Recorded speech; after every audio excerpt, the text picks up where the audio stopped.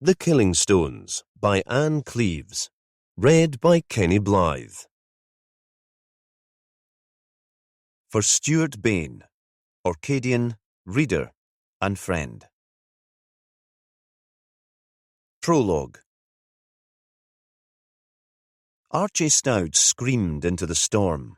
His voice was as loud and echoing as a foghorn, but the noise of the wind blew the words away, scattered them like spindrift over the water, incoherent and pointless. The person they were aimed at couldn't have heard them anyway. The torchlight had already disappeared, swallowed up by the midwinter darkness, and Archie was alone. He was Orcadian, a Westry man, born and raised. He loved a good gale, the power and the drama of it, and there was a trace of childish pleasure in his fury now, an exhilaration. He loved a good argument too, especially when he knew he was in the right. That moment passed. He was dressed for the weather, but there was no joy in standing here, ancient bones and rocks under his feet, when the Pirowall Hotel bar was waiting for him, and his friends had been expecting him an hour ago. He imagined the warmth of the fire and the laughter when he arrived, soaking, his hair sleeked to his head, and his beard still dripping. Their words, "What have you been, man? What the hell have you been doing out in this kind of weather?" There was still that problem that had been troubling him all day. Archie wasn't sure how that could best be dealt with. It wasn't something to discuss with Vela, certainly. If his father had still been alive, he might have known the right thing to do. For the island and the family. Then it came to Archie that he could talk to Jimmy Perez. Jimmy was his oldest and closest friend, a relative of a kind. Jimmy was a wise man. He could tell what other folk were thinking and feeling. Archie would phone him first thing in the morning. That decision made, it felt as if a weight had been lifted from him, and he shone his torch away from the sea and towards the path to his car. The light coming his way almost seemed like a reflection of his own torchlight at first, wavering through the gloom. Archie stood where he was, curious, waiting for it to reach him. He saw a figure appear before him, shapeless, wrapped in a waterproof that reached to the boots. Anonymous until Archie shone his torch into the face. "Ah," he said. "So it's you." Chapter 1. Willow loved getting to the islands by ferry, even now with a baby in her belly and a 4-year-old to care for, and the boat already late because of the earlier storm. Winter in Orkney stirred her like no other season. It was the exhilaration of wild, windy days and the chance of exploring the island's secrets alone for a while, until the tourists came again. Digging in, rooting herself and her family in this place, because she and her man, Jimmy Perez, had already decided that they would never leave here. She'd treated herself to a Magnus Lounge pass and sat on one of the comfortable sofas with James lying sleeping on her lap, staring out at the darkness and then at the approaching lights of home, thinking that if she weren't pregnant, she'd be raising a glass of Highland Park malt whisky to this place and her life here. She'd been south to visit an elderly relative in Aberdeen while she could still travel, and now she was glad to be coming home again. The child was due in 6 weeks' time. She'd be giving birth to a winter baby, and that thrilled her too. The lounge was almost empty. There weren't many visitors at this time of year, and most of the locals were in their cabins. She'd never been seasick, and James seemed to have inherited her resistance to the affliction. The boat would move on to Shetland once they'd stopped in Kirkwall. Shetland would always be special to her. Jimmy Perez had been born in Fair Isle, the southernmost island in the group, and Shetland was where they'd met, but gentler, more fertile Orkney was the home they'd made together. It was midnight when they arrived. She carried the child, still sleeping, to the car deck and strapped him into his seat, then drove out with the handful of other vehicles onto the dock, with its shadowy industrial buildings, out of Kirkwall and into the country. She'd been expecting Perez to be up, waiting for her, the fire still lit. She'd texted when they'd come close to shore, and phone signal had been restored. There'd been no response, but Jimmy was as taciturn in text as he was in speech. There were lights in the downstairs windows of the old manse when she drove up. She could see them seeping through gaps in the curtains that had been drawn against the cold. But when she let herself in, she could tell at once that the house had been empty for a while, although there were still embers in the grate and the heating had been left on. If he'd been in, Jimmy would have heard the car pulling up outside and come into the hall to greet them, reaching out for his son, insisting that he be the person to put James to bed. His adopted 14-year-old daughter Cassie was part of the family too, of course, but she was in Shetland for the school holidays, staying with Duncan, her birth father, and Celia, his partner. Over Christmas, it would just be the three of them, and the child, waiting to be born. Now, Willow climbed the stairs and put James to bed. He'd already been changed into his pyjamas. She wasn't anxious about Jimmy's absence. It would be a work matter. He'd always cared too much about work, and now she was on maternity leave, he was more conscientious than he'd ever been. His patch included Shetland and Orkney, and he was often pulled away. Perez had married when he was young, but the marriage hadn't lasted. His wife couldn't cope with the time and energy he'd given to his work. She'd called him emotionally incontinent, and it was true that all his sympathy seemed to be channeled towards the victims, the relatives, and even the perpetrators of crime. Sometimes Willow wondered how he had anything left to give to his family. But she was passionate about her work too, and she understood. She pushed the kettle onto the hot plate of the Rayburn to make tea, before seeing the note in Jimmy's handwriting propped on the kitchen table. Archie Stout is missing and Vela is frantic. I've managed to get a boat to Westray. I'll phone in the morning. So sorry, I miss you and love you. She didn't try to phone him. He'd be busy, and anyway, there'd probably be no signal. She wondered how he'd managed to get to Westray. It got dark so early at this time of year, and the weather had been so wild, though the wind was dropping now. Perhaps the lifeboat crew had taken Jimmy over there. It was possible that Archie had been out in his little creel boat and got into difficulties. He was a farmer more than a fisherman. The storm had come on suddenly, and its ferocity hadn't been forecast. There was a niggle of anxiety at the back of her mind, but she knew it was pointless to guess what might have happened and try to close it down. She'd taken up with Jimmy Perez, knowing who he was, and she'd been determined not to try to change him. Besides, she understood his desperate attempt to get to the island of Westray. Archie Stout was a friend, the closest friend he had in Orkney, perhaps his closest friend ever.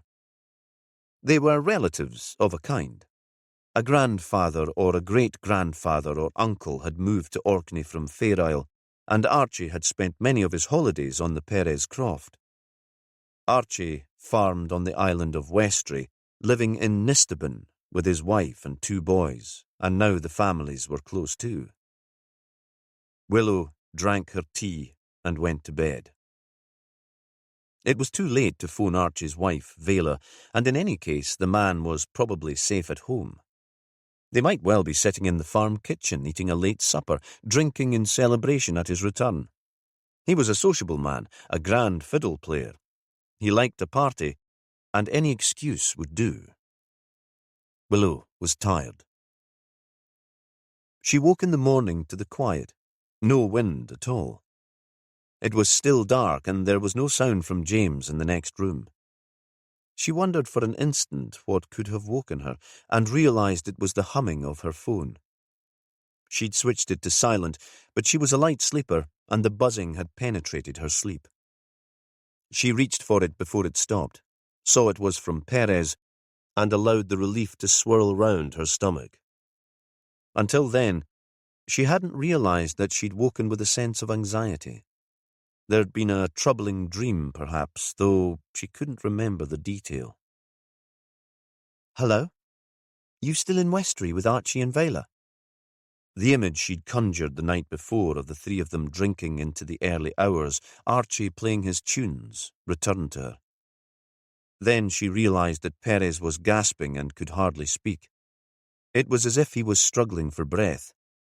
"Jimmy, what is it?" "It's Archie." The words seemed to be forced out of his mouth. "He's dead." "How?" She might be on maternity leave, but she was a detective, not quite Jimmy's boss, and with a wider brief, covering all the Scottish Islands, but still with an instinct to be in charge. Her brain was already firing with the procedures that would have to be followed. There was a long pause. "It looks like murder." Another pause. "It must be murder." "Is there a doctor on the island who can certify death?" "Oh, he's certainly dead." Jimmy was sobbing now. He was no longer holding it together. That excess of emotion again. "But you know the procedure, Jimmy. You know how it has to work." "Sure, yes, there's a doctor."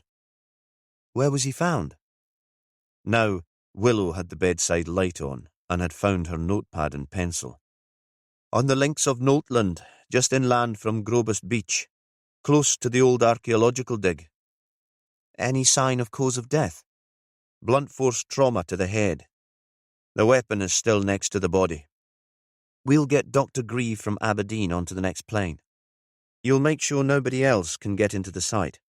"Of course." His voice was already calmer.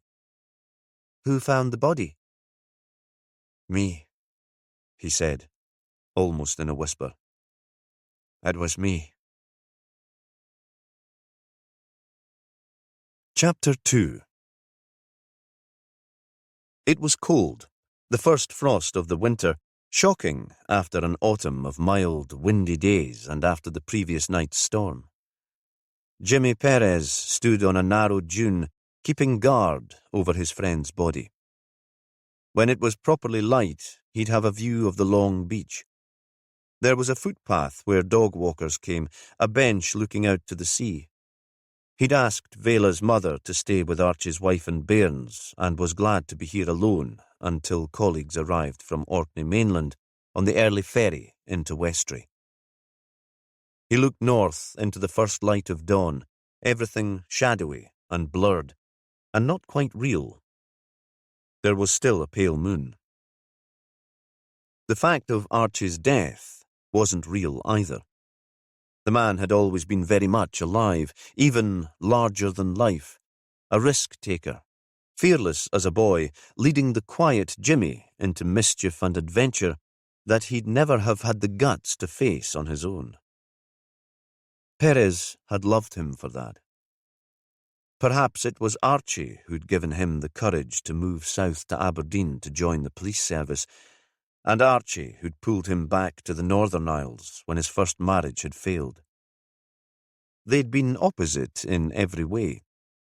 Perez had inherited the dark looks of his Spanish ancestors, and Archie was Viking through and through. Sandy-haired and icy-eyed, impulsive and quick to laughter and to anger.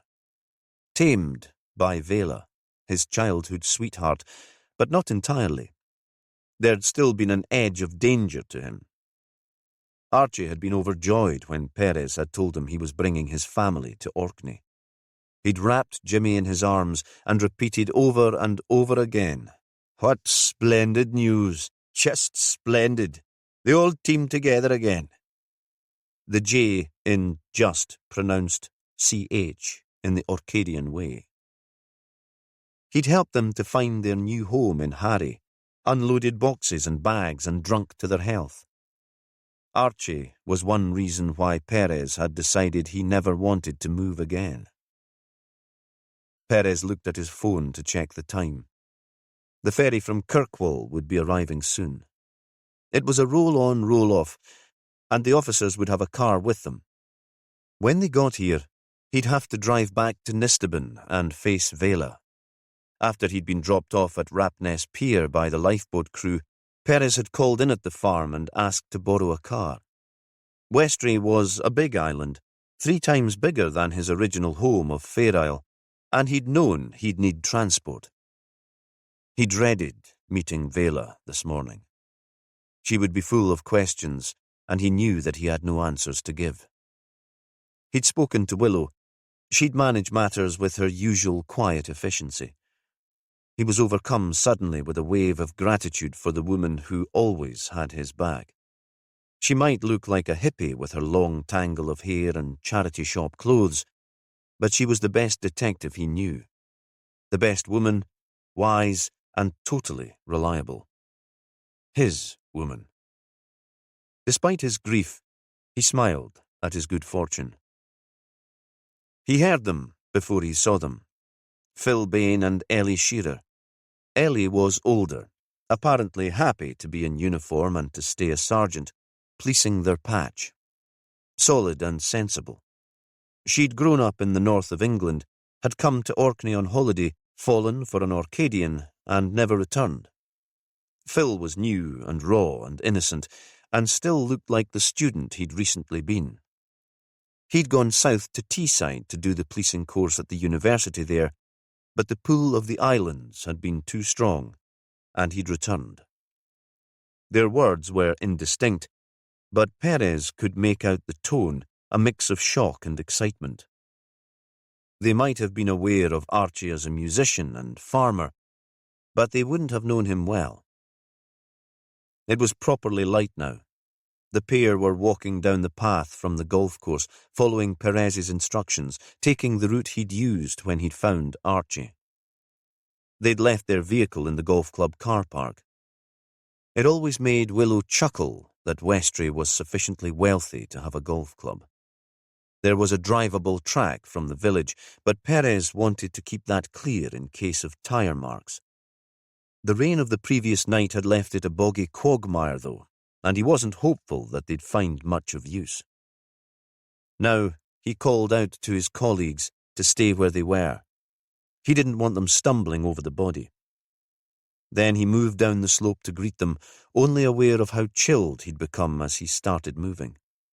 He circled a good distance from the locus and joined them. "I'm sorry, Jimmy." Ellie spoke first. "I know you were good mates." She looked towards the body. It lay between patches of heavy black plastic, which was held down by dead tyres. "What's this place? Some kind of dump?" "It was an archaeological dig. When they'd finished on it, they covered it for any other team that might want to come back to excavate again." Perez remembered one summer when the diggers were on the island. He'd been staying at Nisteben with Archie and his parents.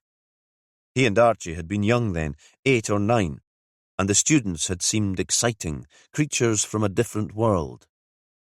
The archaeologists had been staying in a holiday rental owned by Archie's parents. It was close to Nisteben Farm, and the team had held parties on the beach that went on late into the night.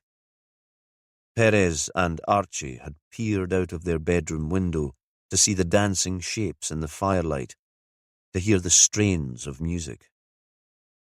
"Will you wait here?" Perez said, "while I go and talk to Archie's widow. I'll need you to keep an eye on things until the pathologist arrives. Willow has arranged for Doc Grieve to come in on the early plane, and I'm hoping he'll have the crime scene team with him too." "Is he still working? I thought he'd retired." "Nah, he can't keep away."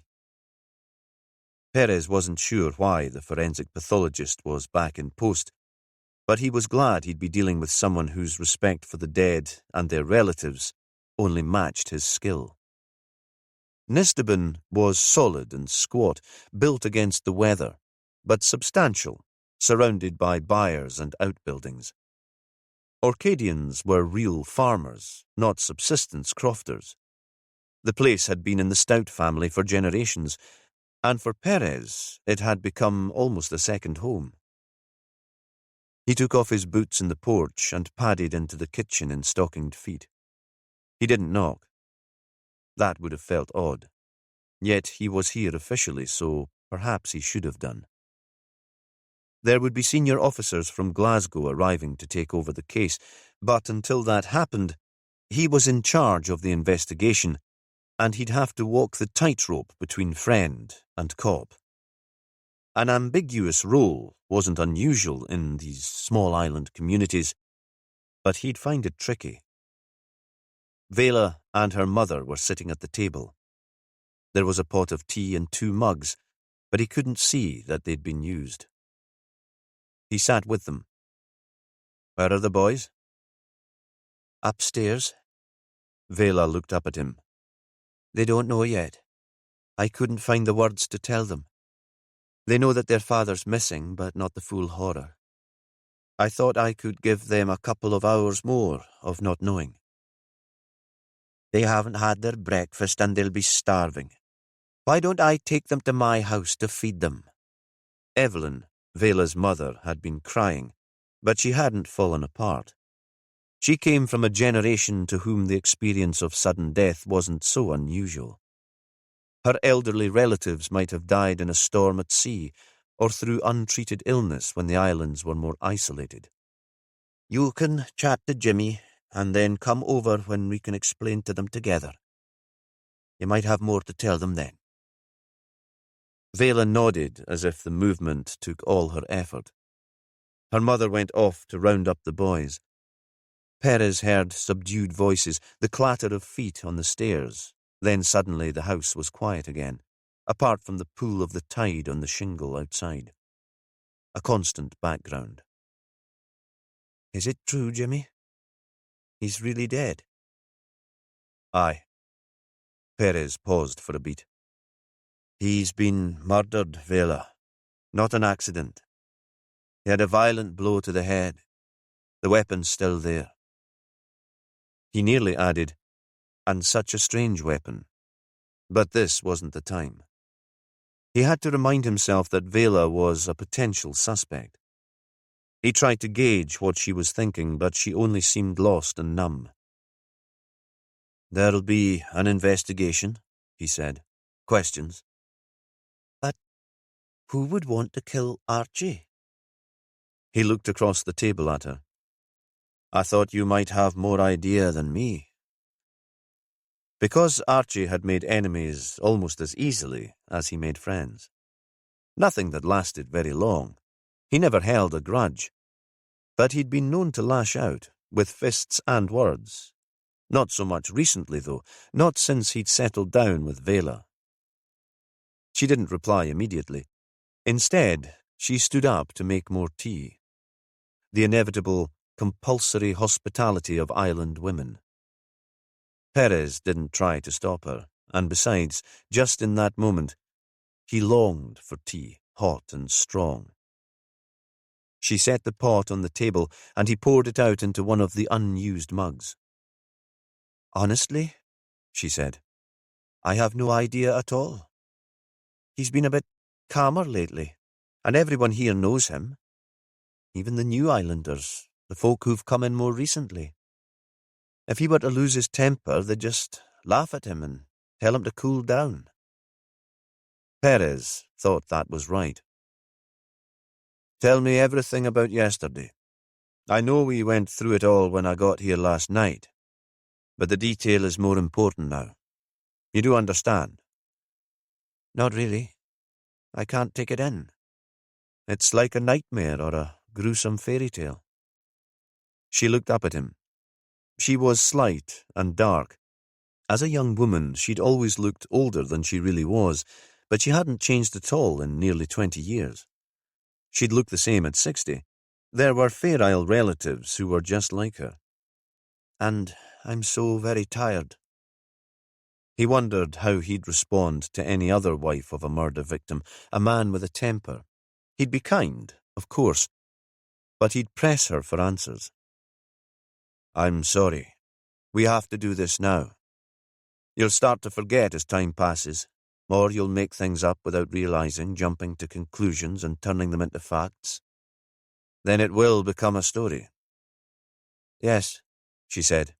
I see. And perhaps best to do it now while the shock makes things unreal, before it starts to hurt too much. He put his phone on the table. I'll record the conversation because I'm in shock too. I might get things wrong. Is that okay? A long pause. I loved him. She looked up, shocked by the words. Of course. You know what you're doing, Jimmy. Yesterday. It was an ordinary day? Sure. The boys were off school for the Christmas holidays and I let them sleep in. Usually we have them up to help on the farm when they're home. But you know how it is, the last week of term, all treats and parties and the bairns getting more and more wound up. They might be older now. Laurie's almost a man and Ian started in the hostel in Kirkwall for school in September. But they still get excited for Christmas. He nodded. It was already windy, and the forecast was for a storm, so straight after breakfast, Archie went out to feed the beasts in the byre, and then check that everything was all tied down and secure before the wind started. He came back in for coffee. A pause. He'd already been out to meet the morning ferry from Kirkwall. And that was normal, all as you'd expect. Vela paused for a moment, and he thought how seriously she was taking this.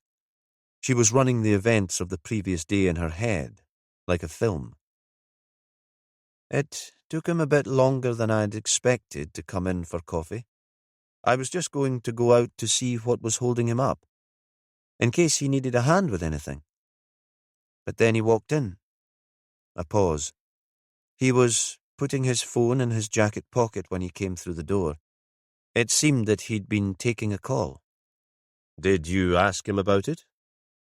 She shook her head, and he sensed a moment of awkwardness, but thought this wasn't the time to push it. They'd be able to trace the call. How did he seem? I'm not sure. She hesitated, choosing her words carefully. Maybe a bit unsettled, restless. The wind always got to him like that. It was like the kids. Have you noticed them in the playground when it's windy? They become kind of frisky, wild, like the kye when they're let out in the spring after being in the byre all winter. And that was Archie yesterday morning. A bit wild. Aye, she said. Maybe. There was a sudden smile. But no more than usual. You knew him, Jimmy. He nodded. And then what happened? We had coffee together here. The boys were up by then and they had their breakfast. A pause.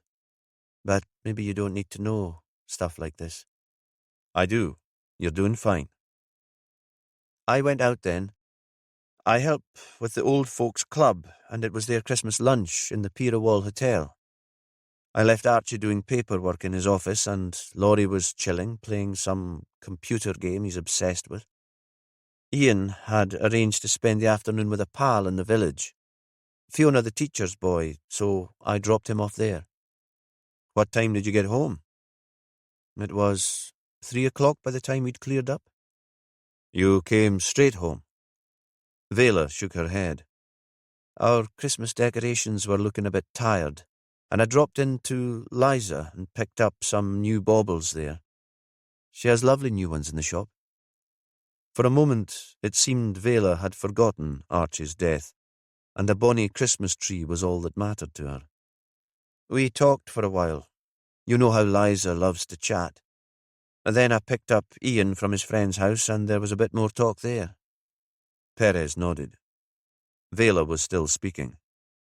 When I got home, I'd expected Archie still to be here with Laurie, but there was no sign of him, and his car had gone.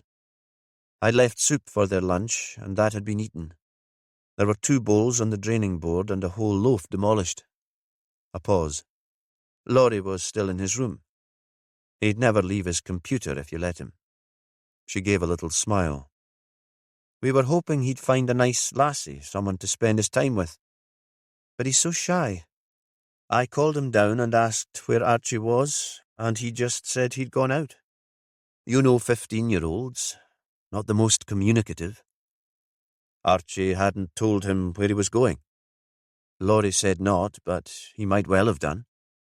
Boys that age, they don't really listen when adults talk to them. They seem wrapped up in a dream world of their own. That's true enough. He had no experience of teenage boys, other than having been one himself, but he wanted to reassure her somehow and to encourage her to continue speaking. But that wasn't the last you saw of Archie? No. He was in for dinner. He was later than I'd expected, and it was already dark. I was starting to worry. The wind was really fierce by then. He said he'd been delivering wood. He took down a long fence last week and cut up the posts and bagged them. There was more than we need here, and some of the old folk are grateful for it. This close to Christmas, wherever he went, he was invited in for tea and home bakes. She hesitated. Or a dram. He was drunk when he got home? Not stupid drunk, she said, but he'd been drinking. This time of year, you know how it is. He nodded. He knew how it was, and he knew how Archie had been, never one to refuse a dram. Would you be able to give me a list of everyone he visited? Of course. She turned away from him for a moment, and he thought these details were bringing her man's death home to her. But it was hard to tell, and when she faced him again, her face was still stony and unmoving. We had an early supper, all of us together around the table. It was Ian's first term away at the hostel in Kirkwall, and it's been good to get him home for a few weeks, at least. Most of the Westray kids boarded during the week in Kirkwall, once they'd been through the junior high in Perewall. It had been the same for Perez, growing up in Fair Isle and moving out to the Anderson High in Lerwick, though he'd had to leave home even earlier at 11. It was a rite of transition that some children found more difficult than others. How's he been doing? He seems fine, and thanks to you and to Willow for keeping an eye on him. They'd had the boy out for tea and Harry a few times, and had taken him to see a film and some music. Ian was a great musician, something of a show-off, a little young for his age. It was nothing. He's a lovely boy. Aye, well, Laurie's the quiet one, but Ian can be a bit wild. Perez knew, in different circumstances she might have added, just like his father, with an affectionate smile. Now she was very close to tears. How was Archie at the meal? Did you notice anything unusual about him?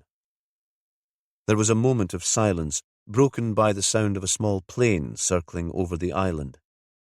If Dr. Grieve had managed to catch the early flight from Aberdeen into Orkney mainland, he'd be on it. Ellie would know to meet it from the airstrip. Archie was restless, Vela said. But he'd been like that all day. It was the wind and being nearly Christmas. He was like a bairn about Christmas. He loved every minute of the preparations. With the weather as it was, I'd thought we'd stay in, leave the boys to their gaming and watch a film of our own in front of the fire, maybe share a bottle of wine. A bit of adult time. But he decided to go out again. Yeah. He said he'd arranged to meet some of the boys in the Perewall bar, but he'd not be more than an hour or two. His mind was made up. I didn't like the thought of him driving home after more drinking, but you know how it is in the smaller isles, Jimmy, with no police stationed here anymore. There was a quick flash of a smile, a glimpse of the old Vela.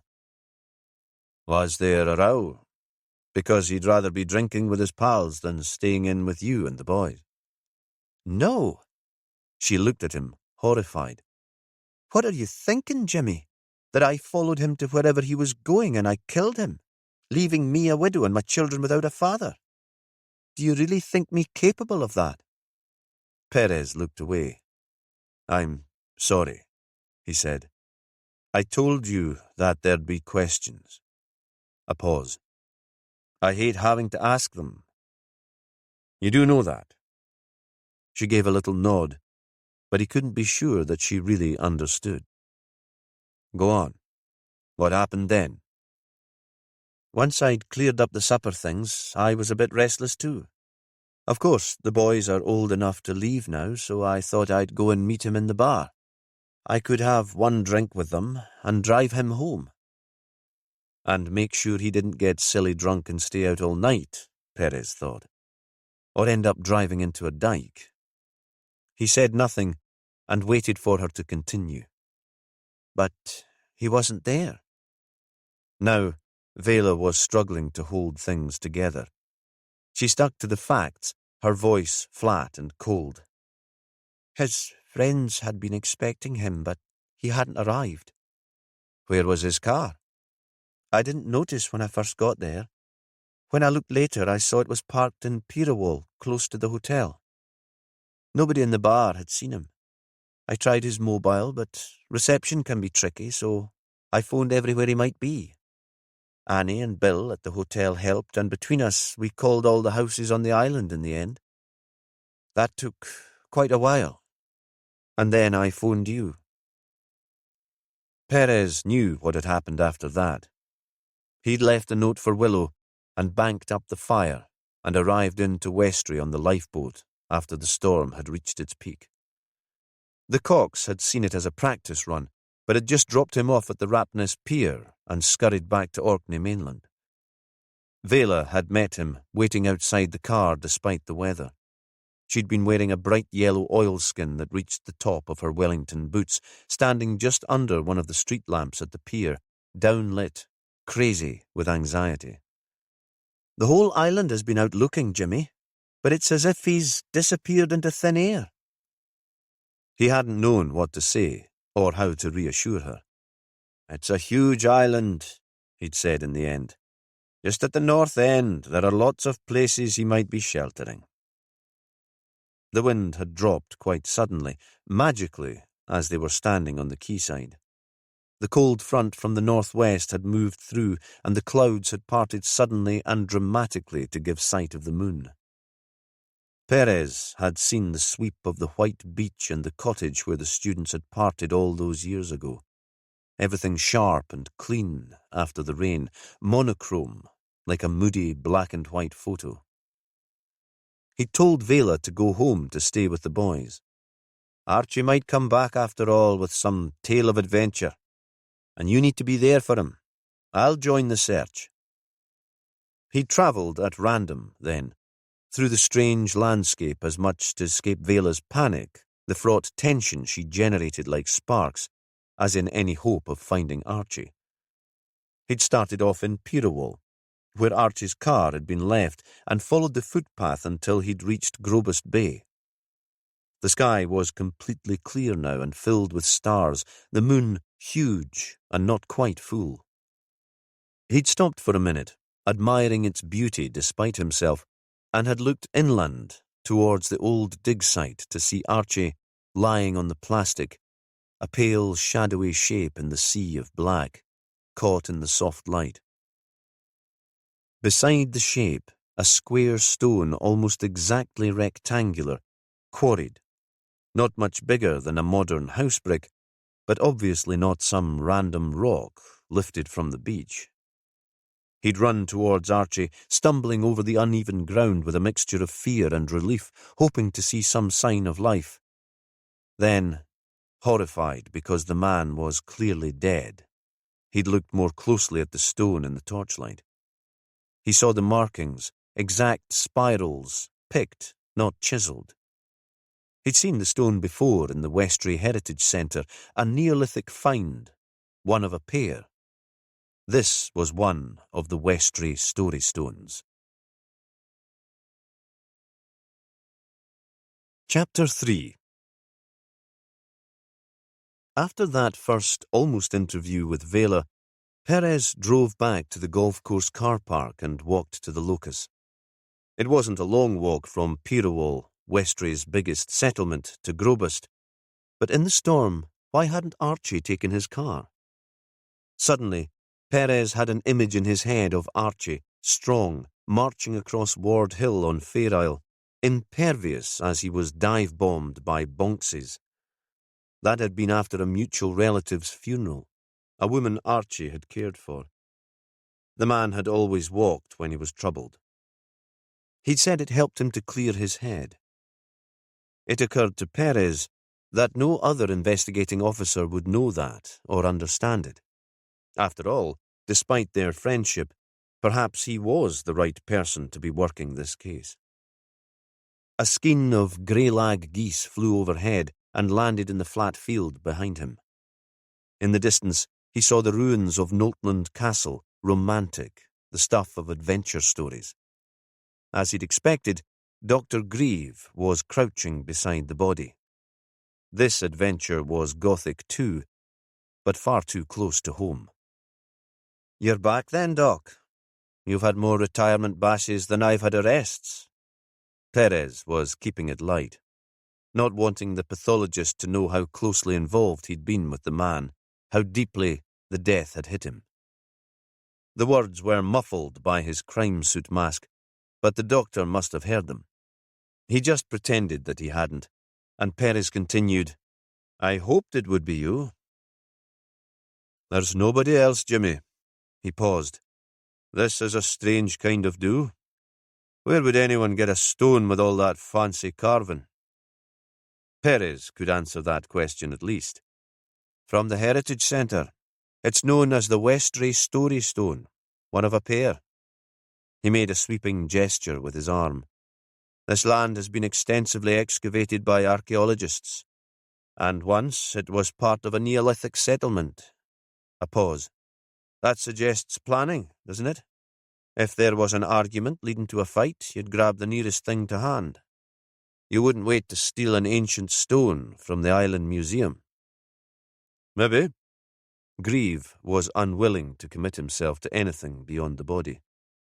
"But I'd say he was killed here. This is the crime scene.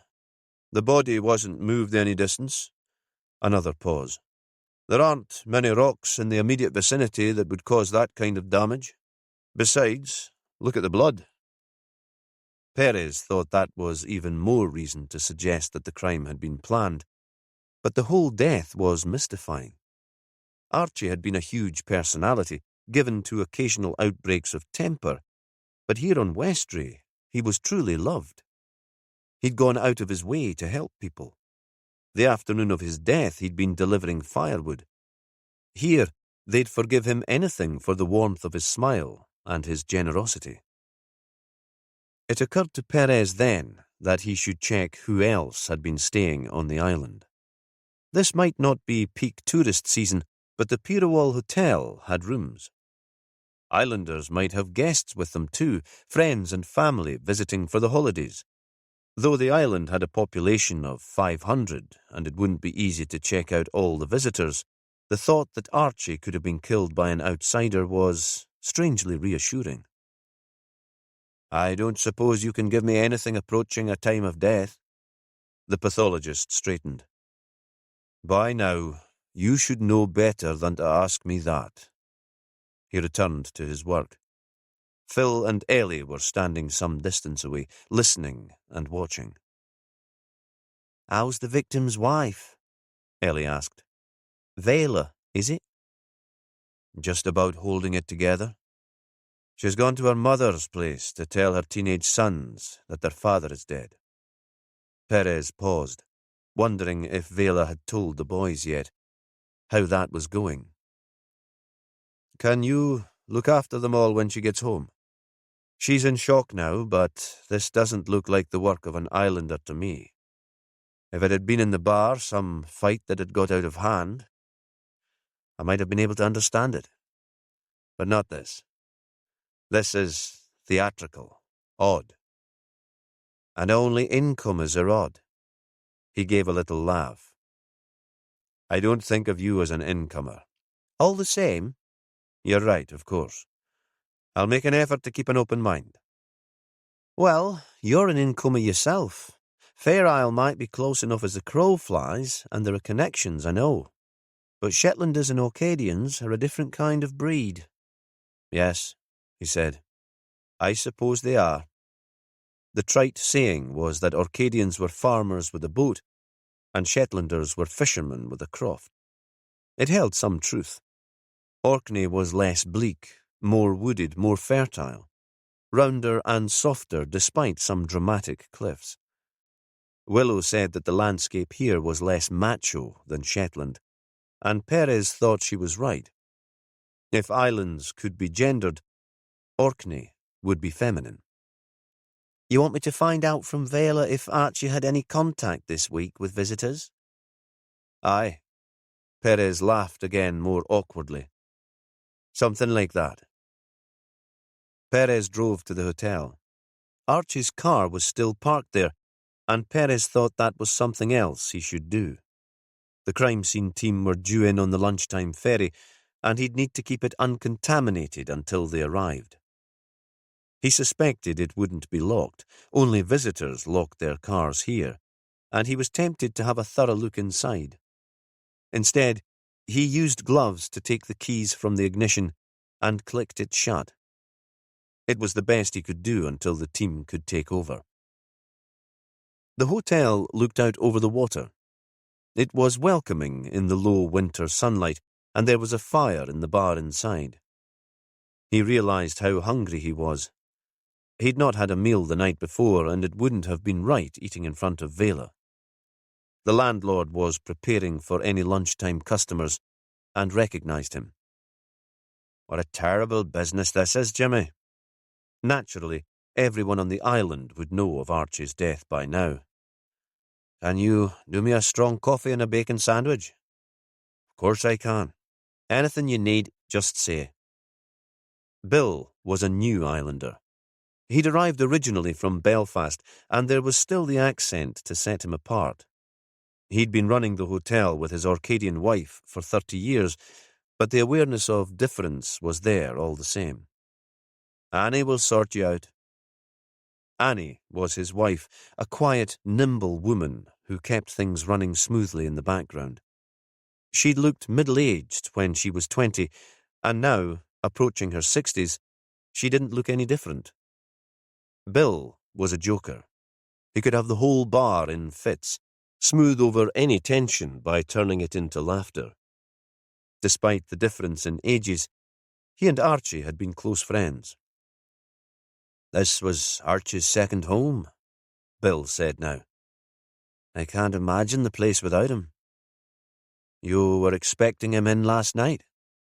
His pals were expecting him, sure enough. They were surprised when he didn't turn up? Perez was distracted briefly by the smell of bacon frying from the kitchen beyond the bar.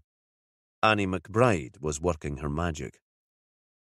I don't know if there was a definite arrangement, but there was some comment at his not being here. A pause. They thought Vela was cracking the whip. There's a lot to do this close to Christmas if you have a family. And then Vela turned up looking for him. Yes, she braved the storm and drove down the road to collect him. At first, we thought she was getting her own back for all the time she'd stayed at home with the bairns, that she'd left them in the house with the lads and was in the bar for a bit of crack herself. A pause. There was a kind of cheer when she came in. Ironic, you know. Perez nodded. He could picture the scene. Then it turned out she'd been expecting him here. Bill looked out at Perez. He was a big man with shaggy white hair. His large head always reminded Perez of an animal, maybe an old English sheepdog. At first, there was no panic. We thought he'd be in one of the houses, drinking, keeping one of the old boys company on a wild winter night. It was the sort of thing he might do. He was a kind man. He was. And I loved him, Perez thought again. But Vela had seemed certain that he'd be here, McBride went on. She said he'd been out visiting in the afternoon, so she'd used her mobile to get in touch with all their friends, and we got on the landline to go through the Westry directory to speak to everyone else on the island. and nobody had seen him. How did Vela seem when she arrived in the bar? Perez hated asking the question. Did she look as if she'd spent any time out in the gale? Bill looked at him sharply. No, nothing like that. A bit damp, maybe, but it was raining so hard that she'd get wet just running from the car. There was an awkward silence before Perez asked the next question. Do you have any guests staying? Not many just now. A middle-aged couple who met here in Westray and are celebrating some kind of anniversary. The Johnsons. He's a professor, bit of a celebrity because he's appeared in the telly. An expert in the history of the island, apparently. He brought a film crew in a while ago. We were hoping they'd stay here, but they were in and out in a day. She's something arty. And Godfrey Lansdowne, who's an elderly guy, a regular, a kind of naturalist writing a book about the island. A pause. We're expecting more visitors in tomorrow and the day after. Mostly folk who used to live here or relatives of islanders. Will that be okay, Jimmy? Perez nodded.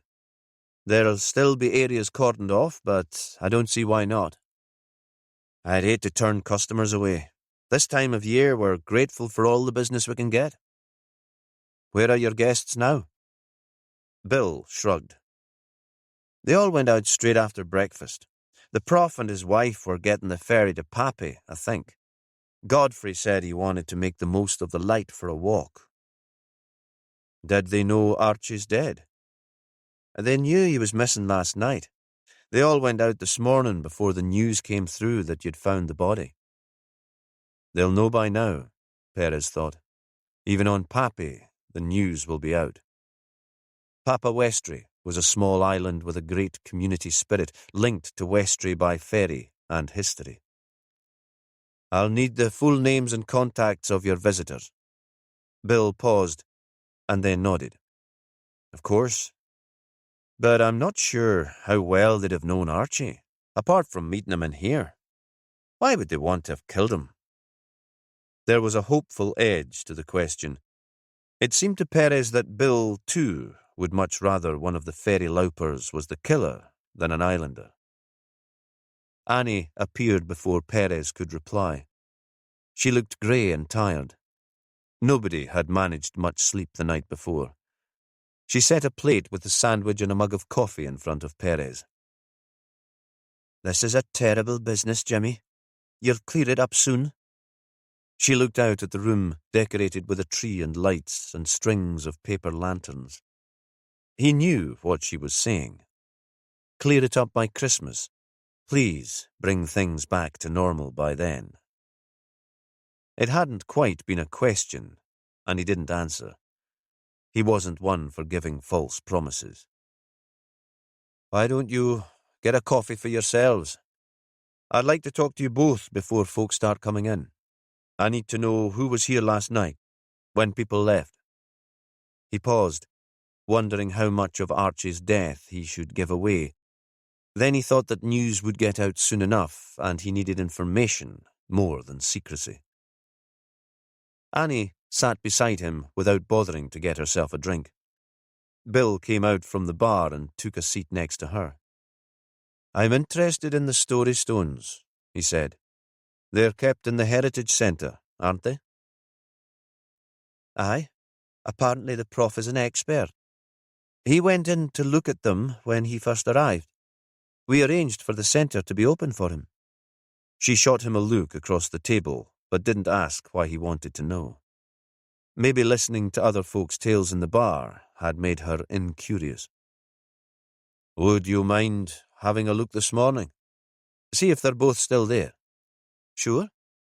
Still, she didn't ask why he wanted to know, but she had a question of her own. When did Archie die? Jimmy knew what Doc Grieve would say. Vela last saw him after having had supper with the boys. I found him at nearly 7 o'clock this morning. So between those times. It's not like in the films. Impossible to be more precise. It could have been anyone then. Annie sounded distraught. Perez nodded. But maybe more likely soon after he left Nistabon. Otherwise, surely he'd have turned up here where everyone was expecting him.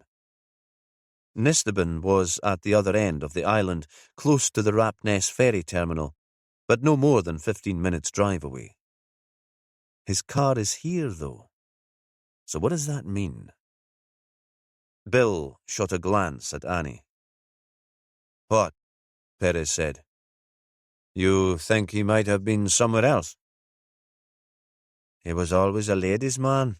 You know that, Jimmy. Aye, when he was younger. Not now. Silence. Tell me. There's a young English woman who's renting Coibray, the big house just out of Pirawall. She makes jewellery from silver and sea glass. Bonny stuff. Sells it in Kirkwall, but mostly online. Rumours are he's fallen for her. Were his feelings reciprocated? Perez knew better than to ask if the rumours were true. Bill wouldn't have spoken about them otherwise. Besides, Archie had a history of making a fool of himself over women. Not at first, Annie said. But I had a feeling she was warming to him. Tell me about her. Her name is Rosalie Greeman. She's in her 30s. She arrived in the late spring, and we thought she'd just be here for a couple of months while the weather was good and the nights were light. You know what it's like, Jimmy. These arty folk fall for the dream, but they can't cope with the dark days and the lack of facilities. Is she single? Annie nodded. It seems so. She doesn't speak much of her life before she came to the island, but there are stories, of course. I heard that her man died young. An accident or illness, maybe? There was a lot of sympathy for her. Perez nodded. He could understand that. He'd lost Fran, the love of his life, when he was a relatively young man too. After his divorce, he thought he'd never get close to another woman. And then one snowy midwinter, he'd met and fallen head over heels with Fran, a single mother. She'd left him Cassie, her child, a gift and a responsibility. Annie was still speaking. But then people's attitude changed a bit when they thought she was having an affair with Archie. A pause. I hoped that the rumours wouldn't chase her away. Perez hadn't heard any of these rumours. Westray was quite a different place from Orkney mainland, and news didn't always travel. Archie wouldn't have mentioned it. He thought Perez was straight-laced and would have known that he'd disapprove. But Rosalie's staying through the winter. Aye, it seems she'll make this her permanent home. She's become a part of island life now. She helps out with art classes at the school, trained to join the fire crew, and takes her turn up to the airstrip with the Fender when the planes are due in. In the summer, she volunteered in the Heritage Centre. She's liked? This time the answer came immediately. Yes, generally. A pause. Perhaps I was more worried that Archie would have chased her away rather than the gossip of Westray folk. He was making a nuisance of himself. Not exactly a nuisance, but he was kind of flirty. At first, I thought there was no harm in it if he was making her feel good about herself.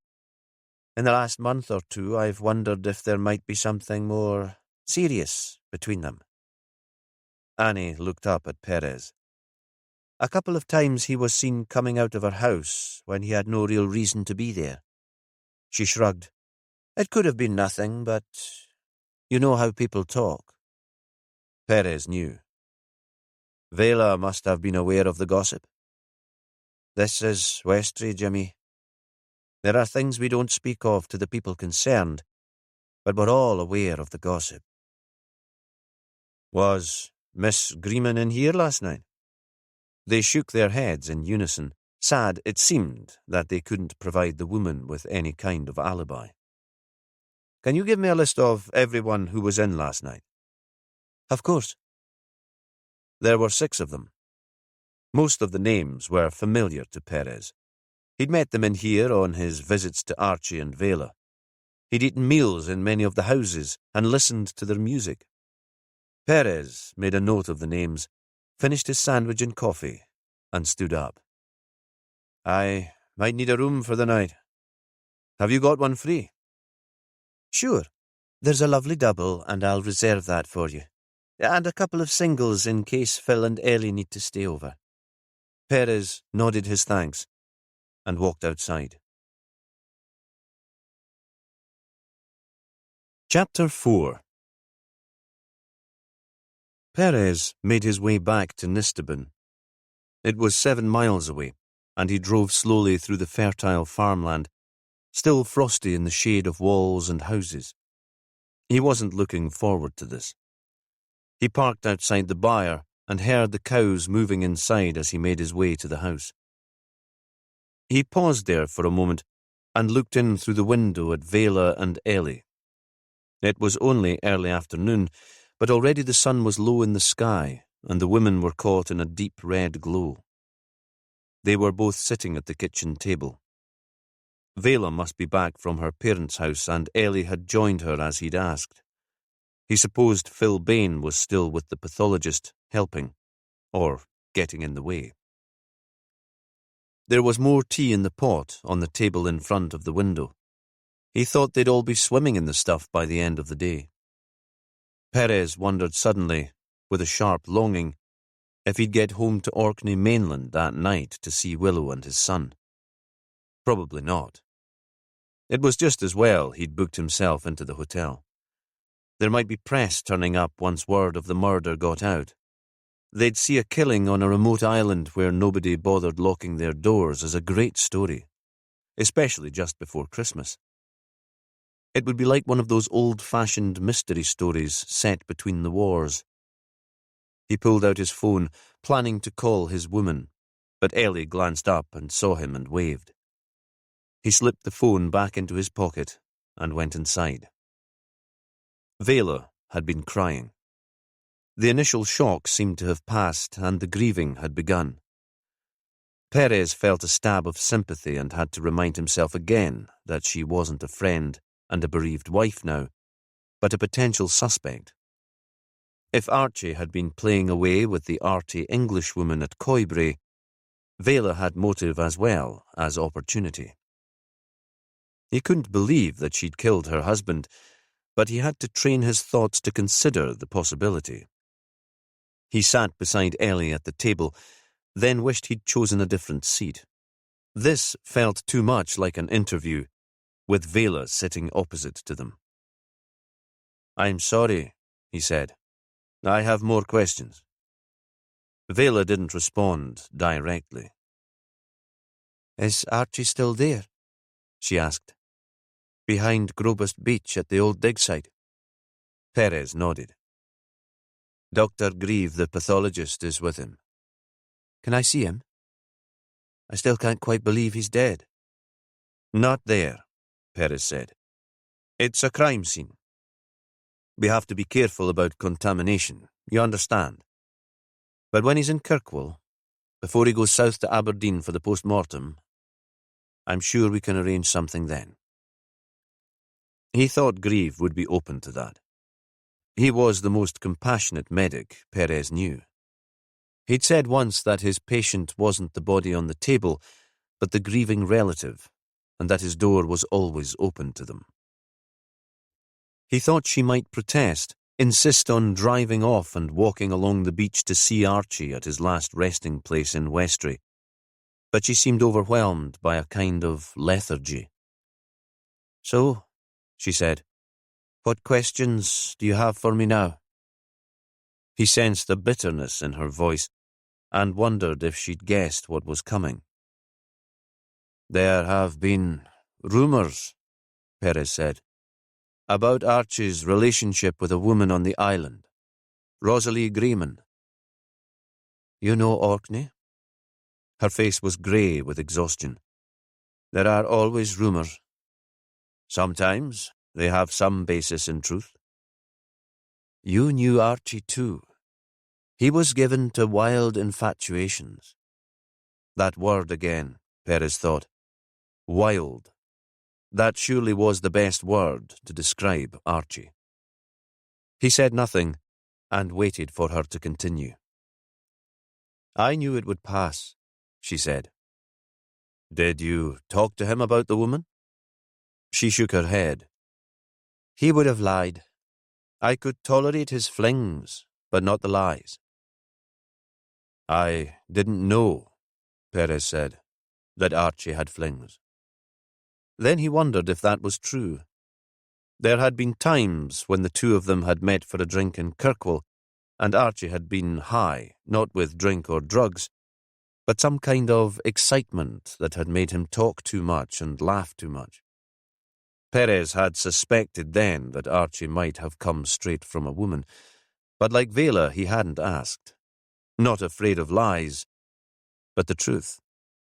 Archie was the sort of man who might have boasted about his conquests, to his best friend at least, and Perez would have hated that.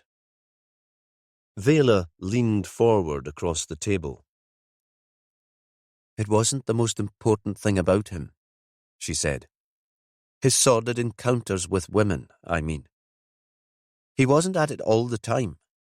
She shook her head as if the words hadn't come out as she wanted, as if they were too crass. "He was easily bored, you know." "What was the most important thing about him?" She looked up, straight into his eyes. "Us? Me and the boys. Whatever else was going on in his life, he loved us best and forever."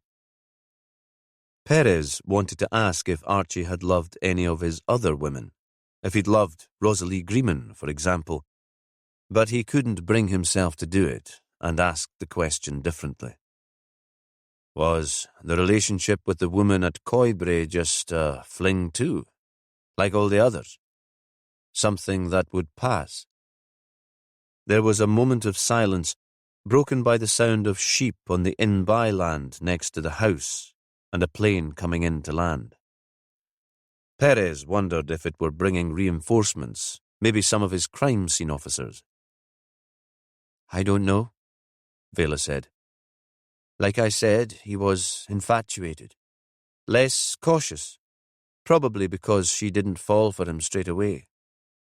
He had to woo her, and he was always up for a challenge." "If you didn't talk about it, how do you know all these things?" "I'm his wife." It came out as a scream. "I've looked after him all these years, sorted out his scrapes. I knew him as well as I know myself." "But this time," Perez said, almost to himself, "you couldn't fix it." "No. I wasn't sure I could fix it. All I could do was wait and hope that it would fizzle out like all the others, or that she would tire of the island and him and move back to where she belonged." Again, there was silence.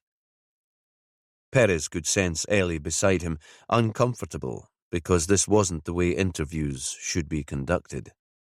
This was too intense, too personal. She shifted a little in her seat, and he was worried that she might intervene. "Tell me about the Heritage Centre," he said.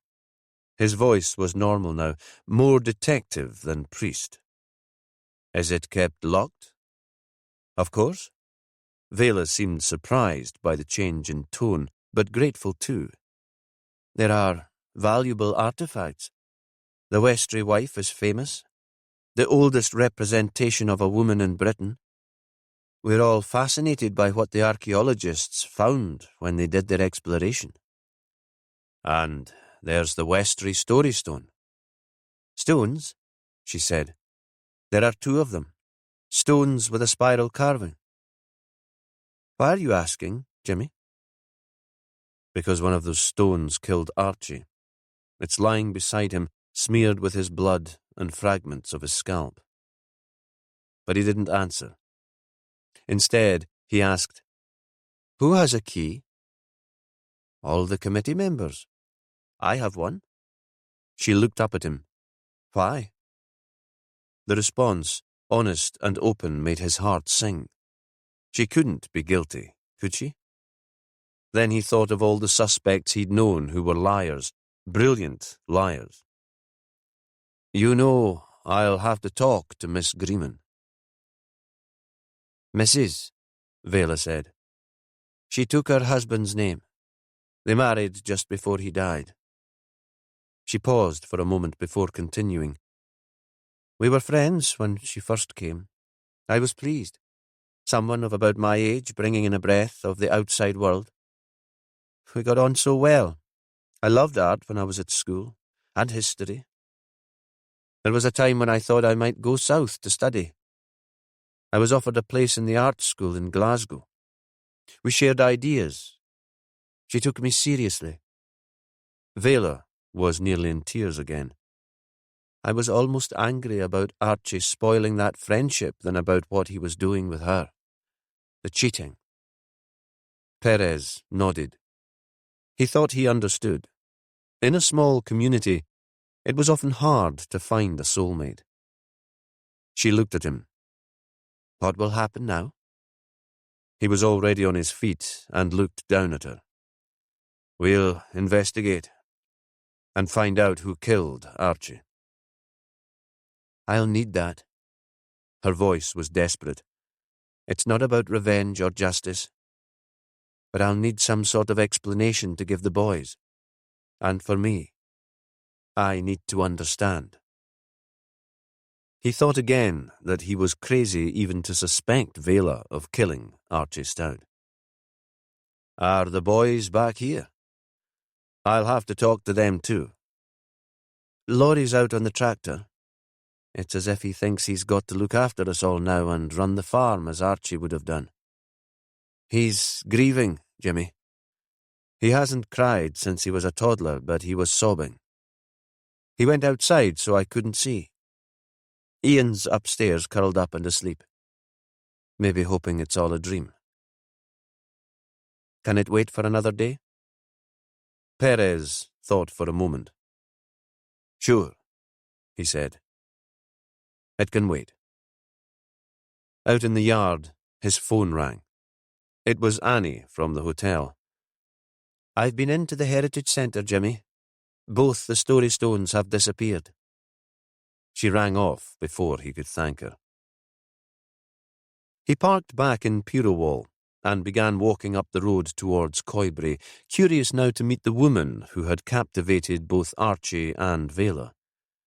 He was lost in thought, and the figure coming in the opposite direction towards him seemed to appear out of nowhere.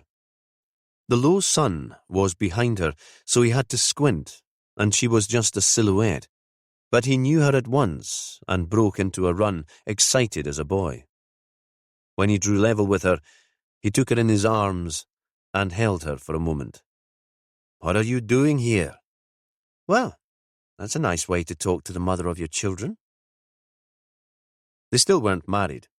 He liked the idea, but Willow had grown up on a commune in the Western Isles, and he thought of her as a free spirit. He was worried she'd laugh at him if he asked. Even after all this time together, he still didn't feel that he entirely knew her. I'm all there is, she went on. There's a technical fault on the plane that was going to bring the team from Glasgow. And besides, none of them fancy being stranded here just before Christmas if the weather closes in. The forecast isn't great, and they're all city boys. I suspect they'll make excuses until after the holiday. She laughed, and his mood improved again. James was very happy to stay with his Auntie Alison, who will of course fill him with sugar and let him stay up for most of the night. So here I am, on the scheduled flight from Kirkwall. Not really in an official capacity, but to provide a bit of oversight and feedback to Glasgow. I dropped my bag at the hotel. Bill said you had a room. And then I needed a bit of a walk to get a feel for the place again. You know how I work, Jimmy. It's all about the place. He nodded. He knew how she worked. James will have a fine time. Alison wasn't a real aunt, but a friend and occasional childminder. James adored her. Are you sure you'll be okay? Perez put a hand on her belly, then quickly pulled it away. Willow hated any kind of sentiment. Of course. I'll leave the strenuous stuff like running after dangerous criminals and car chases to other people. My role is to listen in and drink tea. Are you okay to sit on an interview now? Of course. The old team, back in action. She turned to him. I'm so sorry about Archie, but it feels good to be back in the field again and not stuck behind a desk. They walked slowly up the road, and he brought her up to speed. He sensed the intensity of her listening. Tell me about the murder weapon. I recognized it, he said. It came from the Heritage Centre, one of a pair of Neolithic stones. It had Norse writing on it. Apparently that was added later, a kind of Viking graffiti. He paused. I asked Annie to check. Both the stones have disappeared. So, what does that mean? She stood still in the road. A message? Premeditation? He shook his head. He had no answer for her. Rosalie Greeman was sitting outside her house on a white bench, looking out over a small cove of sand and shingle. Perez had never been to this part of the island before, but he'd heard Archie speak of the house. Once Coibrae would have been the grandest property on Westray, home to the laird. It had 2 stories and thick stone walls. Since Perez had been visiting Westray, it had been rented out as a holiday let or short-term rental. He thought it was owned by a Shetlander, bought perhaps as some kind of investment.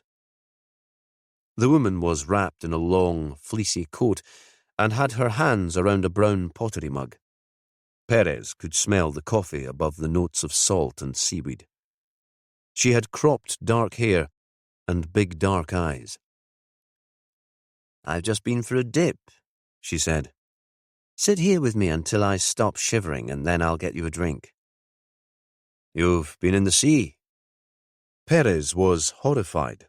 He might have grown up next to the water, but he thought of it as a dangerous place, full of treacherous tides and currents, not somewhere to play, especially in the winter. You get used to it. It's become a habit, good for the mental health, they say, and I was depressed, I think, when I first arrived in Westray. Usually I get in early in the morning. It sets me up for the day, but today nothing is quite as usual.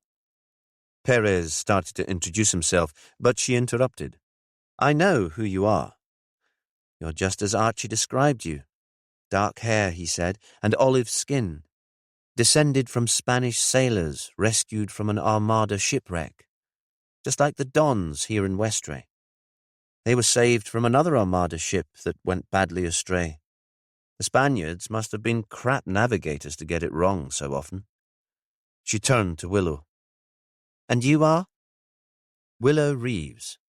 Jimmy's boss, kind of. On maternity leave at the moment, but here to keep an eye. Of course. Rosalie nodded and gave a little smile.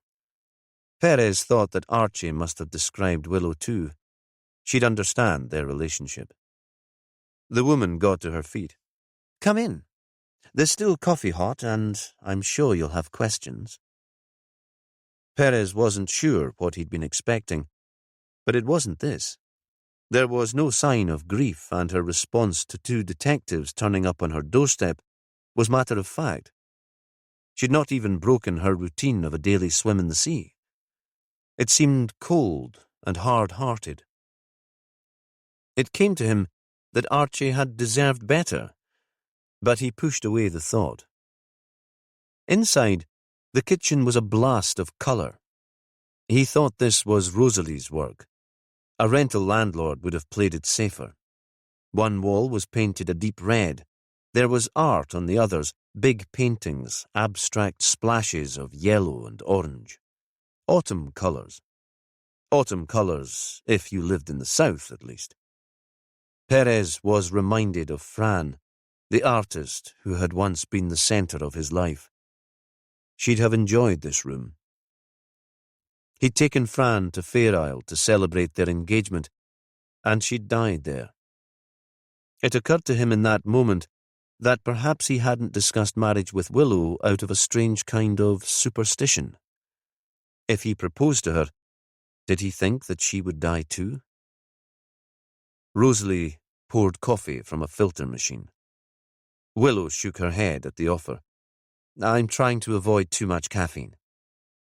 So here they were, in another kitchen, talking again about a dead man and who might have killed him, to a woman who might have had a motive for wanting him dead. Willow had taken a seat in a rocking chair next to the Rayburn, leaving Perez and the woman at the table. It seemed that she expected Perez to lead the conversation.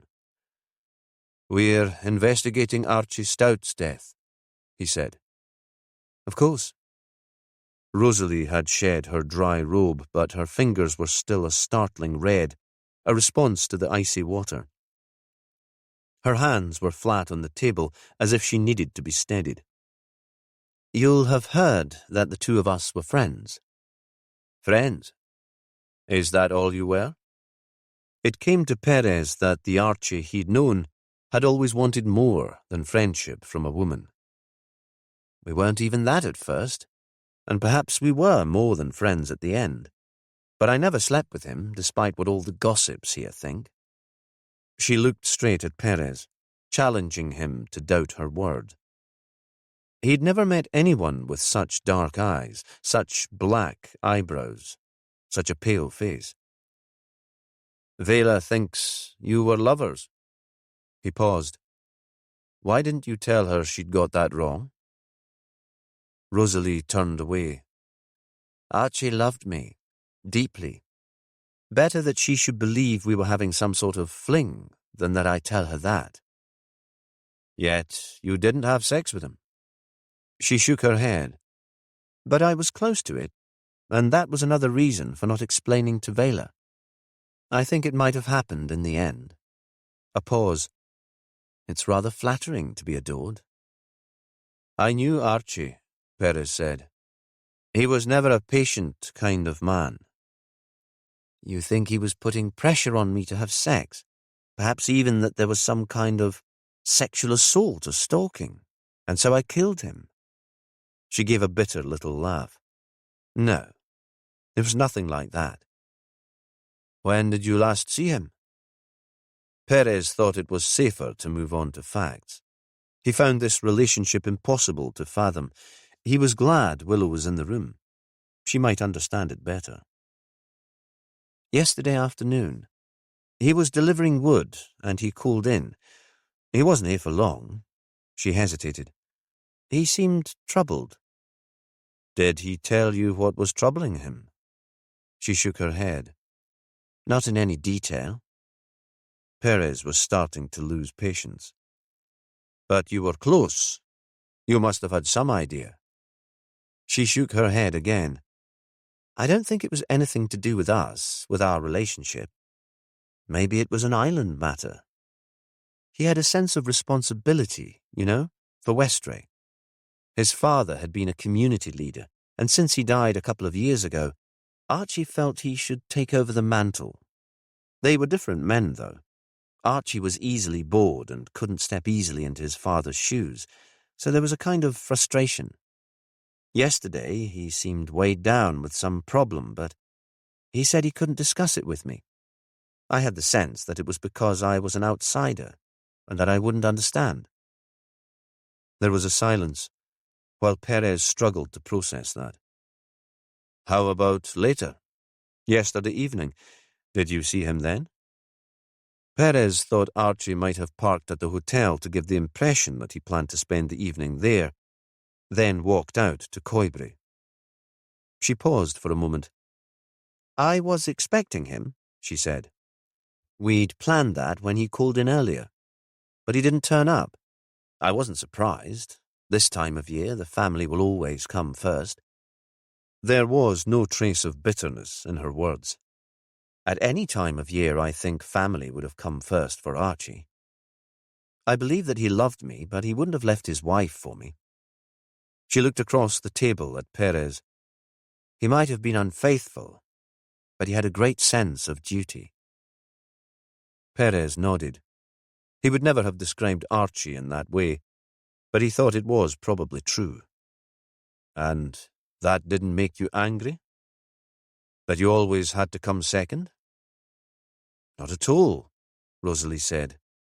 I wasn't ready for another intense, long-term relationship. There was a moment of silence before she continued, speaking in a voice so low that it was almost a confession. I was lonely when I first came here. So lonely. My husband had just died. I'd spent months of my life knowing that he would die and just trying to make the end as good as it could be. Neither of us wanted company. I was happy to care for him alone. Then he was gone, and I had nothing. No purpose. I've no close family and no kids, and I'd lost touch with most of my friends. Besides, I couldn't stand their sympathy, their pity, when they did get in touch. So I ran away here, just by chance. There'd been a documentary about the place on the radio. It sounded magnificent. I was only going to stay for a couple of weeks, but it felt like a fresh start. There were new people who made me welcome. Vela? Perez asked. She nodded. Vela, and others. But she was lovely, and the person I felt most at ease with. We were both readers, and we talked about books, and sometimes she'd come for an evening, and we'd drink wine and watch a film. Then Archie started calling. Always with some excuse in the beginning. Vela had said I had a dripping tap that needed to be fixed. He'd seen that there was a piece of fence that had blown down in the gale. She paused for a moment. Perhaps she expected some response from her visitors. When none came, she started speaking again.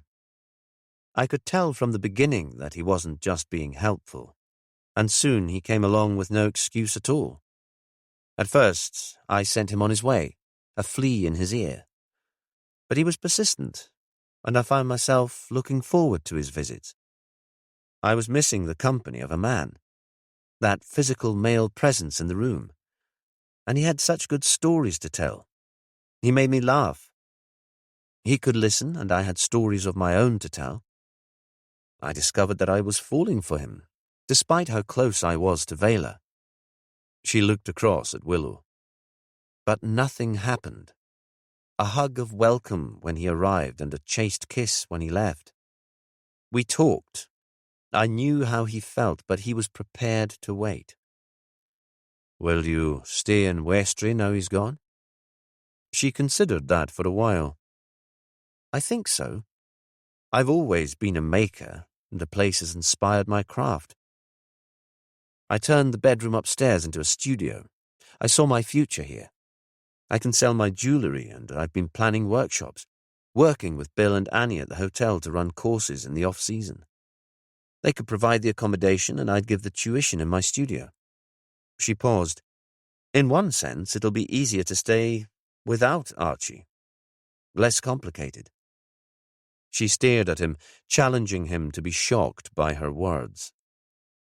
Are you involved with the Heritage Centre? Sure. I volunteer there when they're busy. It's closed most of the week for the winter, but I still go in occasionally to make sketches of some of the artifacts. I like to incorporate the images in my own designs. You don't have a key? No, I'm not on the committee. Perez didn't answer, and thought that really she wasn't that interested in the history of the island. She only cared about how the ancient objects could feed into her work. He thought again that there was something cold and hard about her. He wondered how Archie could have fallen for her. You don't seem upset that Archie's dead. Don't I? Rosalie sounded almost amused. Perhaps this was the response she'd been expecting from him. You think I should be in floods of tears and run away back to the mainland, just as I ran away from home when Adam died? Listen, Inspector. I'd been with my husband since I was 16. He was a cameraman working on natural history films, and we travelled the world together. He was older than me, and he taught me so much. I worshipped him. I was fond of Archie, but not in the way that I loved my husband. This is my home now. I'm sad that Archie's dead, of course I am, but not in the same way. Our relationship was complicated and shaded with guilt. Besides, perhaps I've run out of grief. I have no tears left to weep. Do you know who might have wanted to kill him? She shook her head. I have no idea at all. Chapter 5. Willow and Perez stood outside for a moment. It was still clear and cold, with hardly a whisper of a breeze, the sky pink and grey, the sun gone. Rosalie hadn't switched on a light in the house, and Willow imagined the woman looking at them through the window, waiting for them to move on and leave her to her own devices. Willow touched Perez's arm. Maybe you should show me the crime scene. Aye, he said. Sure. Willow knew that Perez had been lonely after Fran had died. Had he felt the same kind of intense loneliness as Rosalie, the loneliness that had prompted her to run north? He'd had the support of his colleague, Sandy Wilson, and his parents in Fair Isle, but he'd been deeply troubled when Willow had first met him in Shetland. She wondered now if he'd ever been tempted to escape, to run away south. They'd turned a bend in the road and were out of sight of Coibre. What did you make of her? Perez asked. Did you believe her? That she wasn't having sex with Archie? Yes, I believed that. It's hard to know why she never did, though. If it was all about moral scruples, why encourage him to visit? That seems a bit cruel, letting him hope that there might be more to the relationship. A betrayal of her friendship with Vela, too. Or maybe she was enjoying the power over them both. Perez considered that. Rosalie didn't seem the sort to crave power, though she struck me as cold as the water she was swimming in today. But I can't see what motive she might have for killing him. Willow thought motive was always tricky. It didn't take much for some people to be submerged by anger, overwhelmed by it. She knew one killer who'd strangled his wife because she laughed at the way he ate his food. That had been about power too, or the lack of it. Rosalie had opportunity, though, and no alibi. We only have her word that she was expecting him to turn up at Coibre last night. If she'd asked him to meet her at Grobust, he'd have done it, wouldn't he? She was always the person pulling the strings. You didn't like her? Not that exactly. I don't quite trust her. What about means? How would she have got hold of that stone from the Heritage Centre? She said herself that she visited the place to sketch the artefacts. I doubt there's much security, or if they do an inventory after a regular's been in. She looked across at Perez. I'm not saying she's our killer, but we have to keep an open mind. She knew that sometimes Perez found it hard to maintain a distance. He often had too much compassion, too much empathy. Was he putting himself in Rosalie Greenman's place because he knew what it was to grieve? If so, wouldn't he find it even more difficult to stay objective when it came to Vela? They walked on for a moment in silence, down the path towards the old dig site.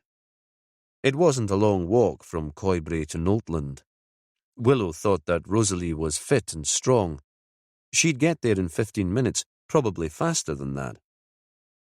When they arrived, the pathologist was still working on the body. He preferred to do as much as he could at the locus. The body, he said, was a crime scene too, and could be contaminated when it was moved. The CSIs must have arrived from Kirkwall on the mid-afternoon ferry. They'd set up a generator with fierce lights. Perez recognized the crime scene manager and handed over the key to Archie's car. It's parked in Pirowall. Can you check it out? See if anyone other than Archie has driven it. I've nearly done here, Grieve said. The funeral director from Kirkwall will come in on this evening's boat with a vehicle to take Mr. Stout to Orkney mainland. I'll not be able to get him to the mortuary in Aberdeen for the post-mortem until tomorrow evening's Northlink. His wife would like to see him before you take him south, Perez said. Would that be possible? Sure. I'll talk to Balfour Hospital in Kirkwall. We'll arrange for her to see him there. He straightened and nodded across to Willow. Despite the mask, she could tell he was smiling. Lovely to see you, Chief Inspector. Is all going well? His voice was almost soppy. He was thinking about her pregnancy. Once, after a few drams, he'd told her that if he hadn't become a pathologist, he would have liked to be a midwife. All is going fine. Will you be with the victim's wife when she says her goodbyes? No, Willow said. She came to a sudden decision. It was wrong for Perez to be here in Westray. He was too close, too involved. I'll leave that to Jimmy. He's more sympathetic than I am, and besides, he's not seen his son for a while. He can go out on the ferry to Kirkwall with you and have a night at home so they can catch up. She could tell that Perez was shocked and probably hurt that she'd not consulted him first. Is that a good idea, leaving you here on your own? I'll not be on my own, she said.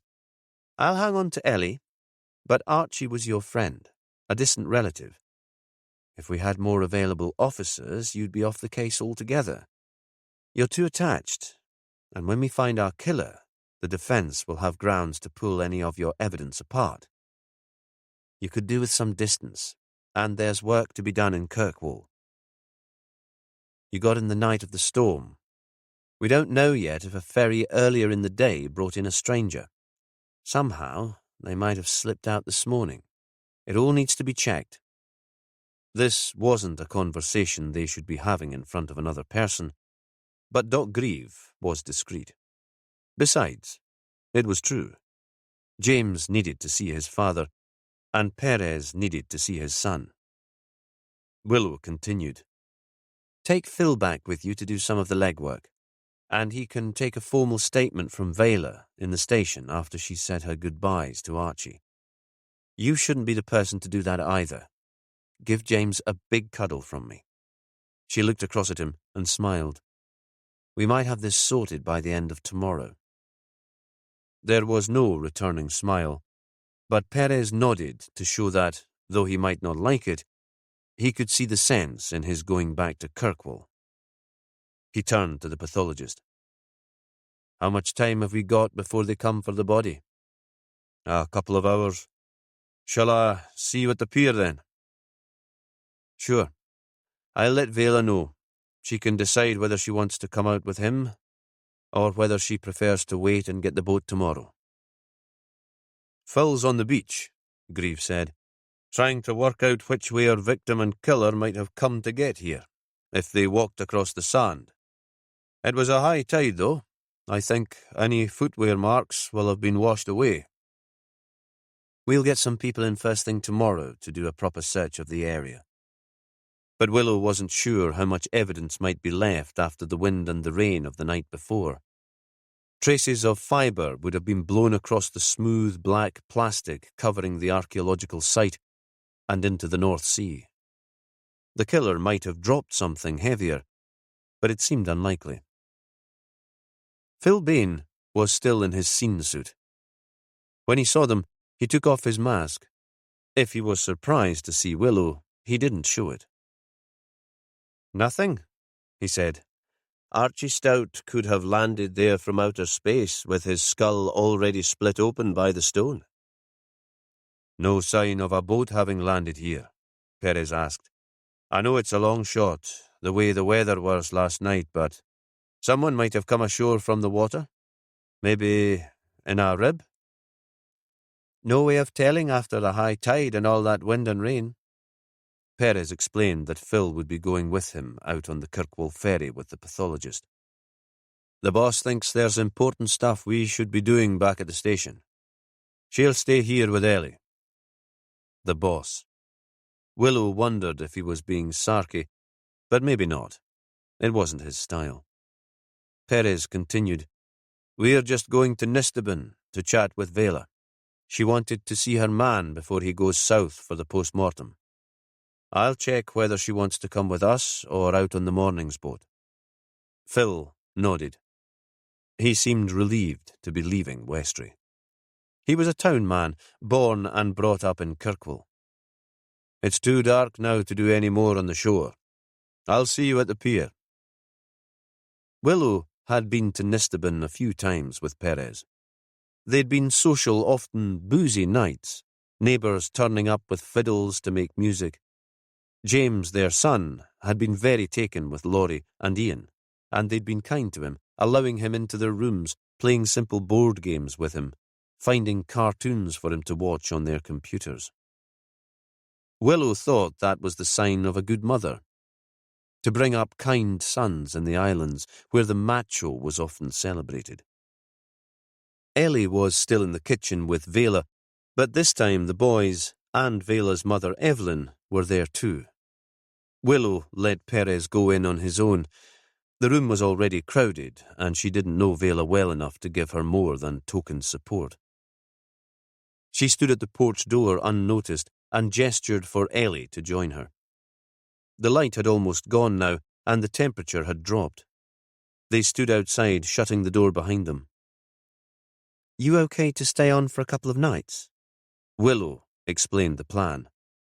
I've been in touch with Bill and Annie, and they've got rooms for us both. She nodded back towards the house. How are they all getting on? Still in shock, I think. Evelyn, the grandmother, is trying to hold it all together.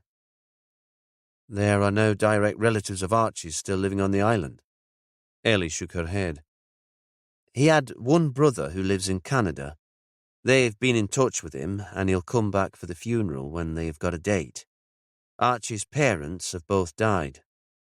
Willow remembered what Rosalie had said about the father having been a community leader, and Archie feeling he had to take over the mantle. She'd remind Perez to chat to Vela about that when they were together in Kirkwall. Ellie broke into her thoughts. I asked Vela if Archie had met any visitors to Westray recently, but she couldn't think of anyone. Looking through the window at the brightly lit kitchen, Willow could tell that some decision had been made. There was movement. The room emptied apart from Vela's mother and Perez, who remained talking. Willow told Ellie to go back to the hotel. You had an early start and it's been quite a day. I'll catch up with you there. We need to talk to the other guests. Ellie nodded and slipped away to her car, a shadowy figure in the dusk. Willow watched the headlights sweep across the frosty field, and then she went inside. Vela is coming with me, Perez said. She has friends in Kirkwall she can spend the night with. She's just packing a bag. And the boys will stay with us, Evelyn said. They're doing the same. A pause. I think it'll be good for them all to get out of this house for a while. It holds such memories. It'll be hard for any of us to make sense of it all. She looked across the table at them both. Archie Stout was a very complicated man. Willow wanted to ask what the woman meant by that, but the boys came back into the room, carrying a rucksack each, and a smaller bag, trailing wires from chargers and headphones. Willow supposed games would provide some form of escape, and internet contact with their friends some support. Vela arrived at the bottom of the stairs with a hold-all. Evelyn hugged her and led the boys out to her car. We'd best be on our way too, Perez said to Vela. I'll give you both a lift to the ferry. Evelyn had turned back and shouted to them across the yard. Then Willow can use Vela's car. That would be great, Willow said, but the woman hardly seemed to notice she was there. She followed Perez through the door. I'll switch everything off and lock up, Willow said. Thanks. Now Vela did see her and gave a little smile of recognition. Thanks. Is it okay if we have a look round while you're not here, just in case there's something to tell us who Archie might have been meeting? Yeah, anything you need. When they'd gone, Willow had a quick exploration of the house, motivated more by curiosity than by any real idea that she might find anything useful. She'd come in the following morning with Ellie for a real search. The home had started off as a classic single-story farmhouse, but it had been extended, and they'd turned the loft into rooms for the boys, with dormer windows looking out over the shore, and a little shared shower room. Ian's still felt like that of a child. There were Lego models on a shelf. Laurie had made an effort to make the space his own, to show that he'd grown up. The walls had been painted purple. There were posters of bands Willow had never heard of, bands who had almost certainly never performed in Orkney, and a photo of Archie, filthy and battered, lifting the bar after the annual community game, part rugby match, part riot, that took place in Kirkwall on Christmas Day. This felt like hero worship. No wonder Laurie was grieving. The bar was an Orkney institution named after the heavy ball at the centre of the game. It was a competition between the uppies, men and boys born or living at the top of Kirkwall, and the Doonies, who came from the other end of town. The object was to get the bar either into the harbour, which meant that the Doonies had won, or for the uppies to reach a spot in one of the higher streets. It had always seemed a crazy, lawless sport to Willow. She looked at the photograph a little longer, then moved on to the rest of the house. Downstairs there was a large kitchen, a comfortable living room with a wood burner, the parents' bedroom and a bathroom. A corner of the living room had been turned into an office with a desk and a laptop. The place was warm and welcoming, not too tidy to be off-putting, but with a sense of design. Willow could see how Vela and Rosalie had become friends so quickly. There were reminders everywhere that this had been a happy family, a picture of them all pulling silly faces, paintings the boys had done when they were younger, a couple of medals Ian had won for athletics, and Laurie in a photo of a group of young farmers looking as if they were celebrating at a barbecue.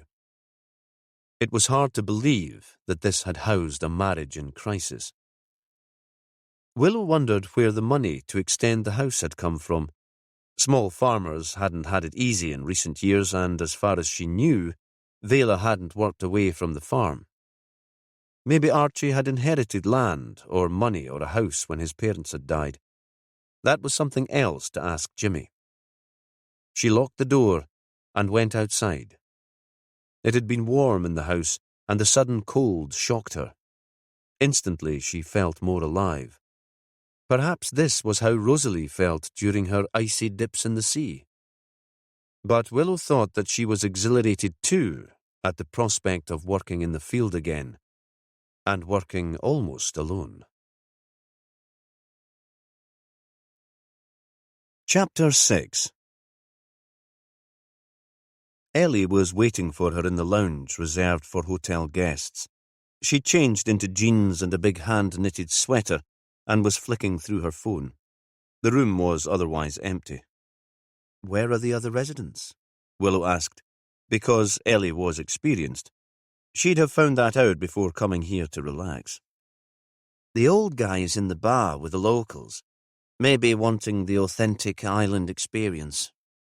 Ellie's voice was a little mocking. "The couple's having dinner in the restaurant." A pause. "Do you want to talk to them now?" Willow shook her head. They've had all day to perfect their story, if that was what they wanted to do. And they're not going anywhere. According to Bill, they're here until after Christmas, and there are no ferries or planes until mid-morning tomorrow. Let's eat first. And if they're still around, we can always see them later. Annie McBride came in then. Willow wondered if she'd been listening, waiting for a good moment to take their order. "Can we eat in here, Annie? The veggie special for me." Willow had rejected most of the commune's weirder ideas, but still couldn't bring herself to eat meat. Ellie seemed to be relieved about the prospect of food. "And haddock and chips for me?" "Of course you can eat in here. I thought you'd want a little privacy." Annie hesitated. "Is it right they've taken Archie south for a post-mortem?" "Not yet," Willow said. "Vela will see him tomorrow, and then he'll go to Aberdeen on the North Link. Dr. Grieve will be looking after him." "But he'll be back in Westray to be buried." That wasn't a question. When the time is right, he'll rest in the graveyard, next to the shore, and his friends will dig the grave for him, the way it was done for his father. The Stouts have always followed the Fair Isle tradition. Annie nodded towards the bar. "They've been talking about it." "Of course. But I can't tell you yet when the body will be released." Annie frowned. "His brother will want to come from Canada. It would be good for him to have a date."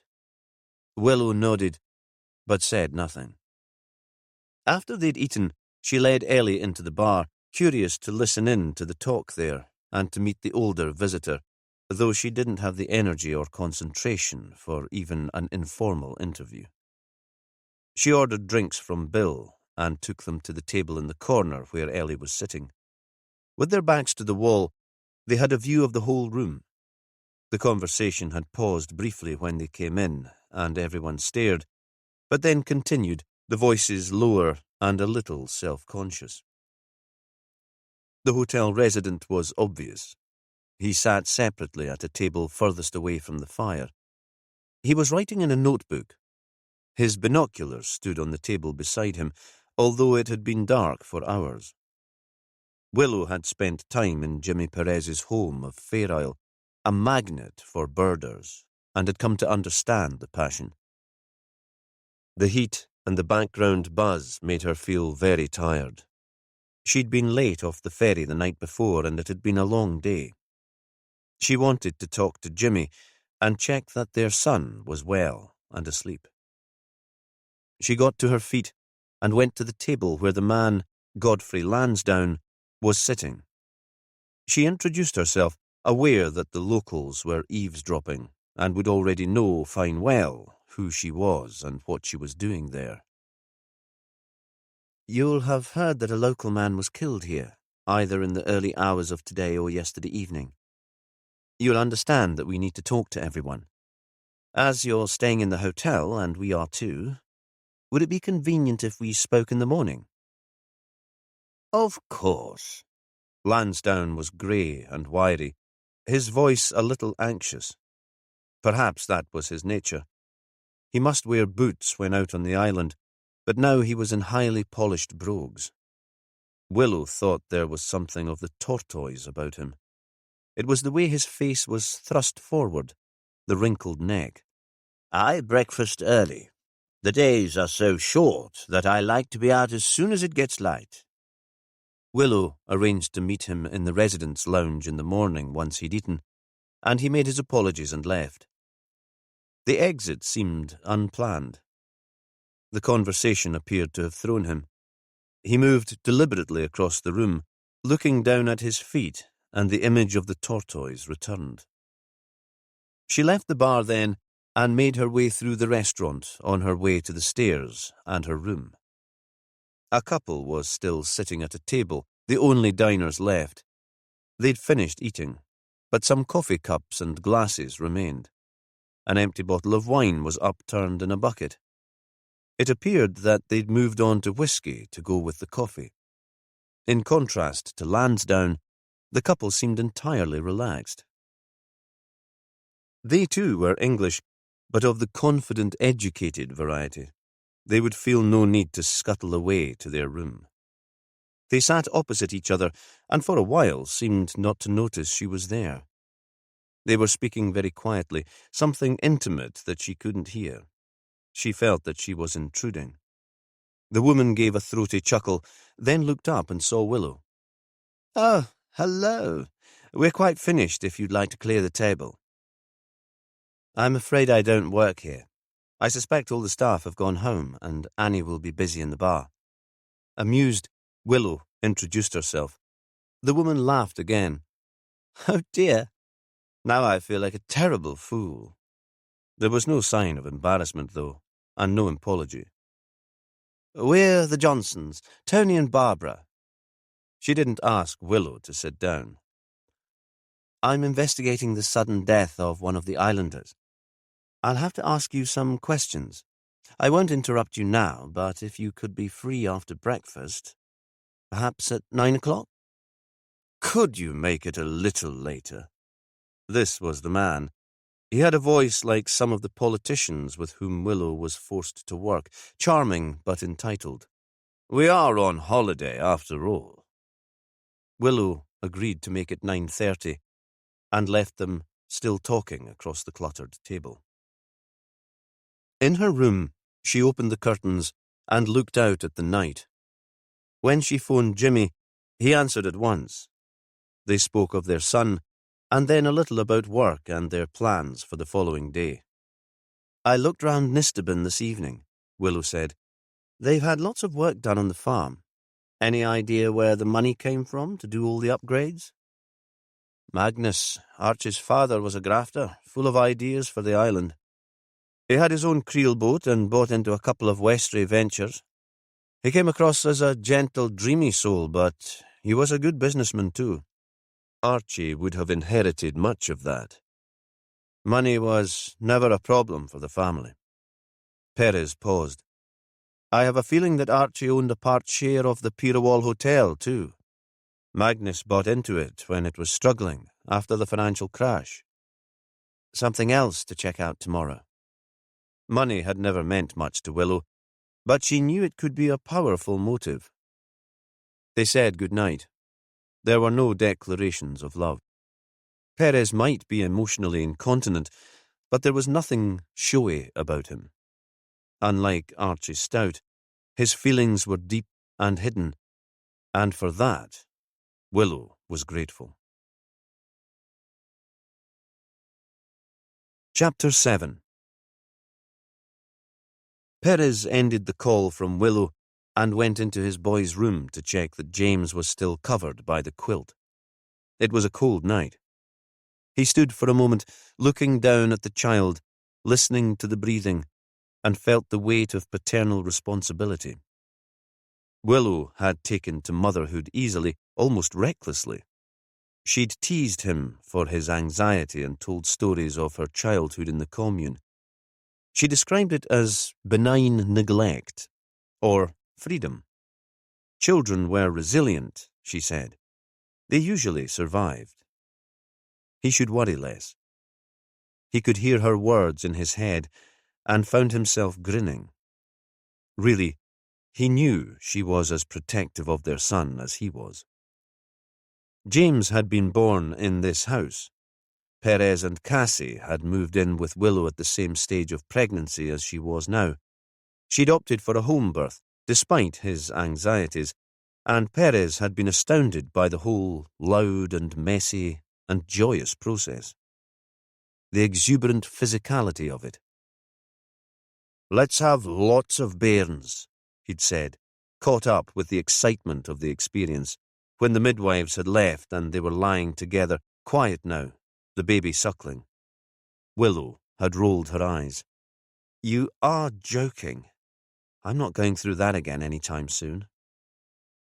Downstairs, Perez made coffee, poured himself a dram, and took it into the living room to sit again by the fire. This was the most comfortable place he'd ever lived. While occasionally he missed his house in Lerwick, the Loadbury, with its roots in the water, this substantial former manse felt like home. It was odd, he thought, that they'd chosen to live in the only landlocked parish in Orkney. They'd both grown up close to the sea, and perhaps this was another way of making a start that was new to them both. They'd shared parenting of James from the beginning. Willow's work, supervising policing throughout the Scottish Islands, took her away for extended periods. He was Orkney-based and had loved getting to know his new patch. Cassie had settled well into the grammar school, and her accent was already morphing into Orcadian. So far, she was riding out her teenage years without too much drama. The hop north to Shetland to visit her biological father on the ferry or the twin-prop plane was no longer an adventure. She loved her new brother and was looking forward to another sibling. All seemed calm and well. Perez had climbed out of the depression that had sucked him in after Fran had been killed. But now, Archie was dead, and he could sense his mood starting to shift again. There was the old fear of incompetence, the old image of a wave of disaster on a watery horizon, waiting to swamp him. Furiously, he began to plan work for the following day, but he couldn't focus, and in the end, he took himself to bed. He slept better than he expected, and woke next morning to another clear and unusually still day. James was awake and playing with his toys in the adjoining room, not yet bored enough to rouse his father. Perez got up and went in. "Time for us both to get ready. Let's show Mum we can manage by ourselves." They made their way downstairs to the kitchen. It was a nursery day. Since she'd started maternity leave, Willow had taken on full responsibility for James, and it took Perez a moment to remember the routine of breakfast and then to find the boy's outdoor clothes. "Where is Mum?" "She'll be home soon," Perez said, and hoped that was true. "Or we'll go and find her, eh?" How things had changed since he was a boy. He suspected his father had never changed a nappy in his life, though his mother had been fully involved with life on the croft, and on top of that had baked and cleaned and knitted. Some years, her Fair Isle-patterned jerseys and gloves and scarves, sold to fancy shops in London, had contributed more to the family's income than the lambs sent for slaughter. In the police station, after safely delivering James to the nursery, he tried again to focus on work, on the detail that might lead to a successful outcome of the investigation. It was easier here, but half of his mind was on Westray with Willow. His first call was to Orkney's archaeologist, a man called Paul Rutherford. Perez had met him occasionally when members of the public came across ancient bones and believed them to be more modern, sinister. Paul could call on the right people to date them. Sometimes, Perez thought, Orkney was founded on the bones of the long dead. He made an appointment to call on the man later in the day. He met Vela outside the new Balfour Hospital. She looked out of place here in the town, with cars going past on the main road out of Kirkwall and the bustle of people heading into the building. He wondered if she'd stay on Westray. It would be hard work, farming Nistaben on her own, even with Laurie to help and her parents to support her. Perhaps she'd move in to the Orkney mainland, where the boys could come home every night from school, and she could find a different kind of job. A new life. Something artistic and fulfilling. He and Willow could help her settle. Immediately, he heard Willow's words in his head, exasperated and affectionate. "Jimmy, man, you can't fix the problems of the world. Who do you think you are?" Dr. Grieve was waiting for them inside the hospital. Nobody else was there. Thoughtful as ever, perhaps he'd sent the mortuary assistant out for a break. Perez wasn't sure whether Vela would want him in the room with her, but at the door she clung to his arm, and he walked in with her, more friend now, he supposed, than Cobb. The pathologist pulled back the sheet, so only the face was visible, then retreated to a corner of the room. For a moment, Perez didn't look down at the body.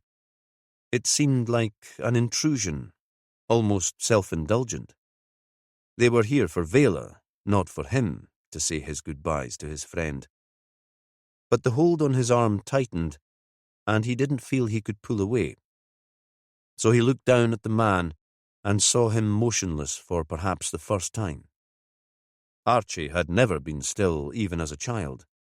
He'd pulled faces, and every emotion had shown on his face. Of course, this looked like Archie. There were the generous features, a little too big, and the sandy Viking hair and beard. But there was no sense of the man he knew. Little sign either, because of the way the doctor had placed him, of the trauma to his skull.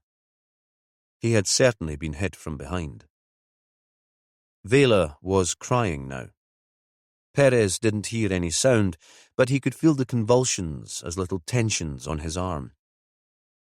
He turned to look at her and saw the tears on her face. Grieve came forward with a box of tissues.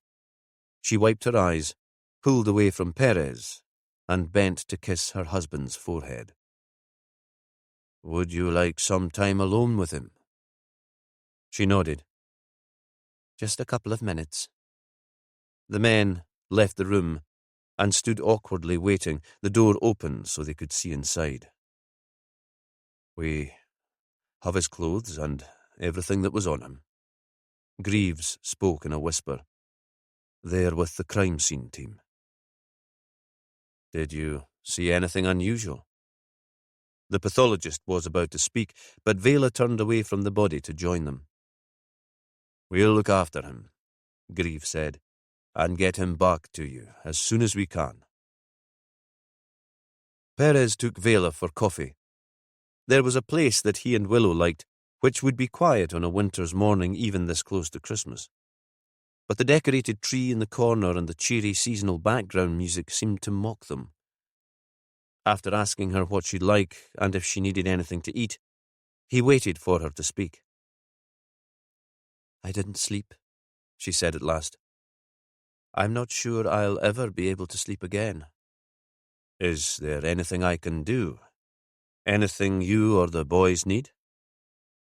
"Just find out what happened, Jimmy. I go over and over the possibilities in my head, and I can't tell what's true. It's like a story on a loop, small details flying around in my head. It's driving me crazy." "I'll have to ask you to tell the story again. And the small details will be important. We'll need to take a formal statement in the police station. Phil Bain will do that. I'm too close." A pause. "And I'm grieving too." She nodded to show she understood. "Did Archie still own a share in the Pirowall Hotel?" Perez was remembering his conversation with Willow the night before. It seemed a safe topic of conversation, not too emotional for Vela or for him. But Vela tensed. "Why? What have folk been saying?" "Nothing at all. It's just me being a cop, being curious." "I'm sorry, Jimmy. I'm sensitive about everything just now." She drank the last of her coffee. "Bill and Annie wanted to buy Archie out, but he wasn't having any of it. You know how stubborn he could be." "Like a mule when the mood took him." "Bill said they were working all the hours God sent, and Archie was contributing nothing." Vela stared at the shoppers on the pavement outside. "Archie said they'd have lost the place altogether if Magnus hadn't stepped in. It would have sorted itself out in the end, but it had caused some bad feeling." "Why wasn't Archie prepared to sell?" Vela shrugged. "He said it was for the boys. Laurie was a natural-born farmer, but he couldn't imagine Ian driving a tractor all day. He might make a good landlord, though, and would be full of ideas to pull in more visitors." "And now the share in the hotel comes to you." "Aye," she said. "I suppose it does. But it hardly seems important now." She looked across the table at Perez. "Let's do that statement now, shall we? Get it over with, so I can go home to my boys." Perez had phoned Phil Bain and told him to be ready, so there'd be no hanging around for her. While the interview was taking place, he sat at his desk, unable to concentrate on the work in front of him, then phoned Willow. She didn't answer, and he left her a message about the McBrides wanting to buy out Archie's share of the hotel. He heard voices in the corridor outside his office. Phil, Bain and Vela must have finished. It seemed to have taken such a short time. He worried that Phil might not have asked the right questions or listened carefully enough to Vela's answers. He wished he'd taken the statement himself, and the control freak in him wanted to read it before letting her leave the station, in case there were gaps or inconsistencies. But she was keen to get back to Westray, and that wouldn't be fair to her or to Phil. Instead, he saw Vela out of the building and stood there with her. She hesitated for a moment before heading off. "I'm not sure I want to go home now," she said. "Archie and I had known each other since we were kids in the little school there. The whole place is full of 'em." She looked up at him. "How did you manage, after Fran died?" "I didn't very well. I had to hold everything together for Cassie, I suppose. Or at least to pretend that I was holding it together. It took a lot of time. It's trite, but grief can't be hurried. And even now I get swamped by it. It's like a wave with the tide behind it breaking over my head. I sometimes feel that I'm drowning." She took his hands in both of hers, and then turned away. He watched until she walked around the corner and was lost from view.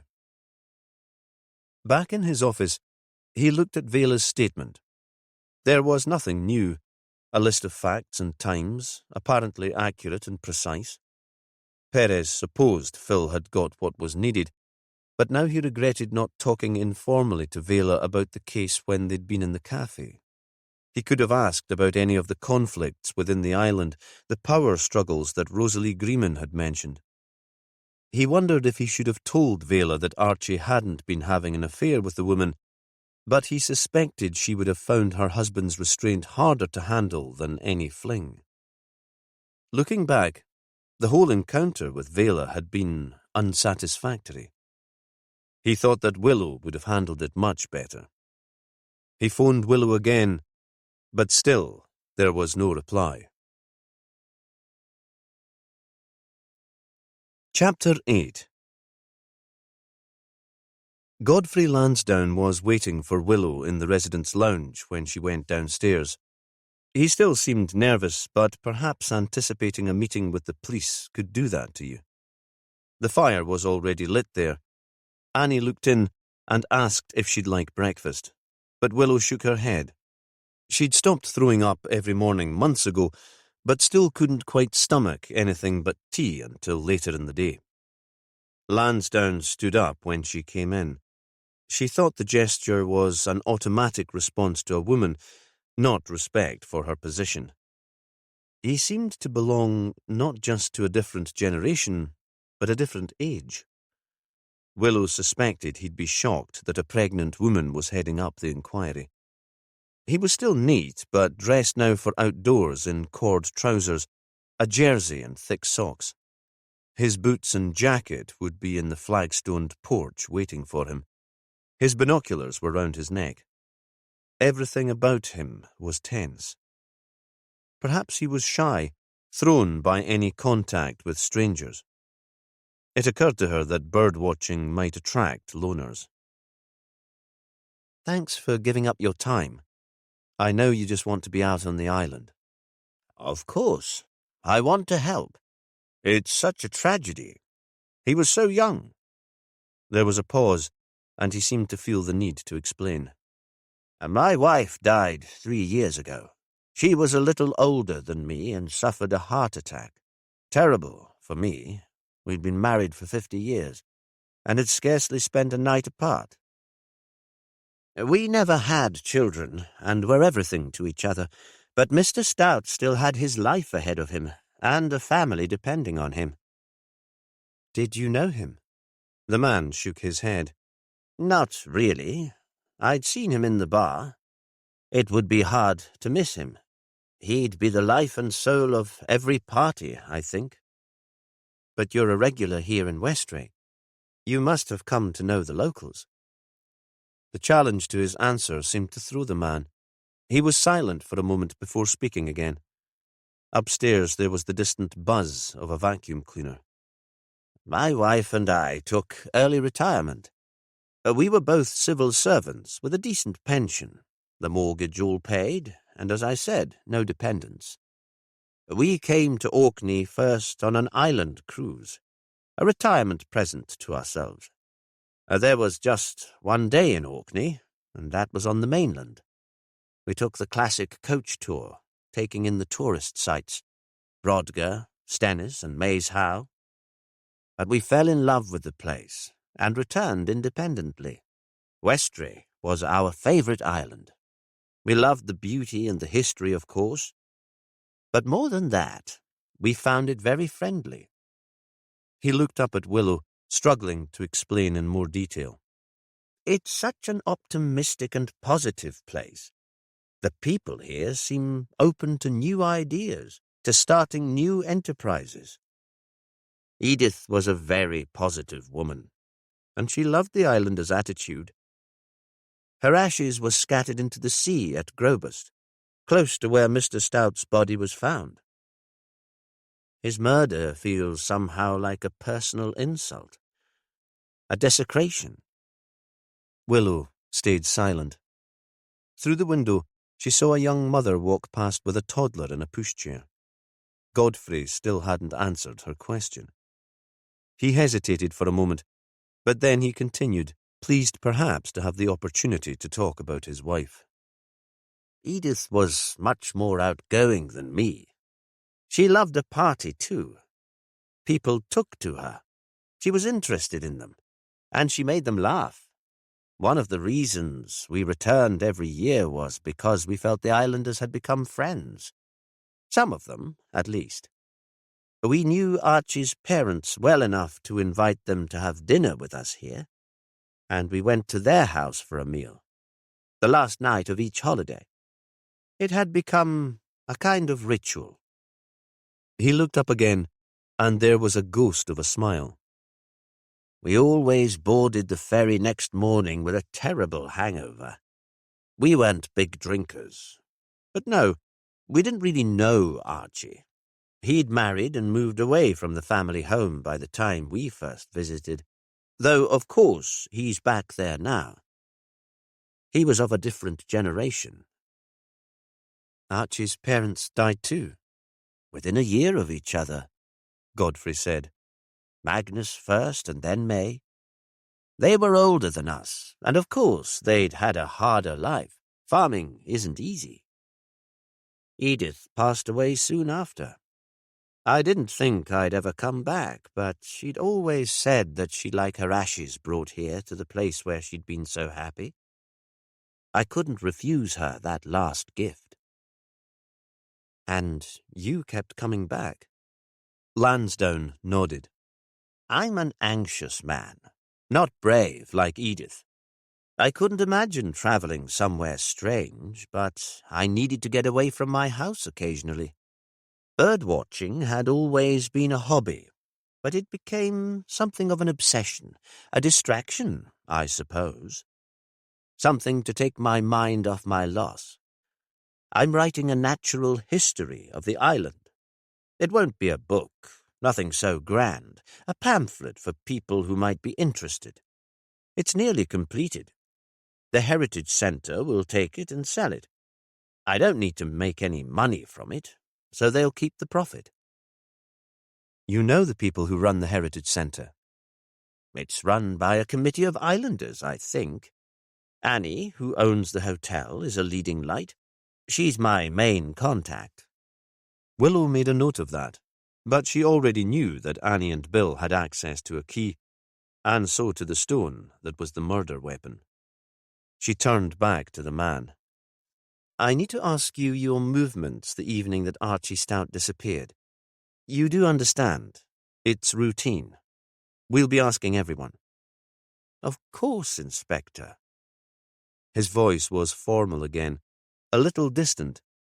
Perhaps he regretted having told her so much about his personal life. I was out on the island until it got dark.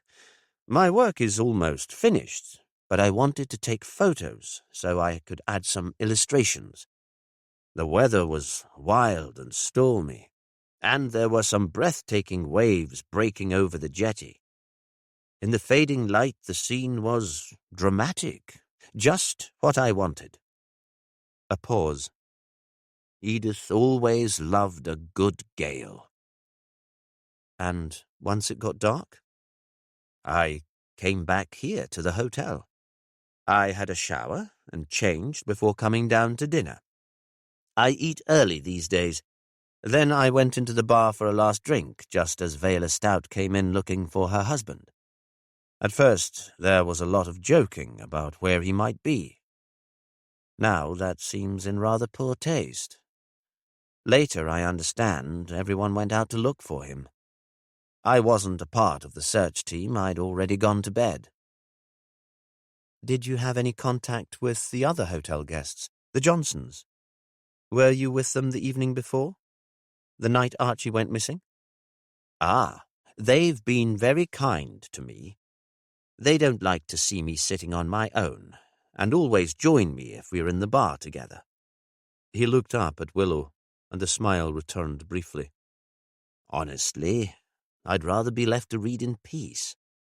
As I explained, I'm not a very sociable man, and we have so very little in common, but it would be churlish to ask them to leave me alone.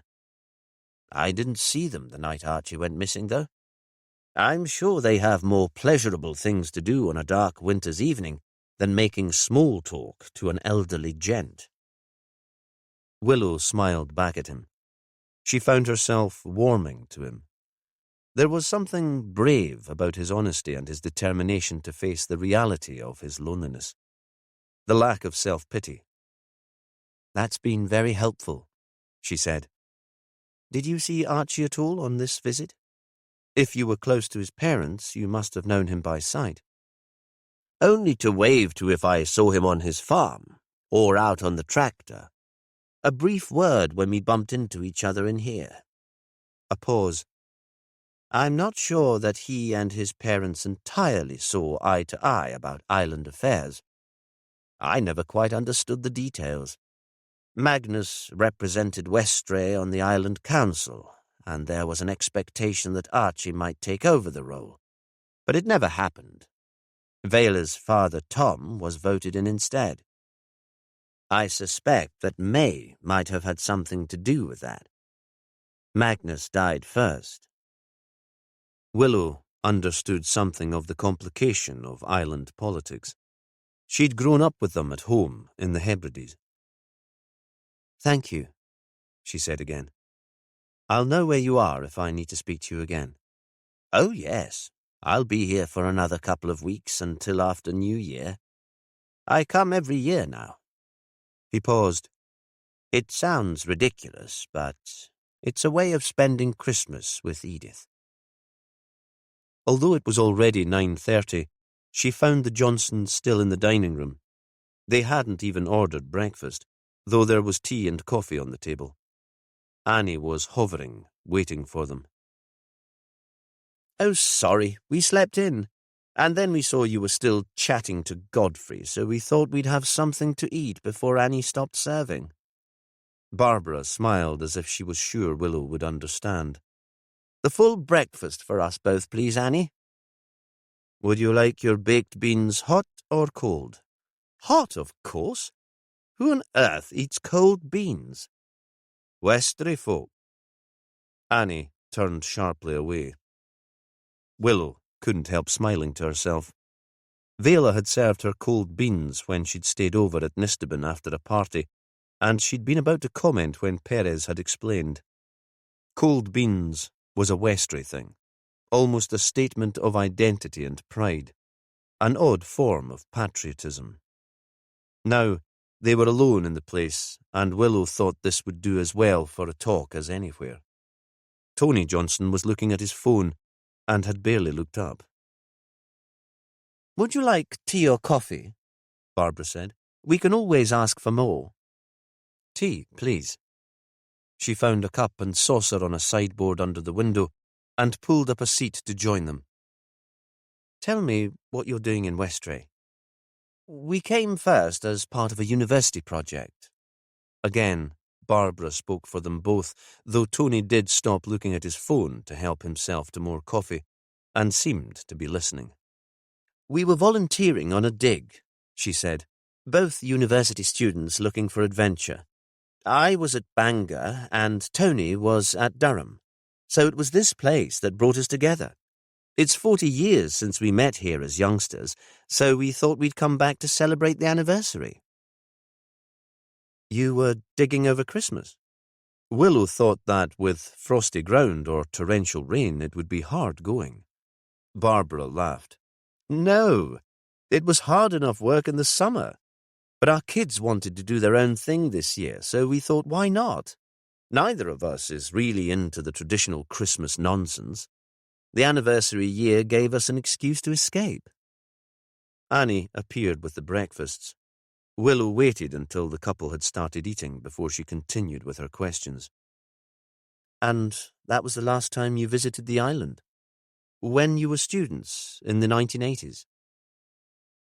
"No," the man spoke now. "We came back in 2006 when the Noteland site was opened up again. I brought a couple of PhD students for the whole summer. Barbara visited a few times. We got more friendly with the islanders then. Perhaps because we were older and less wrapped up in our own group." "Do you still work in archaeology?" "Tony does," Barbara said. "He's back in Durham, but now he's a prof. It was never my true passion, and I moved on to arts management. I look after a little community arts centre in Gateshead. A bit of a nightmare with all the funding cuts, but great fun." Willow couldn't imagine either of these people experiencing any kind of bad dream. It seemed to her that they'd float through life cushioned by a regular income, the prospect of a decent pension, and a mortgage paid off years ago. There was a smugness about them, a complacency. But she knew that was probably unfair. How could she judge their lives on one meeting? "Are you still involved in the archaeology here in Westray?" Tony shook his head. "Not since the dig in 2006. He had his hand over his phone, and Willow could tell that he was itching to look at it again. What could be so important? "Since then, I moved on from the Neolithic to quite a different field. I'm interested in the Nordic influence on our culture, the people popularly known as the Vikings." "Can you tell me anything about the story stones? If you were here in the 80s, that must have been around the time that they were found." "We were here as students when they were discovered." Barbara sounded excited. "Not by us, unfortunately, but it was the beach party celebrating the find of the stones that brought Tony and me together. A lot of Spanish wine followed by cheap whiskey can do that to you." She looked across at her husband with a smile. "And that influenced your later research, didn't it, Tony? The runes carved into the stones intrigued you from the beginning." Willow directed her attention back to the man. "Could you explain?" Now Tony turned into lecturer mode. "The stones are certainly Neolithic. They're made of Caithness flagstone, like much of Maes Howe." He looked at her to see if she understood the reference to the burial mound on Orkney mainland. She nodded, and he continued. "Our stones were part of a similar chamber here in Westray. We think at least part of the structure was still standing when the Vikings came to Orkney. One side of each stone has picked traditional Neolithic spirals. The other was carved much later with runes, Viking graffiti." "And you can tell what those runes say?" "Well, I couldn't then, but I can now after nearly 20 years of research.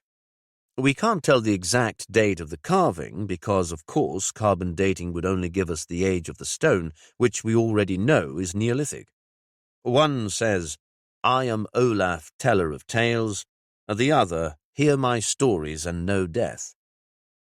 "So that's why they're called the Story Stones." Despite her antipathy to the man, Willow was fascinated. Johnson nodded. "Were they one stone originally and split into two later?" "No.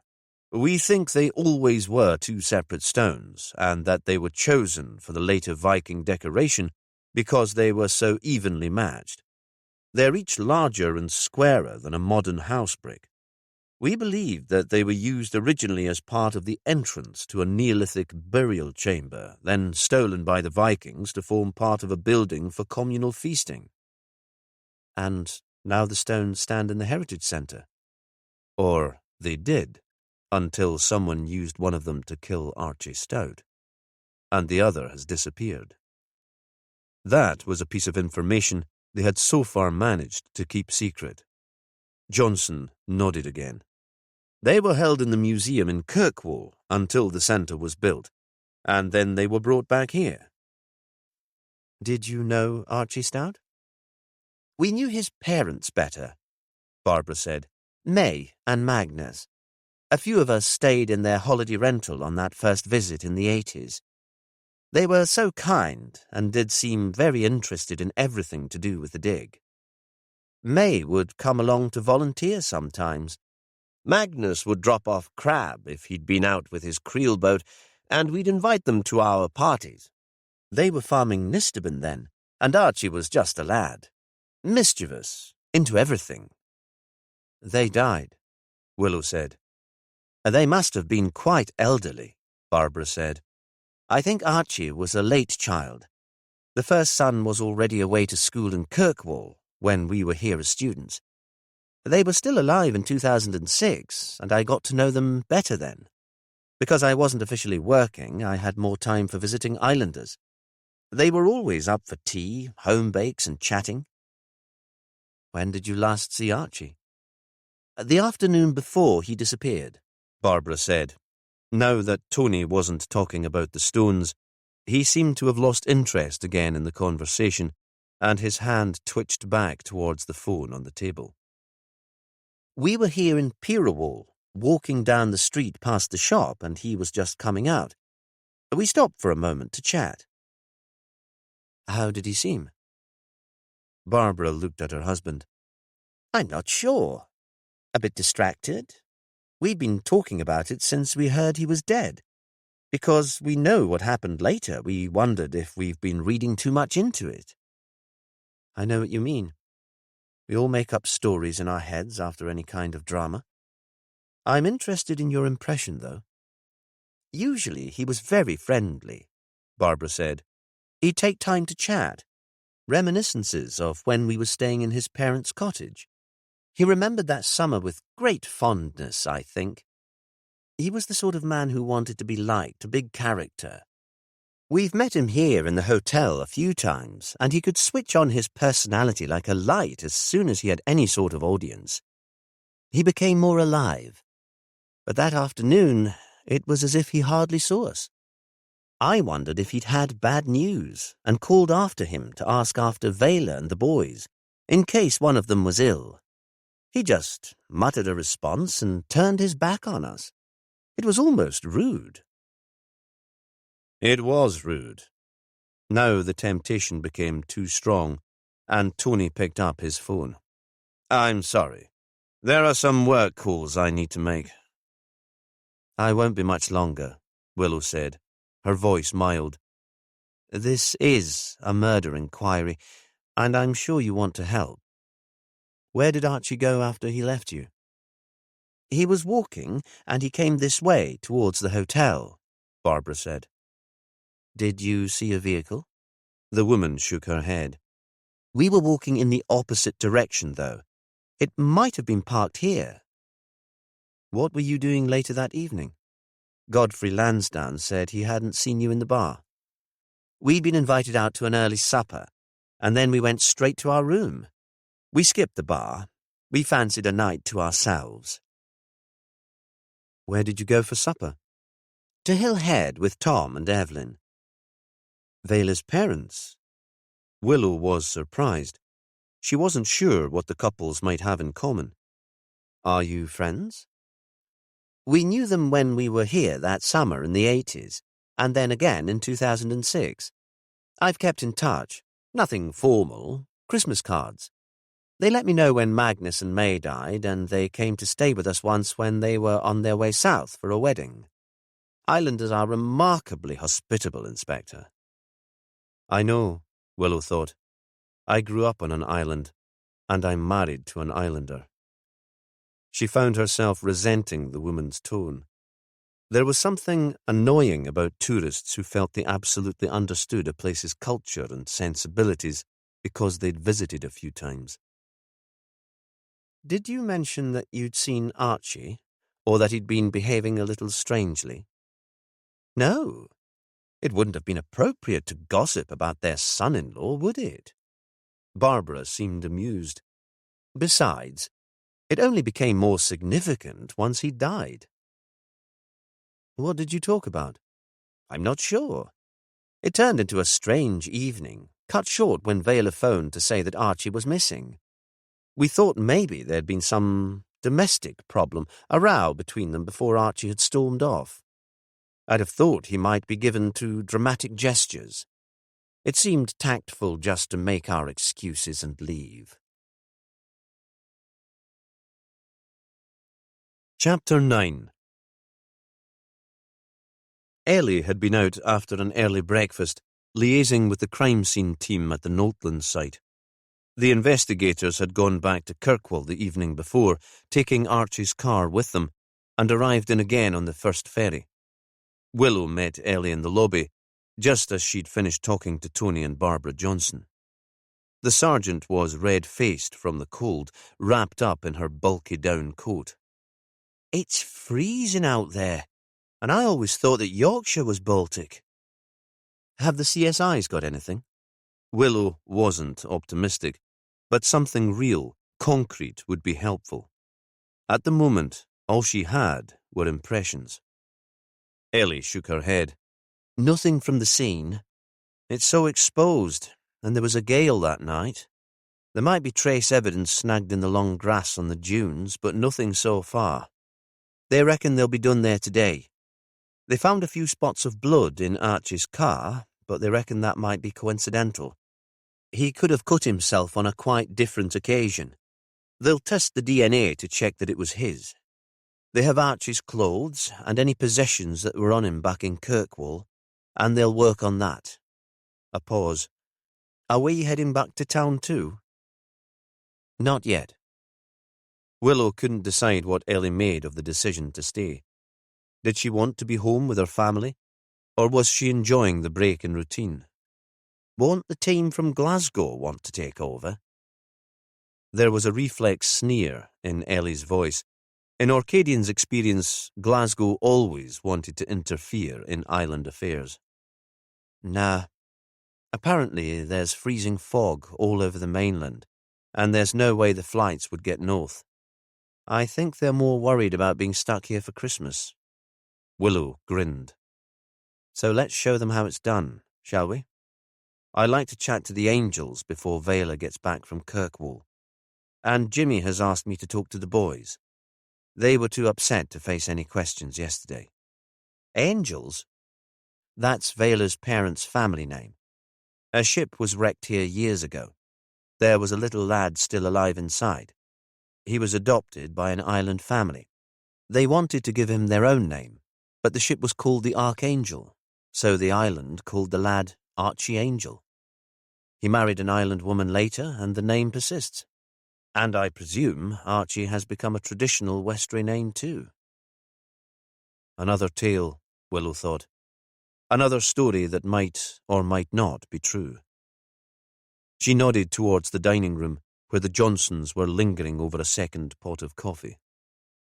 Those visitors had supper at Hill Head, Tom and Evelyn Angel's place, the night Archie disappeared. They had the impression that he and Vela had some sort of domestic before he stormed off into the night.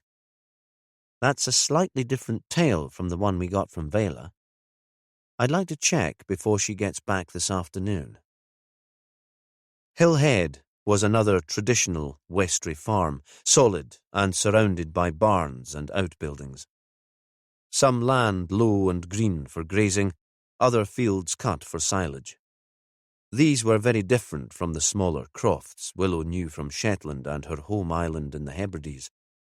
Despite the name, it stood in the lee of a curve of hills which ran down the west of the island, and this time of year, with the low winter sun, it must almost always be in shadow.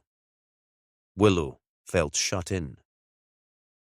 Vela's boys must be helping their grandfather to feed the cows, because she could hear their voices coming from the byre when she and Ellie got out of the car. She knocked at the back door, and Evelyn shouted them into the kitchen, which was shiny, rather grand, like something out of a design magazine. Evelyn was baking. On the table in front of her, there was a mixing bowl, pale yellow, like one Willow's mother had used, and bags of flour and sugar. "I don't feel much like it, but we still have to eat." Evelyn looked up at them. "And the boys do love a chocolate cake. Anything to cheer them up, eh?" She slid the kettle onto the hot plate of the range. "You'll have some tea. Tom's trying to keep the boys busy. We don't think it's healthy for them to be cooped up in their rooms on their screens all day." Willow thought this was a complaint that Evelyn had aired long before Archie's death. Grandparents thinking they knew best. But the woman added, "You never know what they might read about their daddy on social media." Of course. And that was something else they'd have to check. Crazy theories that probably had no substance, but which should be monitored. She'd get Phil onto it. He was great with anything tech. More tea. They sat not at the table where Evelyn was baking, but at a marble breakfast bar.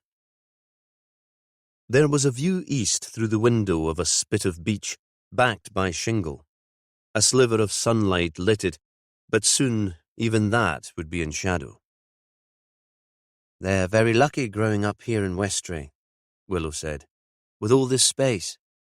"Aye, we think so, though some kids can't wait to get away. Ian loves being in the hostel in Kirkwall, and he's thinking already of a university in the south. Laurie's not academic. I think he'll leave school as soon as he can. We always thought he'd work with his father, but I'm not sure what'll happen to Nistobin now." Vela never fancied a different path.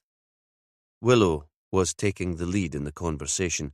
Ellie sat to one side, listening. She was a great listener and had a memory for detail.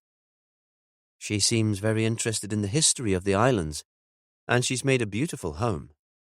You could imagine her as a designer." She looked around the room. "She must take after you." "Aye, maybe." Evelyn was dismissive. "We'd have encouraged her if she'd really wanted to go. She had a fancy for art school at one time." It seemed to Willow that any encouragement had been theoretical rather than practical. "But she fell for Archie and stayed in Westray." "Something like that." Evelyn's mouth snapped shut. Perhaps she'd been even less enthusiastic about the marriage than the idea that Vela might go south to study.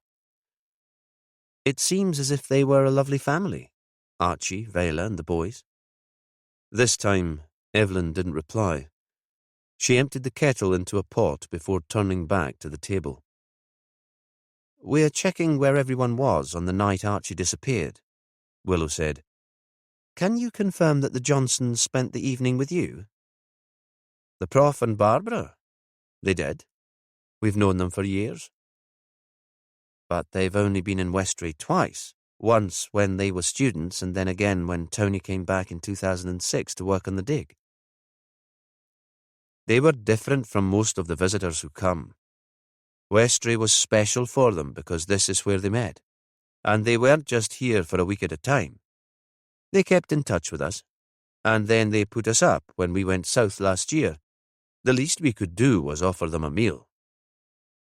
Evelyn's voice was defensive. "What time did they arrive?" "You can't think they had anything to do with Archie's death. Respectable people like that. Tony's famous in his field. Besides, they barely knew him." "We have to ask," Willow said gently. "Routine, you know? It's what makes for good policing, and how we'll find out what happened." Evelyn rubbed her cheek with her hand and left behind a smudge of cocoa powder. "I'm sorry," she said. "I know." There was a pause. "We always eat early, especially in the winter. And that night there was such a storm, although it passed through quickly enough. They arrived at about 6, and I had the meal on the table by past.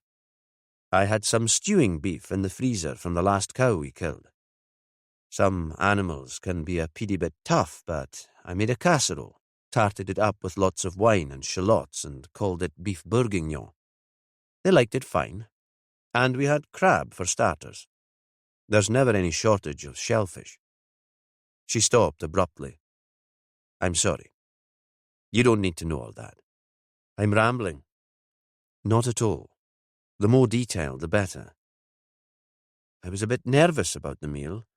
I thought they'd be used to what they call fine dining. The prof's famous, you know.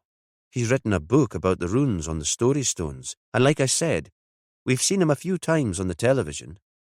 He had his own show last year, something serious on BBC Two." "I didn't realize that." Willow glanced across at Ellie, who gave a little nod to say that she'd check the details when they were back in the hotel. Willow wondered if that explained the man's arrogance. He was something of a celebrity in his field, and he was used to being recognized. "What time did you hear that Archie was missing?" "We'd finished eating, and we'd moved into the living room with coffee and drinks." She looked apologetically at Willow.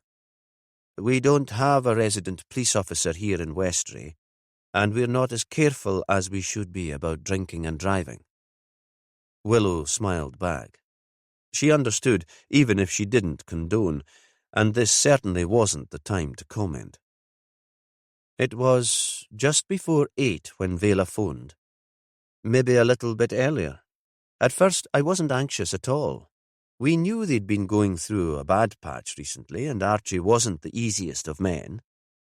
I thought he'd be in some house down the island with a pal, whining about the life that he had." A pause. "He was given to self-pity and didn't realize at times how lucky he was." "And the Johnsons left at about that time?" "Yes. It was a bit awkward. They could see that something was wrong, and I'd had a few drinks myself, so maybe I was a wee bit indiscreet talking about Vela's marriage.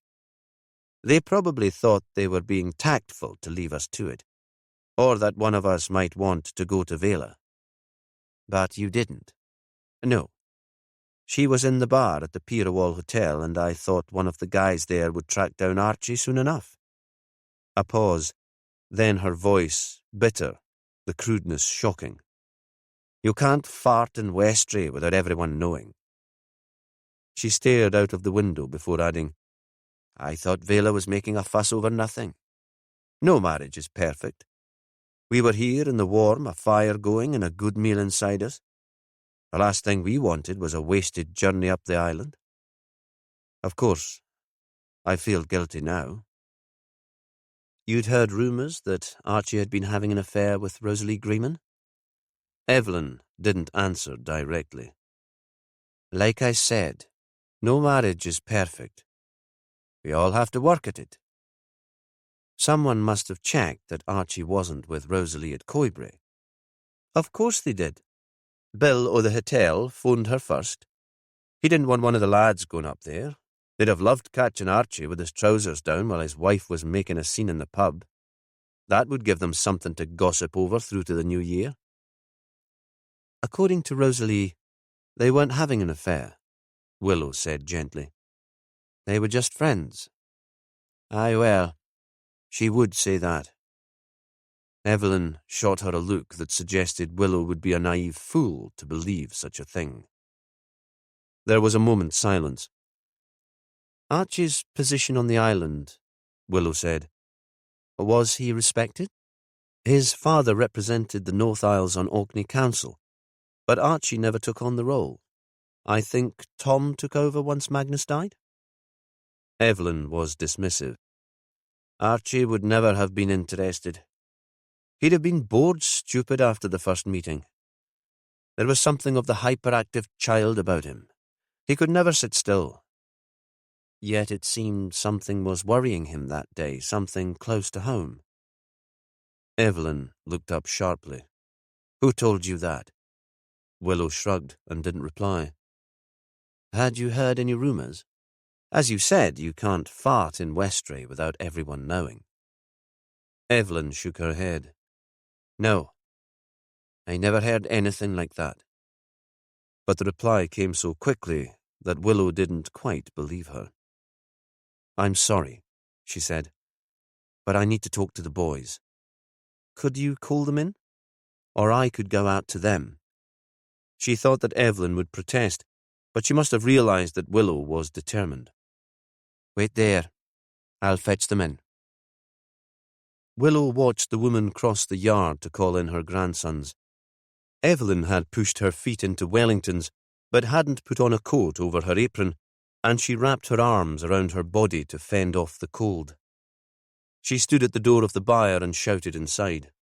Willow couldn't hear what she said, but it didn't take long for Tom and the two boys to appear. Tom led them through to the overheated living room. The carpet had recently been hoovered. There were lines in the pile, like an English lawn that has just been cut. The grandfather stayed there with the boys throughout the interview. He sent Evelyn away before it started. "You need to finish off in the kitchen. Get that cake in the oven," he said to his wife when she tried to join them. His voice was firm, and reluctantly, Evelyn left them to it. Laurie had grown since Willow had seen him last, and looked very like his father, sandy-haired, blue-eyed. She thought he could be descended from the writer of the runes on the story stones. Ian was small and slight, and took after his mother. "I need to ask you some questions," Willow said. "I know this is painful, but it might help us find out who killed your father." They stared back at her. "I'd kill the bastard," Laurie said, "if I got my hands on him." Willow only realised then that anger had overtaken grief. It must be his way of dealing with the loss. He'd clenched his fists and his whole body was tense. His grandfather reached out and put a hand on his shoulder. Ian started crying. "I'm sorry." Willow looked up at the grandfather. "Let's get this over as soon as we can. Your mother's in Kirkwall now with Jimmy, but she'll be home soon. We have to think of her too." There was a moment of silence. Then Tom spoke. "We'll help in any way we can, won't we, boys?" They stared at him, and then they both nodded. Willow continued.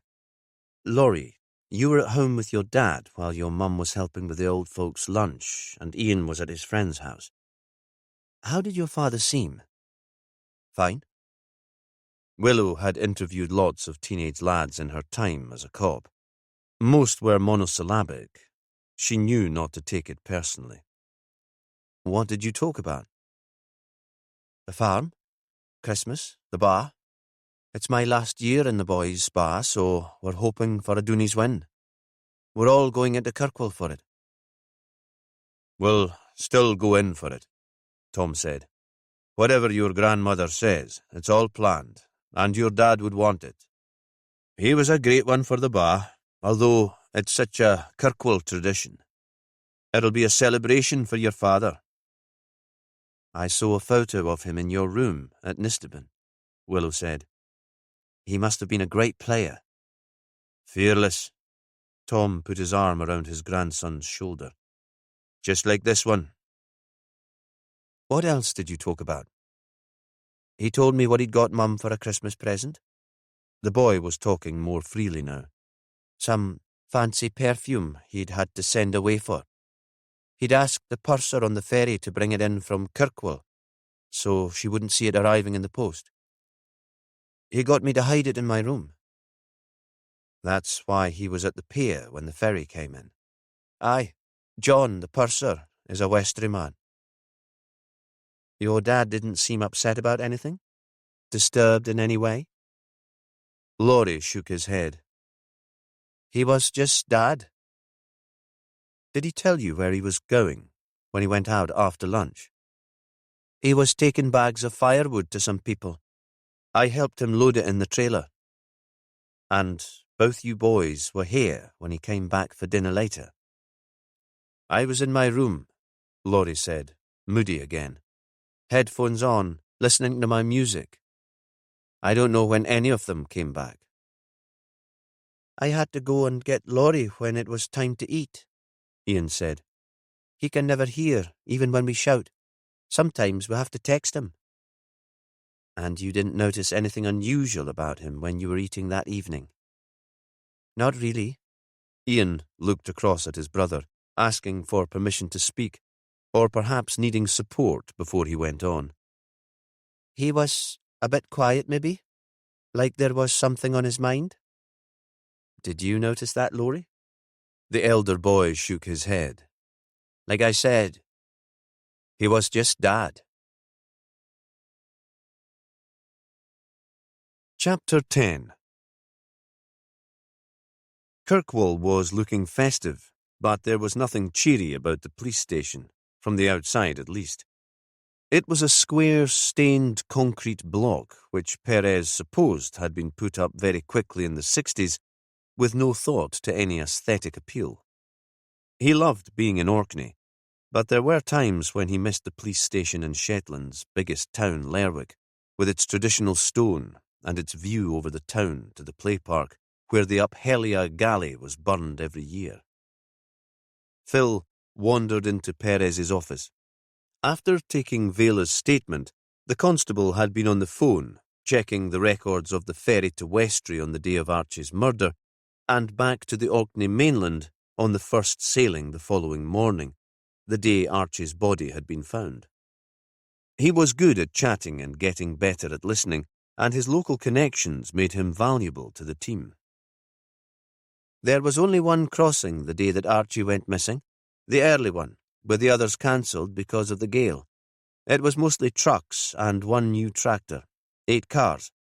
They booked and paid online, and I have their details. All but 2 have Westray addresses. The others come from Kirkwall. Phil paused. There were 6 foot passengers, but if they pay in cash once they're on board, and a couple of them did, then there's no record. Can I have a list of the drivers and the details of the passengers who paid by card? Sure, I've printed it off. Might be an idea to talk to the purser and see if he recognised the ones who paid cash. Yeah, I'll head down to the pier when the ferry comes in this afternoon. I was at school with some of the crew. Perez looked at the list. The Westray names meant nothing to him, but one of the Kirkwall drivers stood out. Perez pointed at it on the list. You'll recognise him. I do. He taught me history. Some character, him. Everyone in Orkney knew George Riley. He was an Englishman with unruly red hair and a voice that would have commanded attention on the battlefield. He was flamboyant, charismatic, a leading member of the Kirkwall Musical Theatre Society. He directed all the grammar school productions and occasionally took a leading role himself. He sang in the cathedral choir. He taught Cassie history too. Perez had bumped into him at parents' evening and found him a little intimidating. Do we know when he left Westray?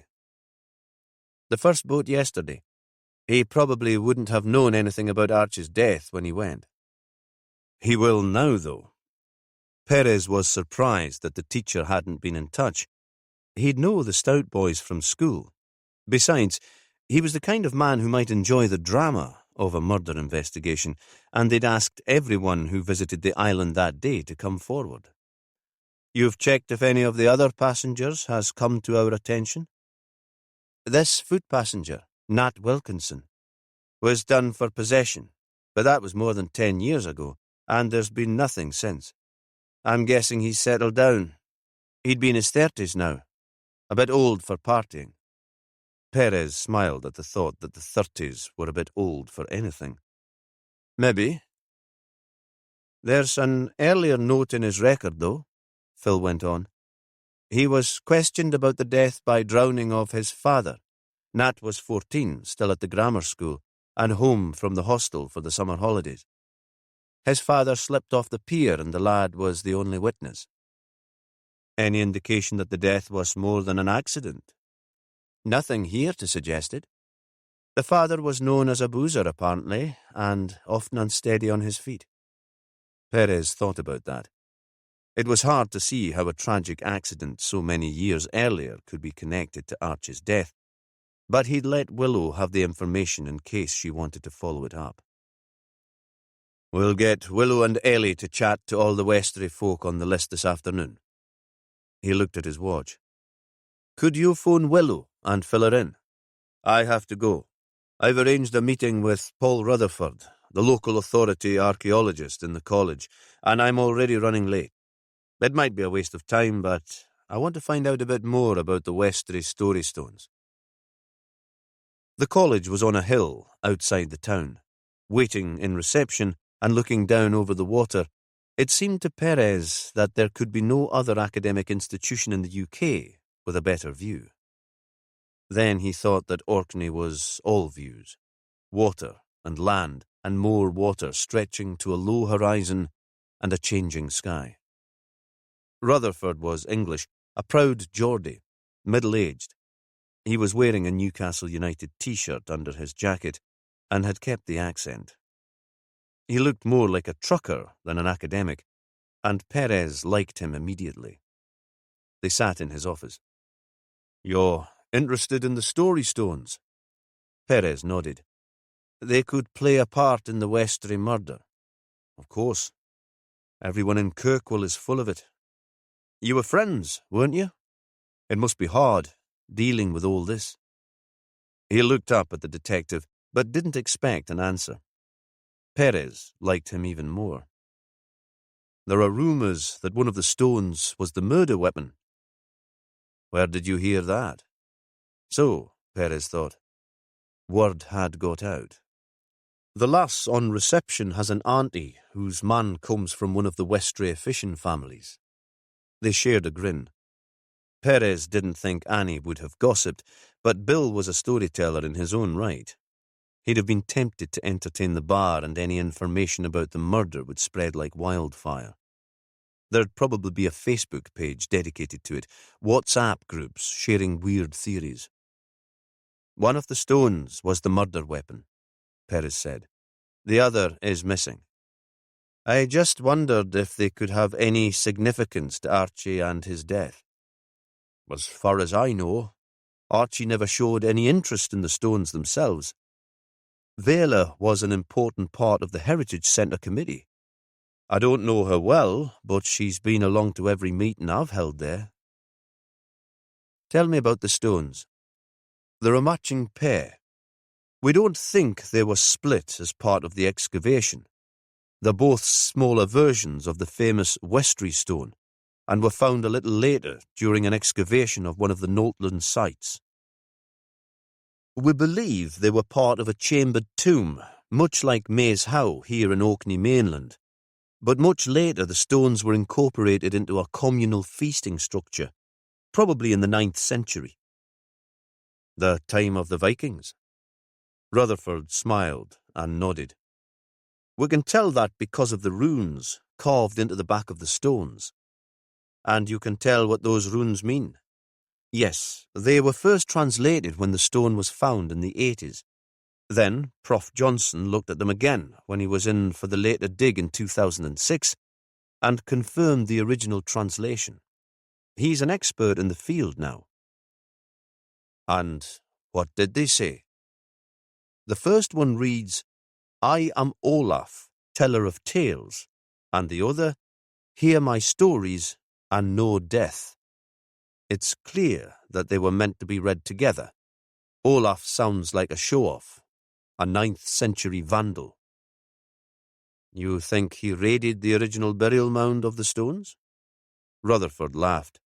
No, but I think he wanted to make his mark on them once they were incorporated into the feasting structure. You can imagine him holding court there with his stories of Nordic death and destruction. His voice became more serious.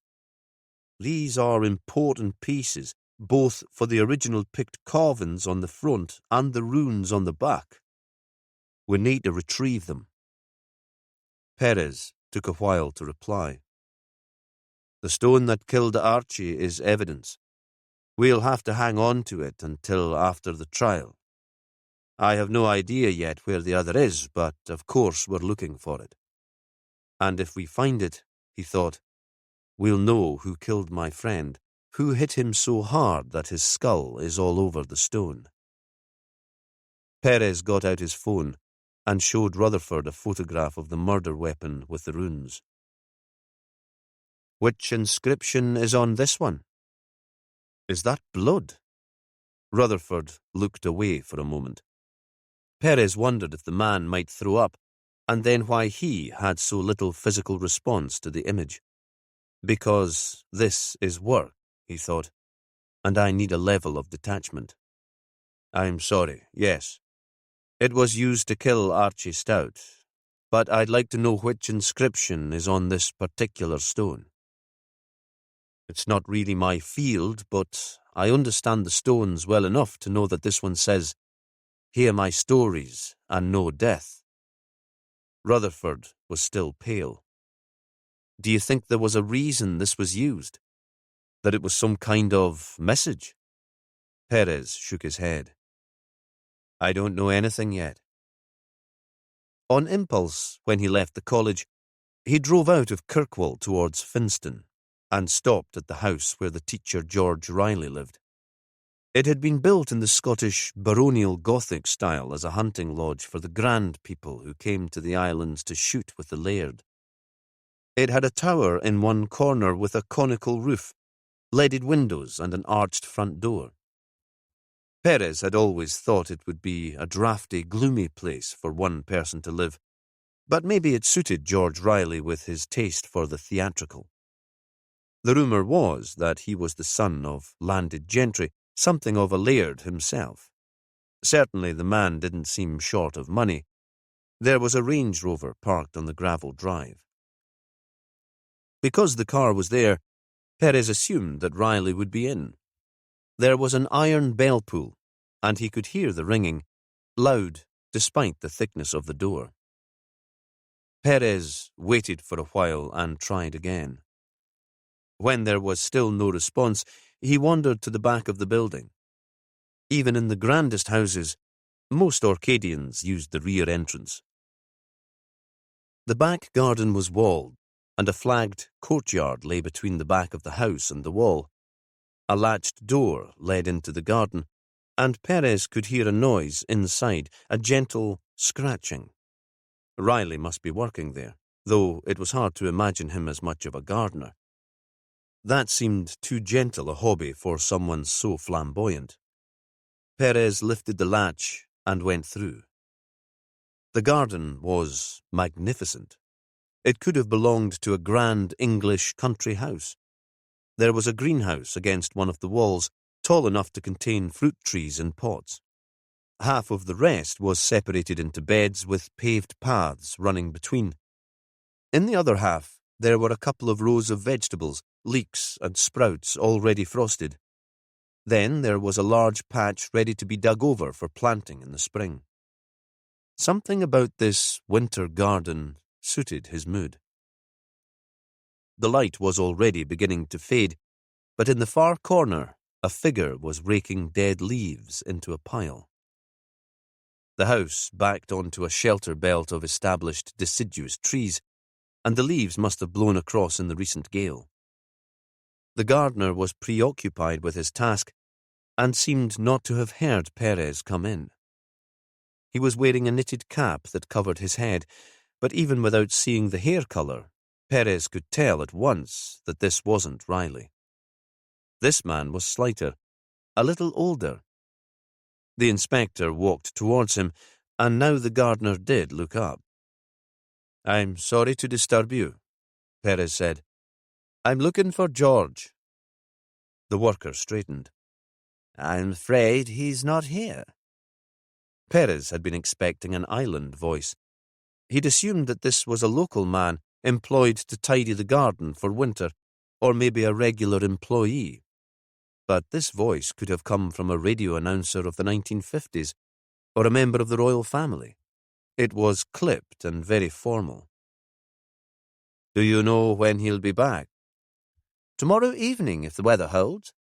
He flew to Inverness this morning, and he was only expecting to be away for a night, but there's freezing fog apparently. He's not sure when he'll be home." "Would you have a phone number for him? It is rather important that I speak to him." Perez was annoyed to find that his voice had become as formal as the stranger's. He felt he'd been sucked into a strange piece of period drama. It was the fading light and this grand garden, the Gothic house as a backdrop. What could this place have to do with the Archie he'd known? "I'm sorry, but may I ask who you are?" The man didn't sound sorry at all. He was using the politeness as a weapon. Perez introduced himself. "I'm investigating a murder. It took place in Westray, and George was there the night that a local man was killed. We're speaking to all potential witnesses." "Ah, I see." The man stood for a moment, staring at him. "Well, I suppose you'd better come to the house. I'll see if I can find his number for you." They walked back through the door in the wall and across the flagged yard. Perez looked into a large kitchen with a range at one end. He waited outside while the man took off his boots at the door. He felt awkward and wondered whether to follow and if he should remove his shoes, although they were quite clean. "Come on in." The man was impatient now. "Do shut the door. It'll be freezing again soon, and this place is impossible to keep warm." "Who are you?" Perez was curious, but he also wanted to stamp a little authority on the encounter. "My name's Chambers, Miles Chambers. I'm a friend of George's." "You're staying here?" The man looked at Perez as if he were an impertinent schoolboy. "I am. For a while." "What is George doing in Inverness?" "I didn't ask. None of my business. It'll be something to do with his work, I suppose. But the flight was booked weeks ago. George told me that he'd be away again soon after his visit to Westray, though he wasn't expecting to be stranded overnight on the island. It was planned as a day trip." Miles was looking through a bowl of assorted objects, keys, batteries, and scraps of paper, which stood on a shelf close to the range. "I think there's a card in here with his number." "You wouldn't have the number on your phone?" Now it was Perez's turn to be impatient. "I don't own a mobile phone. Not anymore. I don't hold with the things. A terrible invasion of privacy." With a gesture of triumph, Miles pulled out a card and passed it across to Perez. "Were you in Westray with George when he went into the island?" Phil Bain's list hadn't included any car passengers, but perhaps he hadn't asked the purser for that information. The strange man looked up sharply. "No, I believe that trip was for work too. I stayed here." A pause. "I try not to interfere in George's life." "Did George discuss his visit with you?" "He didn't get a chance. He came in for a shower, then he went out to school. Some meeting. Yesterday evening he had a pantomime rehearsal." His tone made it clear that he despised the idea of pantomime. "We didn't even eat together. This morning he went out to catch his plane. He left before I was up." Another pause. "I'm not a morning person." "Did you know Archie Stout, the man who died?"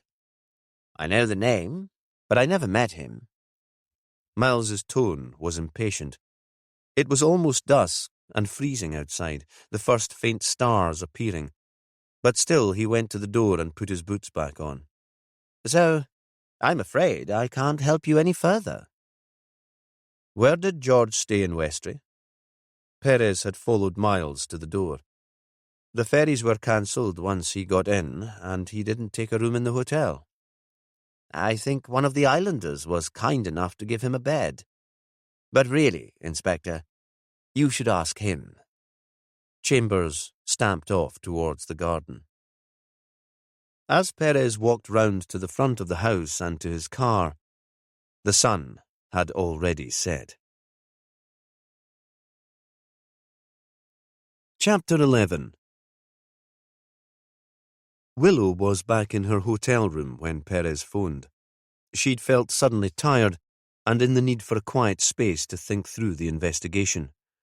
Ellie was still canvassing the islanders who'd been visited by Archie on the afternoon of his death.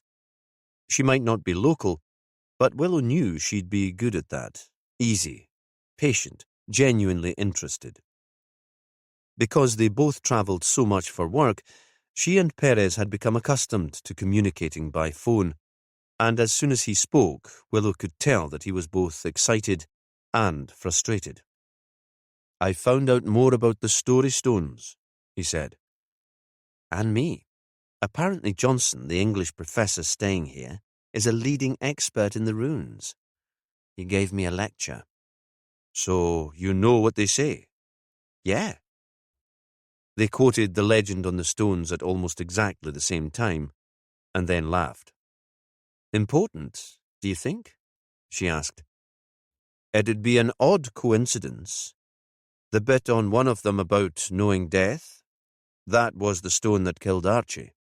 I showed Paul Rutherford a photo of the inscription." There was a comfortable silence while she thought about that. "Coincidences do happen. I can't see any of the islanders going for anything so elaborate, though. They'd know about the stones and what was written there, but it seems too much like a cheap horror movie to be a Westray person's style." "I found out that there was someone staying in Westray that night who definitely had a flair for the dramatic." "Oh? Who?" "George Riley." Willow listened while Perez told his own story, about his visit to Riley's home and his encounter with the strange visitor who was working in the garden there. "And George must have stayed on the island overnight," Perez said, "because there were no ferries running. According to Riley's pal, someone there gave him a bed." "What was the friend like? Strange? Uncommunicative? You can't imagine they'd have much in common." "In a relationship, do you think?" There was a moment's silence on the other end of the phone. Perez was usually good at working out what was going on between people, so she was happy to wait. At last, he spoke. "Perhaps. I'll try to find out where he stayed." Willow paused for a moment. "He's not a man you'd miss. Someone will know." "I'd be interested to know what brought him to Westray. Miles said it was work, but term ended nearly a week ago. You know George. He has fingers in lots of local history and community arts pies." A thought occurred to her. That's what Barbara Johnson does for work now. She runs a community arts centre. A pause. Another coincidence? Maybe. But Miles wasn't very helpful. I'm not sure if he was being deliberately difficult or if he really didn't have anything to tell me. He could be one of those people who is kind of awkward and shy. Miles told me that as soon as Riley got back from Westray, he went into school to catch up on some work. Later, there was a panto rehearsal, and he got the early flight south this morning. George isn't answering his phone either. He's not due back until tomorrow. I'll talk to him as soon as he's home." "That is interesting. You think it'll wait until then? We could get one of the Inverness guys to track him down and do a quick interview." "Nah, this is George. George Riley with his passion for all things Orkney. Famous for his panto appearances and for writing the definitive history of the bar. What reason could he have to kill Archie Stout?" Willow was thinking about a logical answer to that when Perez continued talking. "Can you check out a guy called Nat Wilkinson? He was a foot passenger on the ferry early that morning. He has an address in Westray, so he was probably just coming home after a trip into town. But he's worth talking to. He's the only one on the boat who has any kind of criminal record." It's a long shot. He was done for possession 10 years ago. Perez read out the address, and she noted it down. Recognized it. Isn't that the cottage on Nistabin land? Of course it is. So he'd have been close to Archie geographically, at least. There was a moment of silence before Perez continued. Wilkinson was also questioned as a witness to an accidental death when he was a juvenile, before our time in Orkney. His father drowned. They were living on North Ronaldsay. You think that might be significant? I can't see how. Not after all this time. Interesting, though. At this stage in an investigation, Willow thought everything was interesting. We'll do a visit this evening. You'll not be back tonight, then? Perez sounded wistful, and she couldn't help smiling. No, but we should have the initial interviews done by tomorrow evening. I'll book on to the last ferry back to Kirkwall. James will be very pleased to see you. A pause. And so will I. Willow waited in the bar for Ellie to return. It was quiet this early. Annie was preparing the dining room for a couple of parties, people who'd be coming along for their work's Christmas dinners. But Bill was there, polishing glasses, trying not to ask questions about the investigation. Willow had questions of her own to ask, and didn't mind chatting. I understand that Archie owned a share of this place. Bill looked up warily. Aye. Well, his father bailed us out when we were going through a sticky time. We were grateful. It was a kind of loan, and Magnus said we could pay him back whenever we liked. But Archie didn't see it like that? No. We've been paying him a percentage of the profits since the old man died, and we'd rather be in sole charge of the place. With Archie, you could never tell what he'd come up with next. We found it kind of unsettling. Willow thought about that. Will Archie's share pass on to Vela now? Bill shrugged, an attempt to make the matter seem unimportant. I suppose that it will. She'll be a lot easier to deal with than Archie, Willow said. She'll have so much to cope with now. She might be glad to sell. We won't be pushing the matter. Bill's voice was harder. Not with a woman who's just lost her man. Of course. Willow held up her hands, a gesture that she meant nothing by the questions. Perhaps you could help me with something else. Aye? The landlord was still suspicious. George Riley, the teacher at the grammar school, came into Westray the morning of the day that Archie went missing. Any idea what he was doing here? No. I didn't even know he was on the island. Bill sounded affronted. He should have known. Do you know where he might have stayed? Anyone else doing B&B? The landlord shook his head. Not at this time of year. Everyone knows George, though. He taught most of the young folk on the island, and he's a kind of showman, always performing. But he's a good teacher. At least he likes kids. Our two got on great with him.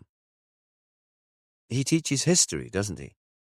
Did he have anything to do with the archaeology here? Aye. He comes in occasionally to give a lecture in the Heritage Centre. He's always a draw because he's so entertaining. A pause. I think he was planning a book for bairns on all the Neolithic history here. Something all the primary and junior highs in Orkney could use. Perhaps that's why he was coming to Westray, to do some research. Willow thought that was possible, but Ellie had talked to the volunteers at the centre asking about access and keys, and none of them had mentioned meeting Riley.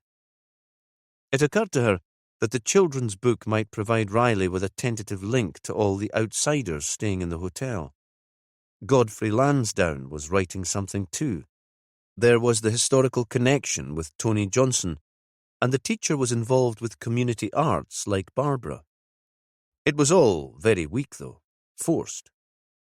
If she tried hard enough, Willow was sure she could find connections with other residents too. They needed something stronger. Ellie came in through the main door of the hotel then. Willow waved across at her. Ellie waved back and pointed to show she needed to go up to her room before they caught up.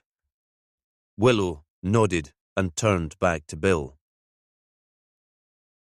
I want to chat to Nat Wilkinson, just because he came in on the ferry too that day. She wanted to make it clear that the man wasn't any sort of suspect. The last thing she needed was other islanders accusing him of murder, and maybe taking things into their own hands after too many drinks in the Pirawall Hotel. He lives down by the beach at Nistabin. You know him? Of course. He's in the cottage that used to be the Stouts' holiday let. It was where the archaeology students stayed all that time ago. When Magnus and May got too old to manage the weekly turnarounds, they let him have it as a long-stay rental. He used to help them out on the farm before Archie took the place over. He still does a bit of casual labouring around the place. That was the cottage where the Johnsons stayed during the first dig, when they were undergraduates. Aye. He smiled. If the walls could talk, eh? The parties they had in that wee house. Ellie appeared at the door of the bar. She'd changed into her indoor clothes. Willow grinned at her. Sorry, we're off out again. Can you save us a table for dinner, Bill, even if it's just here in the bar? Sure, he said. Sure. The house was small and low, so close to the shore that the sound of the sea seemed to surround them when they got out of the car. It sucked on the shingle bank, rattling the smoothed pebbles as it drew back with every wave. The air was icy and took away their breath. All the curtains were drawn, but someone was home.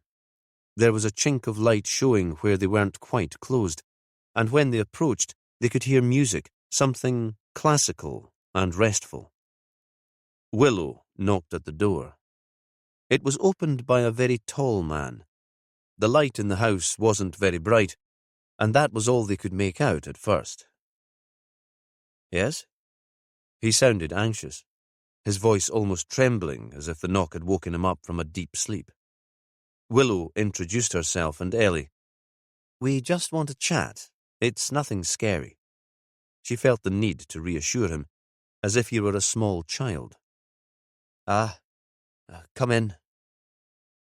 The place couldn't have changed much since the Johnsons had stayed here as students, though Willow suspected it was very much tidier now.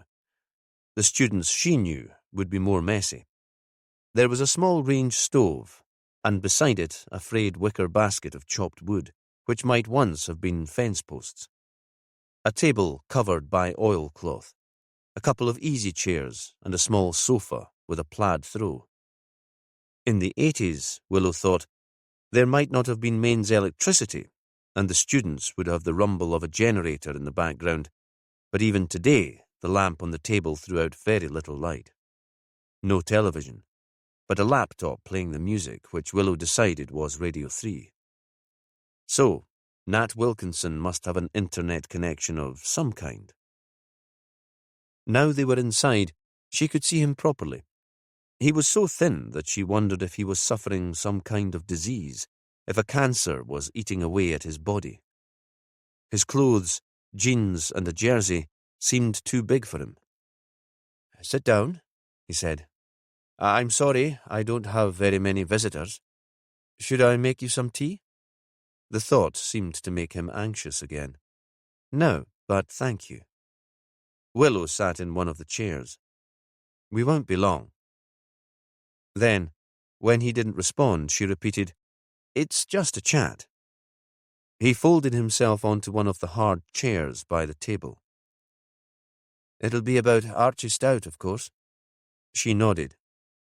We're talking to everyone on the island. You do understand? I do. You came in on the ferry from Kirkwall the day that he disappeared. He nodded. What were you doing in Kirkwall? There was a pause. I'm not very well. I was in to meet the team who look after me. So I was right. I hope it's not too serious, because what else could she say? He shook his head. I have underlying mental health issues. Depression, anxiety. A pause. Addiction in the past, though that's not so much of a problem these days. There's a community nurse who keeps an eye on me. The appointment was the day before, and I stopped the night with a recovery pal in Kirkwall, then got the early ferry back. Did you see Archie that day? He must be your nearest neighbour. Aye. He dropped in some wood for me soon after the ferry got in. He was waiting at the pier for a delivery, saw that I was home, and came along not long after. You were friends? Nat had to think about that. Kind of. I'd like to think so. My parents were English, but they moved to Orkney before I was born. They ran the shop in North Ronaldsay before my mother retired and moved south again. I never fitted in. When I was 11, I had to move into the hostel in Kirkwall for school. It was terrifying. There was a lot of bullying. Archie was there too, but he was older than me, in his final year. He saw I was struggling and became a kind of protector. He was popular, you know, confident. It made a difference to have him on my side. Willow was working out how to bring up the drowning on North Ronaldsay. The man seemed so emotionally frail that she wanted to be tactful. In the end, though, he mentioned it himself. I saw my father die. We were fishing together, and he slipped on the pier. I was only a lad, too young to know death. It took me a long time to get over it. The words shocked her. To know death seemed a strange way of describing his reaction to what had happened, and mimicked almost exactly the words on the stone that had killed Archie. She didn't follow it up, though. Now wasn't the time. If he'd been involved in the murder, she didn't want to spook him. How did you come to be living here in Westray? When I left school, I got a bit lost. Drink, drugs. I was in a real mess. Archie saw me in a bar in Kirkwall when I was so bluttered I could hardly stand. I guess that he kind of rescued me again. He said I could work for him. It was winter and there were no holidaymakers to stay in the cottage, so I got a place to live too. His parents were getting older and not wanting the hassle of new people coming in every week, and they were happy enough with a little bit of rent. Then Archie took over the farm from them. That was more than 6 years ago, and I'm still here. I do some casual work on the farm, help out where I can. A pause. I've taken up painting and turned some of my work into greetings cards and postcards. They sell in the shops in the village. I make enough to live. I don't need much. He stopped for a moment, then looked across at his visitors. Suddenly there was pride in his voice. Archie showed them to Rosalie at Coibury. She's a real artist and she rated them. How did Archie seem when he called in to drop off the wood? Wilkinson shrugged. He was busy. It's that time of year, isn't it, if you have a family? We didn't really have a chance to chat. He dropped off a bit of wood and drove north. The man had turned down the sound on the computer when they came in, but the music was still there, very faint in the background. A piano piece that Willow didn't recognise. You came to Westray on the ferry with George Riley, the teacher. Did you speak at all? We did. He taught me in the grammar school, and I always got on fine with him. I think he liked the strange and troubled kids better than the swots. He thought we were more interesting. Did he tell you why he was coming into the island? He was a bit vague. I know he was planning a kids' book about Orkney's Neolithic archaeology. He was going to do something on Maze Howe and the stones of Stennis, and he wanted to include the Westray digs too, so I assumed he was here to do a bit more research on that. Are you interested in the island's archaeology? Willow looked across at him, hoping for some reaction, but he only shrugged. Not much. Do you know where George planned to stay that night? He hadn't planned to stay over at all. It was going to be a day trip. Then, when we were halfway across, the captain announced that it would be the last boat of the day. They do that sometimes, cancel the boats without warning. The wind was already getting up, and you could see the clouds building from the west, and they said the more recent forecast was for storm-force winds. So, where did he stay in the end? He stayed here. The pride was back in his voice. I have a spare room, and it's so close to the pier that he knew he wouldn't have to get up too early in the morning. Was he with you that evening? Aye. He turned up here late afternoon. I don't know exactly what time it was, but just as it was getting dark. We ate a meal together. I cooked for us. I had some monk in the freezer, and I'd got that out when I came in from the ferry. A pause. He did go out for about an hour after we'd eaten. He said he had someone he needed to speak to, but he wasn't late back here. He was probably back in the house by 8:30. Did he say where he'd been? No, and I didn't ask. Another pause. He'd been my teacher. You don't pry into a teacher's doings. I thought maybe he'd fancied a drink and he'd know I don't keep alcohol in the house. Had you been told that Archie was missing before he came in? Nat shook his head. Vela phoned just after 9 to ask if I'd seen him, but Mr. Riley was already in his room by then.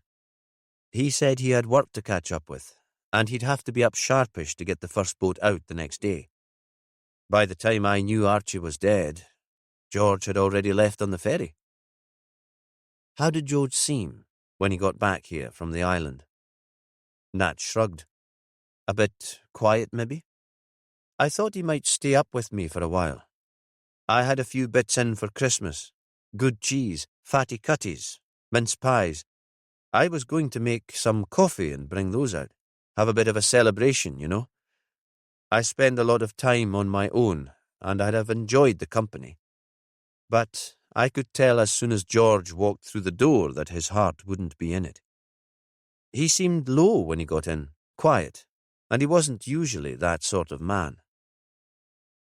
Willow thought that anyone would be a little low if they'd just battered the head of a former pupil with a large piece of Caithness flagstone. She thanked Nat for his help, and she and Ellie walked out into the still, frosty night. Chapter 12. When the police officers returned to the hotel, a table had been laid for them in the residence lounge again, and the fire had been lit. Willow looked through to the bar, where Godfrey, the elderly birder, was sitting at a table writing in his notebook. There was no sign of the Johnsons, but there was laughter coming from the dining room, and they could be there. She made her way into the bar, and again Godfrey stood up when he saw her approaching. "Just a quick question," she said. "Do you know a teacher called George Riley?" The older man was still standing. He shook his head. "I'm sorry, I don't know anyone by that name." "Ah, well, thanks anyway. I'll let you get back to your book." He seemed almost disappointed when she returned to Ellie. Perhaps he was just choosy about his companions. Annie took their order almost immediately and left them to talk.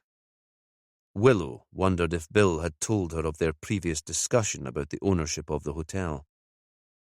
"Do you really think George Riley could be a killer?" Ellie sounded sceptical, and Willow thought it was hard to believe that the man who every year performed with the Kirkwall Players as a perfect pantomime dame dressed in an outlandish wig and corsets was the sort to hit a Westray farmer so hard that his skull was smashed into thin fragments of bone. "I'd like to know what he was doing here and who he met. None of the people we've spoken to has mentioned him. And then to disappear off in a plane to Inverness without giving any real reason is a bit odd." A pause. "Jimmy has tried to speak to him, but he's not answering his phone." Annie appeared to say that their food wouldn't be long, apologising because the kitchen was busy. "Did you know that George Riley was in Westray the day that Archie went missing?" Willow asked. "I'd heard that he was here." Annie smiled. "What a lovely man he is. I was expecting him to call in. asking for a room when the boats were cancelled, but I didn't see him that evening at all. Not even for a drink in the bar? She shook her head. I didn't see him at all that day. Had he asked anyone for a key to the Heritage Centre? He might have wanted to be in there to do his research. He didn't contact me, but I can ring round the committee and find out for you. Thanks. The woman left. So, Ellie said, what was the man doing all day? Annie came back in with more information. George Riley got the Heritage Centre key from Vela, but she didn't see him. She gave it to Archie to pass on at the pier when the ferry got in. Archie had to be there anyway, waiting for some delivery. Then George dropped it back at Nisteben later in the afternoon, while she was still at the old folks' lunch here. It was waiting for her in the porch when she got home. The boys didn't see him when he dropped it in. Apparently not. She says George didn't even knock. He left the key in the porch without speaking to them. Willow nodded. She supposed that explained Riley's presence in Westray. The story seemed to be hanging together, but something about it struck her as unusual. He was a sociable man. He'd surely have enjoyed an evening in the hotel, catching up with former students playing the entertainer more than an alcohol-free, solitary night in Nat Wilkinson's place. She hoped that Perez would be in touch with the teachers soon. Annie returned with their food and more apologies for the delay. In the restaurant, the diners were becoming even more rowdy, and she left the women to talk. How did you get on chatting to the islanders who'd been visited by Archie the afternoon he went missing? Willow had finished eating. She was tired now and wanted her bed and her last chat with Jimmy, but she hadn't had a chance to catch up with Ellie before they'd headed out to talk to Nat. It was all just as we thought. Archie turned up with his bagged wood. He refused to take any money for it, so, in most places, he got invited in for tea or a dram instead. A lot of the folk he called on were elderly and maybe a bit lonely. I've drunk more tea this afternoon than I have in years. Archie didn't stay long in one place, and really, I don't think he'd had so much to drink that he wouldn't notice if someone came up to him and hit him over the head with an ancient rock. There's not much more we can do here at the moment. Willow was turning over the logistics in her head. Suddenly, she felt a longing for home. Let's book ourselves out on the ferry to Kirkwall tomorrow. We can bring Phil in to be a presence on the island because folk here will still be anxious. She looked up at Ellie. It's Christmas in a few days, but he doesn't have kids and he'll be glad of the overtime. We can always come back if anything crops up. A pause. I'd like to talk to Vela again before we go, but we can do that on our way to the ferry. And I still haven't quite got a handle on Rosalie Greenman. It might be flimsy, but her entanglement with Archie does give her a motive of a kind, and she certainly had means and opportunity. Let's visit her in the morning. We might catch her just as she's doing her swim, if you fancied joining her for a dip. Ellie pulled a face and nodded towards the bar. I'm having one last drink before bed. Shall I go and disturb Godfrey Lansdowne again? Just for a chat? Sure. Have a drink for me. Willow thought she should find the Johnsons to ask if they'd had any dealings with Riley, but the noise from the restaurant was even louder, and she thought it would wait for another day. She couldn't face the educated English tonight. In her room, Willow opened her curtains wide so she could see the stars. Perez answered the phone as soon as it started ringing. How are you? His voice was concerned, without being patronizing. I'm fine. Both of us are fine, meaning her and the baby. I'm planning to head back tomorrow on the afternoon ferry. Ellie will come too. I want to talk to Rosalie and Vela before we leave. We need a presence here, though, so let's bring Phil back in. He's a local, Orcadian at least, and if anyone has any concerns, they'll feel they can talk to him. He's bright enough to know that he has to pass on everything he hears, even if it doesn't seem to be immediately important. That makes sense. I think we've found out what George Riley was doing here, and we know where he stayed last night. Willow explained about the children's book on the Neolithic history of the islands. So he had a key to the Heritage Centre? He did. And as far as I've been able to tell, nobody was in there after him, so he could have taken the story stones. And Wilkinson told me he seemed quiet and preoccupied when he got back that evening. We still don't know where George went after he'd eaten there. According to Bill, he wasn't in the bar. He dropped the Heritage Centre key back to Vela in Nistabon, so he couldn't have been in there still working on his book. Isn't the old guy Godfrey Lansdowne writing a book too? There must be more written about Westray than anywhere else in the UK. Willow laughed. That's more of a pamphlet, I think, and he claims never to have met Riley. What do you make of Nat Wilkinson? Willow could imagine Perez in the living room of the old manse, a notebook on his knee, a pen in his hand, waiting for her answer. She was tempted to tell him how much she was missing him, that she wanted to be there too. But instead, she played the professional and answered his question. Honestly, he seems like a reformed character, sober and clean. And I know that addicts make the best liars, but I believed him when he said he was no longer using. He brought up the fact that he'd witnessed his father's drowning and said that it had screwed him up. I suppose it would. Yeah, but the words he used resonated a bit. He said he was just a lad, too young to know death. That last phrase made me think of the inscription on the story stone. Another coincidence? Willow had been thinking about that herself. Maybe. Worth checking out, though. It might be useful to speak to the cop who went in to look at the accidental death, and I wonder if Doc Grieve did a post-mortem. I'll ask him. There was a moment's silence then. Willow imagined that she could hear slightly damp wood spitting in the fire in their living room. She wished that she was there already, but when she spoke, she was calm.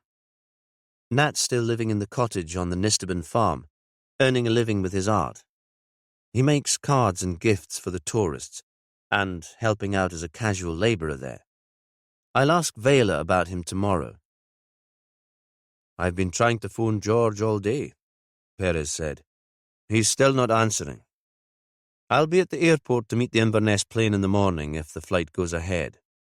The weather's still not looking good on the mainland, though. It's beautifully clear here, but there's still a blanket of freezing fog grounding the plains across the central belt and into the highlands. Willow thought at least that meant they were keeping Glasgow off their backs. She couldn't imagine that they'd want to make the trek on the boat, not until after Christmas.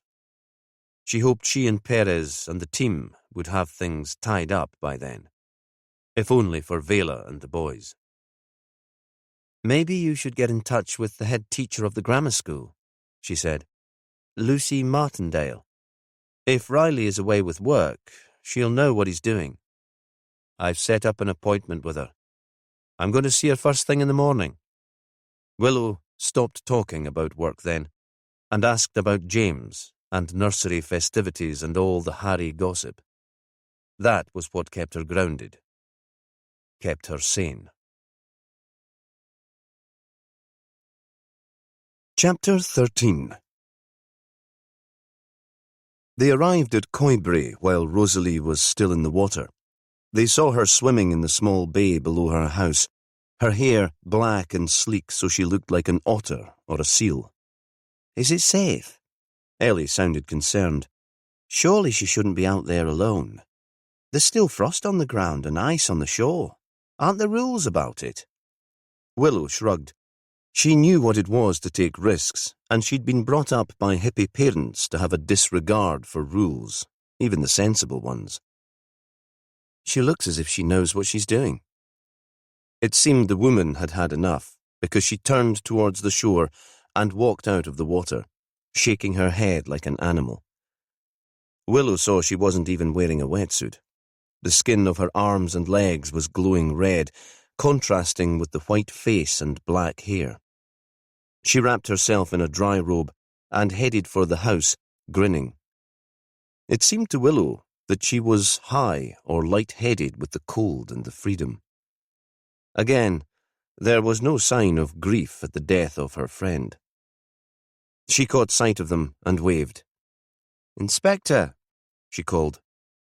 "You should have come a bit sooner. Then you could have joined me." "Not for me. Though if I weren't pregnant—" "Ah, excuses. Come on into the house. I'll just change, and then I'll join you, make us all some coffee." They sat in the kitchen where Willow had been with Perez. She looked at the paintings on the walls. A recent addition was a piece of driftwood, which had once been part of a tree. Now it was white as bone, and Rosalie had planted it in a green ceramic pot and tied red glass balls to the upper limb. Rosalie came into the room. "My own concession to Christmas," she said. "White, green and red, the colours of the season." She switched on the kettle. "I suppose you have more questions." She changed into jeans and a big Norwegian sweater. "A few. This is Ellie, a sergeant from Kirkwall." "Hi, Ellie." "We're heading back to Orkney mainland later today, so I thought I'd bring you up to date." "That's kind." Rosalie scooped coffee into a jug and poured over the water. She waited before pushing the plunger. "Do you know a man called George Riley?" "He's a teacher at the grammar school. He's writing a children's book about the island's history." She looked up from the coffee. "Vela told me about it before the rumours about Archie and me began, and she stopped visiting. She encouraged me to talk to George about doing the illustrations." "And did you?" "Yeah, I phoned him. He said he hadn't reached that stage, but he'd keep me in mind." "He came into Westry on the morning Archie disappeared, apparently. Archie gave him Vela's key to the Heritage Centre. Did you meet George to discuss his book when he was here?" She shook her head. "I didn't even know he'd come into the island." She poured the coffee. Willow was about to refuse a mug, but the smell was so tempting that she took it. "Have you had any more thoughts about what might have disturbed Archie that afternoon? A number of people say that he was quiet and preoccupied, but so far we have no explanation for his change of mood." "No, but perhaps there is no explanation. His mood could change like the Orkney weather, triggered by some comment or slight. He came across as thick-skinned and jovial, but in reality he was remarkably sensitive. He needed everyone to love him." For the first time since their arrival, Rosalie seemed sad. She stared out at the water. "He was a very complicated man." Willow remembered that, according to Perez, Evelyn Angel had said the same thing. "You didn't say anything that might have troubled him while he was here?" Rosalie frowned. "What sort of thing?" "You might have broken off the friendship that was developing between you." "I've already explained, Inspector. There wasn't that sort of friendship to break. We might have ended up having a fling. He had a kind of teenage crush. And I was flattered. But I knew he would never leave his family. They'd always be the most important part of his life." She looked up at Willow. "You asked when you were last here why I seem not to be grieving his loss. I'll miss him, of course I will. I'll miss his fun and the laughter and feeling attractive again. But in a lot of ways, my life here will be easier, less complicated without him. I'm not a sentimental woman. Now I'll be accepted by the island again. I can be my own person and grieve for the real love of my life in my own time." "Did you say any of that when you last saw him?" Rosalie shook her head again. "I had a vague plan that I would explain to him just how I felt, but he seemed so down that I ended up holding him and reassuring him that all would be well, that he'd come through whatever was worrying him." She glanced up at them. "I'm not sure that I convinced him." They left Rosalie and drove south down the island to Nistaben, where Vela and the boys were living. to talk to another of Archie's women. Ellie was driving, and Willow looked out on the hills flooded with light, stretches of water and deserted buildings falling into ruin. This end of the island was almost empty. She asked Ellie about her conversation with Godfrey Lansdowne in the hotel bar the night before. Did he have anything useful to add? Nah. I asked if he'd seen George Riley on his wandering around the island, but he didn't even know who the man was. He said the same to me. Turning into the track to the farm, they almost bumped into a small tractor carefully driven by Laurie. He'd be doing his best, Willow thought, to keep the farm running, to take his father's place. He raised his hand in a kind of greeting, almost exactly mimicking the gesture Archie would have made, and pulled in to let them past. She hoped that Ian would be out too. She wanted to speak to Vela alone. They walked past the barn where the cows were in for the winter, the rolls of silage, a smaller shed holding the chainsaw Archie had used to cut up wood for his neighbours, a sawhorse and a shiny new quad bike. They glimpsed Vela through the living room window. She was sitting in the corner that she'd turned into an office, staring at a computer screen, apparently lost in thought. Her hands weren't moving across the keyboard. Willow tapped on the window, and the woman turned and waved for them to come in. By the time they were in the room, the screen was dark, and she was on her feet to greet them. "Willow, Ellie?" This time there was no offer of tea. She still seemed preoccupied. "I was trying to keep things straight for the farm, but I just can't focus." "Of course not. It's too soon." She nodded for them to sit down. There were still ashes from the night before in the grate, and the house felt a little cold. "How can I help you now?" She was doing her best to be civil, but Willow could sense that she resented the interruption, the demands on her, the inevitable questions. "We've just come from Rosalie." "Oh?" Vela pretended not to care, but Willow picked up a spark of interest. "She said that she and Archie weren't in any sort of sexual relationship, that she was flattered by his attention, but there was nothing more to it than that. And honestly, I think I believe her." There was a silence. They could hear the rumble of the tractor coming back into the yard. "This island," Vela said at last, "it's just full of stories. Stories of the past, of shipwrecks and heroes and lost children, and if that wasn't enough, we make up more stories to explain the present." She looked straight at Willow. "Are you saying that's all this was? A story? I think that Archie might have been attracted to Rosalie, but that nothing happened. And that story ripped a hole in our marriage. The last months were all bicker and mistrust. The last things Archie would have known of me was as a shrew of a wife." Now Vela started to cry. She pulled a tissue from a pocket and scrubbed at her face with it. "Rosalie told me that the most important thing to Archie was his family." Vela didn't answer. "I'm taking the boys into Kirkwall tomorrow morning. We need to escape. Our memories and all the talk here. It's like a poison, seeping into your system. You find yourself not being sure of anything. My parents will look after the farm, and this time of year there's not much to do. My dad will manage fine on his own, and Nat Wilkinson will always help if he's needed." "How do you get on with Nat?" "He's a gentle soul. A perfect tenant since he straightened himself out. He worshipped Archie and would do anything for us." "Did you know George Riley was staying with him the night that Archie disappeared?" "No, I didn't know that." "But you knew that George came into the island that day?" "Yes. He wanted access to the Heritage Centre, so I sent Archie down to the ferry to pass on the key. George dropped it off later that afternoon. I wasn't in, but it was in the porch when I got back from the old folks' lunch." "The boys would have seen him, though." "No. Ian was in Pirrawall at a friend's house. Laurie was in, but he'd have been upstairs in his room." Her voice tailed away. "He's a good lad, a great worker. But he still needs time for himself.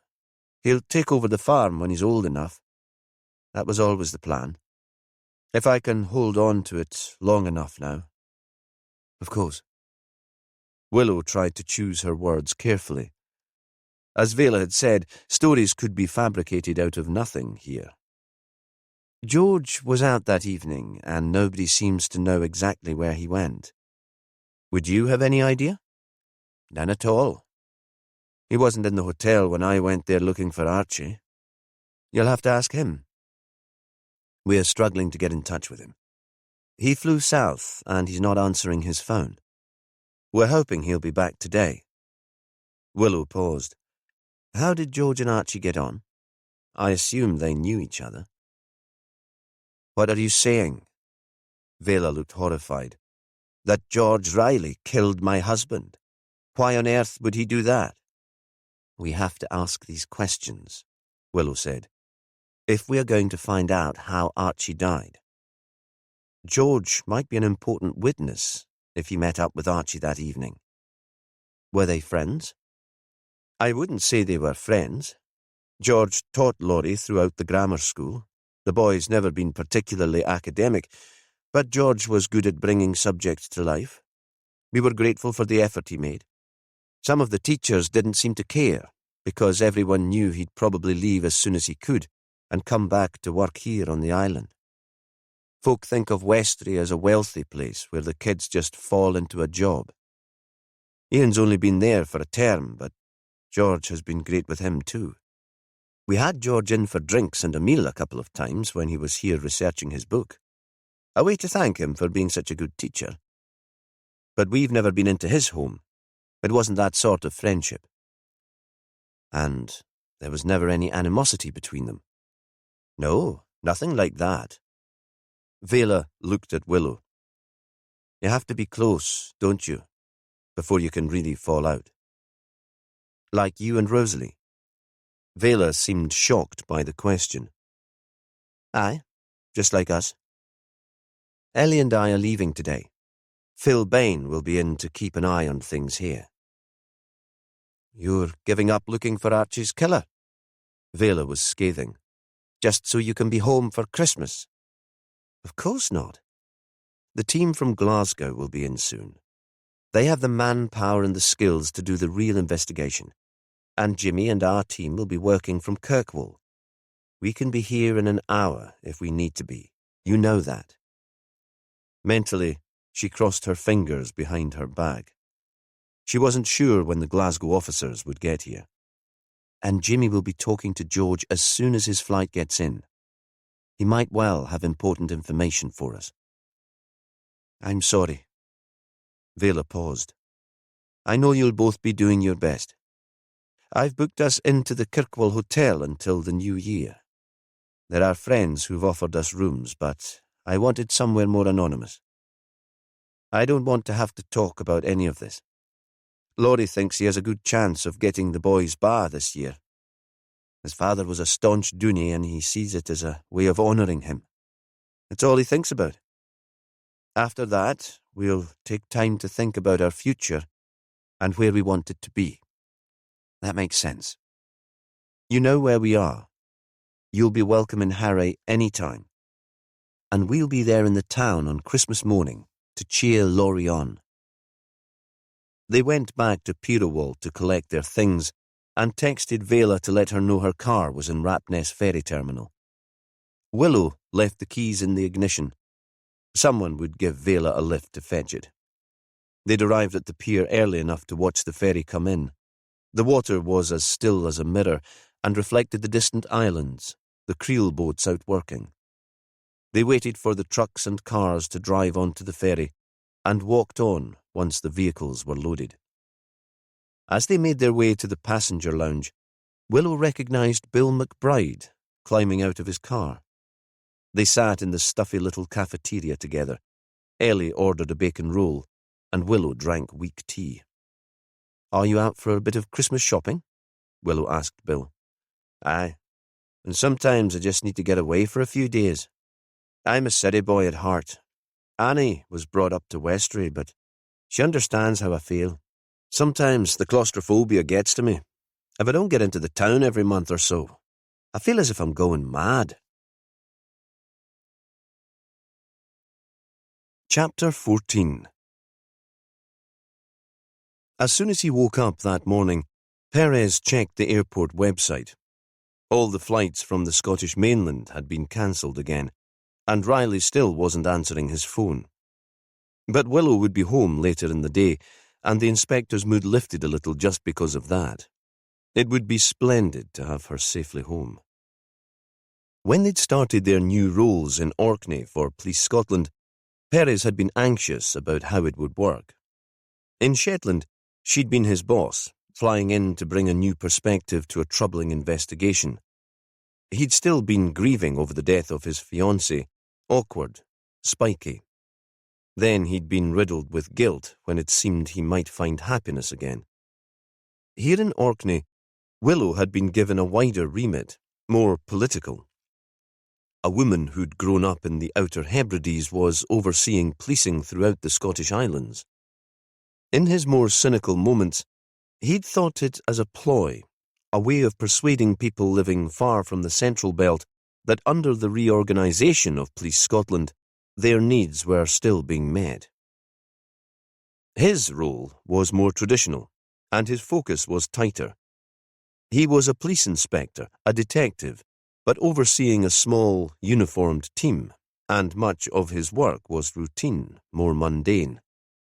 He and Willow had been based in the same police station, but since moving to Orkney, they'd never before worked on the same case. In Westray, she was live policing again, and though he'd never admitted to Willow, he'd been worried about her. Perez dropped James at the nursery and went straight to visit the grammar school head teacher. She'd invited him to her home and not to the school. "I've got a plumber coming to the house this morning, Inspector. I've been waiting an age to get my boiler fixed and I don't want to miss him." Lucy Martindale lived in an Edwardian villa on the outskirts of Kirkwall on the road leading to the airport. It was separated from the street by a small front garden. There were bare sycamores and holly bush bright with berries. She seemed a little disappointed when she opened the door to him. She must have hoped that it would be the plumber. "Inspector Perez, come into the kitchen. It's the only warm room in the house." He saw that was true. There was still ice on the outside of the front room window. Perez knew, because her appointment had been recorded in the Orcadian, that Martindale was new to the post, that she was single, and that she'd arrived from a large comprehensive school in southern England. "I'm here because of the Westray murder." It was warm in the kitchen. A solid fuel range was belting out the heat, and almost every surface held tropical plants that were thriving. It felt like being in a greenhouse. He took the seat that she indicated close to the table. "Of course. The victim was the father of 2 of our students. I've been there such a short time that I don't know them well, but the whole community is in shock. Of course, we'll make sure that the boys have all the support they need once school starts again." A pause. "Is there anything I can do to help them before then? Is that why you're here?" She was in her 40s, tidy, composed. The only indication of personality long, colourful earrings that might have been made by Rosalie Greeman. He thought she'd be efficient. After all, she'd come straight to the point as soon as he'd entered the room.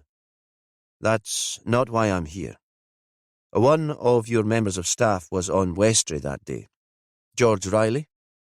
He could be an important witness. He's not in Orkney and he's not answering his phone.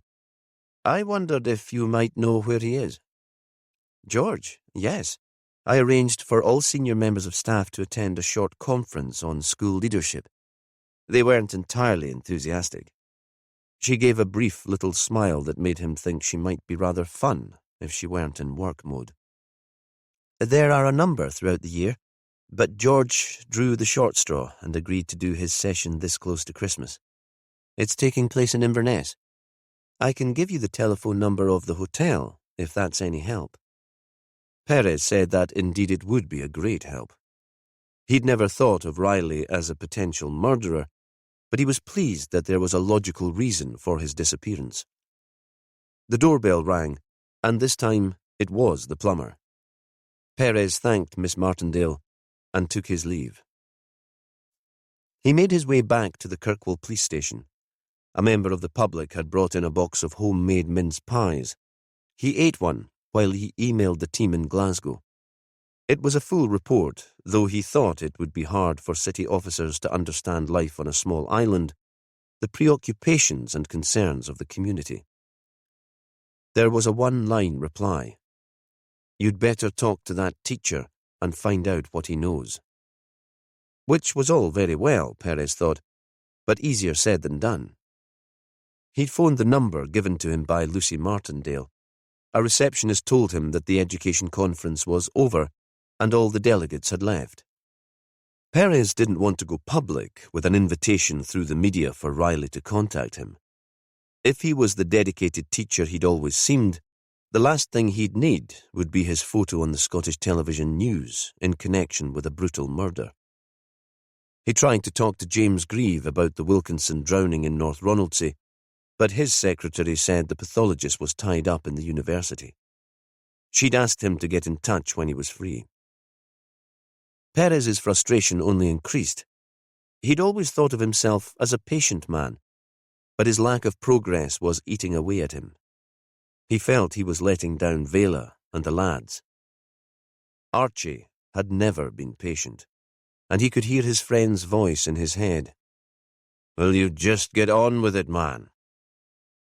Back in the station, he had a meeting with Phil Bain, briefing him on his role in Westry. "You're Orcadian, the only one of the team that is. They'll speak more freely in front of you than to any of the others.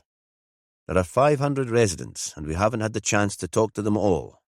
Visit them, listen to the gossip, chat up the lonely elderly women, and see what they have to say about Archie Stout. These are the questions we need to be covered. What was going on there that could have made him so worried? Had he plans for some development on his farm that might have upset folk? Or has anyone else done something that might have changed the nature of the island? Archie was always a traditionalist when it came to Westry."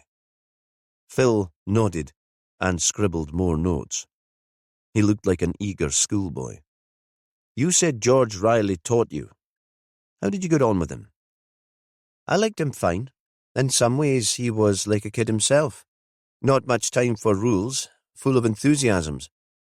He was there every Christmas Day at the bar, cheering on the uppies who'd been at the school.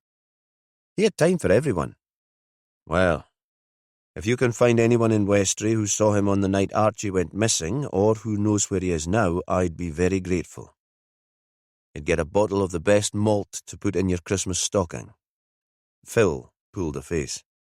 "I'm not really a whiskey drinker, sir, but a good Burgundy would go down a treat." They drove in Phil's car to the pier. The constable would need to take it to Westry with him, and Willow, on the same ferry coming into the harbour, travelled light. She could walk back to the station with Perez. He'd be glad to carry her bag. Phil sat in his car in the queue while the ferry unloaded. Then Willow was there, striding to meet him, a rucksack on one shoulder, a knitted hat over her hair. With her outsized anorak hiding her belly, she could have been a student, home after a backpacking trip to the wilds. Perez thought this was crazy. He was feeling like a teenager again, giddy at the sight of her. She kissed him. He was the one to pull away, feeling awkward and shy, aware that Phil Bain would be watching. But he took her bag and her hand, and they walked together like that into the town. For once, he wasn't embarrassed by the public show of affection. In the police station, Willow made straight for her office. "Hey, you're supposed to be on maternity leave. Why don't you go and get James early? Surprise him." "I just want to make a few notes, while things are still fresh in my mind. Then we'll go to the nursery together, shall we? At the end of play?"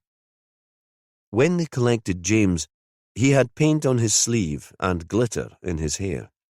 Willow swung him into her arms, and all the way home in the car they listened to his chatter about his day.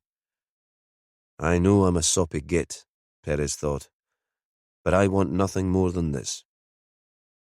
The call came just as they were thinking of going to bed. They'd fed James early, and Willow had pulled something veggie and homemade from the freezer. He'd drunk several glasses of wine to celebrate her return. They'd lit a fire and eaten chocolates for pudding.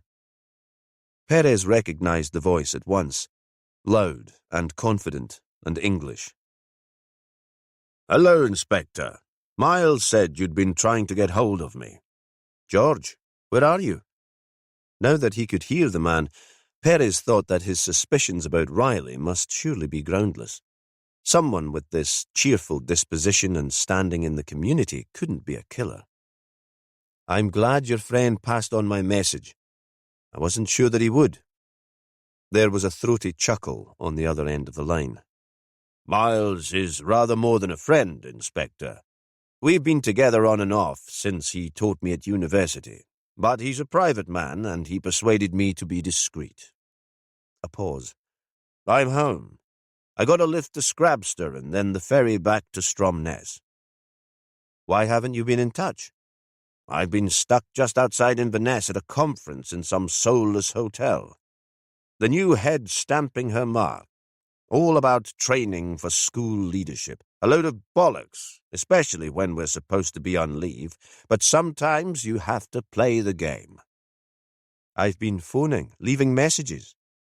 Perez thought he sounded like a jealous and suspicious lover checking up on a partner.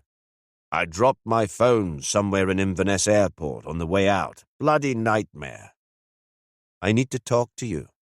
"About Archie Stout? Yes. Miles explained." "You must have heard about his death when you were away." Again, Perez tried to keep the suspicion from his voice. "I didn't, honest. It was nose to the grindstone all day. You wouldn't believe the boredom. All targets and budgets and bugger all about the poor bastards we're supposed to be teaching.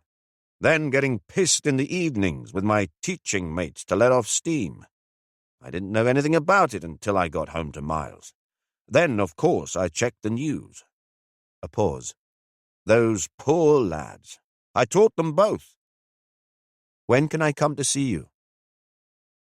There was a hesitation on the other end of the line. "I'm rather tied up for most of the day tomorrow." "This is urgent, George. More important than admin meetings at the school. It's a murder investigation." "I know. Look, I've got special access to Maze Howe in the afternoon. They're keeping the visitors away for one day so I can spend a bit of time there to myself. Research for my kid's book. It's all rather wonderful. I've been taken on by a mainstream publisher down in London." Riley sounded so excited that Perez suspected that he might have been drinking too, celebrating his return to Miles and his book deal. "Why don't you meet me there, about 3 o'clock? If it stays this clear, we might even see the solstice light on the back of the burial chamber. A once-in-a-lifetime experience." "You really can't make it before that?" "Sorry, no. I have something rather urgent myself that I need to get sorted. I can't do it later because I'm singing in the cathedral for the carol service, and then, of course, there's Miles." Before Perez could press him again to meet in the morning, the line went dead. Chapter 15. The next day, Willow decided to keep James at home. They could put up a few decorations, and perhaps she'd try some baking. She could pretend to be one of those women she saw in the magazines at this time of year. Perfect mothers, domestic goddesses. Besides, she didn't want to cramp Perez's style. He was in charge of the Kirkwall police station. He didn't need her breathing down his neck. Perez headed out to work, grumbling about entitled Englishmen. Willow presumed he was talking about George Riley, who'd refused to see him until the afternoon, and then only on his own terms and in a place of his choosing. She listened to Radio Orkney and was told that this would be the longest cold clear spell that the islands had endured for years. We're not expecting the temperature to rise above freezing for the next few days, but there'll be no snow for the big day, unlike in the central belt of Scotland, which experienced a blizzard overnight, with more forecast over the next few days. Then a list of the major road and motorway closures. Willow thought they'd definitely not be seeing the Glasgow team until the new year. Her interest in local news started to wander at about the same time as James's. She put CBeebies on the TV, gave him his advent calendar chocolate to keep him quiet, and devoted her attention to Archie Stout and his death. She trusted Rosalie's evidence that the man had been anxious about more than their relationship. Willow had got on with Archie well enough, but she'd never liked his attitude to women. He'd always been charming, but a bit flirty in an old-fashioned, rather lecherous kind of way. His relationship with Rosalie had seemed different, more serious. Willow could see how he might imagine himself in love with someone like the artist, strong, intelligent, a little exotic because she was an outsider. It was likely, though, that the infatuation would soon have passed. What mattered most to Archie was his family, and then Westray and the community where he'd grown up. She knew he was fiercely proud of the place's forward thinking, its courage in starting new ventures. He would be an awkward adversary to anyone who challenged Westray's integrity. She took James into the kitchen to make gingerbread men. The smell of spices always made her think of Christmas, and the boy loved baking. But while she was helping him roll the dough and cut out the figures, she was pondering the investigation, Archie's relationship with the artistic Rosalie, and Vela's bitterness and jealousy. She'd just lifted the baking tray from the oven when her ruminations were disturbed by her phone. Phil Bain was calling in, as she'd asked him to. "How's it going?" "Okay, but I'm not able to speak to that many people today. It seems there was a mass exodus on the ferry this morning. Lots of islanders have gone in for the carol service at the cathedral. Most are planning to come back this evening on the last ferry. I'll get to the folk who are still here today and catch up with the others tomorrow." "That's fine. Nothing else you can do. I know Vela was planning to bring the boys out. Who else have you lost?" "Bill was already out. The 3 residents at the hotel, Godfrey Lansdowne and Prof and Mrs. Johnson. Apparently Godfrey goes to the service every year. It's something he used to do with his wife. I think the Johnsons made a last-minute decision to join him." A pause. "They might rave about island living, but I get the feeling they're getting a bit bored, and the idea of the bright lights of Kirkwall and a fancy lunch attracted them." "Ah, well, island life isn't for everyone." Willow had left the commune on North Eust as soon as she was old enough to run away, though now she was back on another island, and she had no wish to escape from this one. Phil was still talking. "They said something about wanting to explore some of the archaeological sites as it's close to the winter solstice." "Did they say which ones?" "Nah. They don't really think I'm worth talking to. I'm definitely seen as their intellectual inferior." She laughed. "Yeah, right. Any news on George Riley and where he might have gone the night Archie died?" "Yes. I caught up with Fiona, one of the Westray teachers." "I know who you mean. Her son is best pals with Ian Stout, and he spent the afternoon of Archie's disappearance there." "Aye. I tried her because I thought she might know George professionally, and she might even recognise his car." "And?" James was starting to fidget. Willow fed him half a gingerbread man to keep him quiet. So much for being the perfect mother.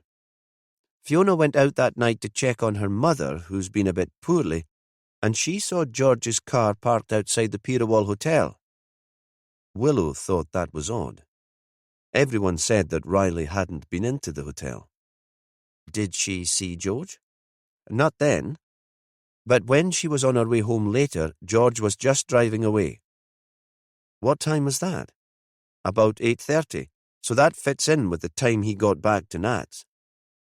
Willow was sorting through the details in her mind. "Well, I guess that's interesting, but it doesn't help much."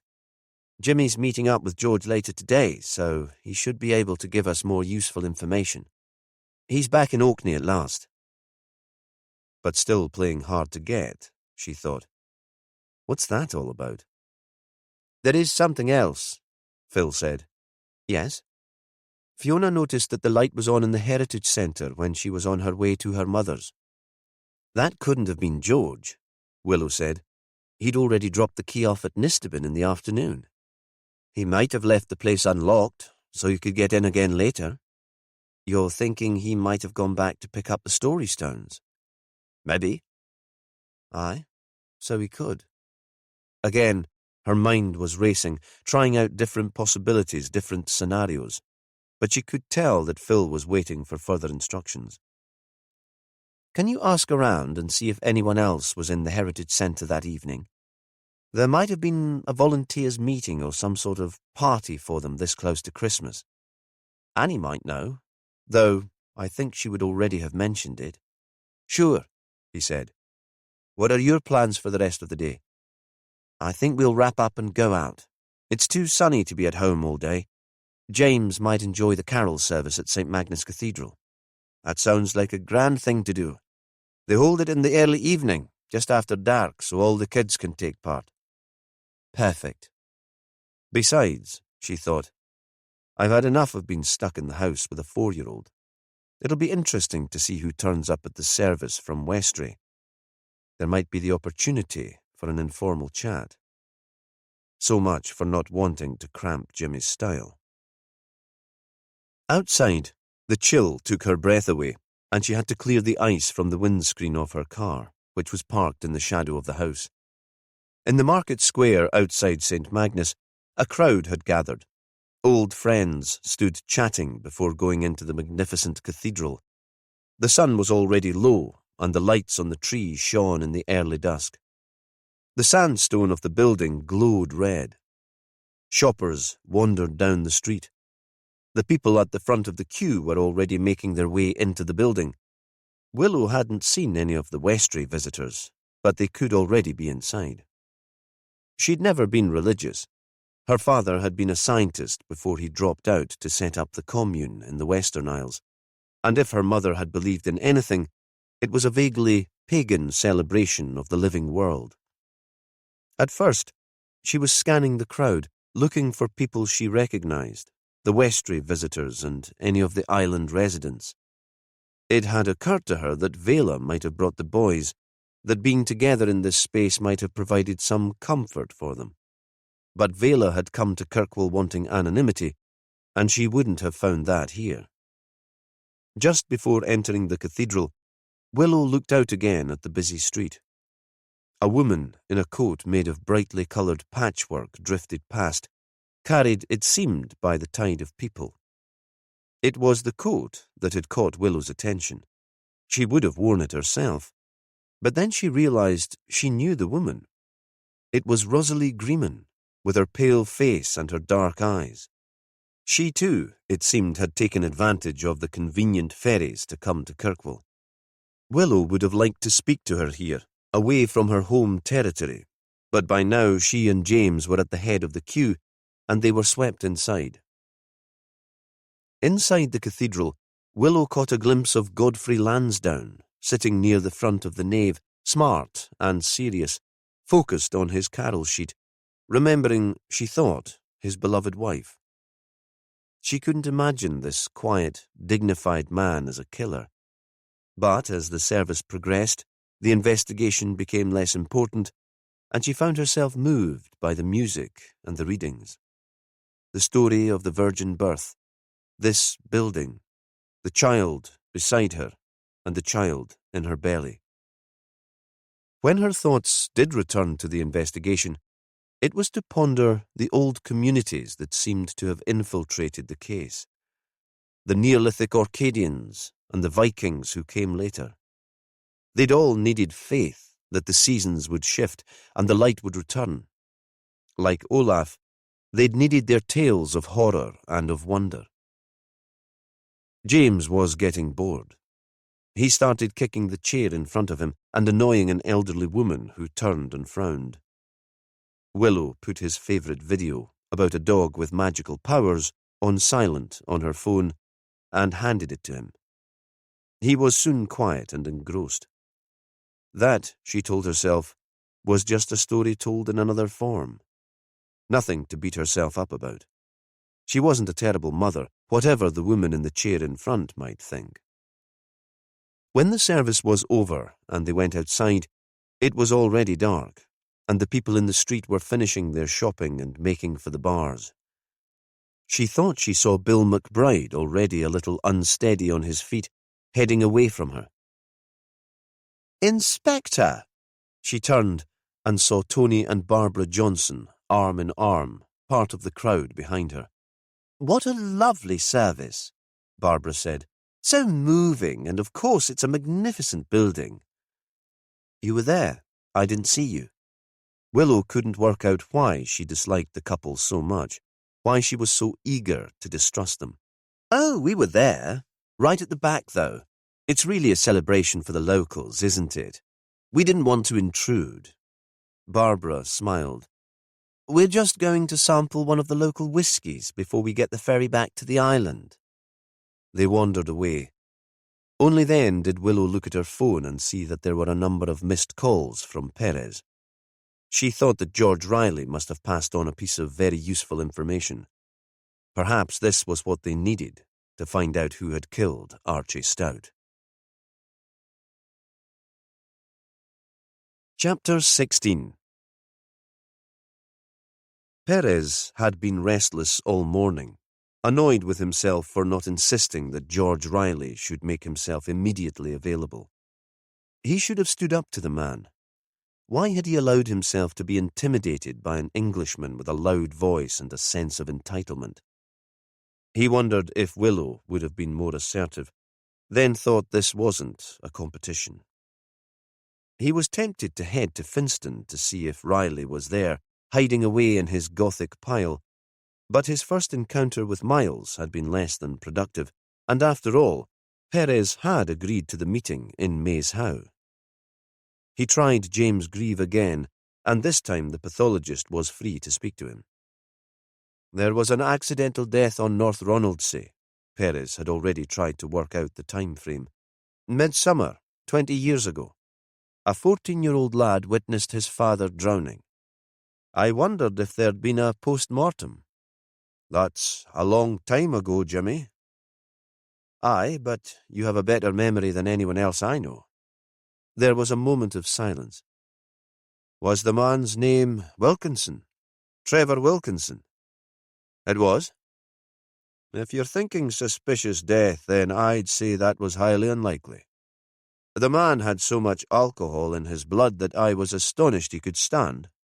It was hardly surprising that he slept on an uneven pier. There was a moment's pause. His son was with him. He jumped in and tried to save him, but he was a skinny little thing, and the father was heavy, clinically obese. He had no chance. Thanks. So it was a coincidence, Perez thought. Odd, though, that Nat had used almost the same words as those on the story stone when he'd said he had no interest in the archaeology of the island. It must have been a coincidental turn of phrase. Just before midday, he had a Zoom call with the team in Glasgow.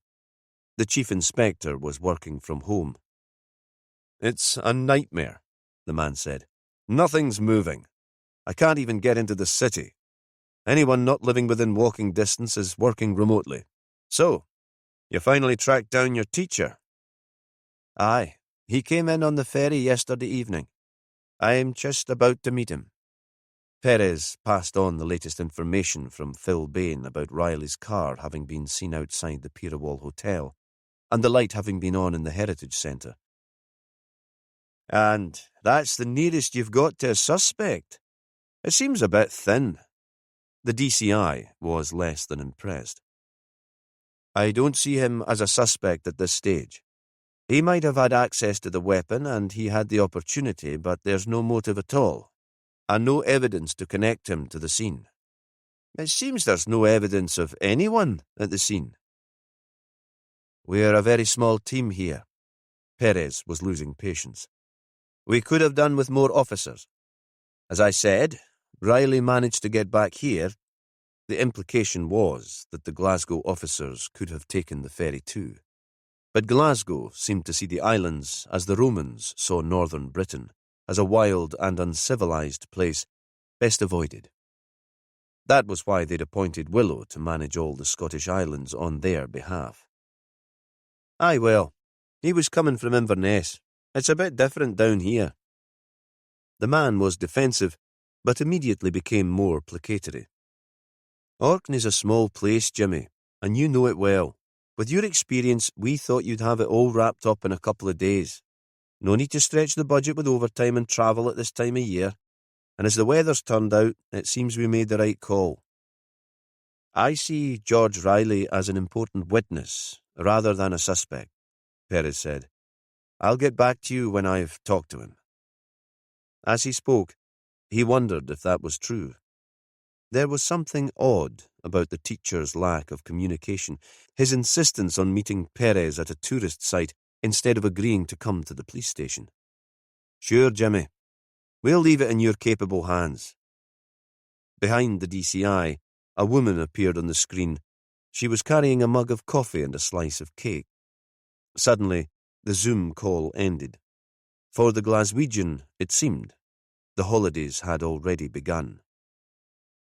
Riley had arranged to meet the inspector at 2:45 in Maze How.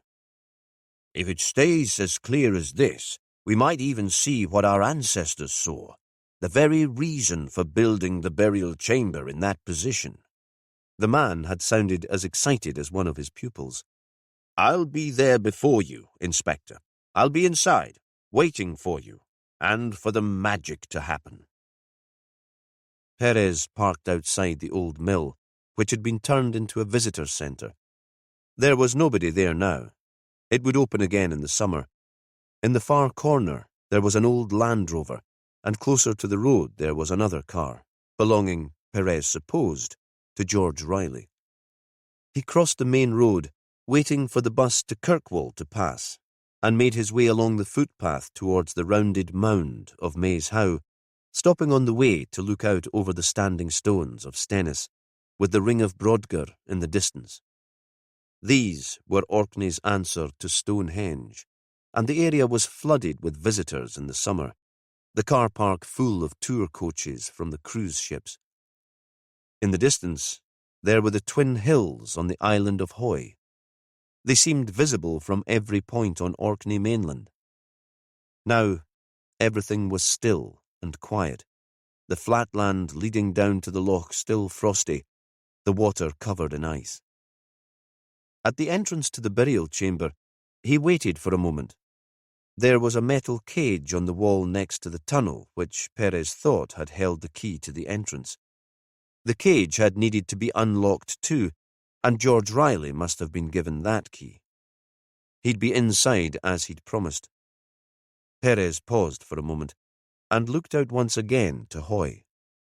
The sun was lower, approaching the rim on the left-hand hill. Perez felt something of the teacher's excitement. He knew people who'd visited Maze How many times in midwinter, only for clouds to appear at the last moment to cover the sun. Today, the sky was still completely clear. He bent double and almost crawled through the low entrance into the chamber itself, determined not to miss the spectacle that was only apparent at the time of the solstice. Inside, it was dark. Electricity had been connected to the monument, but with his sense of the theatrical, George must have switched off the lights. Perez saw that he was just in time to see the magic of the solstice, but at the same time felt a frisson of danger. The teacher was a murder suspect, and Perez could be walking into a trap. Then he remembered the man that he knew, and thought he was being ridiculous. A thin light ran along the floor of the chamber, not silver but gold, a very rich gold. Perez called out to the teacher. "George, where are you?"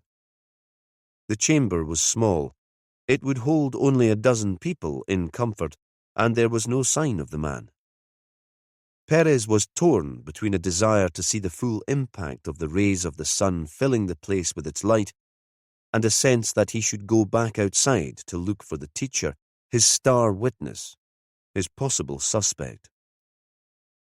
The earlier anxiety returned with the idea that this could be a trap, but the light was increasing and Perez stood mesmerized, astounded at the knowledge of the ancient builders who had built this place in exactly the right place for the sun to come through this narrow entrance and fill it with light in midwinter. George must be playing silly buggers, or perhaps with a teacher's desire to thrill his students, he wanted Perez to have this almost mystical experience alone. In any event, Perez waited, sharing some of the wonder and awe felt by the early builders. He had never felt so close to the ancient world. The gold path was widening. Perez started to make out the scratched runes on the walls. There had been Viking graffiti artists here too, it seemed. The light appeared liquid now, more like a stream than a path. Perez saw the shadowy circles in the curved wall on each side of him, many chambers for the dead. Then the golden stream seemed to defy nature and gravity and to flow up the wall ahead of it, lighting the whole building, pouring into the small cavity opposite the entrance, which had been in darkness until now. George had been a big man, and it must have taken some force to squeeze him into that small circular chamber carved into the wall. He was bent double, and one of his legs hung out, limp, making him look like a giant puppet.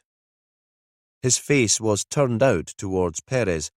His eyes were open, astonished. Lying on the floor at the foot of the chamber, behind a large rock, was a rectangular stone picked with spirals. Perez knew that on the other side there would be carved Viking runes. Translated, they would read, "I am Olaf, teller of tales." Even in this fading light, Perez could see that it was covered in blood and shards of bone. The flood of light was withdrawing like an ebbing tide. The sun would be sinking behind the hills of Hoy. Perez pulled on gloves and felt for a switch to turn on the electricity. Suddenly, everything was normal, prosaic. With the discovery of George Riley, the magic had disappeared. Perez went outside to check that he had phone signal. His first call was to Willow, but there was no answer. Then he rang the police station to set the new murder investigation in motion. Standing, freezing, waiting for his uniformed colleagues as the colour drained from the surrounding landscape, Perez tried to work out what Archie Stout and George Riley might have in common. They were both big personalities, well known by their communities. George had been on the Northern Isle on the night that Archie had been killed.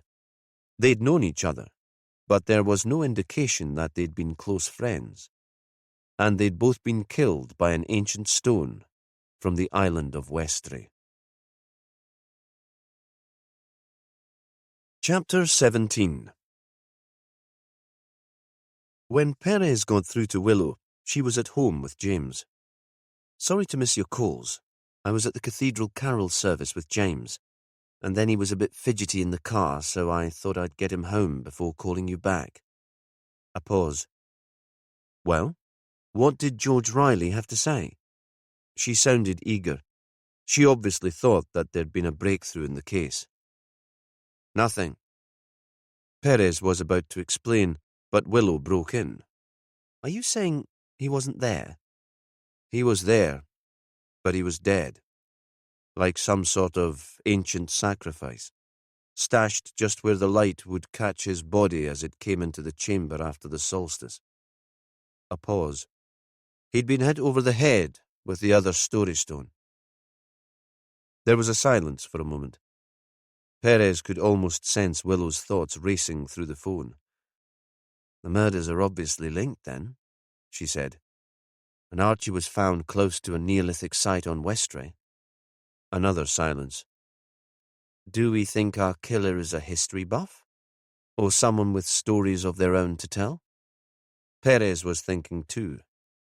It's all so contrived. Definitely not some random killing. I have to go and inform Miles, George's partner, of his death now. I'm not sure what time I'll get home. Dr. Grieve has agreed to come in on this evening's ferry. He's already checked in. I've said he can stay with us. I'll pick him up at the terminal, and I might not be home before then. That is okay. Sure, she said. Of course. Perez thought then that nothing would ever throw her. She was his rock, the calm centre of his world. It was dark. The Range Rover was still parked in front of the grand and slightly ridiculous house outside Finston. It must belong to Miles. Perez had confirmed that the car he'd seen outside the Maze How Visitor Centre had belonged to George Riley. It should already have been brought into Kirkwall on a low loader. Now he stood on the steps, his breath coming in clouds, and rang the bell. It echoed inside. There were footsteps, and the door opened. Oh, it's you. I was expecting George. He's always losing his key, or he can't be asked to look for it. What do you want? I thought he was meeting you this afternoon. The man was frowning, as if this was an invasion too far. He was. Miles stood blocking the door. Can I come in? Perez said. We need to talk. George's partner must have picked up something from the tone of the inspector's voice, because he stood aside, and instead of taking Perez to the kitchen, he led him into a grand living room, which had a piano in one corner and long windows covered by red velvet curtains. They wouldn't have been out of place in a Victorian theatre. The fireplace was elaborately tiled and radiated heat. It was banked with coal. Miles sat on a plush, plum-coloured sofa. What's happened? His voice was very quiet. George is dead. Perez hated euphemisms. In this situation, it was better to be honest and straight. How? Miles was very tight, very tense, as if that was the only way he could hold himself together. It seemed to Perez that every muscle in his body was working just to keep him upright. But he thought, too, that Miles Chambers was a man used to the unexpected, used even to news of other people's tragedies. He was murdered, Perez said, in a situation very similar to Archie Stout in Westbury. We have to assume that they were killed by the same person, though we can't rule anything out at this stage. So, he was hit, Miles said. Battered. It must have been quick. Yes, it would have been quick. Perez didn't know how true that was, but in this case honesty was less important than kindness. Then the control that had been holding Miles in place failed him. He sagged, his back curled, and he covered his face with his hands. When he straightened, he looked dry-eyed out at Perez. You'll have questions. I'll try to answer them. Can I get you something? A drink? He shook his head. Not yet. Later, when I'm on my own. I suspect I'll get very, very drunk. But not now. Now I need to help you with your investigation. Do you know what George was doing this morning? I know he got back from Inverness on the ferry yesterday evening. I think that he went into school. He said there was something he had to do, but I'm not sure. I'd hoped we'd have the morning together. I've only recently retired from a rather demanding job in the Foreign Office. We spent so much time apart over my Whitehall years. Snatched moments. He loved Orkney, this house, and couldn't contemplate moving to London. I couldn't imagine giving up work. I've always had an inflated sense of duty, and I felt that I had a valuable role there. Then I reached a point where I needed to be with George more than I needed to be in charge of my department. But when I arrived here, it seemed that George was still wrapped up with island affairs. I almost felt that I was getting in the way, that he resented my presence. He stared out at Perez. We argued this morning. Nothing major. A niggle, because he wouldn't change his plans to spend the morning with me. I'm sorry. Perez wasn't sure how to go on. He added, George told me that you were lovers. Did he? The man's face lightened. I always felt the need for discretion. I hated the idea that people should know our business, but I find that very comforting. A kind of acknowledgement, a validation. So this morning, Perez prompted, you think he went into school? Was there a meeting? Miles shook his head. Nothing like that. I could have accepted that he'd have to attend an organized meeting. No, he said it was research, something he needed to check. Then he would head out to Maze Howe to see the sun in the chamber. I asked if I could come too, but he told me he'd arranged to meet you there, and there was something else he needed to sort out. A problem that was troubling him, rather. Nothing much troubled him, so I could tell it was important. I sulked like a teenage boy, like one of his pupils denied a treat. But I didn't make a fuss. Did he come home at lunchtime? No. He said he'd grab something in town. Once the sun had thawed out the soil a bit, I did some more work in the garden. That's my project. It keeps me sane. Almost. Miles looked directly at Perez again. I haven't been entirely truthful. I retired from the civil service on medical grounds. I was forced out. Stress. Burnout. I can think, Perez said, of no better place to recuperate. Miles was continuing to speak. The anxiety makes me a little paranoid. I scroll through possible scenarios in my head, that George had run away to Westry because I was annoying him, that he had another lover, that I'd misinterpreted the whole relationship. Perez shook his head. He spoke of you so fondly. I don't think any of that was true. Do you know exactly why he went into Westry? He said it was to research his book. He'd just be there and back in a day. But I wasn't sure that I entirely believed him. I thought there was more to it than that. He gave a little smile. That worm of doubt crawling inside my head once more, especially when George said he had to stay over because of the storm, and that he was spending the night with one of his former students. We've investigated that, Perez said. The two of them met by chance on the ferry. It was an act of hospitality, nothing more than that. Though how can I know?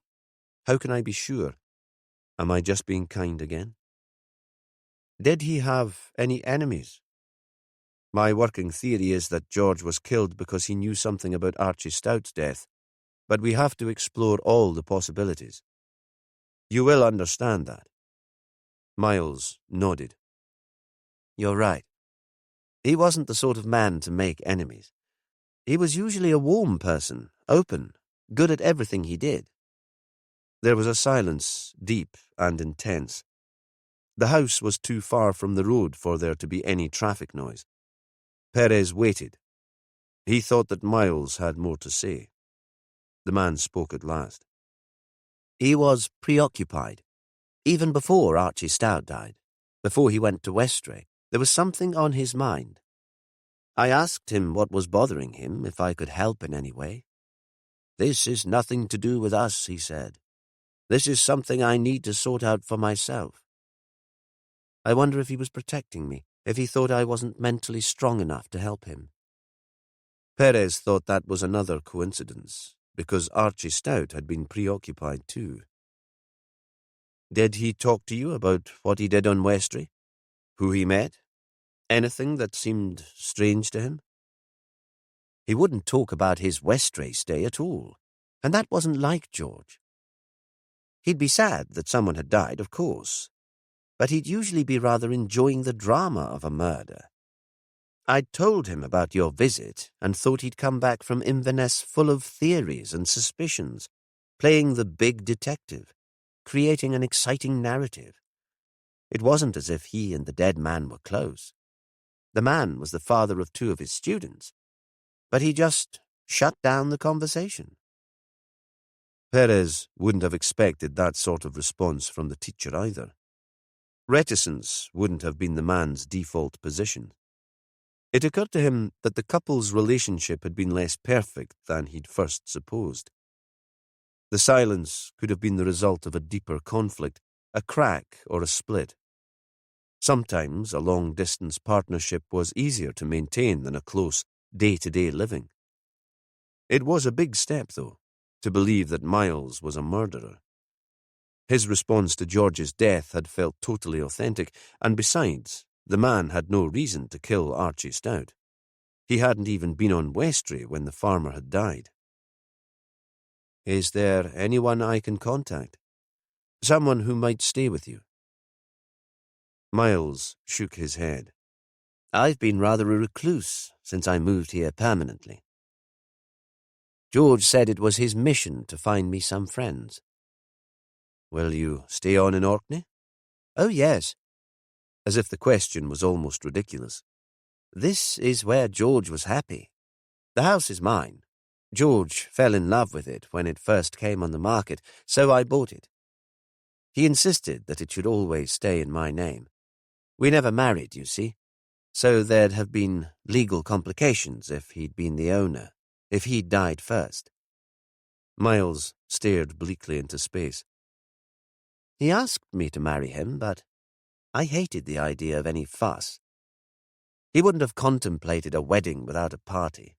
Besides, I have to stay. There's my garden to consider. I have so many plans for the garden. There was another silence, and again Miles was the first to speak. If you don't mind, Inspector, I think you should leave now. I do need that drink rather badly, and I think I might weep.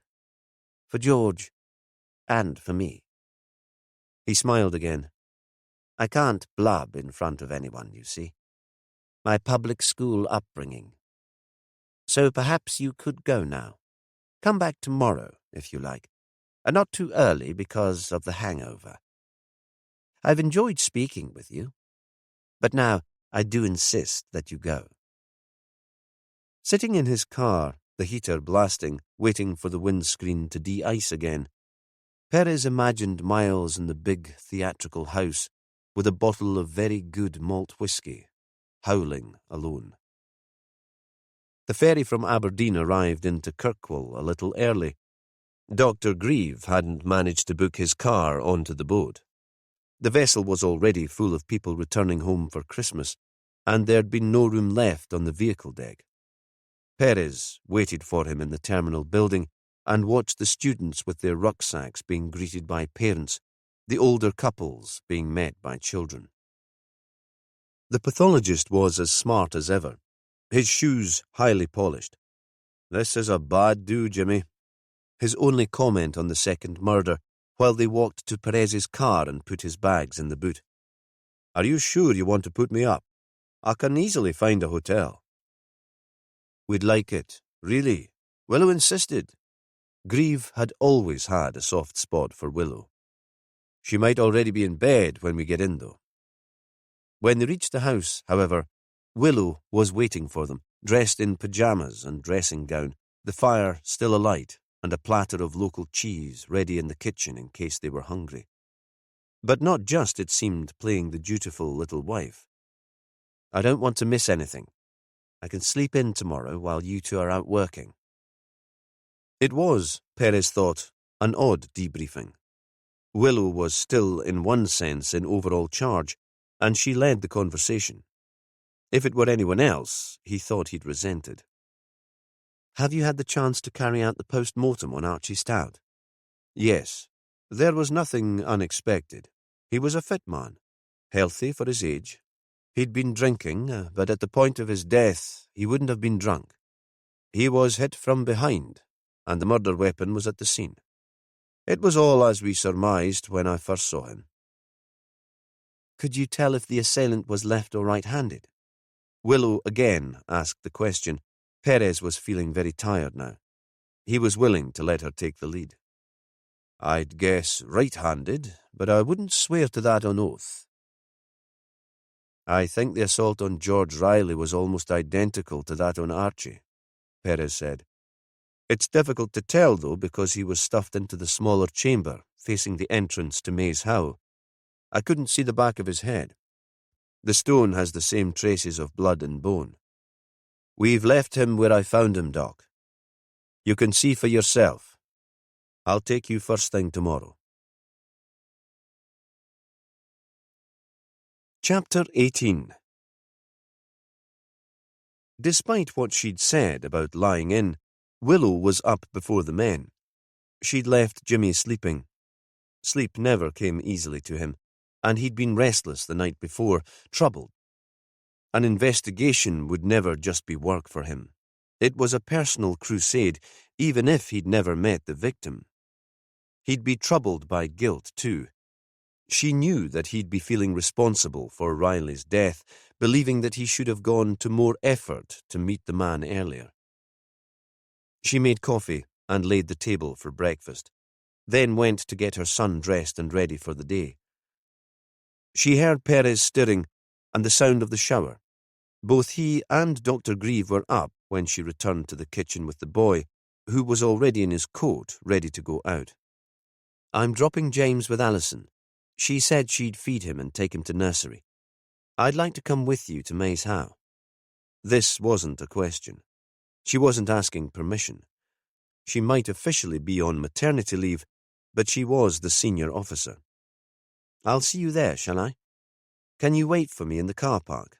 I won't be long behind you. And she left them there and drove off into the darkness, wondering why she was such a control freak, why she found it so hard to let go. She knew that it wouldn't help Perez's state of mind, his confidence, if she continued to interfere, but she thought too that she could contribute to the outcome.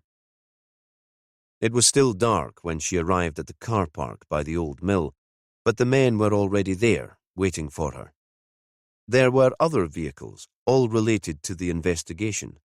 Some of their people had been there all night. She pulled on her big coat and her knitted hat and allowed Perez to take her arm as they crossed to the main road. The ground was icy underfoot, and she wasn't so proud that she'd risk her baby with a fall. Maze Howe was lit up. The spotlights that had so recently flooded the Noltland crime scene on Westray were here now, making the place look like a film set. There was an officer near the entrance to the footpath who recognized them and let them through the cordon. You'll be freezing, she said. When does the next shift start? Half an hour. Ellie was here earlier with flasks and bacon sandwiches. A lifesaver. She made a mental note to thank Ellie. She should have thought of that herself. We need extra people on the ground. She was talking to Perez now, her scene mask already in place. The pathologist was walking ahead of them. She could hear the crunch of his boots with their covers on the path. We're seriously stretched. Glasgow can't pretend that this is a little local incident now. 2 killings. They'll have to take it more seriously. They can drive to Scrabster, get the ferry, and be here this afternoon. She realised how angry she was. Did headquarters only care about their own patch? I know I'm officially on mat leave, but do you want me to contact their chief? Get them to shift their asses? She sensed that Perez was smiling. You can try if you like. But really, do you think it would help? 3 days before Christmas and a carload of resentful Glaswegians who have no understanding of a small community moving in? He paused. They're already blaming me for not speaking to Riley earlier. I can understand why. I blame myself too. But I'm a useful scapegoat. They'd rather not get involved because then they might have to take some responsibility. They're not all like that, Jimmy. No, he conceded. Not all of them. I'd like us to deal with it ourselves, though, if I can. For Archie and for George. Let's have Glasgow on standby to come in straight after Christmas if we haven't had things wrapped up by then. We know the islands. Their officers are mostly city folk, and people are more likely to talk to us without outsiders throwing their weight around. I spoke to Phil yesterday evening and explained about the second murder. In her mind, Willow relived the phone conversation they'd had, or rather the silences as her colleague had tried to process the news of Riley's death. Phil had liked George Riley, admired him. He was another Kirkwall man who'd been influenced by the teacher. She'd been able to guess at Phil's distress by what had been left unsaid. As news was getting out, she thought, the whole town would be horrified and seeking justice or revenge. Did he have anything useful for us? He spoke to as many folk as he could, people who Ellie couldn't get round to when we were there, but it seems half of Westray was on Orkney mainland yesterday afternoon. There was a late sailing of the ferry, and folk either came in for the service at the cathedral or for last-minute shopping, or just for a change of scene. Phil knows the purser, and I've asked him to get the passenger details through to me. We'll go through them when we've finished here, Perez said. It would be a start, wouldn't it? Just having a list of the people who had the opportunity to be at both scenes. As they reached Maze How, the sky was lightening, a pale grey line shot with streaks of pink over the eastern horizon. Willow and Perez stayed outside the burial chamber. They had no reason to go in to contaminate the scene further, and there was little enough space for Dr. Grieve to work. Willow was curious, though, and crouched to look through the low, tunnel-like entrance to see inside. Grieve was still setting up, and out of her line of sight, so she could see straight through to the back of the domed space. The place was brightly lit by the electric lights installed by Heritage Scotland. George Riley's body was there, just as Perez had described, forced into his own burial chamber. He seemed to be staring straight out at her. Why do that? She was speaking to herself now rather than Perez. He must have been killed in the main body of the place. Why take the time to put him in the smaller chamber? It wasn't as if the body was properly hidden from view. It wouldn't stop him being identified. It almost suggests a kind of revulsion, a need to dispose of the body with some violence to push it away. She straightened and shook her head, not coming up with any real answer to the question. It's almost personal. Let's go, Perez said. We're not helping by being here. You didn't have any breakfast, and you should be eating for two. Perez agreed to come back to the house with her. The team knew where he'd be, and that they could contact him. Willow scrambled eggs and broke her caffeine rule to drink the coffee Perez had made as soon as they'd got home. They sat at the kitchen table and went through Phil Bain's list of people who were away from Westray on the day of Riley's death. Vela and the boys are here on the mainland, she said. They're staying until after the bar on Christmas Day. I didn't see them at the cathedral, and Vela came out with a car. She could easily have met up with George before you turned up. She put down her fork. I'm assuming he was killed not long before you got to the place. We only have Miles's word that he had lunch in town, or even that he went into school that morning. He could have met his killer much earlier. Perez shook his head. I don't think so. It was so cold yesterday that my windscreen iced up when I left the car for an hour outside Riley's house to inform his partner of the death. I noticed that the windscreen on George's car was quite clear when I saw it at the mill. It was earlier in the day, but the temperature was already dropping. If he'd been there very much sooner, it would have frozen. Did you see anyone then? Anyone driving away from the mill when you arrived? He shook his head. Certainly not from the car park. But I was quite preoccupied, wondering what George might have to tell me. And you know how busy that road can get, even at this time of the year. You would have noticed if someone was on foot, though. They could have parked at some distance from Maze How. It wouldn't have been too far to walk, even from the public space down at the Stones of Stennis. Willow tried not to sound impatient. "Yes," he said. "I would have noticed that."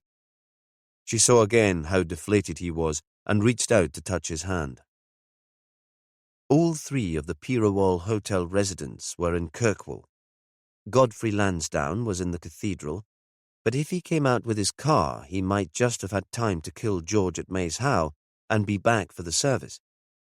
He's an elderly man, though, and a gentle soul. I'm not sure he'd have the strength for those attacks. Besides, I can't see that he'd have any motive for either murder. Wouldn't he only need a motive for killing Archie? Perez was writing notes on a large sheet of plain paper. That was always his way of ordering his thoughts. My assumption is that George saw something while he was out that night on Westray, and he was killed to stop him talking to me. If George was suspicious of any individual, I don't think he'd arrange a meeting with them, would he? And the killer can't have bumped into him in Maze How by chance. Willow paused.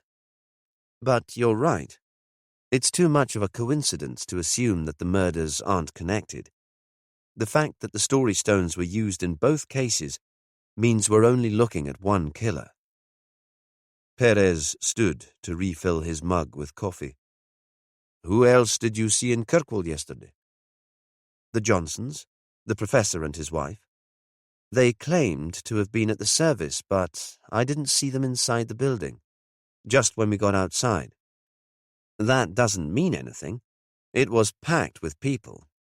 I couldn't see everyone. Besides, I think they might have claimed to be in the cathedral just to show they've really become part of the island community, not common or garden tourists. That's a bit harsh. Maybe. Willow tried to put her mistrust of the couple into words. They seem so respectable and above suspicion, but they've been involved with Westray and the Story Stones since they were students. The man's professional reputation is founded on his work on them. He has a lot to lose. I've been thinking about how Archie might have threatened that. For example, if he'd worked out that Tony Johnson's research was unreliable, or that he was guilty of plagiarism. That might be a motive. She looked across the table at Perez and saw that he was taking the theory seriously. It would matter to Archie, Perez said, if it seemed that Westray's famous archaeology was based on a lie. The island's reputation was important to him, and Rosalie told us that he was worried before he died. She thought it had something to do with the place, the community. I'll talk to Paul Rutherford again. He might have picked up some rumours in academic circles that Johnson's work wasn't entirely safe. It's possible that George came across something that didn't quite hang together when he was researching his kids' book. He read history at Cambridge. He'd have the background knowledge. It's not much, but at least it gives us a thread of a motive that works for both murders. Perez sounded a little brighter. Rosalie was in Kirkwall yesterday too. Willow remembered the brightly coloured coat worn by the woman. The artist certainly hadn't been trying to make herself look inconspicuous. I didn't speak to her, but I saw her wander past when James and I were going into the cathedral. Perez added another name to his list. And Bill McBride came out on the ferry with me the day before. He said he needed to escape Westray for a while, that the island was driving him crazy. I saw him when I came out of the cathedral too. Phil was right, Perez said. It seems that most of our suspects were on Orkney mainland yesterday. His phone rang. Phil. He looked across at Willow and smiled at the coincidence of the DC calling just as they were speaking of him. What have you got for us? Where are all our Westray residents now? Willow watched him take another sheet of paper and start scribbling on it. She'd never been able to read his writing, certainly not when it was upside down, and had to wait until the call ended to find out what was going on. He's spoken to the purser, Perez said. Vela and the boys are still in Kirkwall, as we knew they would be. everyone else on our list took the last boat home last night. I'll pack a bag. Of course, Perez would want to come with her, but again, Willow knew that his involvement would cloud any trial that followed. They would be handing a gift to the defence. The plane's in an hour. If you give me a lift to the airport, I should be able to make it, and I'll get Phil to meet me at the airstrip. I might even get home on the last ferry tonight. I'll talk to Rutherford again and check out Tony Johnson's research. Find out if there have ever been any suspicions that he's not quite the reputable academic that he seems. Great. Yeah, that makes perfect sense. Willow got the last seat on the plane. It only held 8 passengers, and she had to sit next to the pilot. She was a neighbour of theirs, and her daughter was at nursery with James. She didn't need to ask why Willow was going into the island. She just grinned a welcome and talked through the safety procedure over a crackly mic. Willow didn't recognise anyone else, but gathered as they boarded that the elderly couple were from Westray and heading home to visit family for Christmas, and the others were a group who wanted to do the shortest scheduled flight in Europe. The plane would fly on from Westray to Papa Westray. She and Perez had done it once just for the crack. As soon as the plane took off, it had come into land. It had been something of an anticlimax. It was another cold and sunny day. The weather was forecast to be like this almost until Christmas. Orcadians and Shetlanders were smug, watching the chaos the freezing fog and the snow were causing further south. The flight was as smooth as any Willow could remember, and she had a magnificent view of the islands scattered beneath them, a living map of water and land. She could hear the tourists behind her gasping at the beauty, and felt again the privilege of living in this place. Phil was waiting for her at the airstrip. Where do you want to start? She thought about that. Let's leave the hotel residence until later. We're not far from Rosalie. We'll go there first, shall we? They found Rosalie at work. It took her a while to come down from her studio on the first floor. I thought you'd be here. I heard about George Riley. I didn't really know him, but everyone said he was a lovely man and a brilliant teacher. She looked out at Willow. What's going on, Inspector? Everyone's scared. We thought this was a safe place where the kids could play out, and we didn't have to lock our doors or our cars. And now people are hiding away indoors. The snake's slithered its way into our paradise. I didn't even swim this morning. My imagination was running wild. We're talking to everyone from Westray who was on the mainland yesterday. Of course. You have to do that. I saw you with your little boy outside the cathedral. Do you want to come upstairs? I've had the heating on in the studio because I'll be there all day. It was a large, light room with windows looking out across the bay where she did her ritual swim. Under the windows, a large trestle table held scraps of sea glass and coils of silver wire. I just need to put the lid back on this glue. There was a battered sofa against the opposite wall, and Willow lowered herself onto that. Phil took a bentwood chair, and Rosalie leaned against the table. What were you doing in Kirkwall? Willow asked. I didn't see you at the carol service. Rosalie shook her head. I was there on business. A craft shop that takes my work had run out of my jewellery. I know there are only a few days until Christmas, but I didn't want to miss out on sales, so I brought in a load more stuff for them. That made sense. I'll need the name of the owner. You understand that we'll have to check. Of course. Despite her comment about the snake and paradise, Rosalie seemed entirely at ease now. These questions weren't shaking her. Did you spend the whole time in Kirkwall? We can see from the passenger list that you had your car with you. Why would you do that if you only intended to stay in town? I had boxes of merchandise. I'd have to drive down to the pier at Rapness anyway, so it made sense to take the car. I booked it in a while ago. Of course. But did you head anywhere else? take time to do a bit of sightseeing while you were out in the mainland?" There was a brief hesitation before Rosalie answered. "I went to Stromness, to the gallery there, to see if they would take any of my stuff." The main road from Kirkwall to Stromness would take you through Stennis and past the footpath to Maze Howe. "Did you stop at all? You're into the island's archaeology. You might have been tempted on a clear day on the solstice." There was a flash of anger. "Are you accusing me of killing a school teacher I barely knew?" "No." Willow kept her voice calm. "But if you did stop that afternoon, you could be an important witness. You might have seen somebody you knew, or a car that you recognized." Rosalie shook her head. "I was tempted to stop, but I wasn't sure what time the gallery would close." "Did you manage to sell any of your goods?" "No. When I got there, the manager had already left, and the lad at the desk didn't have the responsibility to make a decision. I left a few samples. You can check. It was my fault. I was starving when I arrived in Stromness, and went for lunch in the cafe in the street before going to the gallery. But it felt like a wasted afternoon. I'd just arrived back in Kirkwall when you saw me outside the cathedral.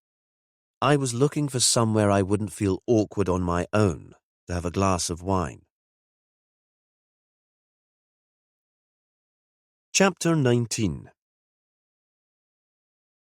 Perez had phoned Lucy Martindale, George's head teacher, the evening before, and had arranged to meet her in Kirkwall Grammar School that morning. She'd been stunned by the news of Riley's death. Perez had heard the catch in her voice on the phone and imagined silent tears. When he'd talked to her in her home, she'd been cool, matter of fact. Archie's death hadn't moved her. She might not have known George for long, but it seemed he'd made a strong impression on her. "I can hardly believe it. I've never met anyone so full of life." Perez was thinking that he'd had exactly the same impression of Archie. Martindale was still speaking. "Such a huge personality. Of course, I'll need to let the parents and students know. I'll be in school all morning, Inspector, making arrangements. Some of our students might want to come later to be with their friends to mourn together. And a skeleton office staff will be in. They'll look out for you in reception." She was still efficient despite the emotion. Since meeting Martindale, Perez had put out feelers asking what people had made of the new head. The response had been mixed.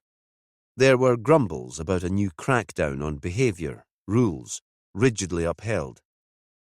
"This isn't an inner city. She could be a peedy bit more flexible." Other parents liked the change. The old head teacher had been a soft touch, they said, and academic standards had been slipping. The kids had been allowed to get away with anything. The building was relatively new, a comprehensive school, despite the name and the history. It had been going since the 12th century. Most of the island children would go there, at least to finish their education. Cassie had settled in well, and Perez supposed that James would go there too when he was old enough.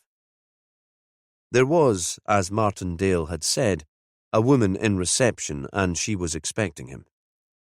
"I'll just phone the head to let her know that you're here." Then, as if she couldn't help herself, "I can't believe that George won't be coming back after Christmas. We'll all miss him so much." Lucy Martindale's office was large and airy, immaculately tidy, as he'd imagined it would be. She sat behind her large, pale wood desk, and he felt like one of her students, called in to be questioned about some misdemeanour. "Is it true that he was murdered, like the stout boy's father? I find that almost impossible to believe. I came here from an inner-city school. Even there, the death of a teacher seemed unimaginable. But here—" Her voice tailed off. "Tell me about George." Details of his work and movements, Perez thought, could come later. He wanted her impression of the man. This woman would be clear-eyed about anyone working with her. "We didn't always get on, but and I never told him this, I think he was one of the best teachers I've ever worked with. Why didn't you get on? She paused for a moment, and when she spoke she chose her words carefully. The former head teacher was here for years. I have a feeling that for a while he'd been coasting towards retirement. Exam results weren't as good as they could have been. We were letting down some of our brightest students. I was brought in to make changes. When you're new to a school or even to a class, I've always thought it important to go in tough. It's possible to relax later, but it's almost impossible to start off as if the rules don't matter and then try to tighten up. She looked up at him. I'm guessing that's the same in any institution. Perez thought about that. Willow wasn't exactly his boss now, but she was his superior. She'd never been one for sticking to protocol, even at the start. They were a small team, though, and she understood every different personality. It would be much harder trying to treat 900 pupils and nearly 100 staff members as individuals. Perhaps, he conceded. And George didn't understand your approach. She gave the mischievous smile that had attracted him in her home. He understood it perfectly well in theory, but then he was always asking me to make exceptions. He came to me with kids he felt should be treated more leniently, cases where he thought we should bend the rules. I explained that we couldn't work like that, not at first. Yet you still thought he was a good teacher. She nodded. A great teacher. Sometimes his approach was unorthodox, but he had a charisma that hooked the students in. Actually, I never saw any problem with discipline in his lessons, but he cared about every one of them, recognized them as individuals. That's why he came to me to battle on their behalf. Were there other ways that this approach was unorthodox? He despised the box-ticking that has become so much a part of education. He was, perhaps, a little lax when it came to risk assessment. She looked up and smiled again. He would have taken his history group to one of the out isles to look at the archaeology and had them camping out in a bothy without doing any safety checks or completing parental consent forms if I'd let him. So we didn't always see eye to eye. But he understood the students. He listened to them. I started at the school in September, and at half-term I created a new post for him, head of pastoral care. I could tell that he'd be perfect in the role. What did that involve? If our kids were struggling emotionally, if they were being bullied, or there were troubles at home, they knew that they could go to George. She looked across the desk. Even here, we can't escape some of the problems adolescents face everywhere, especially since COVID. Eating disorders, cyberbullying, self-harming. Of course, there was a female staff member on his team, but George took the lead. Did the stout lads have any troubles at home? This, Perez thought, might be another line of inquiry. Not that I was aware of, Martindale said. But then I might not have been aware of them, unless there was a safeguarding issue. The conversations that the students had with George were confidential. Laurie and Ian both stayed in the hostel, of course, and some students find that daunting. But they went home at weekends, and when I did meet them, they seemed happy enough. According to his partner, George came into school yesterday morning. Do you know why that was? I knew that he was here, but I only saw him briefly. He was just back from that conference in Inverness, so he could have been updating colleagues about that or breaking the habit of a lifetime and doing some routine admin. He asked if I'd be free for coffee and a catch-up, but I was busy all morning, and he said he had a meeting off-site in the afternoon. That could have been with me, Perez thought. Or he might have meant a meeting at Maze Howe with his killer. Did he tell you who the meeting was with, what it was about?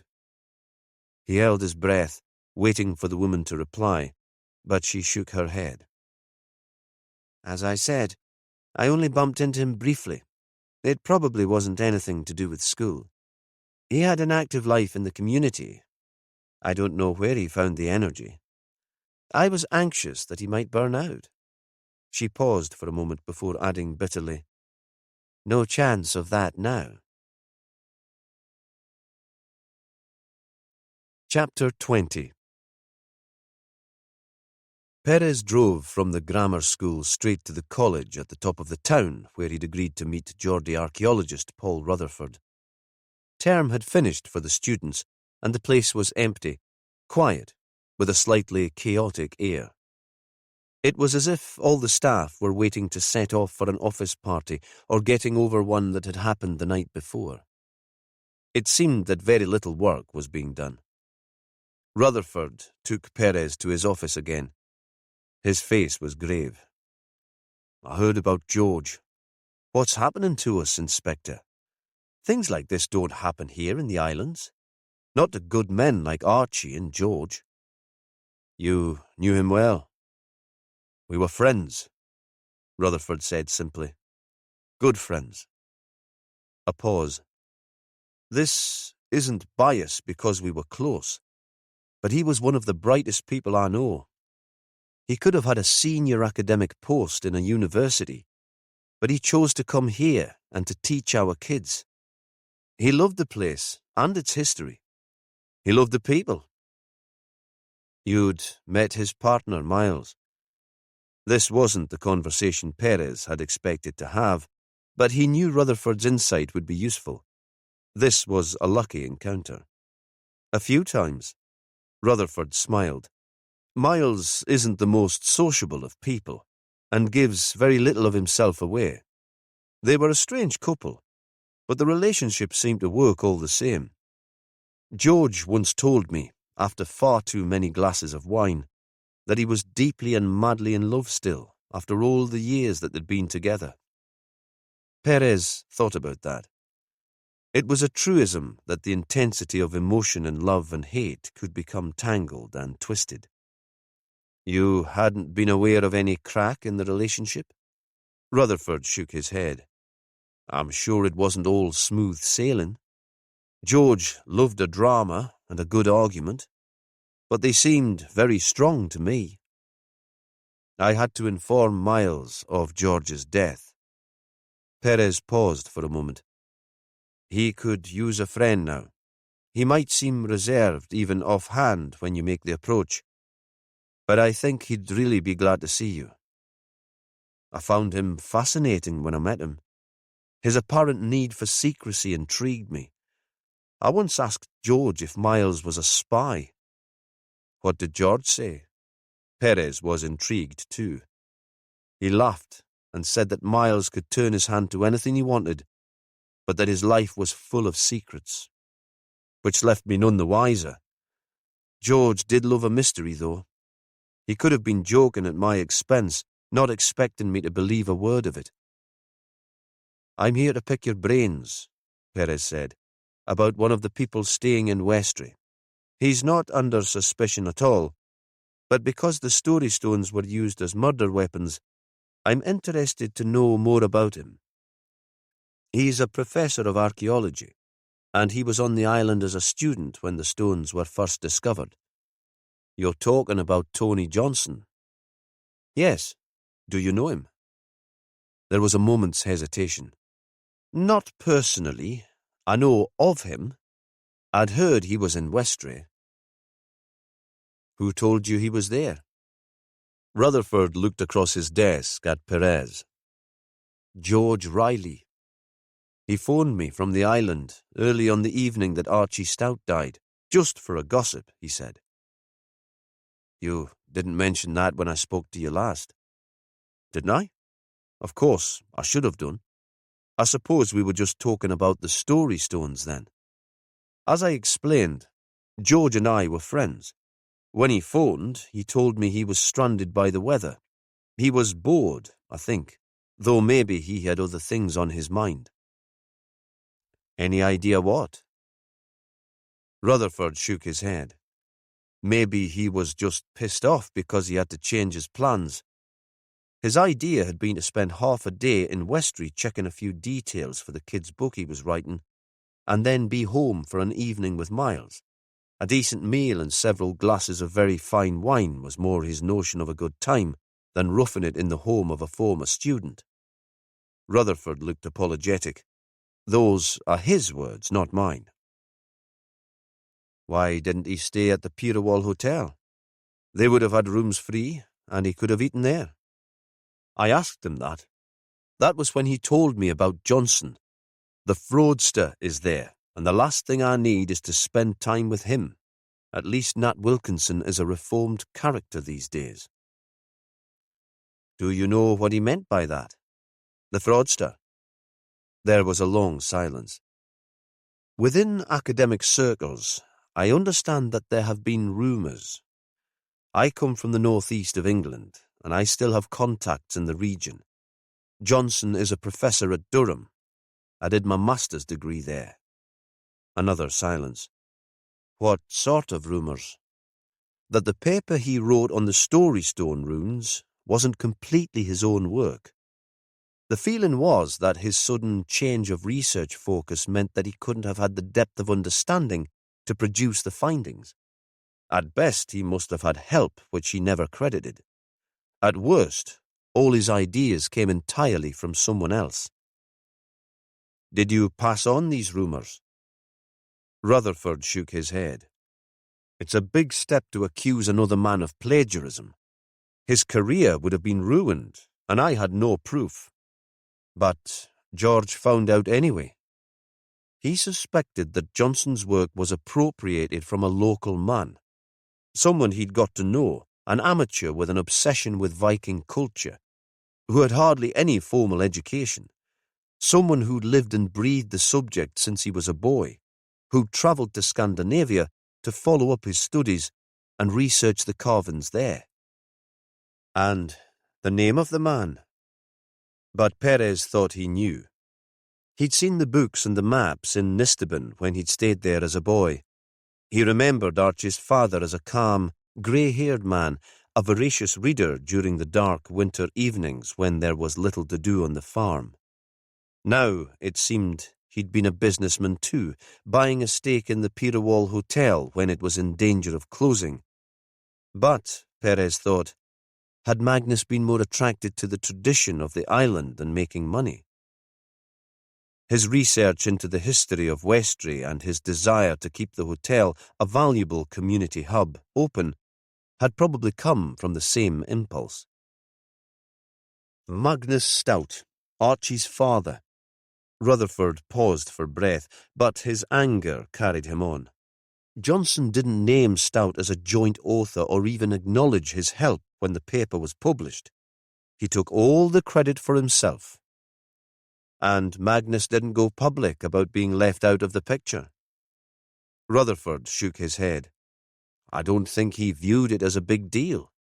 He was a Westray farmer who loved what he did, living on the island and bringing up his boys. He was grateful that Johnson had put the island on the archaeological map and glad that he'd contributed to its historical fame. They stayed friends, Perez said, right until the end. He looked across the desk at Rutherford, and nobody else challenged Johnson's findings. Rutherford shrugged. Who would have believed us? There's still so much intellectual snobbery in academia. Who would believe that an ill-educated farmer from Orkney could have made such a breakthrough? There was another pause. Perez thought that Rutherford was choosing his words carefully. George was going to turn the intellectual theft into a story for his kids' book. Magnus was going to be the hero of the tale. The whole story would be told from his point of view. He said that Johnson would find it impossible to challenge the content of the book. After all, George could say it was only a story or a theory, but at least local people would realize what had really happened. Would an alternative narrative about the discovery of the translation of the runes in a children's book really damage Johnson's reputation? Perez was sceptical. Now Rutherford grinned. George had plans. Nothing he liked better than making mischief. He'd made a list of important academics, broadcasters, journalists. He had a lot of media friends away from the islands. He'd grown up in those sorts of circles, and he was going to send them all a proof copy. He'd already found a mainstream publisher willing to take on the book. Along with the proof, he planned to send a little note explaining the background. Johnson is something of a celebrity now, with his television appearances and books, and journalists love a scandal. I think there might have been quite a stir among historians, but the story could well have spilled over more widely. Had George made Johnson aware of those plans? Rutherford shrugged. That I don't know, but he was never particularly discreet. It's possible that word would have come out before the book was published. In fact, I think he was planning to send out proofs before it was available for sale. At the very least, Perez said, George might have discussed the idea with Archie. Oh, I think so. He'd need Archie's blessing, wouldn't he, before stirring up such a hornet's nest. George was an honourable man. I don't think he'd have gone ahead without talking to Archie first. You didn't mention this to me when we last met. Perez tried to keep any element of judgment out of his voice. The last thing he needed was to guilt-trip Rutherford when he was being so helpful. Of course, I should have done. The guilt, it seemed, was there without any help from Perez. It never occurred to me that a wrangle over intellectual copyright might cause the murder of a Westray farmer. It only seems relevant now with George Riley's murder. Perhaps Johnson and Archie met that night. Perez was running through possible scenarios. George didn't mention anything like that when he phoned. He hadn't seen them together. He thought that investigation was all about what if. Perhaps Archie realised for the first time just how much Johnson had stolen from his father. He and George would have met at the pier when the ferry came in. Archie was proud of the island's heritage, and he'd had a very short fuse. He'd been drinking all day, and the resentment on his father's behalf could have grown until he'd demanded a meeting with Johnson.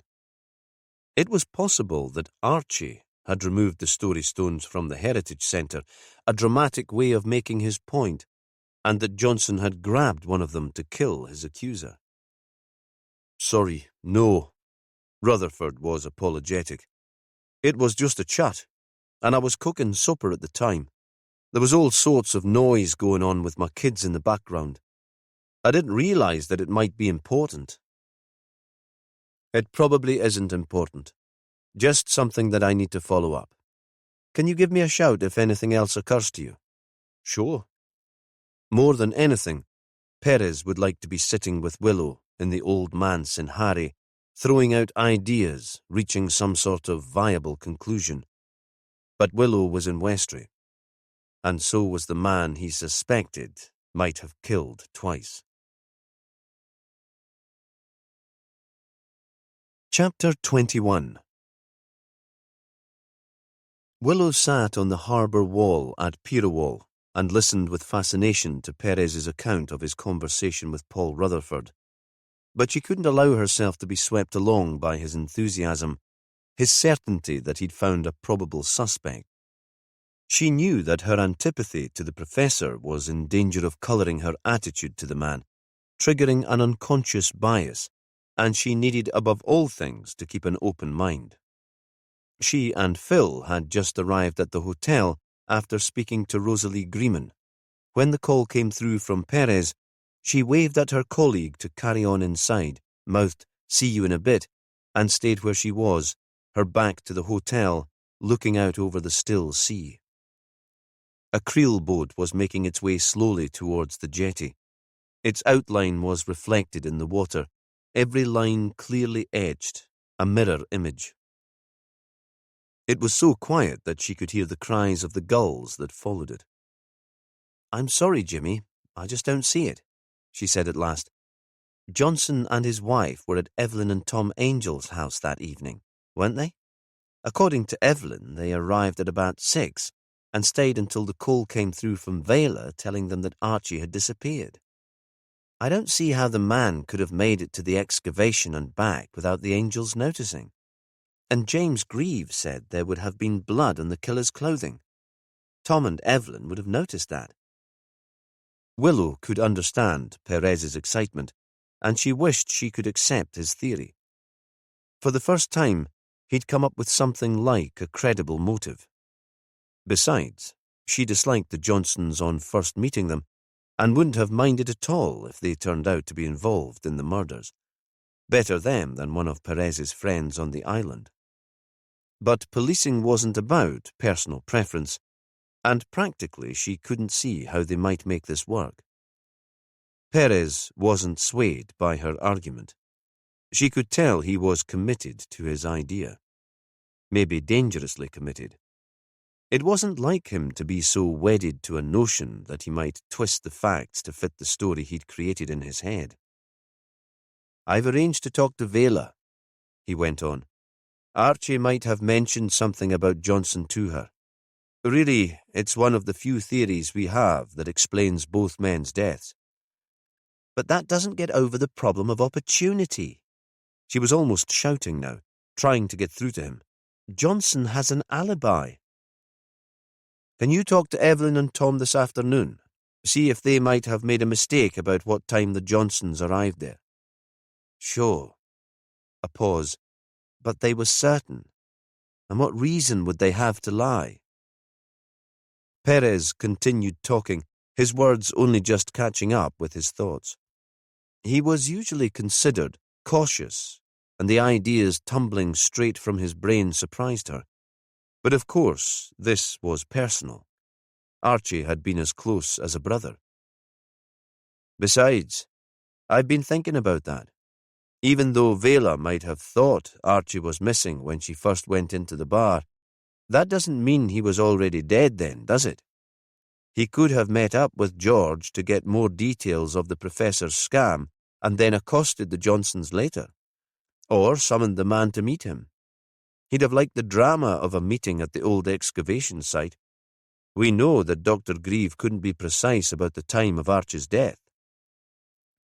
That's true. For the first time, Willow felt a spark of optimism. This might work out. Perez had thought this through carefully, after all. It would be interesting to know if the Johnsons received a phone call from Archie while they were at the Angels for dinner. I'll talk to Evelyn and Tom before speaking to the Johnsons, just to see how it all might have worked out. Chapter 22. After leaving the college, Perez had phoned Vela's mobile. When she'd answered, she'd sounded wary. She knew about George Riley's death. He'd asked Ellie to tell her what had happened soon after the body had been found, but it had been clear that she'd wanted to distance herself from the investigation. "I'm sorry, Jimmy. I can't cope with this, not now. I can't help you." "You wanted me to find out who had killed Archie, for the sake of the boys." "And have you?" The question had been blunt, forceful. "There's a new line of inquiry. I think you'll be able to help us." "I don't know, Jimmy. I'm at the stage where I just want to pretend none of this has happened. Laurie is focused on the bar. That's all he talks about, strategies and plans. His way of coping, I guess. And Ian loses himself in the fantasies on his screen, and I just want to sleep and weep." "I'll come to you," he said. "To the hotel. Is that where you are?" "Aye, that's where I am." "Let's have a late lunch. I doubt you've eaten. Just you and me. The boys will be okay." "Oh, the boys will be okay. Not in the long term, of course, but for now." He phoned Willow to bring her up to date, drove back from the college into town and parked at the police station, then walked along the harbour front to the red brick Victorian hotel. Vela was waiting for him in reception, small and neat, inconspicuous. She seemed to have shrunk since he'd seen her last on Westray. It was very late to eat. Service for lunch was nearly over, and the restaurant was cold and almost empty. They had a table by the window. She ordered without looking at the menu. Soup of the day and then haddock and chips. He'd expected her to choose something less hearty. She must have sensed his surprise because she gave a little smile, and once he'd ordered the same and the waitress had left, she continued, "That's what I always had when Archie and I came into Orkney mainland for some do or other and spent the night here. It's beyond me to come up with anything new. My brain won't function." He nodded to show he understood. "What's all this about, Jimmy?" "Do you know a man called Anthony Johnson?" "The historian?" "Archie's dad knew him better than we did. You know how passionate Magnus was when it came to local history, and Tony stayed in their cottage when he was a student." "That's where Nat Wilkinson lives now." "Aye. Magnus took a kind of pleasure in seeing the professor become a bit of a celebrity." "It seems that Magnus did much of the work that made Anthony Johnson famous." "Oh, he'd have loved to hear that. I think he always considered himself a collaborator, Tony's assistant." "He wouldn't have been angry that Johnson took the credit for much of his original work." "Honestly, I don't think he would." She paused while a young waitress brought the soup. "Magnus wasn't a man with any sort of ego. He was self-taught. He watched Open University lectures on the television in the middle of the night when it first started, but never bothered taking the degree. He wanted the pleasure of knowledge, not any sort of recognition." "Would Archie have been angry on his behalf?" There was a moment of silence. Vela was an intelligent woman. Perez thought she'd be working through the implications of the question. "You knew Archie, Jimmy. You probably knew him better than I did. He never minded having an excuse for his fury. I think he felt most alive when he could lose himself in righteous anger. And he loved his father, admired him more than anyone else in the world. Yes, he'd have been furious to think that Magnus hadn't been given proper recognition. I don't think he knew what had happened, though. Certainly he'd not given it any importance. He hadn't mentioned it to me." "It seems that George Riley intended to make all this public by putting it into the children's book he was writing. Magnus would have been the hero of the story." Perez set down his spoon and looked across at Vela, but she said nothing and waited for him to continue. "They would have met at the pier that morning," he said. "It's possible that George explained his suspicions about the stolen research to Archie. You said that he was in a strange mood when he came in. He didn't mention anything of George's theory?" She shook her head. "I was in a rush to get out. Besides, he might not have done, even if they'd had that conversation. Archie and me, we'd reached a point where we weren't speaking much, or I wasn't listening to what he had to say. My mind was clouded with jealousy." A pause. "It's a terrible thing. The worst kind of sin."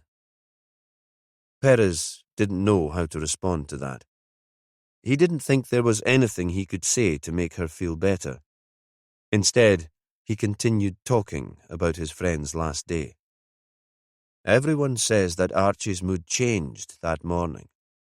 It's possible that he brooded over the slight to his family and to the island. He'd discovered that it wasn't an outsider who made sense of the story stones, but a Westry man, his own father. I think he'd have found the deception unforgivable." Now, Vela did respond.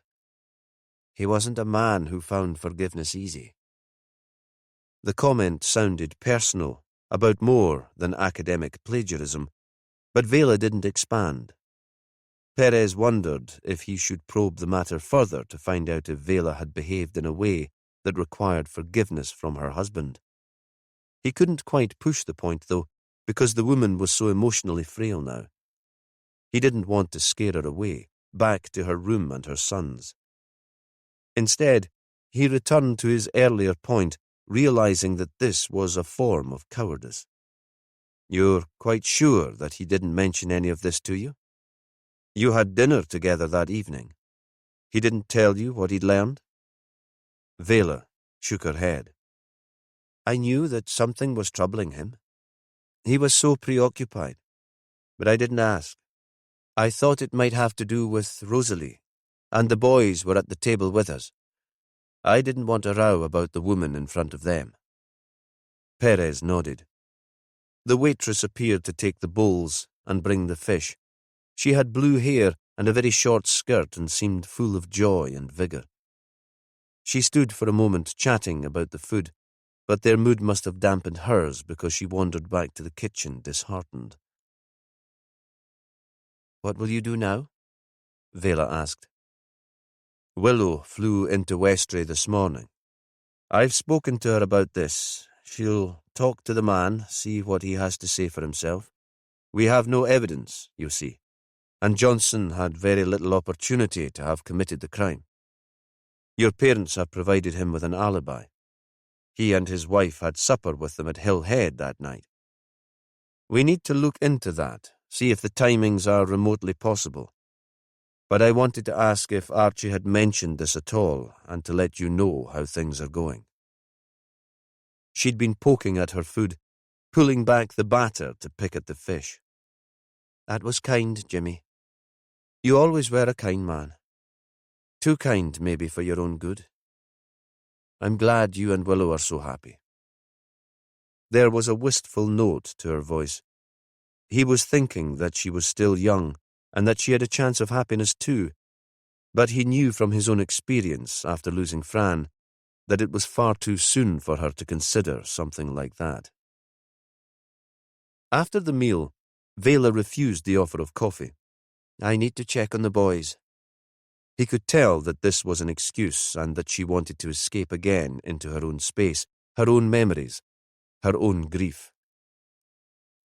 Perez walked back to the station along the icy pavements, but when he arrived there, he couldn't face going inside. Some of Vela's depression had descended on him too. There would be the same end-of-term atmosphere as he'd found in the college. Someone would have brought cake. They'd be opening secret Santa gifts and talking of family Christmases. Suddenly, he was missing Archie again more powerfully than ever, and a wave of sadness washed over him. After Fran's death, Archie had flown in to Shetland to be with him. They'd sat together in the house by the shore, talking for hours. And later, he'd always been there, at the end of a phone, to listen to Perez's pain. Perez thought he should be providing the same sort of comfort to Archie's wife, but his position was compromised. He couldn't just be her friend. Instead of heading into the police station, Perez sat in his car until the windscreen had cleared, and then drove back towards Finston and Miles. The man had invited him to return, and George might have shared something of his plans for the Westray book with his lover. Chapter 23. Willow went on her own to the Angels' farm. This wasn't a formal interview. In Scotland, the police needed 2 officers to do that, and she didn't want the pair to feel awkward or on their guard, protective of their daughter. This should feel like a chat between friends. She found Tom and Evelyn together in the smart Hillhead kitchen. The sun was already low, behind the hill beyond the farm, and the place was in shadow. Willow glimpsed the couple as she walked past the window. They seemed to be having an earnest conversation, heads almost together. They must have heard her footsteps or sensed that she was there because she saw them break apart suddenly, as if they'd been caught in a shameful or inappropriate activity. It occurred to her briefly that they might be in some form of collusion with the Johnsons, or that they had been asked to provide an alibi, but they both seemed so distressed by Vela's loss of her husband and their daughter's grief that she couldn't believe they would do anything to protect a potential killer. It wasn't as if they were close friends of the professor and his wife. Evelyn had opened the back door into the kitchen before Willow had a chance to knock. We saw you go past. You'd best come in. It was hardly a welcome. I thought I should bring you up to date with the investigation. We'd heard that George Riley had died. You know how news spreads. There was no need for you to traipse out here just to tell us that. Willow was surprised at the antagonism. The woman, who had seemed strong and competent holding the family together after Archie's death, now seemed so tense and brittle that she might snap at any moment. Willow bent to take off her boots before going into the immaculate kitchen. Grief hadn't stopped Evelyn cleaning. Is everything okay? I'm sorry. Evelyn rubbed her face with her hand, as if she could wipe away the exhaustion. Neither of us have been sleeping. I know Vela thought it was the right thing to do, to take the boys into Kirkwall, but I'd rather she was here in Westray, where I can keep an eye on her. I imagine how low she must be. Maybe she thought they'd be safer there. Now there's been another death, and out in the mainland. She stared at Willow, her face bleak. Things like this don't happen in Orkney, expressing horror and disbelief. Oh, believe me, Willow thought. Things like this happen everywhere. They were standing just inside the door, and Evelyn remembered the island woman's duty of hospitality. Come along through and get warm. You have to look after yourself with a bairn on the way. Then there was the inevitable offer of tea, and a plate of berrymeal shortbread appeared on the breakfast bar. How can we help you? Tom Angel's words were polite enough, but the tone was wary, suspicious. How well do you know the Johnsons? We explained all that when you were last here. Now Tom sounded even more prickly. Willow thought stress would do that to you. She couldn't jump to conclusions. Had you ever heard rumours about how much Magnus Stout contributed to the professor's research? Magnus was a history nerd, always with his head in some book or another. Tony Johnson was kind to him and made him feel he was useful. I thought he was pandering to his ego. Tom was dismissive. Willow sensed there'd been rivalry between the two older men, or at least some jealousy on Tom's part if Magnus had been the acknowledged leader of the island. That happened sometimes in small communities. Some experts believe that Johnson took credit for research that had actually been done by Magnus. Willow paused. Archie would have been angry if he'd thought his father hadn't been sufficiently recognized, that another man had got all the glory for discoveries that had been made by Magnus. What are you implying?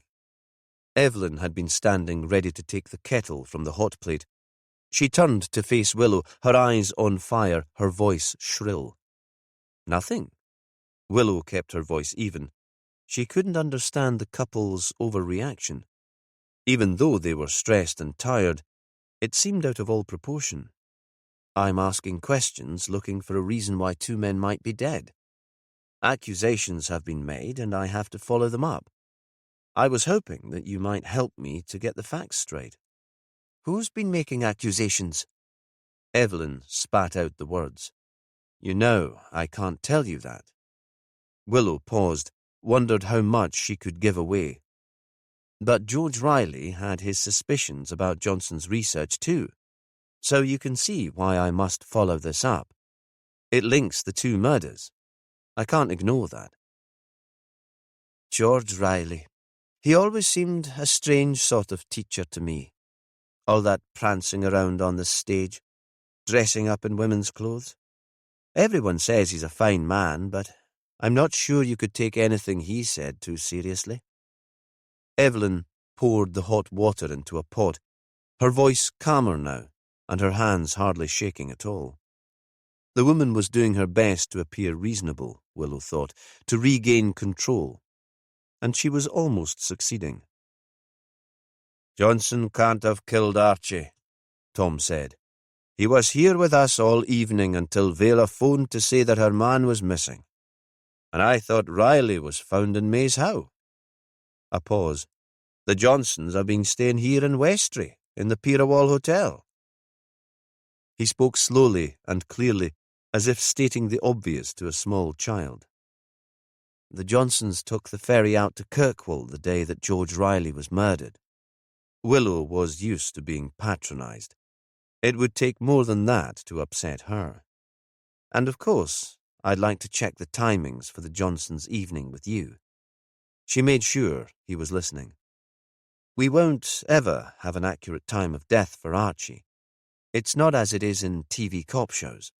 Just because Archie wasn't in the bar of the hotel when Vela arrived there, it doesn't mean that he was already dead. Now both Evelyn and Tom were sitting opposite her. She looked at each of them in turn, checking that they were taking in the implication of what she was saying. So, I can't rule the Johnsons out as suspects. Now she spoke clearly too. She had a right, she thought, to be a little patronizing herself. That's why I need to speak to you. Almost simultaneously, they nodded reluctantly. They understood why she was asking the questions, but they didn't like the premise. I know you told us what happened before, but I'd be very grateful if you could take me through that evening again. Evelyn, you start. You cooked a special meal. What time did the Johnsons arrive? They were dead on time. 6 o'clock, just as we'd said. Archie was still alive then, having supper with Vela and the boys, so the Johnsons couldn't have killed him before they arrived. And what time did they leave? The pair looked at each other. Soon after Vela called, Tom said. Did she call your landline or mobile? The mobile. This time Evelyn answered. Through WhatsApp. We have terrible mobile phone reception here, but the broadband is fine, so people know to use that. So you'll have a record of the exact time of the call on your phone. Would you mind checking for me? Whose phone did Vela call? Mine, Evelyn said. I'll get it for you. It's just charging in the other room. She returned with a smartphone that was much more modern and flash than Willow's, opened it with her thumbprint, and scrolled back to check the calls. Then she handed it to Willow. 5 minutes to 8. And they left almost immediately. Evelyn nodded. It was a wild night, so it took them a wee while to put on their outdoor clothes and say goodbye, but surely not more than 10 minutes. Thanks. George Riley's car would have been outside the hotel then. Had he changed his mind and decided that he should confront the Johnsons? Everything was confusing. Is that all? Tom was becoming tense and resentful again. Just one question. Did either Tony or Barbara receive a phone call while they were with you? Aye, Tony did. I presume that was on his mobile, so it would have come through WhatsApp too if your phone reception is poor, which, Willow thought, would be harder to trace unless the professor decided to be cooperative. No, Evelyn said. It came through as an ordinary call, and he struggled for a while to make out what the other person was saying. We told him to take it in the front bedroom because there's usually some reception there. Did he tell you who the caller was? No, and we wouldn't be cheeky enough to ask. Not our business. He made me think it was a work call, Tom said. At last, the couple had thawed a little and now seemed willing to answer Willow's questions. When he came back downstairs, he said something like, "No rest for the wicked," and they make out it's an easy life in academia. He looked across at the detective. That was the impression he wanted to give, that it was to do with the university. Willow stood up, aware of the baby and how much heavier she was feeling. She felt a moment of resentment at having to hoist herself down from the high stool. I'm sorry to have disturbed you. That's all been very helpful. She stayed where she was for a moment. I'd be grateful if you keep this conversation confidential until I've talked to the Johnsons and everything's been sorted out. In island communities, it's so easy for stories to spread. I'd hate to ruin a good man's reputation. Evelyn answered almost immediately. Oh, we're used to keeping secrets in this house. It's the one thing we're good at. Willow wanted to ask the woman what she meant, but Evelyn had turned away to show her out, and when she stood by the door, waiting for Willow to put on her boots, her face was hard and blank. It was clear that she already regretted those words and intended to give nothing more away. Chapter 24. When Miles opened the door to Perez, he looked rough. The hangover he'd predicted must have lasted all day. It was late afternoon, but the man was still in pyjamas and a frayed tartan dressing gown, with slippers on his feet. He hadn't shaved, and his face was grey. Ah, Inspector. To what do I owe the pleasure? The words were still formal, but today he seemed glad to see Perez. If the detective hadn't appeared, perhaps he knew he would start drinking again. I'm afraid you don't find me at my very best, but do come in. He led Perez through the house and into the kitchen. It was uncluttered and tidy. Perez suspected he'd been drinking in the grand living room where they'd talked the day before, and the debris of empty bottles and snack wrappers would be there. He'd probably fallen asleep on the comfortable sofa. Perez would have behaved in exactly the same way after Fran had died, if he hadn't had her daughter Cassie to look after, to hold him together. I've just made coffee, Miles said. Do help yourself while I go and make myself respectable. The man was gone for longer than Perez had expected. It was quite dark outside by the time he returned. He'd showered and shaved, and was wearing corduroy trousers, a flannel shirt and a hand-knitted sweater. The country gentleman in mufti. He went to the range where the coffee pot had been standing and poured himself a cup. I suppose you have more questions. But do you have any information? A little information, which has led to more questions. Go ahead. The man must have spoken like this, Perez thought, to his subordinates. He could have been an army officer demanding information. The shower seemed to have cleared his head. He was sharp, focused. A professor of history called Anthony Johnson is staying on Westry. I wonder if George ever mentioned him. Oh, he did, especially recently, and never in a complimentary way. Most of his comments are unrepeatable.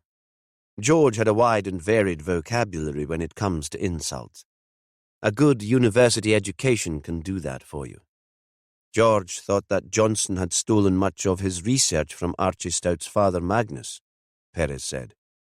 Ah, that's why I recognized your other victim's name. I thought it was familiar when you first came looking for George. I knew about Magnus, of course. He was the main player in the story. And I knew he had a son, but I don't think George mentioned what he was called. George did suspect that Johnson was a plagiarist. Perez kept his voice even. He didn't want to influence his witness. He didn't just suspect. He knew. George had proof. Again, Perez tried to keep the urgency from his voice. Magnus's son came to see him in school a couple of months ago. That was how George referred to him, always as Magnus's son. Perez nodded to show that he didn't blame Miles for not making the connection to Archie earlier. Miles continued talking. In fact, it was a little longer ago than that, because it was at the beginning of the school term. The new head had just started, and George was finding life a little less easygoing than under the last one. It was parents' evening, so officially Stout was there to talk about his sons. But he'd brought a box of notebooks and papers that he'd found at the back of a cupboard. His father's research. The notebooks were all dated, so it was clear to George that the initial translation of the runes on the story stones had come from Magnus. He'd done all the research about the presence of Vikings in the islands before Johnson had shown any interest in the topic. George didn't confront Johnson then. Miles shook his head. He wanted to get his facts straight before accusing a prominent academic of stealing another man's research. But then, in October, the television documentary aired to a lot of publicity. It was a history of the Northern Isles, Orkney and Shetland, fronted by Johnson. There he was, looking out from the screen, being smug and professorial, with the beautiful island landscapes behind him. All the material he used to confirm his theories about the Westray archaeology had been taken directly from Magnus Stout, but the Westray man's name wasn't mentioned once. In fact, the islanders came across as ignorant farmers who hadn't realized the importance of the excavations on their land. Miles looked out at Perez. I've never known George so furious, even though he wasn't personally involved. Perez thought it was unusual to feel such anger on another person's behalf. This seemed too abstract a subject to be worked up about. But he felt involved. Miles paused, pulling together the words so he could explain. It felt personal. History mattered to him. George might have appeared flippant and carefree, and in lots of ways he was. But he thought history was about truth. How could we understand the world if our knowledge of it was based on lies? He felt Johnson's rewriting of history like a kick in the gut. He said it wasn't just about the past, but about the way Westray people were regarded in the present. Political decisions were made on the basis of facts provided by historians. Miles was becoming more and more animated. He stopped and pulled a little face. I'm sorry to sound so passionate. It's not my default setting, and it feels a little odd to become so emotional. But now he's dead, I suppose I feel I should take on George's mantle, protect his legacy. He got to his feet, stood with his hands resting on the edge of the deep, old-fashioned sink, and looked out of the window into the darkness, towards the garden where he spent so much of his time. Perez thought he needed a moment to gather his thoughts, or once again, perhaps, he wanted to hide the fact that he was crying. When he turned back into the room, though, he was dry-eyed. Did George tell you that the Johnsons were staying in Westray the day that Archie Stout was killed? Because he'd told Rutherford and explained that was why he'd spent the night with Nat Wilkinson. No! Miles Chambers seemed genuinely shocked. I'd have thought he might have mentioned it. I told you, Inspector. George and I hardly spoke to each other once he returned from the island. I was sulking, and George would have waited until we had time to talk it through properly. He'd know I'd find the story entertaining. He could make anything entertaining, and he loved an attentive audience.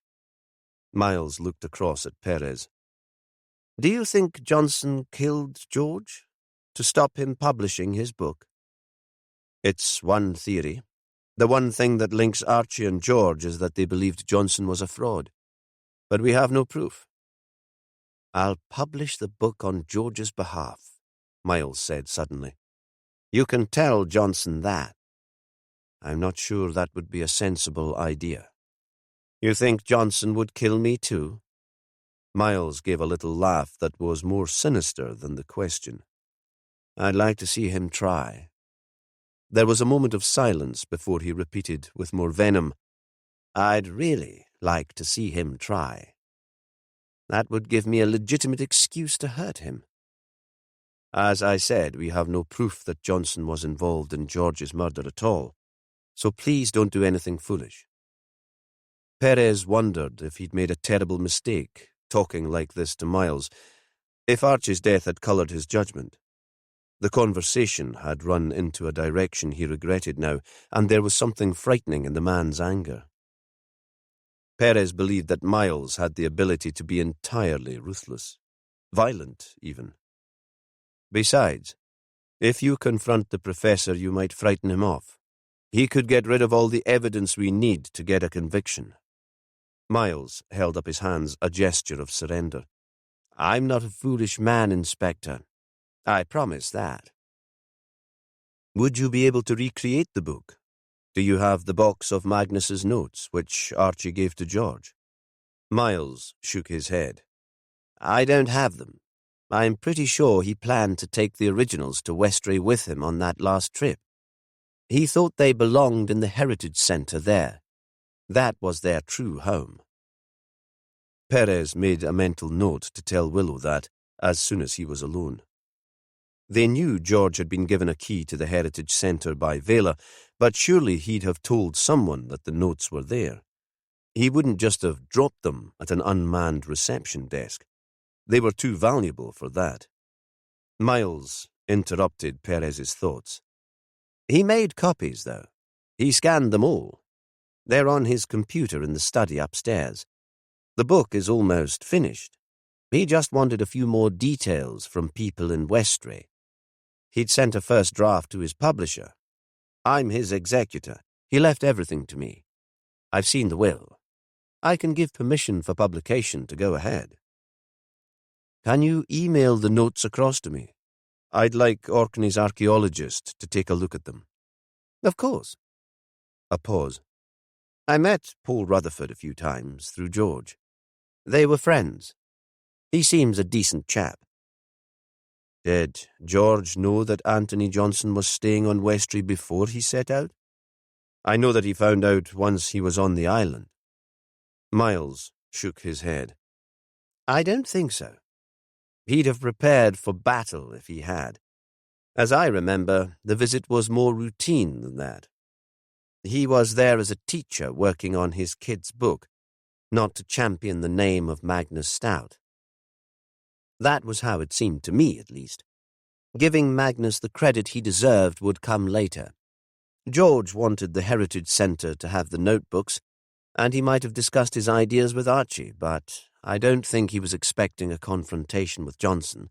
Not yet. Miles was standing.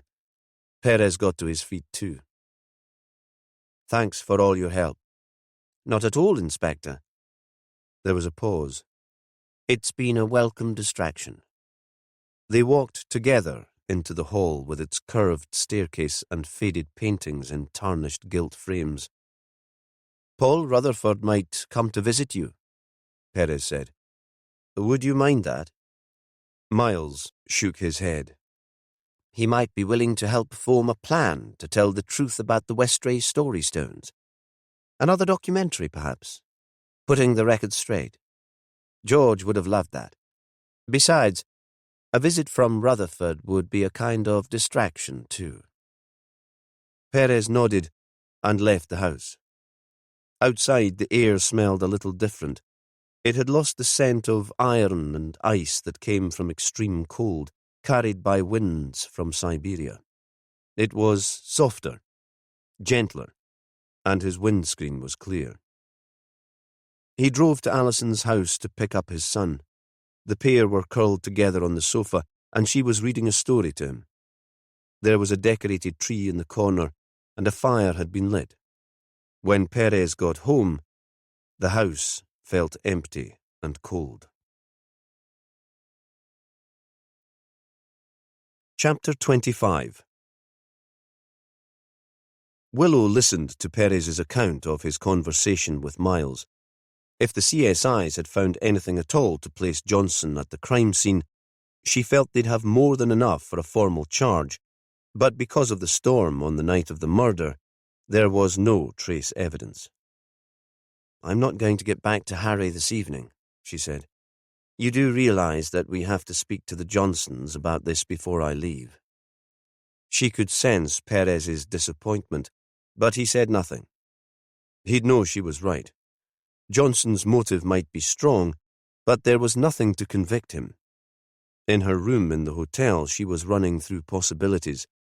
To make a charge stick, they'd need a witness or a confession. Barbara could be a witness if she decided to cooperate. She must have had knowledge of what happened that night. But why would she cooperate? She had almost as much to lose as her husband if he were to fall from grace, and Willow suspected that Barbara would be harder to break down. She was a performer. She worked with actors and storytellers, and she did all the publicity for the community arts centre that she ran. Her job was to manage the narrative, to portray the place in the best possible light. Willow was convinced that the next meeting with the Johnsons would be crucial, and she didn't rush into arranging to speak to them. She discussed her plans with Phil Bain as they sat waiting for their evening meal. It was still early, but she'd had a long day, and she found her focus shifting, sliding from one possible approach to another. I'm not sharp enough to talk to them tonight. Let's arrange to do it in the morning. Not here, though. Somewhere more formal. Where were you thinking? How about the Heritage Centre? It's only open at weekends in the winter, so we won't be disturbed. Annie can give us a key and make sure the heating is on. And I'd like to talk to them separately. Tony first, I think. They're both arrogant. They'll underestimate us and think they can bluff their way through. Shall we see them this evening, though, just to make an appointment to talk to them? Why not? Let's rattle them a bit.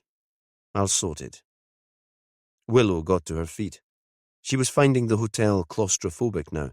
The darkness outside seemed to be closing in, and she was feeling restless, uneasy. Even a wander to the bar would provide some movement and a brief change of scene. When she pushed open the door, she didn't recognize any of the locals there, though Perez would probably know most of them. There was no sign of the professor and his wife. Godfrey, the elderly widower, was sitting in his usual corner, his back to the room, repelling any overtures of company. His half-pint of bitter sat almost untouched on the table in front of him. He turned when he heard her approach, smiled, and seemed almost glad to see her. "Inspector, I saw you at the cathedral. That must have been your little boy. What a wonderful service. Edith and I always loved it." "Yes." Willow pulled across a chair and sat beside him. It's rather terrible to think that George Riley was being killed that afternoon too. She looked straight at him. "Did you come across George while you were here? You were working on similar projects." "I did meet him once. It was on the morning that poor Archie Stout died. He'd come over on the ferry. It was just before the storm hit. I was taking a photo of the links. The beach there is a great place for sanderling. The little wading birds." Godfrey smiled. "Such comical little creatures. They run like clockwork toys." "And George was there too?" Willow tried not to sound impatient. "He was, staring at the former dig site. It looks so ugly, all that black plastic weighed down with old tires, like a dump or an abandoned building site. He was taking photos too. We talked for a while." "What about?" "The island, and what a special place it is. He explained that he was a teacher, and he loved what he did, that it was a privilege to shape young minds." Godfrey paused for a moment. "After a while, he seemed a little troubled. I asked if anything was wrong, and he became jolly again. 'Nothing that can't be put right,' he said. We walked together for a way along the beach. He told me stories of the Neolithic people who'd lived on the site and then the Vikings who'd arrived centuries later. I was entranced. I could see that he'd be a magnificent teacher, and I told him so." "What happened then?" "George said he was meeting someone, and he peeled away. He'd brought his car with him, and I suppose he'd parked it somewhere close by. I walked back to Pirawall to the cafe for a bite of lunch. I'd asked if he was staying at the hotel. I would have been glad to hear more about his work, but he said he met a former student on the ferry and was staying with him." Willow nodded.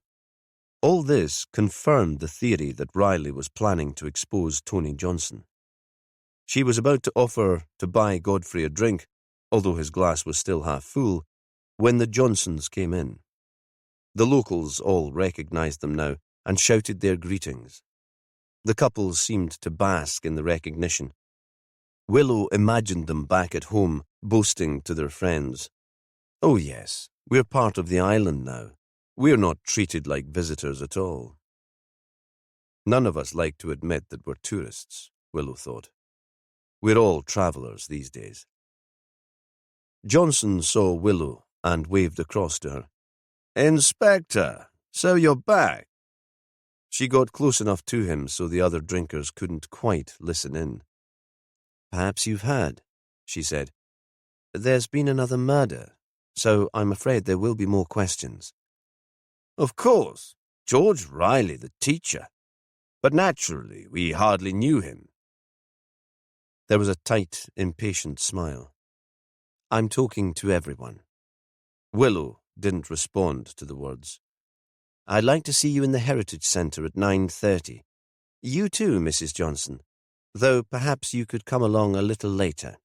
We'll have a word with you after we've spoken to your husband." A pause. "Please don't be late." Johnson was about to protest, to make an excuse, but Willow jumped in before he could speak. "I'm investigating 2 deaths, and I believe that you can both help me with my inquiries. I'll either talk to you here, in Westray, or I'll require you to come into Kirkwall for a more formal interview in the police station there. It's entirely your decision." She waited a moment for an answer, and when none came, she nodded and turned away. After they'd eaten, Willow looked for Annie. Bill was serving behind the bar. "I've sent her home to rest," he said.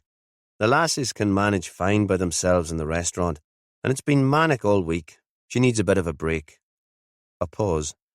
"Pop in to see her, though, if it's important. We're just a couple of doors away." Willow pulled on her jacket and went outside. There was a milkiness to the sky which meant she saw the stars as if through a filter. It seemed that the weather was changing at last. The air wasn't so sharp that it took her breath away. The McBride's house was a small cottage, one of a terrace. It still wasn't late, but she hoped that Annie hadn't taken herself to bed for a very early night. It seemed, though, that Annie was expecting her. "Bill texted to say you were on your way." "It seems a pity to interrupt you on your one night off, but I need your help." "Ah, come away in. I'm not much good at resting, and there's nothing at all on the television." The room was small and warm. There were photographs of beaming grandchildren on the walls. Annie had already made tea, and in the little time it had taken Willow to get there, she'd set out a plate with oatcakes and local cheese. "The tea's decaf," she said. "I can never drink the real stuff after lunchtime, and I know you prefer it." I hadn't realised that Archie had a share in the hotel. Willow wasn't sure if that was at all significant to the investigation, but the fact had lurked at the back of her mind, troubling. "Did it cause any problems?" At first she thought there would be a tactful, anodyne response, but here, alone in her own home, Annie felt more able to speak freely. "He never let us forget that he was part owner, and he never paid for a single drink after Magnus died." A pause. "There was a kind of entitlement, you know, and it rankled. Bill could shrug it off, but I couldna. It felt disrespectful to Bill. Archie wouldn't have tried it on if we'd both been born and raised here. But because Bill's a New Islander, somehow Archie felt he had the right. I wouldn't have minded so much if he'd offered to help behind the bar when we were rushed off our feet. But he just sat there, playing the fool, entertaining his audience." She looked up and smiled. "And now I feel bad for speaking ill of the dead." "Really?" Willow sipped at the tea and took an oatcake. "I'm here about George Riley." "Aye, I thought you might be." Annie shook her head. "He was a lovely man. He taught our 3. He was writing a children's book." Willow paused for a moment. "Apparently, it wasn't just for kids." "Ah, so you know about his great crusade to give old Magnus the credit he's due." "I've been told a little. It would be useful to hear what you know about all that." I had George in here about a month ago, sitting where you are, telling me about his plans. What did you think about them? I thought that Magnus wouldn't have wanted all the fuss. He didn't do that research for the glory, but because he loved it. It was an escape into a different world. She smiled. Now the island bairns escape into fantasy worlds on their computers. But then, in his head, Magnus was living with the Vikings who came into Westray and discovered the Neolithic mounds, built all those centuries before. Those chambers must have seemed like magic to those people arriving in their longboats from the sea. But George did care that Magnus got the credit due to him. He did. I thought it was unhealthy, a bit of an obsession. It felt like revenge, though I'm not quite sure what Johnson might have done to harm him, why he had the urge to hit back. Or maybe it was jealousy, because here was Johnson who only blew into the islands occasionally, acting as if he understood everything there was to know about the place. George always liked the starring role. It wasn't as if he and Magnus were particularly good friends. Archie Stout found Magnus's notebooks and thought George would be interested. That was what started the whole thing off. Annie shot a glance across at Willow. So that's the way your mind is working, is it? That this research into ancient stones linked both the dead men? I can't find much else. There was a silence, then footsteps on the pavement outside the house, drinkers perhaps calling it a night and making their way home. This isn't to be spread around the island, Annie. I know you understand. It's speculation at this point. The woman nodded. I'll not even chat to Bill about it. They say women gossip, but... She looked up, caught Willow's eye, and they both grinned. You do a great job of servicing the hotel rooms. Your lasses would notice anything unusual. Annie nodded again. Maybe, though they'd not pry. They don't do a real clean until they're preparing for a new set of guests. I'm wondering about blood-stained clothing. Nobody's asked you to do laundry. Annie shook her head. We don't do a service wash, and the girls would have mentioned if they'd seen anything. Like I said, they'd not be prying into wardrobes or drawers. Of course. And any soiled clothes would be gone by now, put into a bag, weighed down with stones and thrown into the sea. Willow changed tack. Did you see George that day? The day Archie disappeared? His friend, Miles, says he intended to bring the notebooks into the Heritage Centre for safekeeping. Oh, because that was the place they should be held, where the community could have access to them. Aye, I met him in the centre. It had all been arranged. He wanted a meeting, but I was too busy to spend long with him. We were hosting the old folks' lunch in the hotel, and I wanted everything to be grand for them. You did meet George, though? Annie nodded. He was there before me. He'd picked up a key from Vela, or I think from Archie when the ferry arrived at Rapness. He gave you Magnus Stout's notebooks? She nodded, as if they were the crown jewels. He asked if we had a safe. I said they'd be fine in the room where we kept all the archive material, and that the building was kept locked. Who was going to steal a bunch of old notebooks? Were the story stones still there then? Annie frowned. Do you know, I'm not sure. I was all in a fluster wanting to get shot of George, who was bursting to tell me a long story of his own. I told him the details would have to wait. He could tell me in the bar later that night, but he said he'd heard Johnson was staying, so he wasn't going to set foot in the place. She looked up at Willow, who was helping herself to more tea. I thought he was making mountains out of molehills. A little grin. Bill always did call him the drama queen. You knew he was gay? Of course. And that's no big deal these days, is it? Bill's idea of a silly joke, no harm meant. You didn't take the key from him? No. He said he'd hang on to it and drop it back to Nistabin when he was finished. He wanted to get some work done, and the centre would be a quiet place to do it. I left the heating on for him. And that was the afternoon. Willow wasn't sure that she could make the timings for this hang together.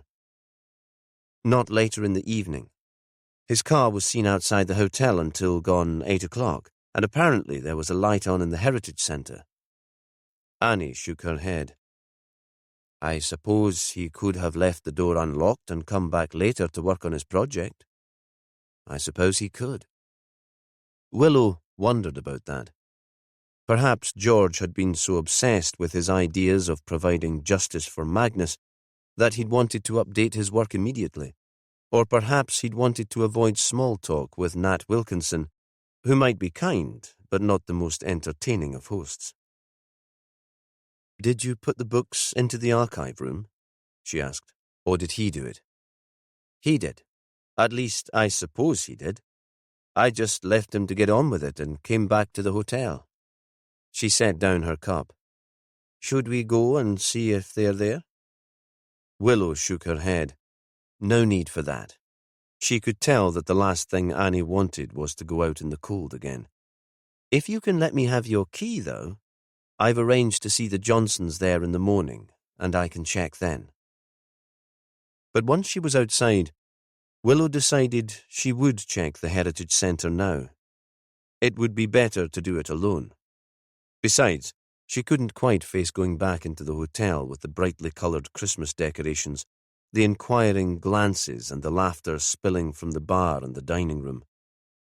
Perez would be putting their son to bed, so it would be too early to talk to him again. The Heritage Centre was purpose-built, smart, right next door to the hotel. Willow unlocked the door, switched on the light, and went inside.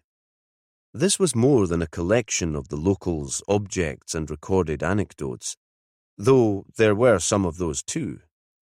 She thought it was classic Westray. Anything the island decided to do, it did well. The labelling and information displays were as professional as in any small museum. Willow was distracted for a moment by the exhibits, the tiny figure of the Westray wife, the oldest depiction of a human form in the UK.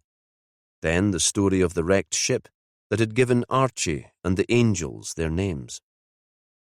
At last, she walked through into the archive centre, a room with shelves on 3 of the walls, loaded with a collection of books, journals and articles.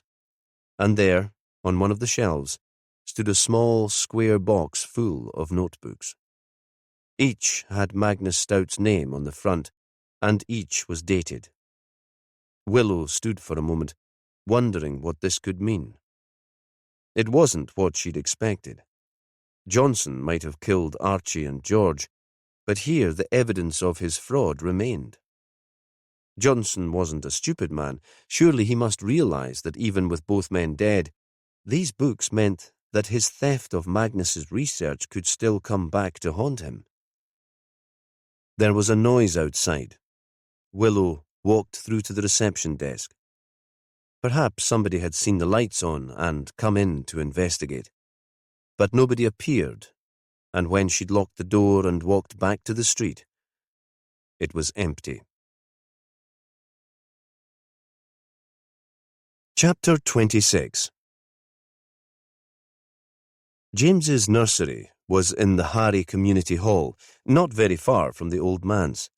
It was run by a couple of motherly women, helped by some younger lasses. Willow loved it because they got the bairns outside as much as they could, wrapped up against the cold in the winter, scooting around on the trikes and the bikes, climbing on the play equipment. Each day Perez went, there were fewer parents queuing outside the building, fewer excited children. Everyone, it seemed, was winding down for Christmas.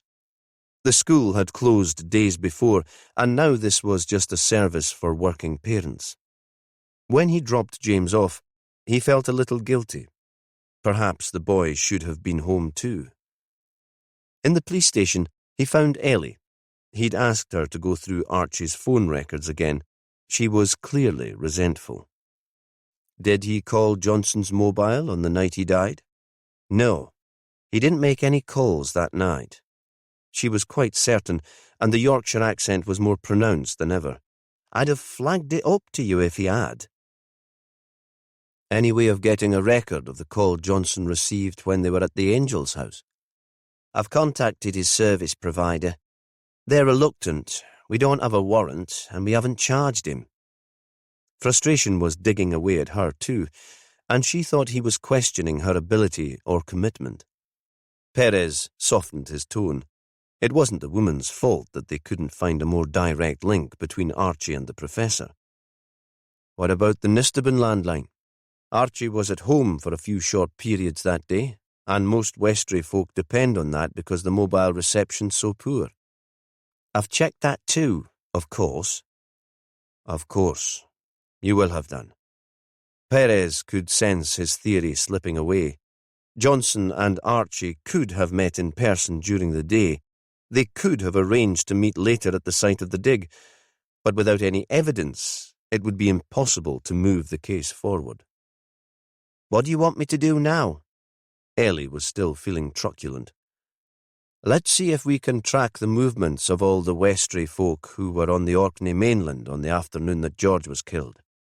We can check the restaurants where they claim to have eaten, the bars where they say they drank. There should be credit card records. Perez thought his voice sounded as it did when he was trying to jolly James out of a tantrum. Ellie deserved better than that, but he'd promised Vela that they'd find Archie's killer. Christmas, the day of the bar, when they'd all be celebrating Archie's life, had felt like a kind of deadline. Now it seemed certain that he'd fail. You take Kirkwall, he said. I'll go to Stromness, see if you can put together a timeline for the Johnsons once they drove off the ferry. We need a gap when they might have gone to Maze How. Without that, we have no case at all against them. He wanted to show Ellie that he had faith in her. This was the more important task, after all, but he had his own reasons for choosing to work in Stromness. He felt the need to be somewhere different and alone, and to open his mind to the possibility of other suspects.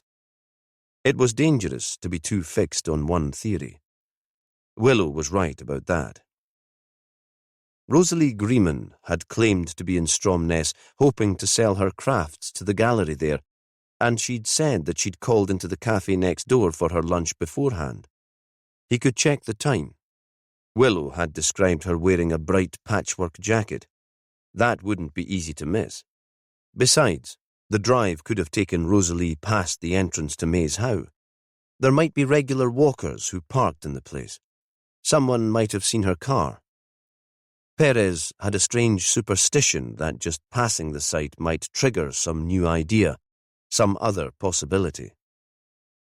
His mood lifted a little as he drove out of the town and the landscape opened out. He drove slowly and pulled in from the busy main road to the Tormiston Mill car park, with its view of the loch and the archaeological sites. An older woman was getting out of a Land Rover.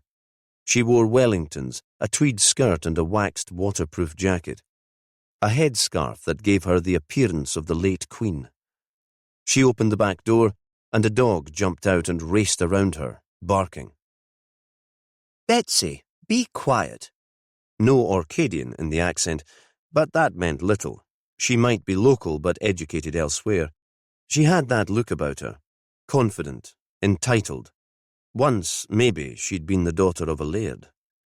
Perez approached and the dog jumped up at him. Betsy! The woman had a voice that would have carried all the way to the stones of Stennis, but the dog took no notice. I'm sorry, she said, the sound gruff as a bark. She's still a puppy, not properly trained yet. Perez introduced himself. The woman looked at him sharply. You'll be here about poor George Riley's murder. You knew George? Perez could see that the two people might be friends, or at least that they might move in the same circles. We served on some of the same committees. Perez nodded. He could tell that she'd be a formidable committee member. He asked for her name. Thorne, she said. Belinda Thorne. I was here that afternoon. I saw him drive in. I wanted to talk to him about the local History Society agenda, but Betsy was getting impatient for a walk, and in the end I just waved. There was a pause. I've been going over it in my mind, that I could have walked with him towards May's house, stayed with him there. Then he'd still be alive. But I wasn't to know, was I? She looked at him, suddenly vulnerable, wanting reassurance. No, he said. Of course you weren't to know. He looked across the road towards the burial chamber, his view blocked for a moment by a passing truck. Was anyone else here? Other cars? Other walkers? She shook her head. It was bloody freezing. Anyone in their right mind would have stayed indoors. She patted the dog's head. But we're not quite in our right minds, are we, Betsy? What time was this? About 1:30. I'd been listening to the radio on my way here, The World at 1. It was still running. Perez thought about that. So George had arrived an hour before he'd arranged their meeting. Lucy Martindale had said he'd had to rush out to see someone, presumably his killer. And when you came back from your walk, was the car park empty then too? She shook her head. Despite the cold, it was a beautiful day, and we were out for an hour and a half. I wanted to tire the rascal out. There was another car parked here when we returned. She paused, looked across at him and smiled. Your car. His hopes had been raised for a moment, but he smiled back at her. Of course, he said again. The dog was tugging at its lead, so desperate to move now that it almost pulled her over. Quickly, he handed her his card. If you remember anything, please ring. Of course. She slipped the card into her pocket and was dragged across the main road, only just missed by a passing van. He found the Stromness Gallery open and Grace, the manager, in the ground floor reception area. Perez knew her. She was a friend of Willow's. The women had met in the Kirkwall Library reading group and bonded over a passion for translated crime fiction. Jimmy, are you in search of a piece of art for the manse? Feel free to wander round. It's exhibition time and we have some wonderful local pieces. He shook his head. It's work. I have a few questions if you have time to chat. Sure. I'm hardly rushed off my feet. Lots of people are looking, but not so many buying just now. Do you know Rosalie Greeman? The English maker who lives in Westray? Yes, I love her stuff. You'll have heard that George Riley died. Of course. What a miss he'll be. Such energy, and a wonderful teacher. He inspired Orkney kids to look at the place in a different way. He ran a series of lectures for me here in the gallery. I wasn't sure how it would work, but we had a full house every time. The most popular was his History of the Ba talk. He discovered old photos, none of which I had seen before. Grace shot a glance at Perez, suddenly suspicious. You don't think Rosalie had anything to do with his death? Perez shook his head.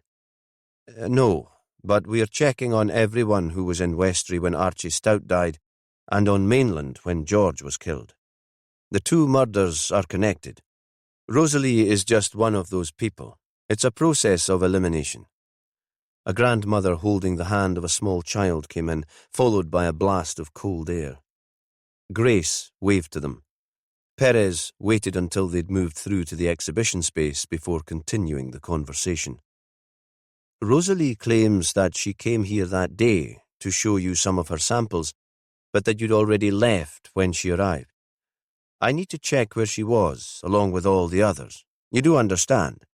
It was the day of the St. Magnus Carol service. Grace nodded. I did leave early that day. She smiled, pleased that she could confirm Rosalie's story. She dropped in a few samples with Robbie at the desk, some lovely pieces, and she left me a phone message later that day, saying she'd been along and asking if she could make an appointment for the new year, so she could discuss her stuff. I phoned her back the next morning. Great. That's all I needed. Thanks. But really, he knew this didn't prove Rosalie's innocence. She'd still have had time to kill Riley before driving to the gallery. They only had the jeweller's word that she'd had lunch in Stromness beforehand. Leaving the phone message for Grace just added a little veracity to the narrative. He made his way outside and into the cafe a couple of doors down. If they'd served Rosalie at a time before Belinda the dog woman had met George Riley in the Tormiston Mill car park, close to Maze Howe, that might put the jewellery maker in the clear. It was busy with the early lunchtime rush. The cafe had laid on a Christmas dinner special, turkey with all the trimmings. He thought it odd that people might want a meal like that so close to the day itself, but they were doing a brisk trade. He waited at the counter, hoping to speak to the manager, but the staff all seemed rushed off their feet, and he felt awkward about disturbing them. They wouldn't be able to focus on his questions while people were becoming impatient waiting for their meals.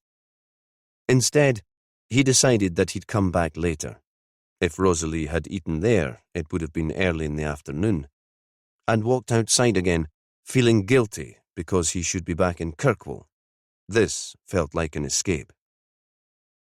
In the distance, he could see the car ferry from Scrabster making its way into the harbour. It was the route that George Riley had taken from his conference on the Scottish mainland when freezing fog closed the airports. Perez tried to open his mind to any other way that he and Archie might have been connected. He'd been so sure that Johnson was involved, and certainty was always dangerous. Perhaps, after all, the obvious reason was most likely. George Riley had witnessed something leading up to Archie's killing, and so he'd had to die. Chapter 27. That morning, Willow went into the Heritage Centre half an hour early for her appointment with Johnson.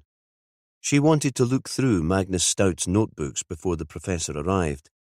But when she went into the archive room to take down the box, there was no sign of it. The low sun slanted through the window, and even with the light switched off, she couldn't have missed it. She stared at the shelf where it had been, wondering for a brief moment if she was quite sane, if she'd imagined it being there the night before. But she could picture the box vividly. Blue cardboard, which might once have held a pair of shoes, with its neat stack of books inside. Somebody must have come in and removed it. Then she considered who could have taken it. She'd locked the door the previous evening. Again, the memory was clear. She heard the click of the lock and pictured herself pulling on the handle to make sure that the door was firmly shut. And with that came another memory, the sense that someone else was close by. So whoever came in must have had a key unless there was a different entrance. Perhaps the person she'd heard, who'd been waiting for her to leave. She walked briskly around the centre. None of the windows were open, and the emergency exit at the back of the building was locked too. Time was moving on. Soon, Tony Johnson would be here, and she needed to prepare herself for the interview. There was a tap on the door. Not Johnson, but Phil Bain, whom she'd asked to sit in on the conversation. She explained what had happened. "I can't see the disappearance of the notebooks as a game changer. They've been saved in digital form and can still be used as evidence. Miles told Jimmy that he could retrieve them. Johnson might not know that, though. He might think he's in the clear now, and that we have no evidence of his fraud." "Shows he's panicking, doesn't it?" Phil said. "Certainly does." Willow arranged the furniture in the space where the archives were kept. She set it up like a classic interview room, a table with a chair at one side and 2 chairs opposite for her and Phil. She was still angry with herself. She should have taken Magnus Stout's notebooks into safekeeping, but took some breaths to slow her pulse and calm her nerves. Her mother had been a great proponent of meditation, and that was something else that Willow had brought with her from the commune, the power of slow breathing. She'd expected Johnson to be late. He was arrogant and rude, and he'd see making her wait as a way of asserting his authority. But after 15 minutes of waiting, she sent Phil Bain to find him. Phil was back almost immediately. "They've gone." "What do you mean?" "Bill says they checked out this morning and were on the early ferry." "He's not expecting them back." Phil shook his head. "They paid the bill and left. Said something unexpected had come up. No details. He charged them until the end of the booked stay, but they coughed up without any fuss. Bill was shocked that they paid without a scene. He said that wasn't like them at all." "What time did the ferry leave?" 7 a.m. She was so shocked that it took her a moment to process the information. "I guess there's no point in asking Jimmy to meet the boat at the harbour in Kirkwall and pull the couple into the station for questioning then. They'd have arrived at least an hour ago." "They could have headed for one of the ferries south to the Scottish mainland," Phil said. "Not the North Link. That doesn't leave until much later." "You're thinking they might be in Stromness? For the big ferry to Scrabster?" "We can get someone to check. That'd be more likely than going all the way south across Scapa Flow to get to the Pentland boat south. As far as I know, all the planes to the Scottish mainland are still grounded. So if they're trying to get home, it would be by boat, not on a flight." She pulled out her phone to talk to Perez, prepared to rattle off instructions, but he was no longer in the police station. "Sorry." Ellie's Yorkshire voice sounded very loud over the phone. It filled the Heritage Centre. "You've just missed him. He's gone to Stromness to check Rosalie Greenman's alibi for the afternoon of the Riley murder. Can you ask him to look out for passengers boarding the Scrabster ferry? We need to know where the Johnsons are. I must have frightened them off, and I think they have the hard copies of Magnus Stout's research with them." "Sure, I'll try. And I'll get in touch with the ferry companies now. There are no planes south because of the Scottish weather." A pause. "It doesn't look good for them, does it? The fact that they've done a runner." Her voice was almost jubilant. She hadn't liked the couple either. Willow switched off her phone and stood up, feeling again the strain in her back and her legs. She looked across the table at Phil. "We might as well get back to Kirkwall. There's no point staying here now the Johnsons have disappeared." He grinned. "Fine that. There's a party tonight at my lass's house. Even if we're on the last ferry home, I'll be in town in time to catch it." Annie was back on duty in the hotel and cooked them a late breakfast. "The Johnsons have gone then?" She delivered the scrambled eggs to the dining room and looked down at them, still holding the tea towel she'd used to carry the hot plates. "So it seems." Willow grinned. "I don't suppose you're sad to see them go?" "Not at all. But maybe you're upset that they've left in such a hurry." "I went into the Heritage Centre yesterday after we had our chat. I found those notebooks just where you said they'd be. They weren't there this morning." "You think the Johnsons took them?" "Somebody did. I left the key with Bill last night. He'd not have handed it over to them." Annie was certain. "Not without asking me first." "Can you find out if Tom and Evelyn Angel were in the bar last night? And if the Johnsons were in the hotel all evening? They were there when I came to visit you, but that wasn't anywhere near closing time." Annie didn't speak. She wasn't a woman to waste words, but she nodded and left them to their breakfast. She returned as Willow was drinking her last cup of tea.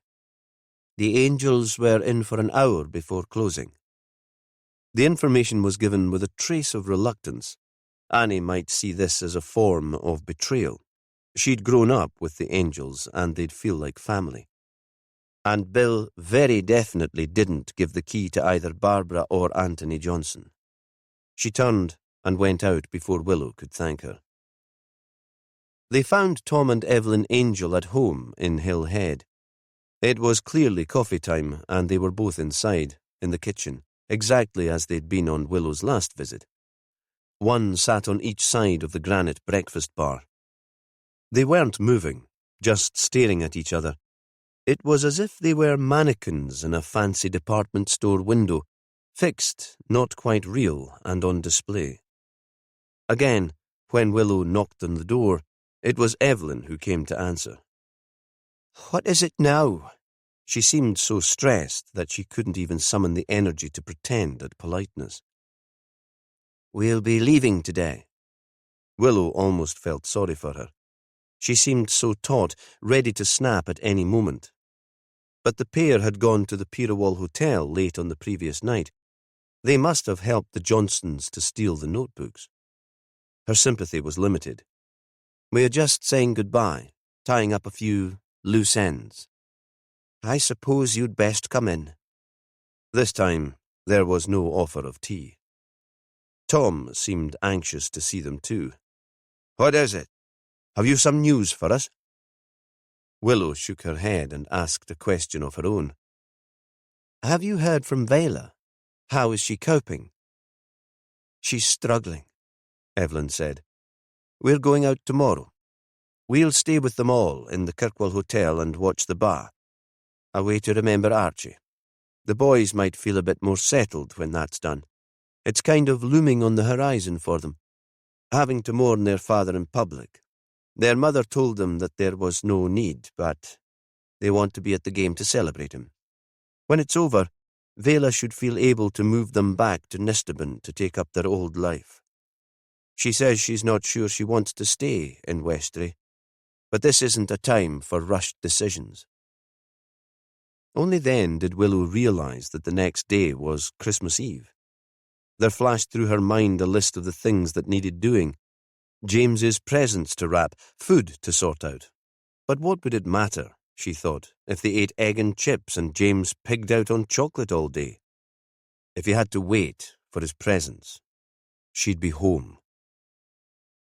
Why did you give the Johnsons your key to the Heritage Centre? She asked. We never had a key. Tom's reply shot out without a pause. It was as if he'd been expecting the question and had prepared the answer. There was something of the guilty schoolboy about him. We're not on the committee. You can ask anyone. Vela had a key.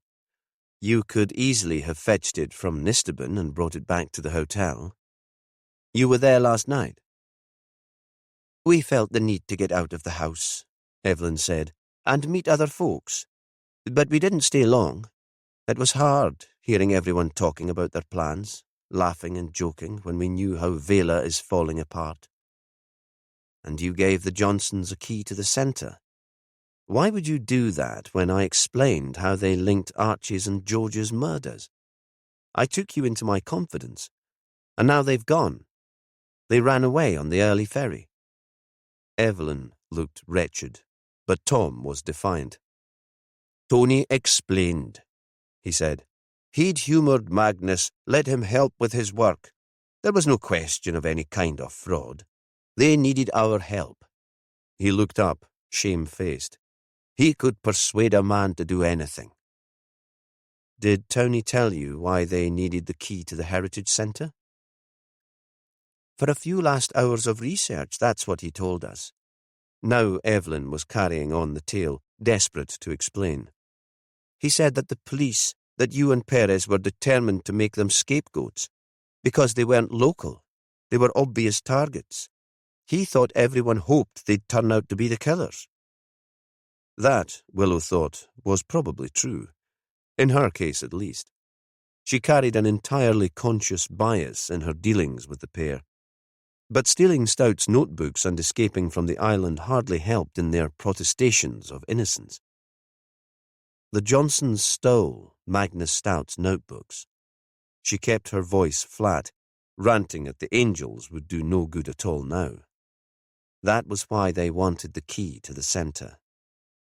They stared at her. But the professor was on the television, Evelyn said, pleading for understanding. He was famous and respectable, and he needed our help. They were so grateful when we said we could get the key to them. Willow didn't reply. Chapter 28. Perez was back sitting on a bench looking out over Stromness harbour. It might be a little warmer than earlier in the week, but he was still feeling the cold. As soon as he'd heard from Ellie about the Johnsons' sudden escape from Westray, he'd made his way to the ferry terminal. He'd been there when the Scrabster boat came in to watch the passengers disembark. Then he'd stood by the barrier when the vehicles were loaded for the return journey, checking each car, and he'd spoken to the company about foot passengers. Now he phoned Ellie again. "I didn't see the Johnsons' car, and they weren't on the passenger list. I checked." "I've contacted all the other operators," she said. "There are still no flights into Scotland, and the space is tight for cars on all the ferries. Lots of folk going south to spend Christmas with their families. The couple haven't booked in anywhere yet. They would need an advance booking, unless they're planning to leave their car behind. They might be staying somewhere on the Orkney mainland. Let's check the hotels and B&Bs. We've already started doing that." "Of course you have." He hoped he hadn't offended her again. "Great work." When he got back to the cafe, it was almost empty, ready to close. He took a seat near to the window, but it was running with condensation and there was no view out. A young waitress came to take his order. "Were you working the day that George Riley was killed in Maze How?" He thought there'd been so much news around that day that it was the best way to get witnesses to remember, better than giving a date. He'd already introduced himself. She'd been excited. It was as if she was serving weak milky coffee to a celebrity. Murder had that effect on some folk. They got so caught up with the drama of it that they forgot the sadness and chaos it left in its wake, and for a while the investigating officers became famous. What an odd thing celebrity was, he thought. It seemed that the Johnsons had taken in people in Westray because the professor had once hosted a popular television programme. "I was," she said. She told him her name was Natalie. "My mother phoned me with the news almost as soon as I got home. It had been on Radio Orkney." She was a young woman, somehow bonny despite poor skin and a flabby body. It was the lovely smile that made her shine. "Mr. Riley was a wonderful man." "Did he teach you?" "Aye. I work here but I bide in Kirkwall. I was at the grammar until I left after hires. I was in the panto the last few years too. Only the chorus like, but I loved it." She sounded wistful. "You won't be in this year's show?" Perez wondered what the panto would do without George. The first performance was scheduled for Boxing Day. He presumed it would be cancelled out of respect, and because it wouldn't be any kind of show without George as the dame. The waitress shook her head. "Some of the kids were kind of mean. I guess I don't have the looks for that sort of performance. There were some pictures on social media of me dancing during rehearsals. The woodland scene. The comments weren't very flattering. It was only a bit of fun, maybe, but not very kind. Mr. Riley told me not to be so stupid and he'd make sure the bullying stopped. The mean kids took no notice of him. I don't think anything would have stopped it, though it was nice of him to try." She paused, shaking her head to get rid of the unpleasant memory. "I decided I didn't need the hassle.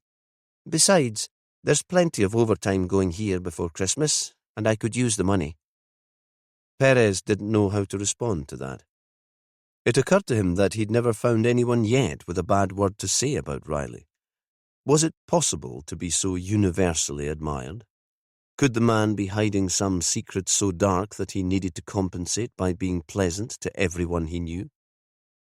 "And then Archie Stout died in Westray just a few days earlier." Natalie's excitement had returned. She looked straight at Perez, her eyes gleaming. "The murders must be linked, mustn't they? It couldn't just be a dreadful coincidence." He had her down now as a viewer of true crime television programmes, a consumer of the gorier podcasts. Perhaps they compensated for the gap in her life, the drama that the pantomime had provided. "Did you know Archie?" "A bit. We were kind of related." Perez could see her searching for the link in her mind, but not quite finding the detail. We shared some great-aunt or other. I saw him sometimes at family occasions, weddings and funerals, but I didn't really know him. You ken how it is in the islands. Perez nodded. He knew how it was. He supposed that he was probably connected to her in some way too, but he didn't say that. It was unkind, but he imagined her as needy, maybe turning up on his doorstep with some excuse.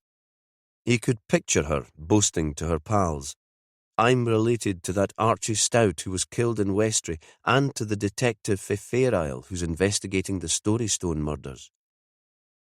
Because one of the English tabloids had used the headline, "The Storystone Murders," and now Radio Orkney had taken up the term. And she'd be hoping for some vicarious drama, that strange idea of celebrity again, of fame. "I'm just checking the movements of a few witnesses," he said. "Some of the people who knew both Archie and Mr. Riley. They're not suspects, not at all. But we just want to eliminate them from our inquiries. I'm sure you understand." "You're checking alibis?" Her eyes brightened again, but her voice was serious. "Something like that. A woman came here for lunch the day Mr. Riley died.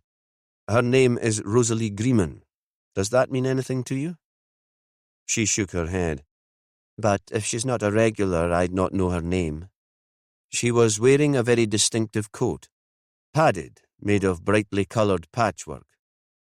Perez could see that she was trying as hard as she could to remember. She would have loved to give him an answer, but she shook her head again. "But I might not have seen. It was so cold outside that we cranked up the heating in here. It was steaming and people took off their coats as soon as they came in." "If she paid by card, you'd have a record on the system?" "I guess so. But you'd have to ask the manager about that." Natalie sounded disappointed because he'd have to consult the boss, because she wasn't enough for him. "Can you ask around your colleagues? And if anyone remembers her, give me a ring on this number." He handed her his card. It had the station general number, not his direct line. Willow would approve. He was learning that he couldn't save the world. "Sure." There was that lovely smile again. "Sure." The manager had no record of Rosalie Greeman paying for a lunch by card. "But that doesn't mean anything." She was a small shrew of a woman. "We encourage cash here. It saves us paying the bank fees." He walked back to his car, thinking that he'd wasted most of the day. Chapter 29. In the police station, the lights had already been switched on. Ellie was still waiting on news of the Johnsons, and at the same time she was checking sightings of all the Westray folk who'd come into Kirkwall on the pretext of the cathedral carol service. The A4 notepad in front of her was full of meticulous notes. Like Perez, she preferred paper and a soft lead pencil at work. "I think better with a pencil," she'd say when she was mocked by her tech-addicted colleagues. "The ideas come straight from my brain. I don't need to think what my fingers are doing." Perez joined her, perched on her desk. "Any joy? Have you found the Johnsons for me?" "Not yet." She looked up at him. "I don't think they'd stay here, in Kirkwall, would they? And I don't think they'd try to get onto one of the inter-island ferries. They'd stick out as visitors, and I've made sure that all the boats have their details. If I were them, I'd drive south across the barriers. In South Ronaldsay, they'd be close enough to the Pentland ferry terminal in St. Margaret's Hope to get into the Scottish mainland when the heat dies down." "Of course. That does make sense." The 4 concrete causeways known as the barriers had been commissioned by Winston Churchill at the beginning of the war, after a German U-boat had crawled into Scapa Flow and fired torpedoes at a British battleship, the Royal Oak. 834 men had lost their lives, and the barriers had been built to prevent a similar tragedy. Orcadian kids were brought up on the story. George Riley had probably taught it in his history class, but the children would already have heard it from grandparents, the tale passed down through the generations, just as the Vikings had passed down their tales of heroes and villains. Now, the barriers linked the four most southerly islands, so there was no need for ferries to cross, and commuting to Kirkwall was much easier. "I've got the word out to as many hotels and B&Bs as I can," Ellie said. "I've contacted Airbnb too. I haven't had much response from the hosts, though. From anyone, really. Everyone's either very busy or they've shut down their systems for the holidays. I sent a car down to St. Margaret's Hope to check out that ferry terminal, but there was no sign of the vehicle there." "Sounds as if you've made terrific progress." Perez had hoped for better news, but he didn't want to upset Ellie again. Not her fault. Nobody could have achieved anything more. "How are you getting on with the alibis of the Westray people who were on the mainland when George Riley was killed?" "There's one interesting fact. That's about the Johnsons again." "Go on." "I went into the archive cafe this morning." She looked at him, a quick grin. He nodded. He liked the place too. It had once been part of the old library. "I fancied a proper coffee to keep me going. I showed Gordon behind the bar Johnson's photo. It was easy enough to get hold of. There are plenty of images of the professor online, mostly in front of an audience holding forth. Gordon was sure he was in at lunchtime the day of the carol service. Johnson paid with a debit card, and he was able to check the name for me." Ellie paused for a moment. "It was heaving, apparently, but Gordon was absolutely certain that the man was on his own. He could tell me what Johnson ate, and the card record just shows one cover." "So, no Barbara?" Perez thought about that. "I suppose she could have been shopping and he just didn't fancy trailing along with her if she was after clothes or local silver." "I'd get that if he'd just ordered a coffee," Ellie said. "But he had a proper meal. You'd wait for your wife before you ate lunch, wouldn't you?" "Yeah, I think you would." Perez paused for a moment. "Do we have a time for when Johnson was eating?" "Well, we know when he paid the bill." Ellie was enjoying herself now. "A record is kept on the card machine. Professor Johnson paid and left at 1:41. "I spoke to a witness this morning who saw George Riley parking his car at the Tormiston Mill between 1 and 1:45. Ideas were racing now. He'd always had Johnson down as the prime suspect, not his wife. That might fit. In one way, I guess she had as much to lose in terms of status and income as her man. According to Willow, she loves playing the role of Professor's wife. Perhaps they planned the thing together. Much easier to confuse us if they were working as a couple." "Would a woman have the strength to bash him on the head and stuff him into the small burial chamber?" Ellie was doubtful. "I'm not sure. I haven't met her. Lifting him into the chamber would be harder physically than killing him. It would certainly take some nerve to stay there and pose the body. Most people would want to escape from the scene as soon as they could. Barbara works in theatre, though. She runs a community arts centre. Perhaps she had a taste for the dramatic. Just, Perez thought, like George Riley.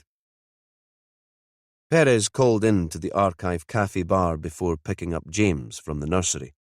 It was that time when people were switching from coffee to cocktails. For most, it was the last working day before Christmas, and people were letting down their hair. At one table, there was already singing. At another, a big group of young women were crammed into the bench seats. They wore very little, and their voices were loud, shrill as whistles, piercing the background noise. Gordon was still behind the bar. He was tireless. He'd grown up in North Ronaldsay. Perez had chatted to him about it one day over coffee. North Ronaldsay was the closest Orcadian island to Fair Isle, and they'd compared notes. For Gordon, Kirkwall was the big city. glorious in its variety and attractions. He loved it and had no ambition to move anywhere else. I know you spoke to Ellie about this, but why did Professor Johnson stick so clearly in your mind? Because you'd seen him on TV? Gordon laughed. Nah, I never watch TV. Why would I, when there's so much better to do? So, why did you remember him so well? Ellie said you were rushed off your feet that day. All those folk in town before the carol service. Because he was such a tosser. One of those guys who can't help throwing their weight around. You know the sort. Their voices are too loud. They ask too many questions about the menu. Then he complained about the table, even though he was lucky I could squeeze him in at all. That sounds like Johnson. But it also, Perez thought, sounded like a man who wanted to be noticed. A man establishing an alibi while his wife was committing a murder elsewhere. He looked at his watch. Soon it would be time to collect James from nursery, and then Willow would be home. He was about to leave the place when he turned back. You must have known Nat Wilkinson when you were growing up. He'd be older than you, but not much. Aye, I knew him. His folk ran the North Ronaldsay shop, came looking for a better life and found they'd brought all their troubles with them. You'll have met the sort on your Fair Isle. Perez nodded and smiled. The father was a boozer, Gordon went on, secret and steady. He'd disappear out the back of the shop halfway through serving and come back a little calmer and a little brighter, his hand not shaking at all. It was one of those secrets that everyone knew about, but nobody mentioned. Perez nodded again. There'd been secrets like that when he'd been growing up too. Not surprising then that Nat developed an addiction. I don't think it was his father's drinking that made him an addict. It was his father's death. Oh? Perez looked at his watch again. He really should be fetching James, but he couldn't ignore a story like this. It was just past midsummer. Nat was already at the grammar school then, but he was home for the holidays. He and his father were fishing from the pier. Sometimes you could get sillocks just by throwing over a line and hook. Gordon paused, building the tension and the drama. His dad fell in and drowned. Word was it happened because he was drunk. He must have been kind of wobbly on his feet and he tripped. Nat jumped in and tried to rescue him, or so he said. There was nobody else with them. You don't believe it was an accident? Gordon shrugged. The father could be a violent drunk. I've seen the bruises on Nat, and his mother was a timid, peedy thing. She wouldn't have stood up to the man. There was no proof either way, and island folk who knew the family history weren't going to accuse Nat. If he had helped his father into the water, they wouldn't have blamed him. You think that was when his problems started? Gordon shrugged. Who knows what sends folk into addiction? Maybe he inherited the gene. But he had a bad time after that. In school, the idea got out that he'd killed his dad. There wasn't so much shit then on social media, but kids can be cruel face-to-face too. His nickname was Murd, short for murderer. George Riley tried to close it all down. He called out the bullies and threatened to expel them, told their parents, though some of the parents believed the rumours too and didn't try too hard to stop them. Nat couldn't escape it. But maybe he tried with the booze and whatever else he could get hold of. There was a moment of silence, and then Gordon walked out from behind the bar to take more orders. His customers were becoming impatient. Perez made his way into the busy street to pick up his son, his thoughts racing. Nat Wilkinson was the one Westray man they'd dismissed from their inquiries because he'd been on the island when George Riley had been murdered. Now Perez thought perhaps they should look at him again. Anyone who held on to a secret was interesting. He looked at his watch. Willow should be on the ferry on her way into Kirkwall. Soon she'd be home. Perez and Willow talked about Nat Wilkinson later that evening, after they'd had a video call with Cassie. Fran, Perez's former lover, had, in one sense, bequeathed the girl to him, and he thought of her as his own. The girl was 14 now, with a mind of her own.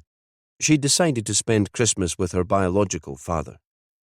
Perez had been a little hurt when she'd announced that it was all organised, and Duncan, her dad, would come in to Orkney to get her on the last day of term.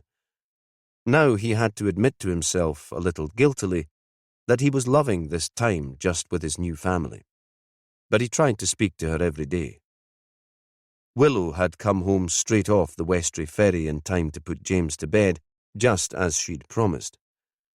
That was when they'd spoken to Cassie, waving at her blurred image on the laptop, listening to her stories of the Shetland family, all the treats that she had. It seemed that her father, Duncan Hunter, was enjoying her company and that she was having a splendid time. Perez had grown up in a very traditional family on Fair Isle, and he hadn't been sure how it would work, a lassie with 2 dads and 2 stepmums. Would the situation confuse her? What would her school friends make of it? Would there be teasing or even worse? But now it seemed the blended family was the norm. Cassie would have 2 celebrations. She'd be back on Orkney for Hogmanay, and they'd celebrate their Christmas then. And 2 lots of presents. Her only sadness was that she was missing James. Once the boy was in bed, Perez and Willow started talking about the investigation, catching up over a late meal. Everything seemed easier when they were together. The complicated family, throwing together a dinner, wrapping presents for James. Perez loved that about Willow, the lack of drama. In the rest of the country, people would be panicking about the trivia of Christmas, but Willow just said she'd pop into Asda in Doonby the next day to pick up what they needed. There were only the 3 of them, and the shops would be open again on Boxing Day. Nothing to get fraught about. Are you saying that Nat confided to George Riley that he'd pushed his father off the North Ronaldsay pier, then regretted it and needed to shut him up? Well, Perez laughed, if you put it like that, it doesn't sound very plausible. It doesn't explain Archie's death either, or the Storystones. Besides, we know that Nat wasn't on any of the ferries the day George was killed. Willow was enjoying the conversation. Perez could tell, pulling holes in his theories. He could have got off on a plane, or one of his fishing friends could have dropped him in Kirkwall. It was a still day. There were lots of creel boats on the water. He wouldn't have had a car then, though.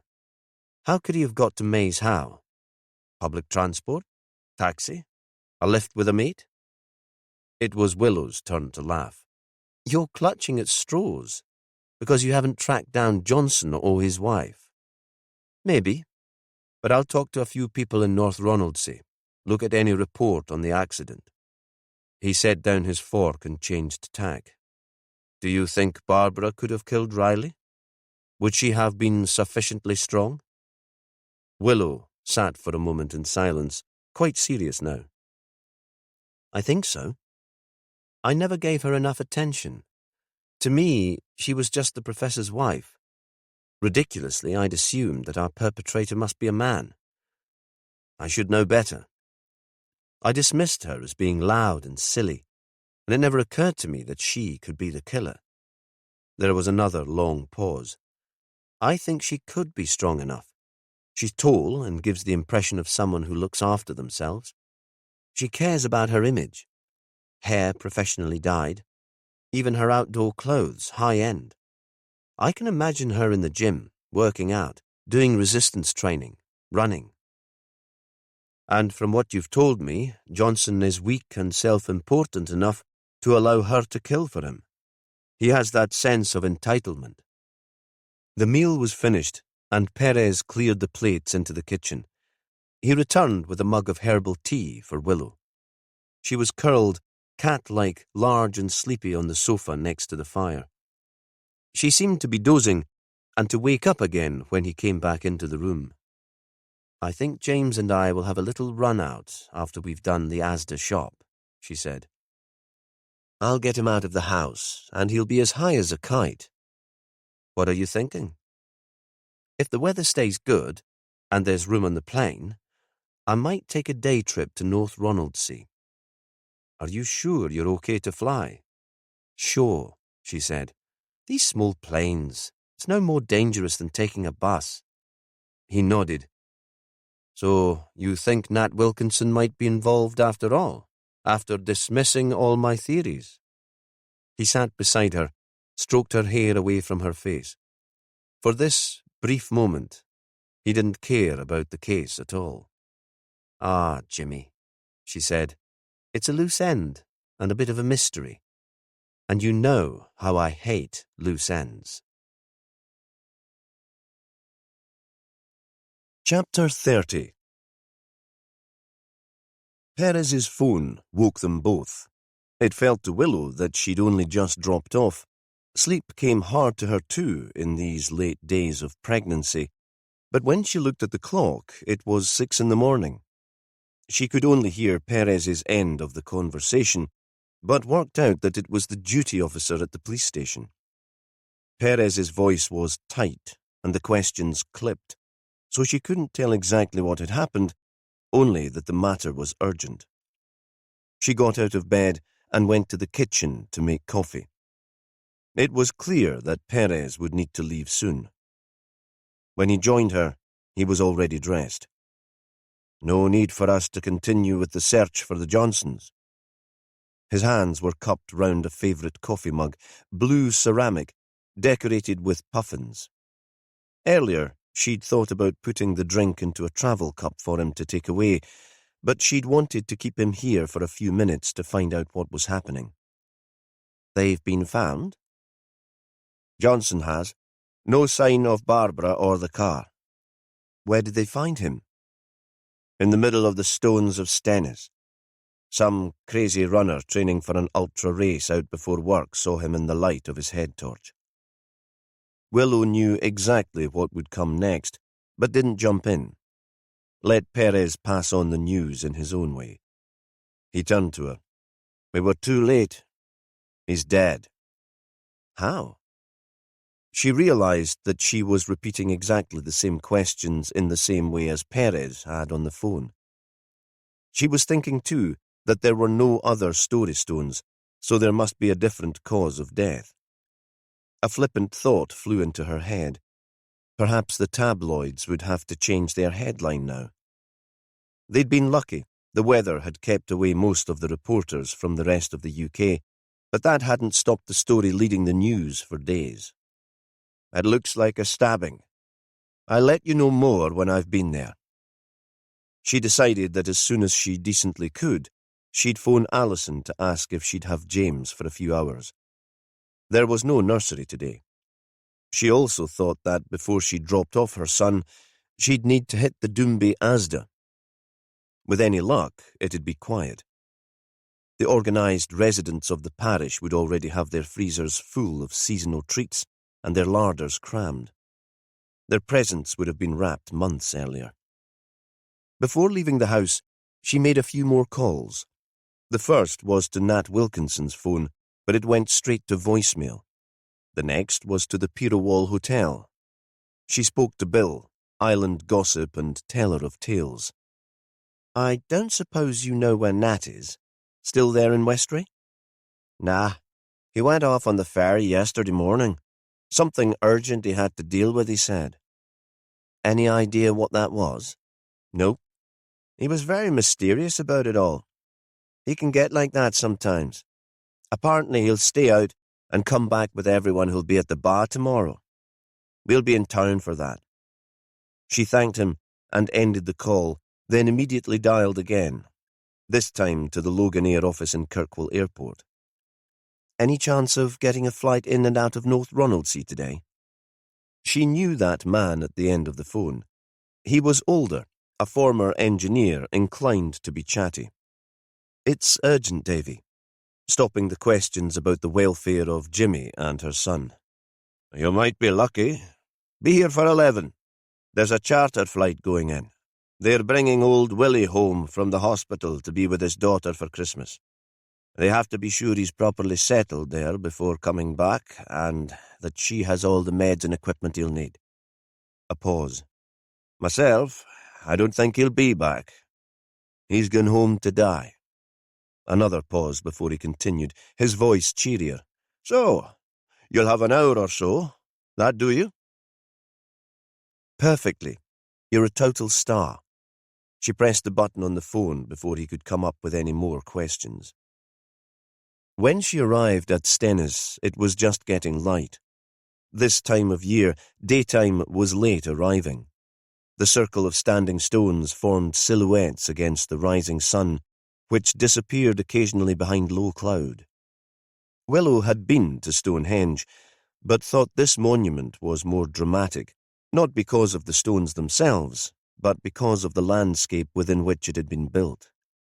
The hills of Hoy provided the backdrop, and in the same view there was the loch and the sea. A breeze had sprung up, and the loch was choppier than it had been for more than a week. In this light and dressed in scene suits, everyone there looked the same, but she picked up Perez even from a distance. It was something about the way he stood, the space he always managed to create around himself. She found an oversized paper suit to reach across her belly. That meant that the arms and legs were too long, and she had to roll them up so she didn't trip, and still had use of her gloved hands. Perez was talking to a group of colleagues, and she stood back, watching, until he'd finished. There was already a cordon around the stones, and the road leading to the car park had been blocked. She imagined the locals complaining about the diversion. The group around him scattered, and she approached him. "You've done well to get all this sorted in such a short time." "The team want it over, don't they? So they can get back to their families and prepare for Christmas. And then there's the bar tomorrow. We'll need manpower for that." A pause. "I was wondering about cancelling the bar." "Think carefully," she said. "There are people who are treating the game as a celebration of Archie's life, George's life too. He might never have participated, but you know he wrote the definitive history of the bar. So really, it's much more than a game to them. There'd be an absolute outcry if you cancel, especially among Kirkwall residents. It's a matter of pride and tradition. You'll be alienating a lot of folk just when you need them on side." "Yeah, I know. But it feels like one thing too many." She could hear the despair in his voice through the mask. He looked through the backlit stones towards the water. "Do you think his wife could have killed him?" he asked. "If not, where on earth can she be? How did he get here?" "I'm feeling swamped by all the questions. Last night I thought I had a possible answer to it all. Johnson and his wife working together. At least then I had a motive. Now I'm lost and have no idea at all." Willow was reminded of the old Jimmy Perez, the Perez she'd first met after the murder of Fran, the love of his life. He'd been drowning then, lost under a wave of depression, all his confidence gone. "Nat Wilkinson came out on the ferry yesterday. I tried to call him, but he's not answering his phone. According to Bill, he said something urgent had come up. He'd have seen the Johnsons on the boat, so he'd be a witness, even if we don't think of him as a suspect. So that's someone else we need to look for. As I said, it's all too much." Go back to routine policing. She spoke to him as she would to anyone who came to her asking her advice. She needed him to focus on detail, the small actions that he could easily achieve. "Have you organised a search here for Barbara?" She waved an arm, taking in the flat, wind-swept landscape. "There might be another body." "Aye, that's what I was sorting with the team. They're bringing in the Coast Guard to help." He paused. "Do you really think she might be dead?" "I'm not thinking anything just now. No facts to work on. But we need to find that car." "We've had a watch out for that since they went missing yesterday." "Then it'll be found." She hoped she sounded more positive than she felt. "Have you come across the murder weapon?" "Aye. Nothing as exotic as a Neolithic stone with Nordic runes." A knife, one you'd find in any workshop or fishing boat. It was left at the scene. A possibility of prints or DNA. Maybe. He waited for a moment before speaking again, and now the words came out as a cry, loud even over the sound of the wind. But we won't hear about that any time soon, will we? Not with the holidays. Even without the holidays, with the backlog there is, and the time everything takes at the lab. Vela and her boys are waiting for answers, and Miles is going slowly crazy in that madhouse that he shared with George. She wanted to take him into her arms to reassure him, but she was his lover and his colleague, not his mother. Usually he was the person not to demand comfort, but to give it, to friends and colleagues, to witnesses, even to offenders. He was the least needy person she knew. They're not your responsibility, Jimmy. You can't stop them from hurting, and at the moment, they're just a distraction. You can only do your job. She paused for a moment. I've arranged to go into North Ronaldsay this morning with an ambulance flight. Probably a waste of time, but I'd like to talk to one of the islanders. See if I can dig up a bit more detail on Nat's father's death. And you've got it covered here. I should be back early afternoon. She looked across at him. In the artificial lights, his face looked gaunt and haunted. His olive skin was grey. That is okay. Sure, he said, but he seemed distracted, focused entirely on his own thoughts. She touched his arm, turned away, and started walking back to her car. This was Jimmy's crime scene, and she couldn't interfere. Her presence would only undermine his authority. When she got to the cordon, she gave him a little wave, but she wasn't sure that he'd seen her. Willow was at the airport half an hour early, and the team at the desk were expecting her. She was antsy, uncomfortable, pacing past the display of Orkney crafts and the posters celebrating the island's archaeology and natural history. She'd wondered if Nat might be there, trying to get back to a place he thought of as home, but there was no sign of him, and he still wasn't answering his phone. They were frying bacon in the cafe, and the smell made her want to throw up. At last, the ambulance appeared and a frail elderly man was loaded into the plane. Willow knew one of the medics who was with him. Thanks for letting me hitch a lift. Ah, no problem at all. We're all seeing the news. Another death. We all want to help as much as we can. She knew the man was hoping for information about the investigation, but couldn't quite bring himself to ask why she was heading into North Ronaldsay. She was grateful for his tact. Again, she sat in the front next to the pilot, watching the map of Orkney spread below her, and thought once more how lucky she was to live in this place. They bounced to a landing on the airstrip. The fire tender and crew were there, and she waved to a couple of islanders she knew. North Ronaldsay always felt remote to her, different and separate. It was flatter, more distant. As in Fair Isle, most of the visitors stayed at the bird observatory and came for the natural history, or the sheep, or the knitting. The person Willow had arranged to meet was there waiting with a car that looked as ancient as she was. Willow had met Mima through work. Mima's husband had suffered from early onset Alzheimer's, and in the end, she hadn't been able to care for him at home. He'd had to move out to a residential home in Kirkwall, and away from North Ronaldsay he'd become lost and confused, given to slipping away from the place, even though the door was usually locked. He'd been as wily and invisible as a fox after hens, and Willow had been able to track him down when none of her junior colleagues could. When he died a couple of months later, Mima had invited Willow to the funeral. "You're a kind woman," Mima had said. "You saw the man in him, the man that he once was." Willow had called Mima on impulse as soon as she'd booked herself onto the flight. "I'm coming to the island this morning. Any chance I could talk to you?" "That will be splendid." No questions. No need for further explanation. I'll be there to collect you. I have a parcel coming in on the plane anyway." Now, Willow gave her a hug. "I'm sorry to disturb you. Christmas Eve. You'll be busy." "Not at all." The accent was so strong that Willow had to concentrate to understand her. "I'll be at my daughter's tomorrow. I have nothing to do, and I'm loving every minute of my idleness."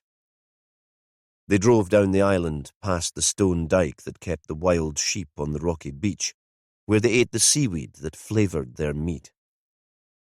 Mima's house was small and white and close to the pier, nowhere near as grand as most of the houses on Westray. This wasn't a wealthy island. Her husband had been born here too and had worked on the ferry. In the kitchen there was a solid fuel range, a kettle on the hob, the smell of baking. A view from the window of the little harbour, gulls pecking at a pile of creels, nets waiting to be mended. Mima made tea. Only when they were sitting at the table did Mima speak. "Now, how can I help you? You said you were here for work." "I have some questions about Nat Wilkinson and his father. I hoped you might be able to help." "Not that old story again." Mima sounded angry. "Is that what this is about? That cruel and foolish gossip? I'd hoped that had been forgotten years ago." "So, you don't think Nat killed his father?" "I never believed it for 1 minute." "How could you be so sure? I understand that the father was abusive. The boy could have lashed out, sent him flying. More an accident, maybe, than a deliberate killing." Mima shook her head. "Nathaniel was a good boy. Harmless, nervy. But that's hardly surprising with a family like that. We should have done something about the way his father treated him.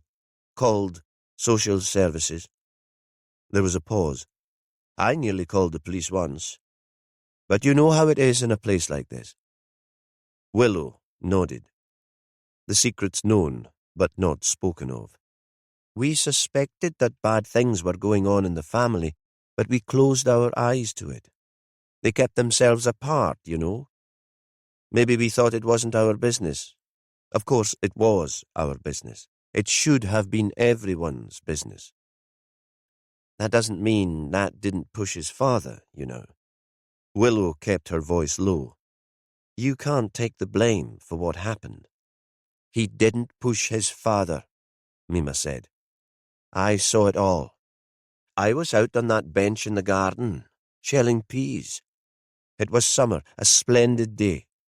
I couldn't hear what they were saying between them, but the lad was nowhere near the man when he tumbled in, and Nat was in the water trying to save him as soon as he realized that his father had fallen." She paused for a moment, and Willow could tell that she was reliving the afternoon. "I told the young officer who came asking about it. But that would have been before your time, of course." "So, what caused all the rumours that the man had been pushed?" Mima didn't answer immediately. "Boredom. All those people with nothing else going on in their lives, so they had to make up stories. And ignorance. Because the Wilkinsons weren't local, they were fair game." "Did you know that Nat was bullied at school?" Mima nodded. "He came here once and told me about it. His mother was struggling to keep the shop running, and I popped in most days to help her.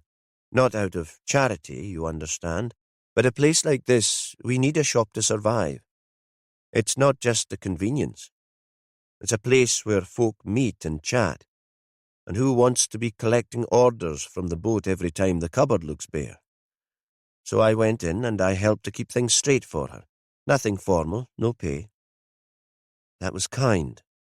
"Aye, well, they could have done with a bit more kindness in their lives." The woman struggled on for a few more years, but then she gave up the business and moved south. I got to know the lad properly when he was home from the grammar school for the holidays, when his mother was still thinking she could make a go of the shop. I was a sort of nan to him, and he knew he could always come in and chat. I liked the company when my man was out with the ferry. Have you seen Nat recently? Mima shook her head. When my Alec got sick, I had enough to do taking care of him. Willow didn't speak. She let Mima continue. One time, Nat came here. It must have been 6 months after his father died. He sat where you are now and told me he never wanted to go back to school again. Don't send me back, Mima. You were a teacher once. Why can't I stay here on the island and you can teach me? I told him that I'd only taught little kids, and I'd be no use to him at all. What was so wrong about school? He said that the boys there were so mean to him that he wanted to kill himself. I asked him if there was someone he could tell, a teacher, a house parent at the hostel. He said he'd already talked to his form teacher, but that had only made things worse. Now they call me a sneak as well as a murderer, he said. He was almost in tears. It made my heart bleed. He told a teacher who'd had the arrogance to think he could sort it all out when what he really needed was professional help for his mental ill health. She looked up at Willow, who saw that now Mima herself was almost in tears. I'm so sorry to bring that time back, she said. You've been very helpful, though. Mima was still remembering. The next time I saw Nathaniel, he was in Kirkwall. So drunk he could barely stand, looking as if he hadn't had a bath for a month. He was with a group of other men, and they had that look about them.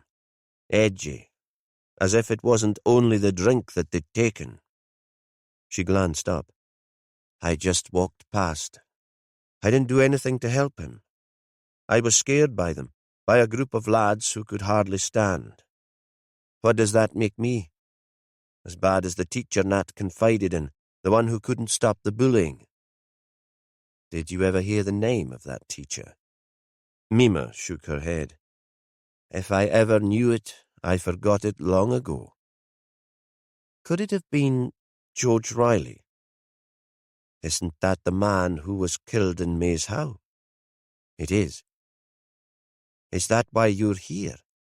Mima was suddenly upset, angry. You think poor Nathaniel might have killed him after all this time? Is that what folk are saying? That he killed his father, so he must have killed this teacher? More rumours, more people pointing the finger. You do know that's ridiculous. I'm sorry. I'm sure you're right. Willow couldn't see Nat Wilkinson as a killer either. I had to check, though. I hope you understand. Aye. I suppose you're only doing your job. Nat's doing well, Willow said. He's living and working in Westray. He's developing his art, selling to visitors. I spoke to him last week.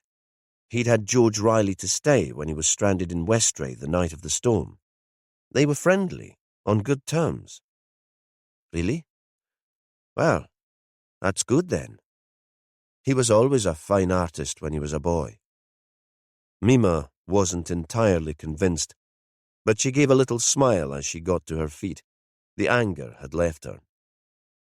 I'd best get you back to the airstrip, or you'll be stranded too. In the plane, on the way home, Willow was relegated to the back seat. One of the medics sat next to the pilot. They were friends, it seemed. There was a heated discussion about tactics for the bar. Willow stared out of the window and replayed the conversation with Mima. She was quite sure now that Nat's father's death had been an accident. This was another lead, then, that seemed to be going nowhere. But the meeting had triggered another idea, a connection so tentative that she couldn't quite believe it. She let the thought settle in the back of her mind as they landed into Kirkwall, hoping that it would grow into something more meaningful. Chapter 31. Perez spent all morning in Stennis. He thought Johnson's body would have to stay where it was for a while, perhaps even until after Christmas. When he'd first arrived there, he'd fancied the man looking like an ancient human sacrifice, lying on his back, positioned right in the middle of the stone circle. There must be some significance to the link, he'd thought, between all the crime scenes. The former dig at Noltland, Maze Howe, and now the stones at Stennis. All major archaeological sites. The killer must be sending some message. As it got light, and the image of a human sacrifice was corrupted by the scene tent and the lights and the team in their blue suits, hoods and masks, the idea of a killer obsessed with ancient stones seemed fanciful. Barbara Johnson and the couple's vehicle had disappeared. The first priority was to find them. The woman might provide a far more prosaic explanation, if she were still alive.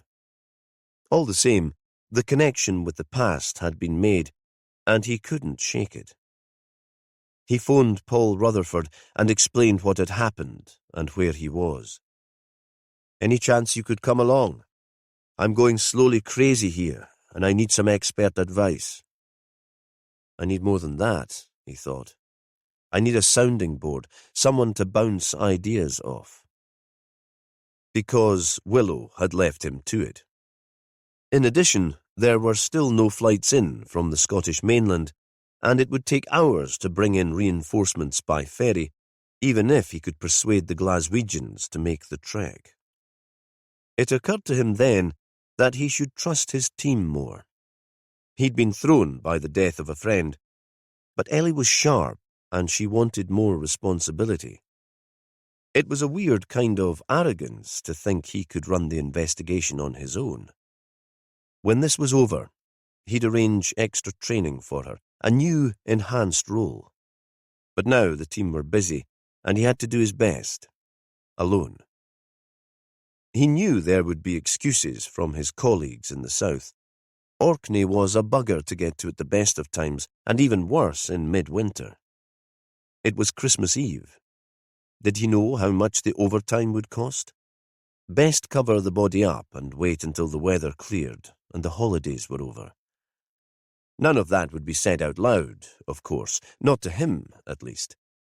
But the mood he was in, he imagined it was what his colleagues in Glasgow would be thinking. Dr. Grieve had only just returned home to Aberdeen, and Perez couldn't get hold of him. That added to his sense of isolation and his anxiety that the investigation was going nowhere. He tried to follow Willow's advice and focus on routine policing. He spoke to his blue-suited colleagues. "Don't contaminate the scene. Make a note of whoever comes through the cordon. Let's try to trace Johnson's movements since he left Westray. And we need to find his wife and their car." A pause. "Can we keep a lookout for Nat Wilkinson too? He disappeared suddenly from Westray yesterday without any explanation." It felt as if he was repeating these instructions as a mantra throughout the morning, that somehow the words were just about keeping him sane. But his mood lifted when Rutherford appeared at the edge of the cordon, a new face and a different perspective. Perez made his way across the cropped grass to join him. They sat in Rutherford's car. He'd brought a flask of strong black coffee and a plastic tub of homemade mince pies. The sudden blast of caffeine and sugar made Perez jittery, light-headed. "So, Tony Johnson's dead," Rutherford said. "There won't be many people in the field who'll mourn him.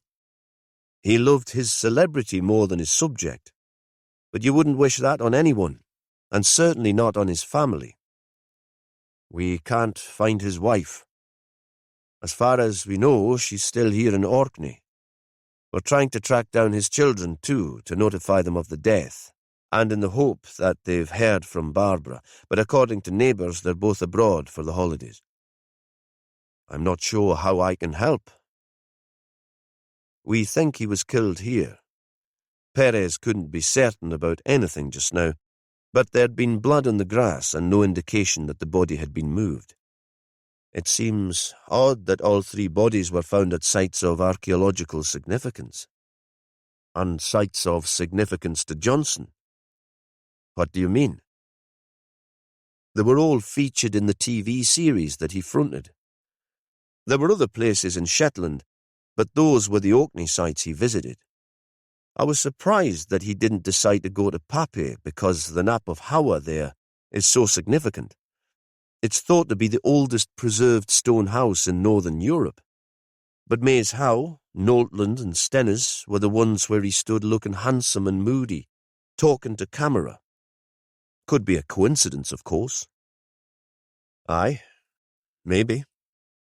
Perez thought this turned his whole perception of the investigation on its head. He'd come to believe that Johnson had killed Archie and George to save his reputation. Now, Rutherford was suggesting that Johnson could have been the intended target all along. If that was the case, why had the other victims been killed? Some warped attempt at misdirection? Or collateral damage?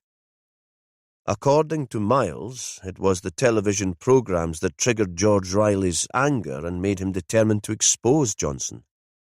Yeah, well, it made me pretty angry too.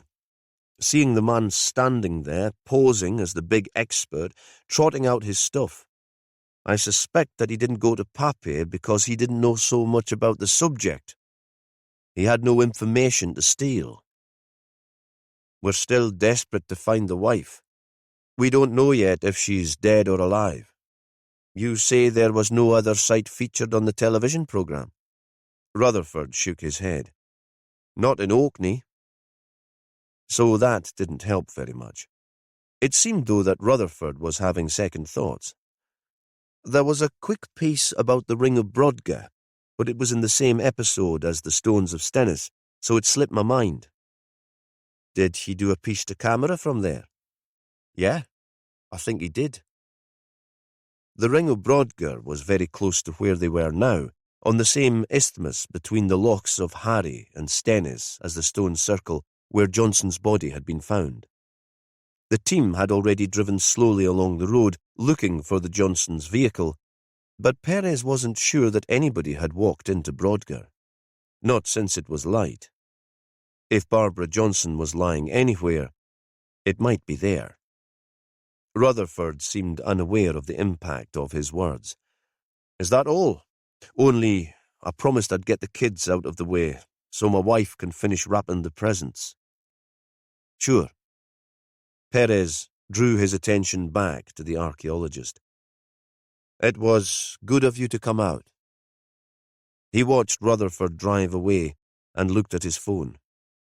There was still no news on Barbara Johnson. He tried to call Willow, but it clicked straight through to voicemail. He wondered briefly if she was wrapping presents too, but couldn't quite imagine it. She could have made it to North Ronaldsay. He had to push his way through a line of gawpers to get back inside the cordon. He wanted to shout at them, "Don't you have anything better to do on Christmas Eve?" At the scene, he left a message with one of his team. I'm just heading over to Brodgar. Probably a wild goose chase, but that's where I'll be if anyone wants me. Then he walked away along the empty road with water on both sides of him, glad to be alone for a while and to let the facts of the case churn around his mind. Brodgar was a completed circle, massive stones perfectly formed. Tourists came from all over the world to marvel at it.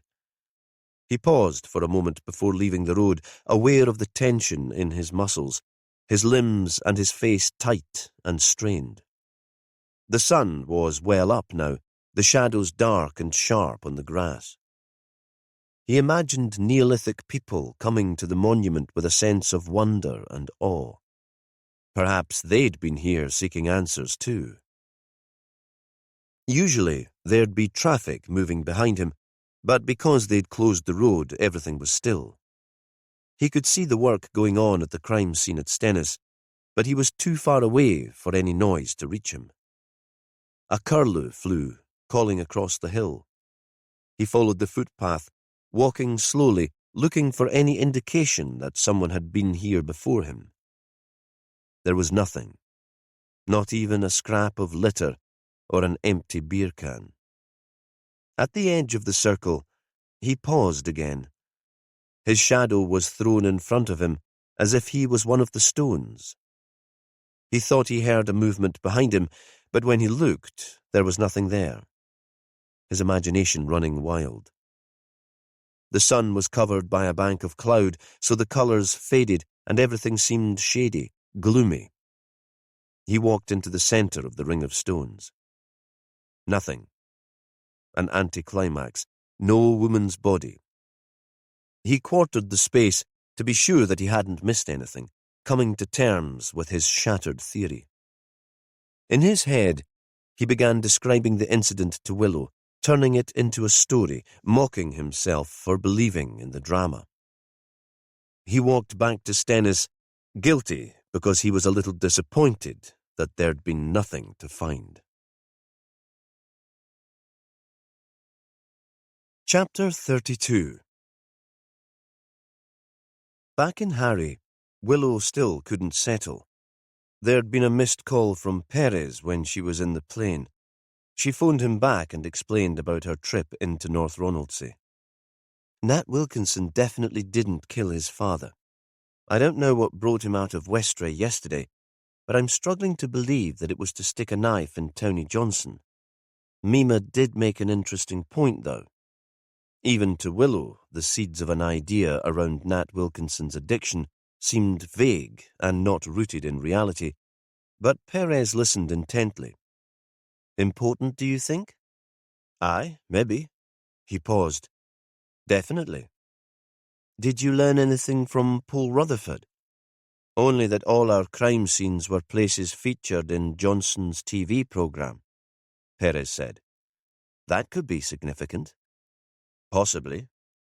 Perez sounded unconvinced by the theory. Best to keep an open mind at this stage, though, I guess. Willow felt like cheering.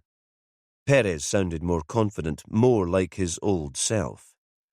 She wanted to ask about Barbara Johnson, but he'd have told her if there were any news about the woman. Instead, she phoned the police station and spoke to Ellie, who was coordinating the search from there to get the details. Willow knew she was acting the control freak again, but couldn't help herself. Anything? Nah. Ellie sounded defeated. No sign yet of the car or the woman, alive or dead. But we're so thin on the ground. All this space, all these islands. It was hard enough searching even before Johnson's body was found, soaking in all our available manpower. I might just take a drive out, Willow said. I'll be another pair of eyes, at least. Maybe I'll head down towards the ferry terminal in South Ronaldsay. As you and Jimmy first thought, that's the most accessible route back to Scotland if you don't want your movements traced. Alison had phoned earlier to ask if she could keep James all day. They were having so much fun, and Willow thought that anything would be better than sitting here worrying at a question that had no answer. She was preparing to leave the house when there was a knock on the door. Tentative, uncertain. She opened the door to Nat Wilkinson. A van, scratched and dented, was parked in the drive. She supposed it belonged to him, and he'd taken it from Westray with him. I'm sorry to trouble you. He was stumbling over the words. You'd left a couple of messages on my phone. Then I heard about the body in Stennis, and I thought I should speak to you. I know I shouldn't have come to your home, but I couldn't face the police station. It has memories. When I was using and in a bad place, I got taken there. Come on in. Willow wasn't going to make a fuss about his turning up on her doorstep. She wanted to speak to him after all. Seeing him standing there looking lost and vulnerable, she could understand why Mima had felt the need to protect him. She didn't ask how he knew where she lived. Of course he would know. It was impossible to keep anything hidden in Orkney. What brought you out of Westray in such a rush? She took him into her kitchen, settled him into a chair by the table. I'm a recovering addict. He looked up at her. But you'll know that. You'll have seen the records. A friend of mine from the fellowship is going through a tough time. He lives in Kirkwall. His woman left him yesterday and took their little boy with her. He was worried he'd relapse. I wanted to be there for him and came out as soon as I could. I spent all day with him and stayed over at his place last night. He has other pals with him now. A pause. You can check if you need to. Willow shook her head. Did you see the Johnsons on the ferry? Aye, I did. We sat below in the cafeteria. None of us had had breakfast. How did they seem? The wife was quiet, subdued, even a bit scared of the guy, maybe. He was in a dreadful temper, shouting at the lass behind the counter, making a fuss over some little thing. His wife was trying to calm him down. Did they tell you why they were leaving in such a hurry? Nat shook his head. I sat at a different table with my back to them, and then I went up on deck. I had enough on my mind about my friend. I didn't need the hassle. He looked across at her. Johnson said he'd sort everything out. The wife just had to trust him. He said he'd make everything right again. There was a moment of silence while she tried to process the information. Did you see which way they went when they left the ferry? Aye. My van was behind their car. They headed for the town centre. After Nat left, she drove south, not into Kirkwall, where the Johnsons had first been heading. Even if the Johnsons had gone into town from the ferry, she thought, if Barbara was still there, surely someone would have seen her. Instead, Willow stuck to her original plan to make for South Ronaldsay. She didn't take a direct route, but used the smaller side roads and headed east across the Deerness Peninsula before even hitting the Churchill barriers. There was a wonderful freedom in driving down the empty tracks. Some routes were entirely new to her, and others took her to remote houses where friends and colleagues lived, places she'd been to dinner or taken James for playdates. She felt a moment of guilt, because there she was, enjoying this meandering road trip so much. Another man had died. She hadn't liked Tony Johnson, but perhaps she should grieve a little at his passing. Everywhere she came across spectacular views.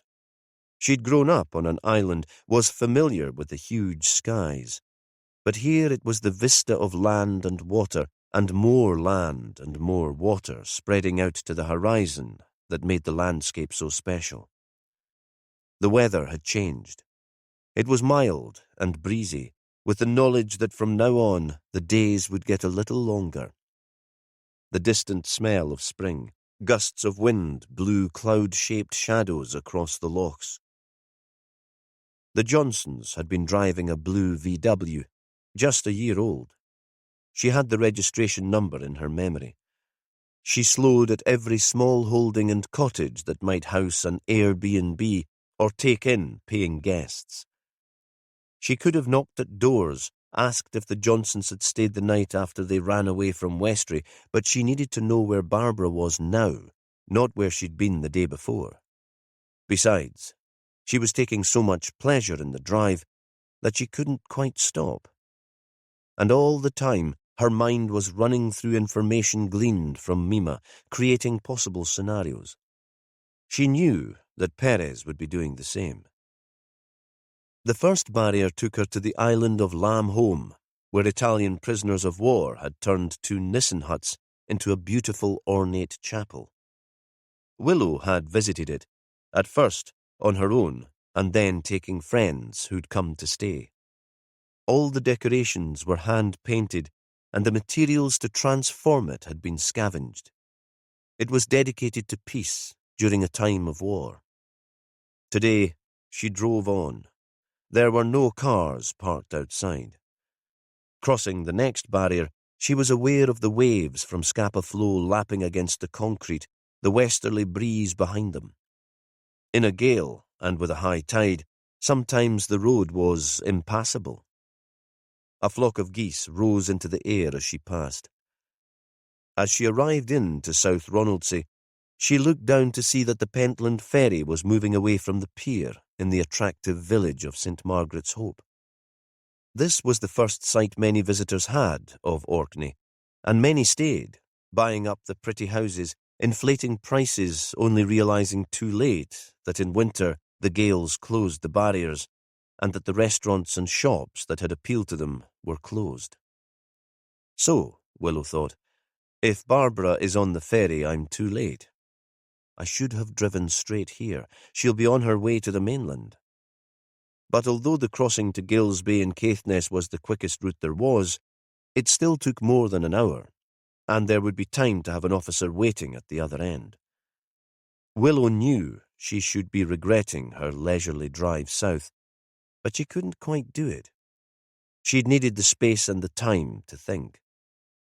She saw the Volkswagen as soon as she drove into the car park at the pier, and thought that Barbara must have got on the ferry as a foot passenger.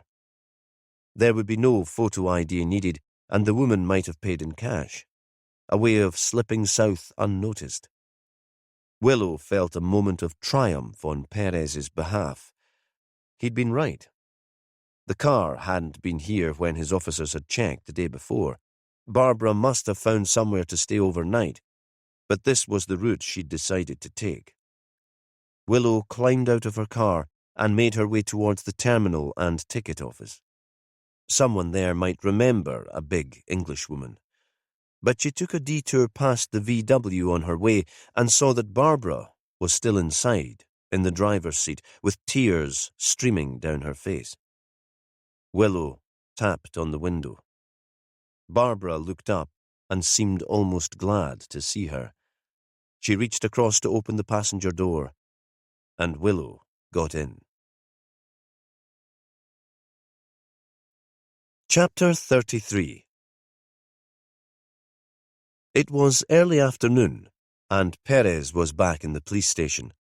He'd needed more coffee and food, and knew he was doing nothing useful at the locus. He sent Ellie there to take his place. "You're in charge. No reason to get back to me unless you need to." She grinned and seemed to blossom in front of him. He'd downloaded the Johnson television series from iPlayer and was watching it with Phil, drinking takeaway coffee from the Archive Cafe and eating a sandwich. He still couldn't quite believe in the coincidence of all three crime scenes appearing in the show, and he wanted to check for himself that Rutherford had been right and no other ancient site had featured. He had to admit that the professor had been a convincing performer. The viewers would have believed that he was the expert in the field, and that it was down to his skill that the runes on the story stones had been interpreted. Certainly, it would never occur to them that the man only stayed on Westray a couple of times before making the film. He spoke fluently, with only a trace of arrogance, and anyone watching would be quite certain that nobody else could have been as knowledgeable as him. He came across as likeable, a bit of a rogue, and he peppered the history with personal stories about his time on the island, first as a student, and then as an academic. "There were some wild parties. I'm not sure we would have got away with anything like that these days." A little chuckle, as if he regretted the old freedoms. Perez wondered what Willow would make of that, and again the spark of an idea floated into his head. Rutherford had been right. The 3 episodes based on Orkney had featured Westray, Maeshowe, and Stennis, including a brief piece shot with Brodgar in the background.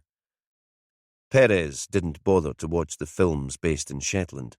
By then, he'd had enough of Johnson's strutting, the carefully wind-blown hair and the patronising air. "Man," Phil said when the screen went blank, "have you ever seen anyone so sure of himself?" Perez was about to answer when his phone rang. Willow, her voice a little breathless. "I've found Barbara." For a moment he didn't reply. He could hardly believe what she was telling him. "Alive?" "Oh yes, very alive." "Where?" "St. Margaret's Hope. You and Ellie guessed she might be there. She was going to get on the 2:30 ferry to Caithness when she heard on the news that Tony was dead. She was in her car, crying her eyes out when I found her. The ferry sailed without her. She's still here." I've just left her in my car for a couple of minutes to make the call. I can see her. She's not going anywhere. Do you believe her? You don't think she killed her husband? Oh, I believe that. I'm not sure about anything else. She could have been involved in the other 2 murders, couldn't she? As Johnson's accomplice? I'll bring her in. Leave their car here, secure. You can send someone down for it. Perez was going to tell Willow to take care, to ask if she needed someone to come to South Ronaldsay so she wouldn't be on her own with the woman who might, despite what Willow had said, have recently killed her husband. But in the end, he thought better of it. The spark of his idea was growing a little brighter, and he trusted Willow's judgment.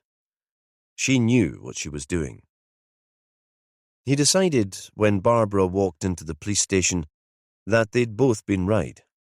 He couldn't see this as a woman who'd killed her husband. Not in cold blood. Not leaving him overnight in the middle of a stone circle. She was a mess. Her eyes were red with crying. She was still rubbing them with her knuckles as she came through the door. She'd been wearing makeup when she'd set off for the ferry, but the mascara and shadow had smudged all over her cheeks. The confident extrovert had disappeared, along with the loud voice and the sense of entitlement. She'd clung on to Willow's arm as they made their way from the car park, as if she'd get lost without the detective, as if she wouldn't be able to stand straight without support. Either she was a consummate actor, or she was devastated by her husband's death. Perez knew he could be too sympathetic, too easily taken in by a good sob story, but he believed that Barbara was grieving. While he understood her anger and her pain, now he needed answers quickly.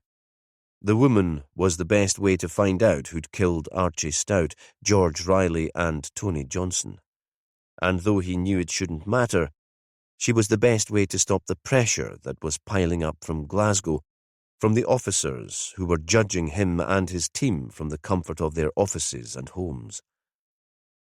He took her into the room where they interviewed vulnerable victims and witnesses.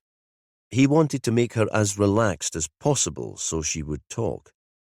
It had a carpet and soft chairs, a coffee table with a box of tissues on top, a couple of cheesy prints on the wall. He'd taken down the image of the stones of Stennis at sunset. Willow followed them in. Barbara pulled her hands away from her face. "Can I see him?" Perez remembered that Vela had asked exactly the same question, another bereaved woman. "Not yet," he said, "but we can arrange it for you later." Willow was sitting next to Barbara. Perez had taken a chair opposite them both. "Why did you leave Westray in such a rush?"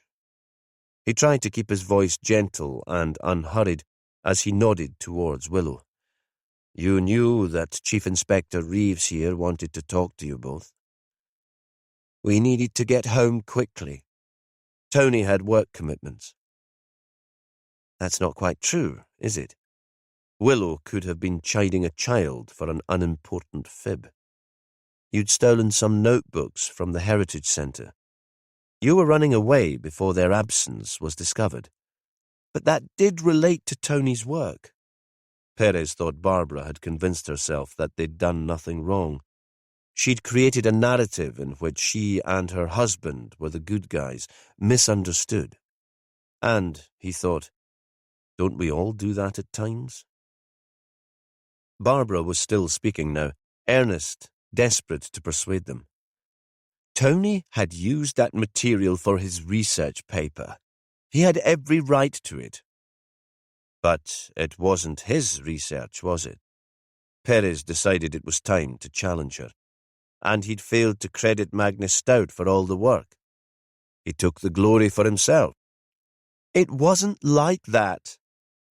Barbara leaned forward until her face was so close to Perez that he could smell the perfume she must have used that morning, preparing herself for the meeting with her husband, preparing to run away. Tony talked to Magnus and asked his permission. Magnus was delighted that his research had changed the wider world's perception of the archaeology of Orkney and Westray in particular. Tony had asked Magnus if he could have the notebooks, and Magnus had agreed. But he was getting old, and he couldn't find them immediately, and then the promise must have slipped from his mind. Tony reminded him a few times, but Magnus was caught up with other things, the farm and his family, and he never got round to sending them. Perhaps, Perez suggested gently, Magnus wanted the notebooks to stay in Westray. He might not have enjoyed being pressured to hand them over. If he hadn't wanted any kind of fuss, he might just have held on to them. Oh, no. Barbara seemed shocked by the suggestion. I don't think that was it at all. Then he died. Perez went on as if she hadn't spoken. And Archie found the notebooks in Nistabin. He showed them to George Riley. He confronted your husband and accused him of plagiarism and fraud. Riley threatened to make Magnus's role in the Story Stone's translation public and to accuse your husband of stealing the research. It was ridiculous. Barbara was almost back to her old self, shrill and certain, the loyal wife fighting for her husband's good name. Or fighting for herself? Knowing perhaps that she'd be implicated too, that the lovely arty friends who came to her home for supper or drinks would pick up the scandal on social media and begin to keep their distance. It would have ruined Tony's reputation, just as he'd been commissioned to work on a new series for the BBC. So, Perez said, Tony arranged to meet Archie to discuss it all, to persuade him to hand over the notebooks. Barbara nodded. She glanced at Willow, as if hoping for her support. Magnus had already promised that Tony should have them, you see. Tony wanted to explain. He arranged to meet Archie to discuss it, to set the record straight. Why did they meet at the site at Notland? It was poor weather for a conversation outdoors. Barbara shrugged. Tony didn't want other people interfering. A pause. It seemed appropriate to us, and not too far from Pirrawall. They met in the golf club car park and walked to the site from there. Did Archie drive there? He didn't walk. No. His car was there before we were. He seemed impatient, as if he'd been waiting for some time. She paused for a moment, choosing her words so they would understand. We'd had the meeting all planned to create the right atmosphere. The storm that night came out of nothing, but Tony decided to go ahead anyway with what we'd arranged. It seemed to Perez that the whole setup had been like a piece of theatre.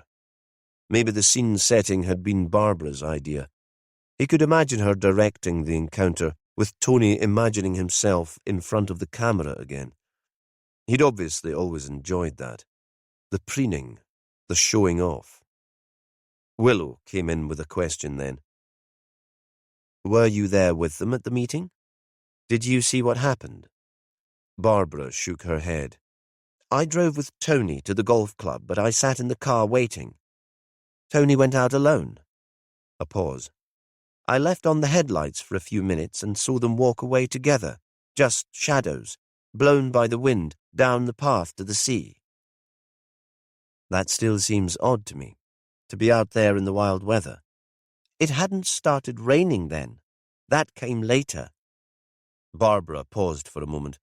Besides, we thought Archie might understand things better if Tony took him to the Notland site and explained how much it had revealed about Westray's history.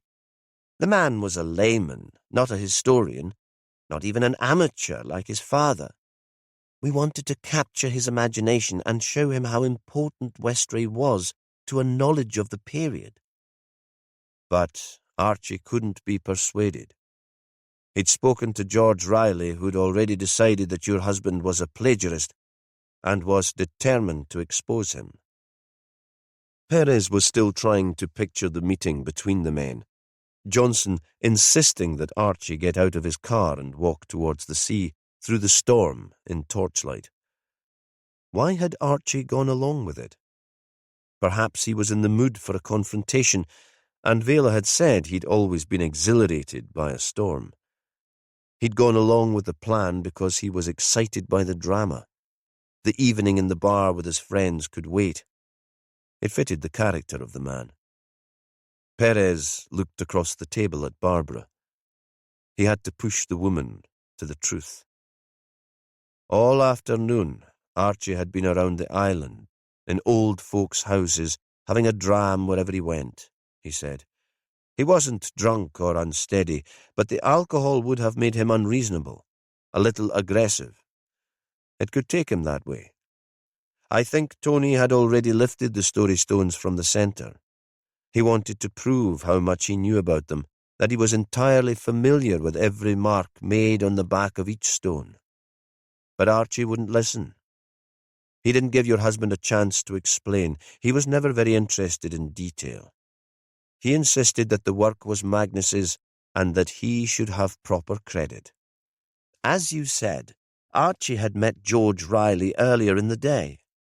Barbara was bitter. And then I think they met again just before we caught up with Stout at the golf club. They'd wound each other up. Archie wouldn't be reasonable. So, Perez spoke very quietly now. That night at Noltland, your husband lost his temper and killed Archie. Archie must have turned his back on Tony, walked away from him, heading back to his car to drive to Pirawall, the warmth and the crack. Tony would have hated that. He wasn't used to being ignored. He came up behind him and hit him. A moment of rage, almost understandable. No! Barbara was beside herself. These tears were of frustration, not grief. They argued, but Tony kept his temper. It was Archie who flew into a rage. He set off back to the golf club in his car. He said that he had other, more important things on his mind. He couldn't waste time on Tony's lies. I saw him. The rain had started by then, and there was a flash of lightning that lit up the scene. Archie Stout was alive when he left Tony. I saw him run across the car park, his big coat flapping in the wind, and he was still sitting in his car when we drove away. I don't think that's true, is it? Perez said. Archie Stout's vehicle was back outside the hotel the following morning. If he was killed at Noltland after Tony left him, how can it have got there? I don't know. The woman was almost screaming. But I promise that he was still alive when we last saw him. What time did this meeting near the dig take place? Willow came in again, her voice low, reasonable. Was it before or after your dinner with the angels? Just after. So Vela had already got to the bar. News was already out that Archie was missing. You and Tony knew that people were looking for him because you were still at the Angels when Vela called them. Willow paused for a moment. When did Tony make this arrangement to meet Archie? Outside the window, the light was fading. She reached back and switched on a lamp on a shelf behind her. There was a soft light that made the space more intimate, a place for therapy, not interrogation. Barbara leaned back in her chair and closed her eyes for a moment. Suddenly, the woman seemed overcome with exhaustion. Perez was worried that she might even fall asleep. But she answered, her voice flat. She wanted this over too. That was earlier in the day. Tony was anxious. He might have seemed very sure of himself, but it was all a front. That morning he couldn't settle. I had emails to send for work, and in the end, I suggested that he go out for a walk. He saw Archie go into Rosalie Greenman's house and waited in the road for him to come out. He tried to talk to Archie then, but the man said he was too busy and refused to engage. According to Tony, he seemed upset. That was when Tony suggested meeting at the old excavation, for old time's sake. I don't think Archie liked it, but he agreed. We planned the detail later in the afternoon. How did you get into the Heritage Centre to pick up the story stones? Evelyn gave us her key. Tony told her we wanted to do a little research. We pulled the door locked behind us. Perez supposed that was when Fiona had seen the light in the Heritage Centre window. He was trying to make sense of this. He needed to create a real timeline of that day. He'd been given information by so many people that he couldn't keep track. Barbara was still talking. Even if Vela hadn't phoned the Angels to say she couldn't find Archie, we'd planned to leave Hillhead early. Tony had asked a colleague to phone him so we'd have an excuse. So that was the phone call that Tom and Evelyn Angel had described. Perez and Barbara sat for a moment staring at each other. In the corridor outside, someone was whistling Silent Night. It was perfectly in tune. Willow took up the questions. Let's move on to the day of the carol concert in Kirkwall. You came out with the others on the ferry from Westray. I was at the concert, but I didn't see you in the cathedral, though you implied that you had been. No, Barbara said. We just thought we fancied a change, a trip into the mainland. It had all got a bit fraught in Westray after Archie died. We wanted a change of scene. A pause. I'm not sure why I lied about having been in the cathedral. I suppose it seemed a bit pathetic to say we'd come to town because we fancied a trip out when everyone else was having a deep and meaningful experience in the service. There was that sneer in her voice again, as if really she thought everyone else was pathetic. What did you do in Kirkwall? A bit of shopping, a few bits and pieces to take back as gifts for the family. A cocktail or 3. A meal? Yes, we managed an early supper at the storehouse. What about lunch? Perez asked. Oh, I never bother much with lunch, and we'd had a full breakfast at the hotel. But Tony did have lunch, on his own, in the Archive Cafe. Barbara seemed nearly to lose control again. Someone stabbed my husband and killed him. There have been 3 murders in your beautiful islands, and you're interested in our eating habits? This was the day that George Riley was killed. Perez's voice was icy. He was hit by the second story stone that you've already admitted was in your husband's possession when he met Archie Stout on Westray. So yes, I'm very interested in your movements on that day. Tony didn't have either of the story stones by then. She was wide awake now, shouting so loudly that her voice sounded hoarse. He left them at Noltland with Archie. He'd been upset by the encounter, and anyway, why would he bother to carry the stones back with him? He'd had them to set the scene, to make Archie realize how much effort he'd put into making Westray famous. That obviously hadn't worked. Only one stone was there when I found Archie's body, Perez said. It was covered in blood and bone, and it had been used to bludgeon the man to death. That wasn't Tony. Are you sure, Mrs. Johnson? Willow said quietly. You weren't there. Can you really be sure? Barbara stared at her. Of course I'm sure. Tony was pissed off. He'd been out in the cold and the wind when he could have been in the bar. He'd failed to persuade Stout. His reputation was in danger, but I saw the man come back to his car.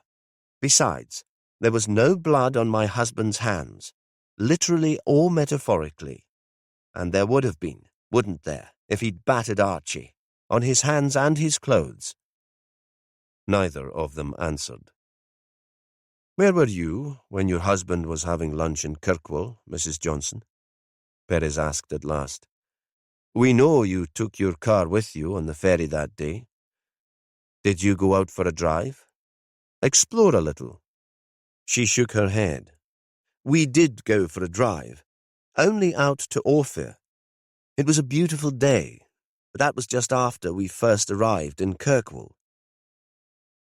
What were you doing while your husband was eating lunch? You still haven't explained. What is this fixation with Tony's lunch? I was shopping. Tony hates it. Hated it. I love it.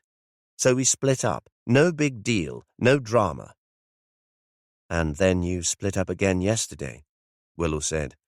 According to a witness, you and your husband were arguing in the ferry on the way out of Westry. Is that why you were driving to St. Margaret's Hope on your own? You'd decided you couldn't live with him any longer? No! Then perhaps you could explain? Barbara didn't answer for a moment. Mrs. Johnson. Tony thought he'd come up with a plan to get the Stout family on side. All it would take would be for Vela to explain that he'd collaborated with Magnus, that the notebooks might be in the old man's writing, but that he'd been scribing for Tony, that the work was all his. But that wasn't true, was it? No, it wasn't all true, but honestly, I think Tony had come to believe his own story. He was feeling cheated and betrayed. A pause. I wasn't sure about him going to Vela. She just lost her husband.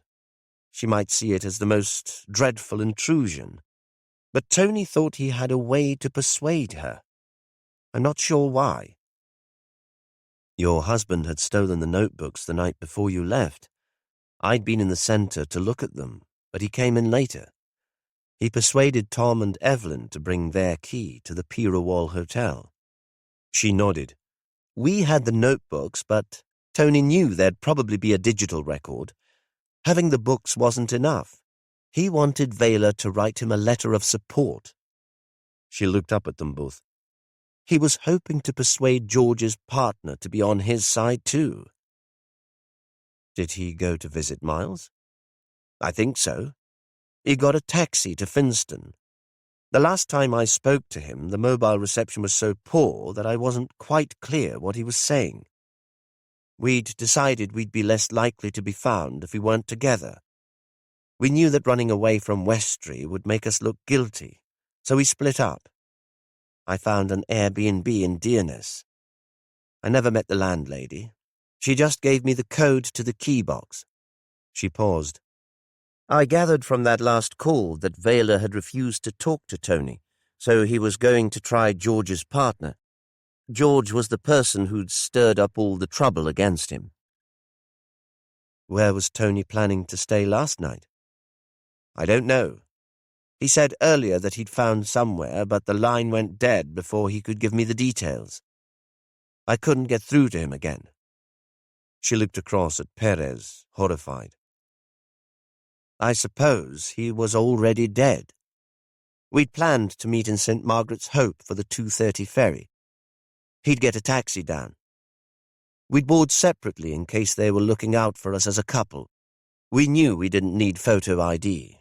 But then, driving across the barriers, I was listening to the news on my car radio.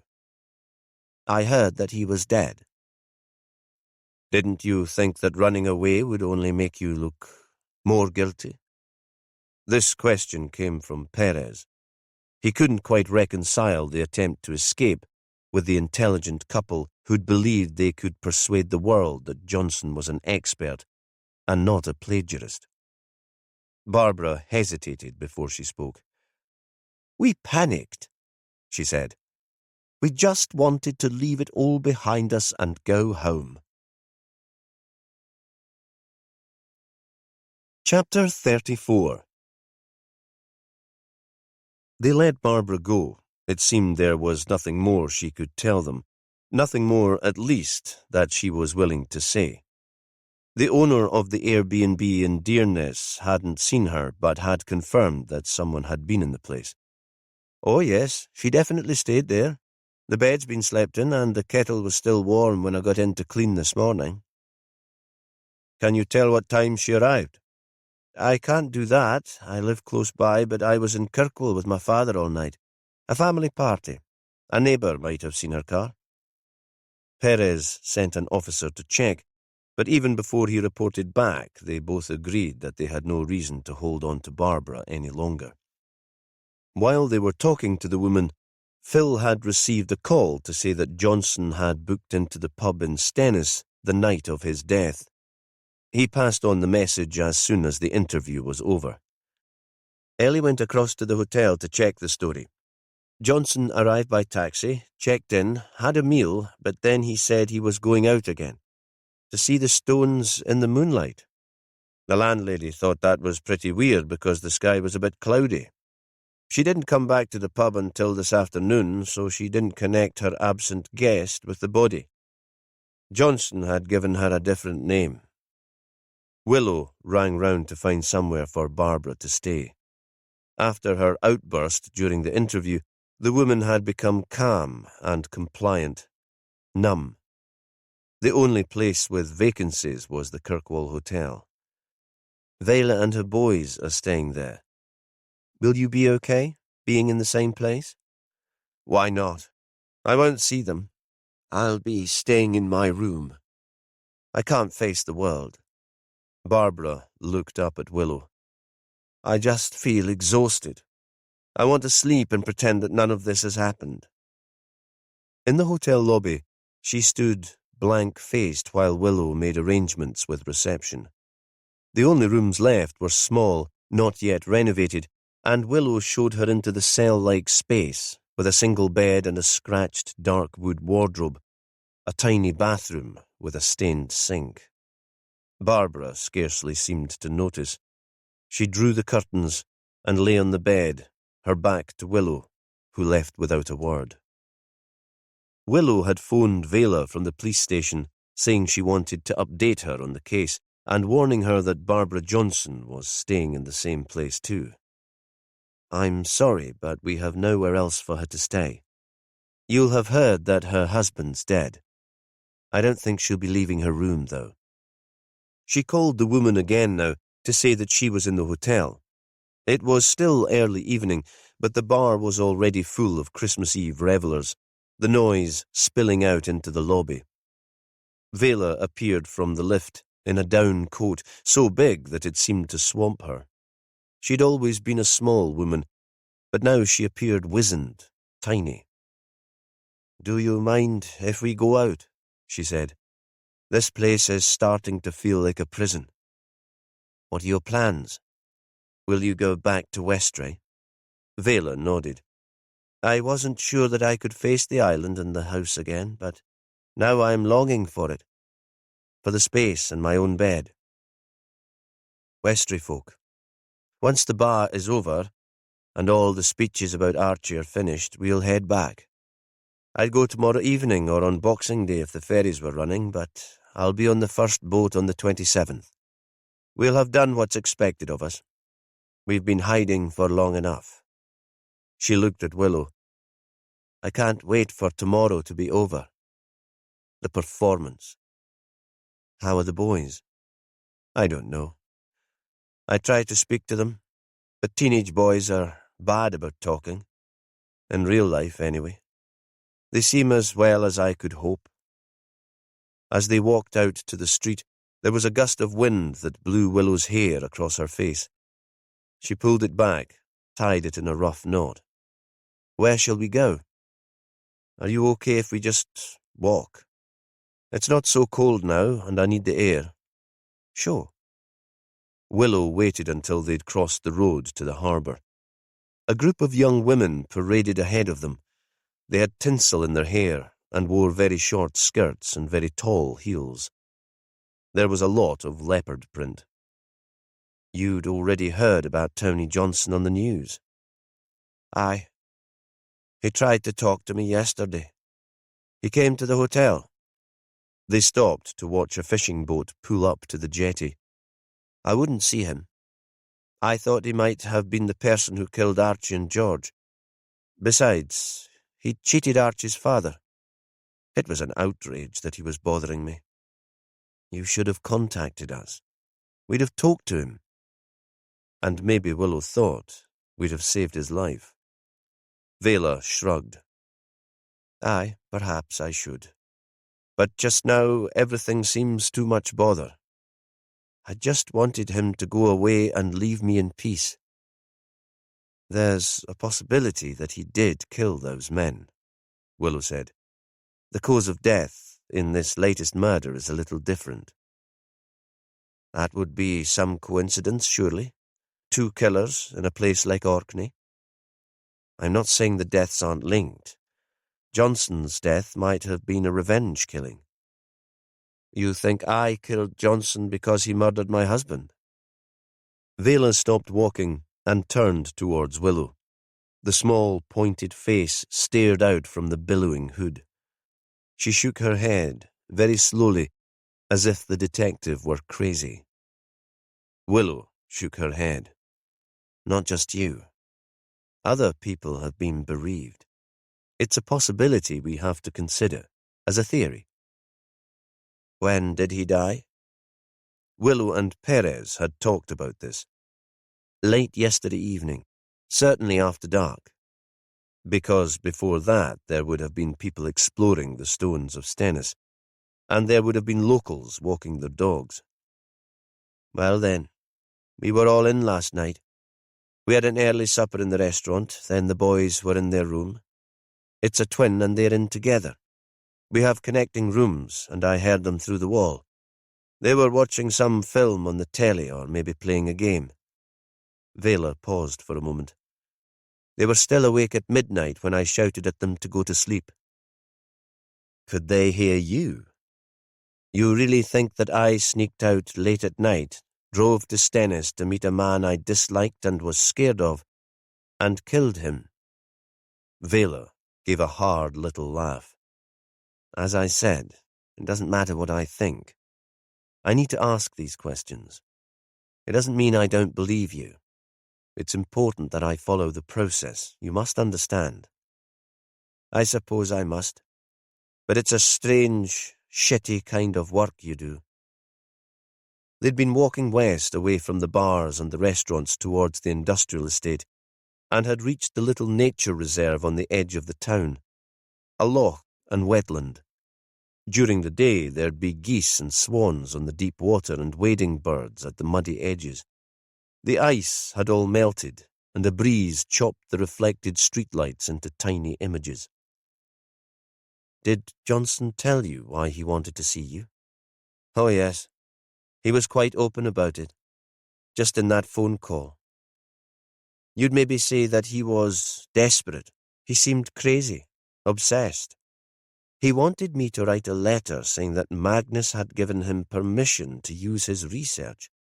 In fact, he'd already written the letter. He just wanted me to come down to sign it. He said I'd regret it if I didn't agree. It sounded like a sort of threat. He was still talking, but I ended the call. He tried phoning again, but I didn't answer. Willow didn't speak for a moment. She was processing the information, wondering how this might be relevant. Why had Johnson thought Vela would be so open to persuasion? That overweening arrogance, maybe. Did he have your mobile number? No, thank God. He was using the hotel phone extension. I called down to reception and told them that I didn't want to speak to him, so they shouldn't put him through if he called or turned up again. She stood for a moment, looking out at the loch. I don't give a shit about all that stuff. The archaeology and the research that Magnus did, but Archie did care. He can't fight any more, so I must fight for him. And if Johnson killed him, then I'm glad that the man's dead. It's what he deserved. Willow walked back to the hotel with her, chatted briefly to the lass at reception to check Vela's story, then went to collect James. It was Christmas Eve, and she wanted to spend a little time with her son. Chapter 35. Perez drove to Finston again, to the grand stone house where George Riley had lived with the love of his life. There was that strange, grey dusk of a midwinter early evening, and the road he knew so well seemed almost unfamiliar. The car's headlights hit shapes that for a moment he failed to recognize. The corners of dry stone walls, a looming barn, a sheep wandering along the verge. He could be in a different place altogether. During the short drive, his mind was racing. He'd already dismissed Miles as the killer of Archie Stout. He had no motive, and there was no evidence that he'd been on Westray the night of the murder. Despite any problems the couple might have had, Perez didn't believe that the man had killed George. He'd been distraught when he'd heard of his partner's death. But if Miles had believed Johnson had murdered George Riley, then it wasn't a struggle to picture him killing the professor out of revenge. A cold kind of fury. The motive was sufficiently strong. Miles had adored George. The men had started a new phase in their lives together, and Miles might feel that he had nothing to lose now, that he hated the thought of life without the man who had adored him. Miles would be organized, ruthless. In addition, he'd despised Johnson as a man. He'd thought him a liar and a cheat. Perez couldn't imagine him feeling any sort of sentiment about the professor's death. Perez had liked Miles, his dignity and his honesty, but now he could see him as a realistic suspect for the professor's murder. There were no lights on in the house, though the external lamp in its ornate Victorian frame lit up the front of the building. Perez knocked at the door, but there was no reply. He looked through the tall window into the grand living room and could see that it was tidy, the piano lid down, the grate cleared of ash. If Miles had been drinking there the night after George had died, as Perez had suspected, he'd thrown away all the evidence now. Perez knocked again before walking round to the rear of the house and the kitchen.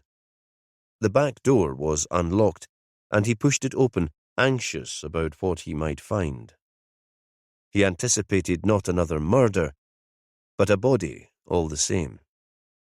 If he'd killed Johnson, Miles might feel that he had nothing left to live for. He would leave his home in good order and a note explaining his suicide. He was that sort of man. Perez was about to move further into the house when he remembered his first visit. Then he'd been thinking of George as a suspect rather than a victim. Now that the frost had gone, the ground would be easier to work, and he could picture Miles out in the walled kitchen garden, digging obsessively even after the light had faded. He closed the door quickly, not wanting to be caught intruding, and made his way through the arched gate. He felt a moment of relief, the draining of anxiety, when he realized that Miles was there. It was as Perez had suspected. There were fairy lights strung along the high wall, one of George's fantastical ideas, surely. And in their glimmer, he saw the man forking over one of the beds, preparing it for spring planting. He must have been at it for most of the day, working backwards from the wall closest to the house, because there were yards of fine tilth in front of him. He'd taken off his jacket and hung it on one of the apple tree's branches. Even in this shadowy light, Perez could tell that he was sweating. Miles stuck the fork into the ground and turned away to reach into his jacket pocket for a handkerchief as Perez stood in the archway, but the man must have heard the opening of the gate because he looked round. "Good timing," he said. "I was ready for a break. Besides, it's dark as hell, and I can't see what I'm doing. I told myself I should finish the whole bed before I stopped, but now I have an excuse." He wiped his forehead with the white cloth. "I hope you'll have a beer with me, even if you are on duty. I've promised myself that I'll not drink alone anymore, and I really could do with one now. Maybe just a small one." Perez thought there were occasions when rules needed to be broken. "Do you have any information for me?" They were back at the kitchen table, shoes off. Miles had washed his hands at the large enamel sink. There was a strip of spotlights on the ceiling. They reflected from the work surfaces and seemed very bright, cruel after the gloom outside. Perez's beer had been opened, but he'd only taken a sip from it. "You haven't heard the news today?" "No. I've been in the garden since breakfast. It's all that keeps me sane. There's something about the rhythm of digging that's calming. It's not at all demanding, but it takes a little concentration. I hope the physical activity will help me to sleep." And he did seem calm. It was hard to imagine him now as a ruthless killer, but the rumors were that he'd been some sort of spy, and Perez supposed that a spy would be adept at dissembling. "Did Anthony Johnson get in touch with you yesterday?" Miles set down his can. "Yes. He turned up here at the house. No advance phone call. No shame at all about barging in on my grief. No pretended words of condolence. I recognized him. George had made me watch his program on the television. George swore all the way through it, so I couldn't hear a word, but I could see the images. I couldn't believe it when I opened the door to him." Miles looked up at Perez. It was like the devil turning up at one's home. A devil in walking boots, an anorak and a tweed cap. The man was crazy, obsessed. He was ranting about George and how his lies had ruined Johnson's life. His life. All he was in danger of losing was his reputation.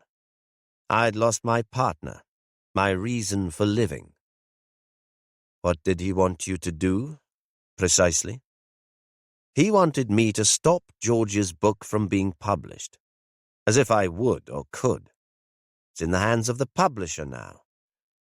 Johnson said I should tell the world that George had made a mistake, that his research was his own, that Magnus had done some of the groundwork, but Johnson had made the links, had interpreted all the material, that he was the real genius behind the story stones. Why would he think you'd agree to that? Miles shook his head.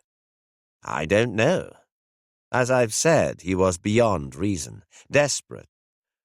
It was as if he believed that George had been deliberately vindictive or had some personal grudge, that he'd exaggerated Johnson's fraud for his own purpose. Johnson stood on the doorstep making wild threats, yelling and swearing. He was a bully. He said that if I didn't comply with his demands, he'd ruin George's reputation, that the truth would come out in the end. Do you have any idea what he meant by that? Not at all, and he wasn't specific. The fact that George was a teacher in a gay relationship, that might have been a threat 50 years ago, but certainly not now. It seemed to Perez that Johnson had been so desperate to clear his name and establish his future that he'd been throwing out random threats to whoever stood in his way. Perhaps his public image, his standing as an academic, was all he had. And as that started to crumble, so did he. He was almost losing his mind. His reason was shredding little by little as the days passed. Did you let him into the house? Miles had already finished his beer. He crushed it in his fist and threw it into a bin. Certainly not. He tried to push his way in, but I'm stronger than he is. I shut the door on him. He might still be there now, yelling all my misdeeds to the wind and the sky, but a visitor turned up. Paul, the island archaeologist. He thought I might need company. Johnson must have recognized Paul because as soon as he got out of his car, the professor left. There was a mocking emphasis on the word professor. Very quickly and quietly. Miles went to the fridge and took out another can. What exactly was on the news? Have you arrested Johnson? I'd be happy to make a statement and share all the information about the plagiarism I had from George. Perez didn't answer directly. What time did Johnson get here yesterday? Early evening, at about this time. It had been dark for a while. How long did Paul stay with you? Most of the evening. I fed him, and we had a few drinks together. More than a few. I offered to make up the spare room for him, but he said he had to get back to his family. He got a taxi home and must have arranged a lift to pick up his car early this morning. It had already gone when I woke up, with a monster hangover. Perez considered that. It was hardly a cast-iron alibi, and he'd have to check with Rutherford. But after more than a few drinks, it hardly seemed likely that Miles would have lured Johnson to an ancient monument, driven there, and stuck a knife in his back. Johnson hasn't been arrested. His body was found early this morning in the middle of the stones of Stennis. He'd been murdered. There was a moment of silence. Then Miles threw back his head and laughed. Perez was shocked. It seemed to him in that moment that everyone involved in the investigation was on the verge of insanity. The reaction was embarrassing, almost unhinged, especially from the upright man with his formality and gentleman's accent. And perhaps Miles was embarrassed too, because the noise stopped as suddenly as it had started. It was as if a switch had been thrown. "I'm sorry, Inspector. That was unforgivable. But in my head, I'd been willing Johnson's death, imagining how it would be. Knowing I'd never have the courage to do it, you understand, but finding some comfort in the planning. I really believed that he'd murdered George, you see. I still do, though his death complicates matters. When he turned up here, shouting his foul accusations, he convinced me of his guilt. In one of the scenarios I'd created for his demise, he was lying in the middle of the stones of Stennis. That was where he'd been standing during that dreadful television documentary, pretending to the world what an expert he was. How had you killed him in this fantasy murder? Perez expressed only mild curiosity. Oh, I didn't batter him to death with an ancient artifact. That would have connected him to George and Archie, and he wasn't worthy of that. I stabbed him with a common kitchen knife. Ours are very sharp. George and I both loved to cook. Perez took a sip of his beer, but said nothing. It wasn't a kitchen knife, he thought, but you're pretty close. I suppose, Miles said at last, you have no evidence that Johnson committed murder. Not now. He might have been a victim of the same killer. It might not have been a matter of revenge. He looked at Perez, his eyes very sharp, probing. Perez wondered again what exactly the man had been doing in the Foreign Office.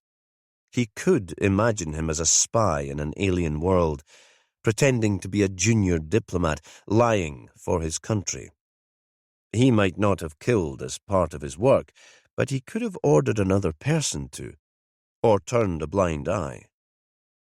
Perez wondered if there was some way to find out, but he might be creating fantasy scenarios too. What are your plans for tomorrow? He said. Tomorrow? Miles sounded vague. Ah, of course. Christmas Day. He gave a sad smile. George was a great fan of Christmas. We made our own traditions. A feast that very definitely didn't include turkey. I might not bother with all the food, but I'll probably excuse myself from the no drinking alone rule.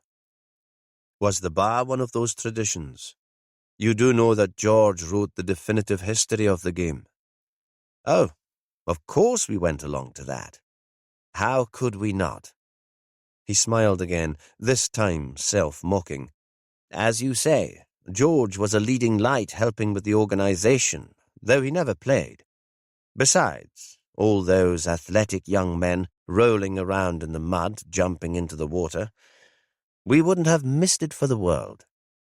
Perez couldn't think where there might be mud on the bar route, but he understood the sentiment and was relieved that Miles seemed calmer now, brighter, not taking himself so seriously, at least for the moment.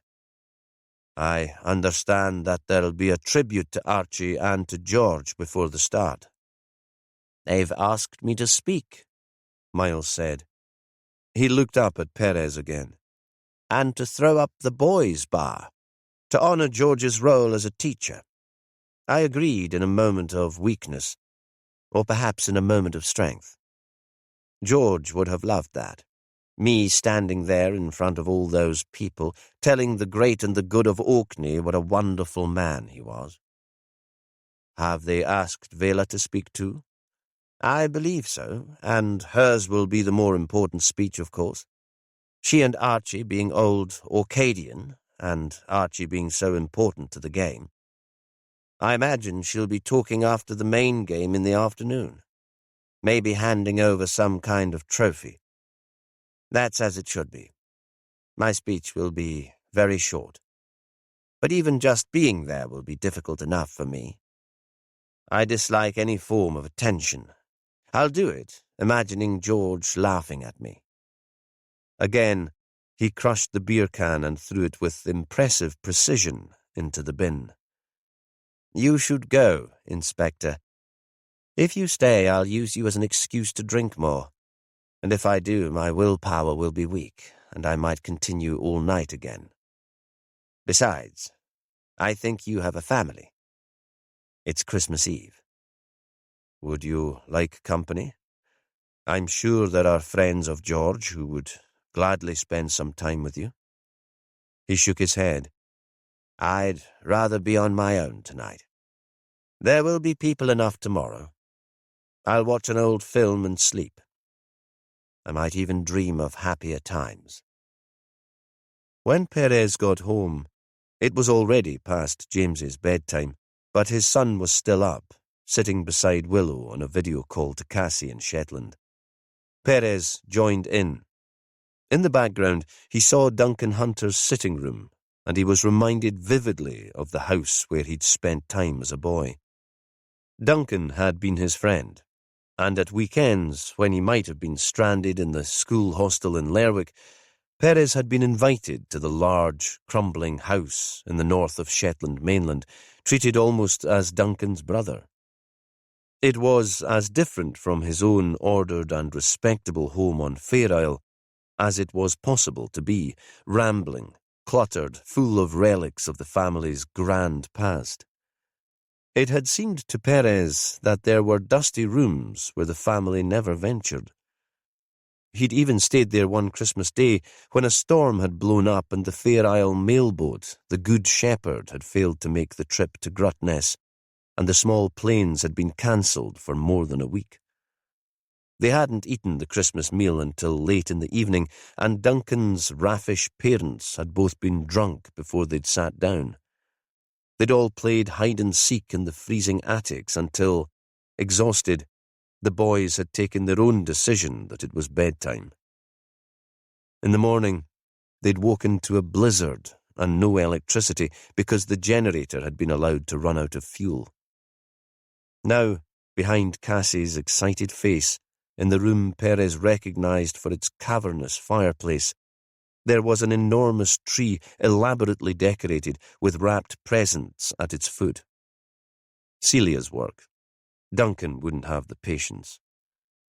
Perez had worried that the girl might feel abandoned, even though it had been her decision to accept the invitation to stay in Shetland, but she was clearly loving every minute. Have an early night, Perez said, or Santa won't come. Aye, right. A standing joke. Even when she was a youngster, Cassie had never believed in Santa, had always thought she was being conned. She laughed, blew a kiss at them, and the screen went blank. There was no tree in Willow and Perez's house, but Willow had made some effort after she'd got home from dropping Barbara at the hotel and speaking to Vela. In a big glass vase there was a huge stem of teasels, sprayed silver. She'd bought baubles from Rosalie Greenman on her visit to Westray, and they hung now from the teasel heads along with James's gingerbread men. She'd strung decorations made by Cassie in previous years over the mantelpiece. Our Christmas weed. We picked it up from the garden. James and I decorated it this evening. More eco, we thought, than cutting down a tree. What about the aerosol and the paint? She laughed and pretended to hit him. James didn't understand, but joined in the mock fight. Willow made hot chocolate for the boy in an attempt to calm him, and then Perez carried him upstairs with his mushroom-coloured moustache, bathed him, read him stories, and put him to bed. When Perez came down, Willow was in the kitchen. I took a veggie chili from the freezer, from my domestic goddess days, before Archie got killed. Have we got something to eat for tomorrow? Of course. I bought a chicken from Asda for you and James, and all the trimmings. What about you? No vegetarian treat? Nah, the trimmings will be fine for me. She turned away from the stove. Your work phone rang. I answered it. Oh? There was always a moment of stress when the phone went off. Tonight, he just hoped it didn't mean going out again. He wanted to be here, to be quiet for what remained of the evening. No bodies, no demands on his time. A woman called Belinda, loud voice. She said she met you at the Maze Howe car park by the old mill. Belinda Thorne, the dog walker, who'd seen George Riley just before he'd been killed. What did she want? For you to call her back. She'd remembered something. Probably not important, but blah, blah, blah. You know the sort. Willow rolled her eyes. She, like him, had been hoping for an evening without interruption. He nodded. He knew the sort. I'll ring her now. Get it over with. He went into the sitting room. Good evening, Inspector. Sorry to bother you on Christmas Eve, and so late. But better today, I thought, than tomorrow.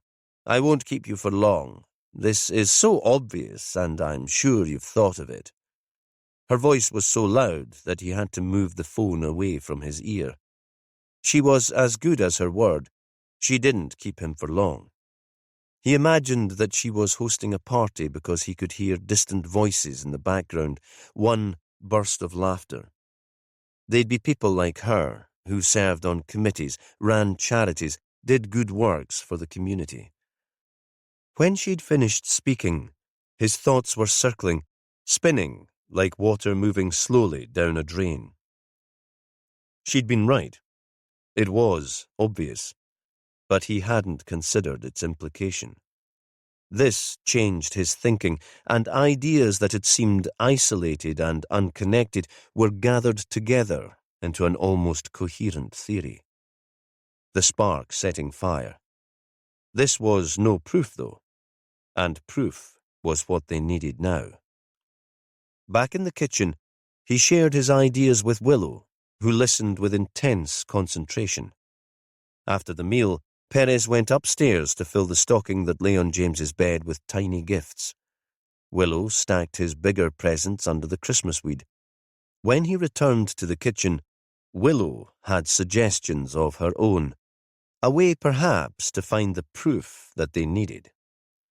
At midnight, she had a small glass of wine with him to see in the day.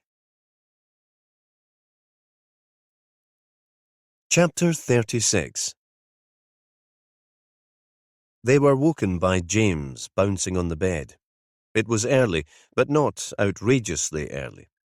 Perez insisted on making coffee first, and herbal tea for Willow. Then they sat back in bed, watching their son open the small presents from his stocking. He took the unwrapping slowly and carefully and lined up the objects: the clockwork train, the sugar mouse, the bag of Shetland puffin poo, an outrageously sugary coconut sweetie that he adored, the wooden jigsaw puzzle, the Lego, the gloves knitted by his Fair Isle grandmother, along the duvet. He was, Willow thought, very like his father. He liked his world ordered. He didn't even start eating the puffin poo until he'd been to the window, lifted the corner of the curtain, and looked outside. They'd left the outside light on so he could see a circle of the garden close to the front door. He was shocked and disappointed that there was no snow. There was always snow on Christmas cards and in the films. He'd assumed that everywhere would be white, had imagined snowball fights and building a snowman. But those were stories, Willow said, not real. She thought it was like this investigation. There was a lot that they'd imagined, tales they'd created. She got him dressed, and they went downstairs. It was still Northern Isles' midwinter dark. "Breakfast," she said. "A huge breakfast, because we don't know when we'll be back from the bar." Soon the kitchen was full of the smell of frying bacon, and she made pancakes too, and scrambled eggs. "Do we need to be there all day?" Perez said. "Won't James be bored? We could work it in shifts. One of us could stay here with him, or we could skip the boys' bar altogether. I'll just go myself in the afternoon." She thought about Perez's words, wondering how the idea might work. They'd decided that they'd take no action against the killer during the day. They'd watch and wait and let the bar run its course. They'd gather their proof. They couldn't believe that anyone else was in danger. But James jumped in, his mouth full of pancake. "I want to go this morning. Ian and Laurie will be there." His chin, sticky with syrup, was thrust forward. He was ready for a battle. The stout boys were his heroes. The last time they'd been together, Laurie had just decided he'd take part in the bar, his final chance before he was considered an adult. And without really understanding, James had cheered him on. Then he'd worked out how many years it would be before he was old enough to be a part of the game. The bar was an Orkney tradition, a legend as potent as anything on the story stones. Some of the locals liked to believe that it dated as far back as that. James, it seemed, was becoming a true Orcadian, and born in the islands, he'd have every right to become a bar player. "What about all those presents under the weed?" Willow said. "If we stay in this morning, we'd have a chance to open those." But James was having none of it. "One of you could bring me home this afternoon. We can open the presents later before tea." "That's true," Willow said. "I could do that. Get the meal ready." She looked at Perez. "You'll need to be there for the speeches around the adult game, I suppose, just in case something kicks off. You can bring other officers in for that. Most of them will be there anyway. Phil might even be playing." She would have liked to be in Kirkwall all day. Missing a part of it felt like a sacrifice or a dereliction of duty. But she had James to think about, and the baby. She knew that Perez would handle it fine by himself. It was a kind of presumption to believe she needed to be there with him. Outside, it was getting light. The air was milder, a little spring-like. The green spears of snowdrop leaves were pushing through the soil. The earth had tipped past the solstice. In the town, families were already gathering for the boys' game. The throw-up would take place at the Market Cross on the Kirk Green at 10 o'clock, and people wanted a good view, to be seen to support their sons and grandsons. When they arrived outside the cathedral, Perez carried James on his shoulders so he'd see what was happening. The boys and the teams were swaggering, full of macho bravado, shouting to their pals. If they were anxious about the fray, they couldn't show it. Willow tried to imagine an older James there, a teenager, surrounded by friends, loud and sweary, and wondered how she'd feel. A mix of anxiety and pride, maybe, though she knew Perez would only be scared for the boy. He might even try to persuade him not to take part, but that would be years away, and by then James could be a different lad altogether, quiet, nerdy, uninterested in sport of any kind. She wondered if women would ever be allowed to take part in the game. After all, they now took their place in the winter Uphelia in Shetland's main town of Lerwick, dressed as Vikings, marching with the Geyser Jarl and his squad. This was different, though, a celebration of strength and speed, not only of tradition. Then she thought that island women were strong too. She'd seen Vela, who seemed so slender and frail, hauling bales, carrying a propane gas cylinder in her arms when they were unloading the boat. Willow looked up at James, who was twitching with excitement, looking out for Vela and her sons. He thought he'd got a glimpse of them and wriggled, persuading Perez to lift him down onto the pavement. He didn't want Laurie and Ian to think he was a baby. As the crowd got bigger, she knew that Perez would be holding his hand tightly. She didn't believe there would be any bother at this boys' game, but there were so many people crammed into a small space, and she'd never been good in crowds. This afternoon, it would be even more scary. She was glad that she'd have their son home then. Usually, Westray folk wouldn't have bothered with the ba. It was a Kirkwall tradition, and not considered important by people from the outer islands. They preferred to spend Christmas Day at home. But this year must be different because she started seeing people she recognised. There wouldn't have been a ferry, so perhaps a couple of the islanders had brought out their creel boats and offered a lift to Archie's special friends and relatives, a way of showing their support to his widow and sons. The first person she came across was Godfrey Lansdowne, who was elderly, but definitely not infirm. "I wouldn't have thought the ba would be your thing, Mr. Lansdowne," because the man was a bird-watcher, gentle and considered. Willow couldn't see that he'd take pleasure in such a rowdy spectacle. "Since Edith died, I felt the need to experience life to the full," he said. "I'm more aware of time slipping away. I tend to say yes rather than no these days to new opportunities. When Bill invited me, I took the opportunity to watch the game. Sometimes I rather surprise myself." In the distance, she saw Nat Wilkinson, tall and awkward, centimetres above the rest of the crowd. He was alone. Perhaps his friend was over the crisis, or perhaps the ba had memories for Nat too. Annie and Bill McBride were there, taking a day off from running the hotel. They were holding hands in a shy, embarrassed way, like teenagers acknowledging their relationship for the first time. Willow didn't suppose they'd have spoken to Vela yet about buying out Archie's share of the hotel. Bill might have been tempted to rush in, eager to start negotiations immediately, but Annie would be more cautious, more tactful. She was about to speak to them when she saw Vela and the boys. She thought Perez would want to be with them, but he was talking to a woman she recognised as the head teacher from the grammar school, and he hadn't noticed them. He was still holding James's hand. Willow pushed her way through the crowd to join the Stout family. Vela looked exhausted, strained. Willow thought she could scarcely have slept since Archie had died. It was hard to picture her now working so hard on the farm. Even Ian seemed to tower above his mother.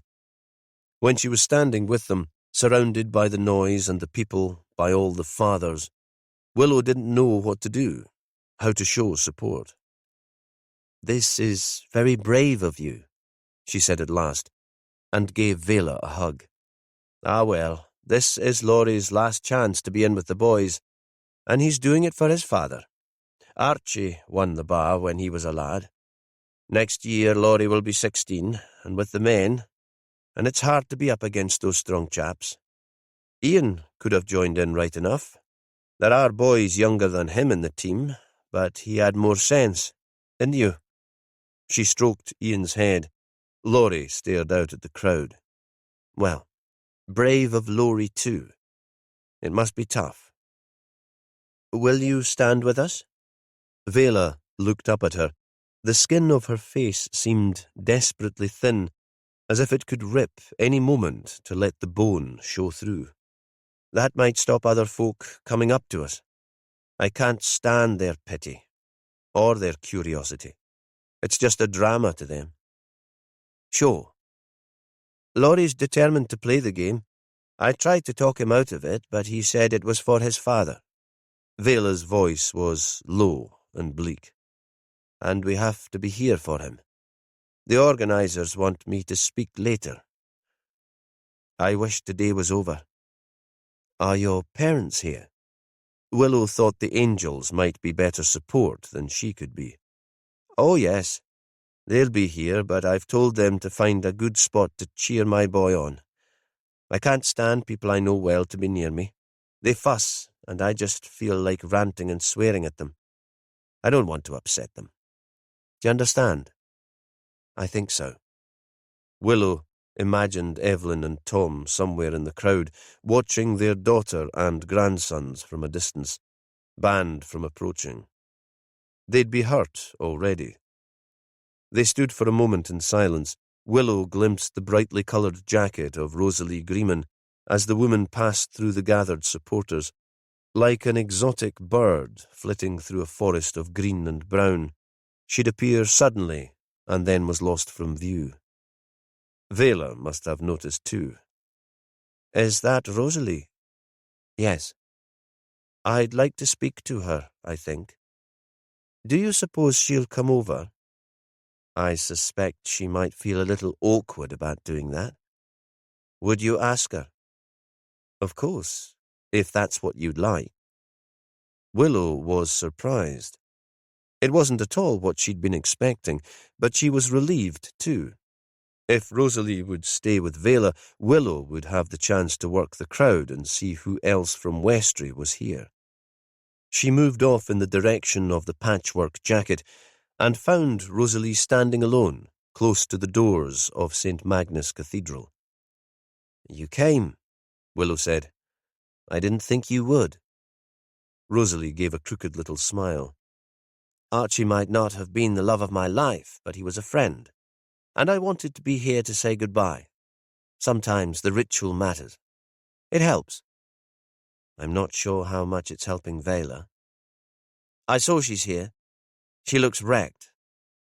"She'd like to see you." Rosalie raised an eyebrow in surprise. "To have a row? Make a scene?" "Honestly, I don't think it's anything like that. I think she wants to build bridges. She needs a pal." There was a moment's silence before Rosalie grinned. "Imagine the gossip when all the Westray folk see us together. It'll be worth chatting just to see their faces." "We'll go over then, shall we? Then I'll leave you to it." They pushed through the people to find Vela. It was only 15 minutes to the bar throw-up, and every inch of the square and the surrounding streets was full, apart from where Vela and Ian were standing. Laurie must have gone to find the rest of his team, and there was a space around Vela and her younger son. It was, Willow thought, as if bereavement and grief were a kind of plague that other people believed might be catching. Vela saw them approaching. She and Rosalie stood staring at each other, and then almost simultaneously each held out her arms, and they hugged. Willow moved quietly away. She was looking for Perez and James, but they seemed swamped by the crowd, and she had no idea where to start. She got out her phone, 2 missed calls from Perez, which she'd not heard because there was so much noise. He must be looking for her too. No point trying to contact him now. In the run-up to the start, the noise was deafening. She wasn't sure they'd even hear the bells of the cathedral, which would set the game off. The man who was doing the throw-up moved onto the cathedral steps. Willow didn't recognize him. He was thin and upright. He could, she thought, have been an army officer. "Oh, that's a nice touch." The words were spoken by a middle-aged woman she didn't know, whose mouth was so close to Willow's ear now, squashed by the crowd, that Willow heard the comment. "Who is it?" She turned and shouted. "Miles, George Riley's partner." Willow thought she should have realized. He was just as Perez had described him. He looked as drawn and grey as Vela. The hands holding the heavy bar were shaking. The woman was still talking. Usually it's a star of the game, an old local who played lots of times in his youth. This is a recognition of all George did to record its traditions, and of his role as a teacher and mentor to our young people. And an acknowledgement of the two as a couple, perhaps, Willow said. It was, as the woman had said, a nice touch. Aye, that too. There was a crackly PA system. Miles was handed a microphone.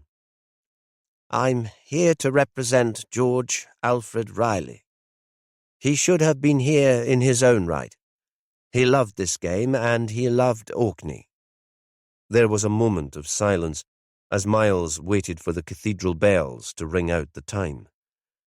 On the stroke of 10, he threw the bar into the air, and the boys surged forward, arms raised to have first touch. The game had begun. Chapter 37. Perez couldn't help thinking about Barbara Johnson, holed up in the Kirkwall Hotel. She'd be grieving too. The hotel was some distance from where the bar was started, but he wondered if she'd hear the noise, the chanting. Her husband had been seen as the villain in the tale, a fraud and a cheat. Local people wouldn't mourn him as they'd mourned Archie and George. Even in death, it seemed, there was a hierarchy. Some were more worthy than others, and that must make it hard. Everyone here had sympathy for Vela and her boys, most for Miles. But he doubted that any of the spectators were giving Barbara a thought. It occurred to him that he should go and see her. Once Willow had taken James home in the break between the two games. Whatever her role in the murders, he hated to think of her alone in the bleak hotel room. Then, as if his imagination had conjured the woman up, made her solid, he glimpsed Barbara Johnson through the crowd.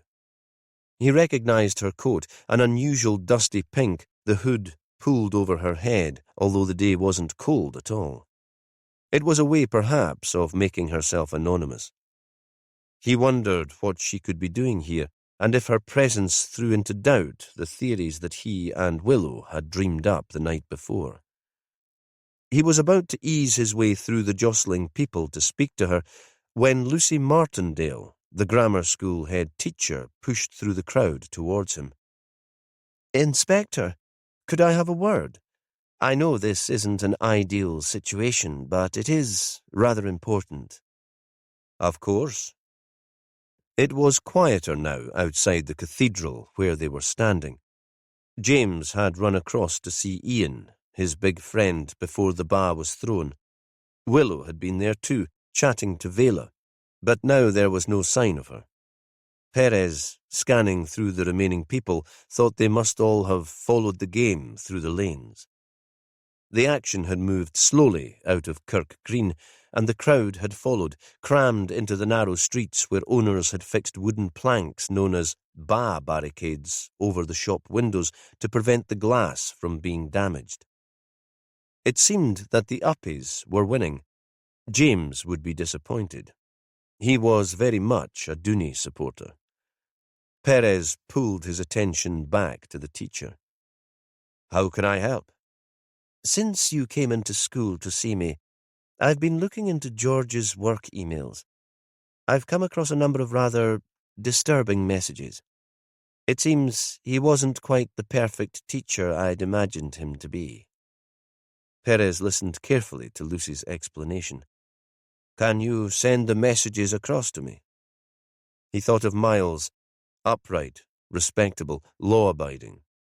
He wondered what the man would make of these revelations. Would it change the way he'd view his lover? Probably not. Miles had known all along that George was impulsive, a little entitled, overconfident. Perhaps he'd spun his evidence to Perez, protecting his lover's reputation as Barbara Johnson had fought to protect her husband's. What else might he do for his man? Surely, Perez thought, Miles wouldn't commit murder. But again, there was a worm of doubt. So many stories could be told around these killings, and he was no longer confident that he knew which was true. He handed Lucy his card so she had his email address. "It's so upsetting," she said, "and of course I'll have to take action. I can't pretend that this didn't happen." Perez wanted to discuss these developments with Willow, but there was still no sign of her and James. Perez phoned her to find out exactly where she was, but there was no reply. Of course, she wouldn't hear. There would be too much din close to the centre of the game. He wandered in the direction of the shouting and cheering, but he was more focused on the information given to him by Lucy and by his glimpse of Barbara Johnson than on his surroundings. He supposed George's emails provided the confirmation that they needed to close the investigation, but he couldn't allow himself to believe it. He felt no elation, no pride. At last, though, perhaps, they had their proof. When Perez glimpsed Willow, she was on the edge of the mob, and she was talking to Miles. He saw her as a wild Viking woman, with her long hair tangled by the breeze, the strong features. The conversation seemed intense, intimate, and when he approached, he heard that she was inviting the man to spend the rest of the day with them in Harry.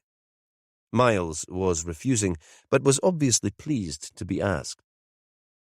"Not today," he said. "Today I'd be rather poor company, but another time." Perez felt a quick moment of relief. He couldn't quite trust the man. Willow turned and saw Perez. "Where's James?" A catch of anxiety in her throat. "He came to join you and Vela before the throw-up." "No." Now she was almost crying. "No, the last time I saw him, he was holding your hand.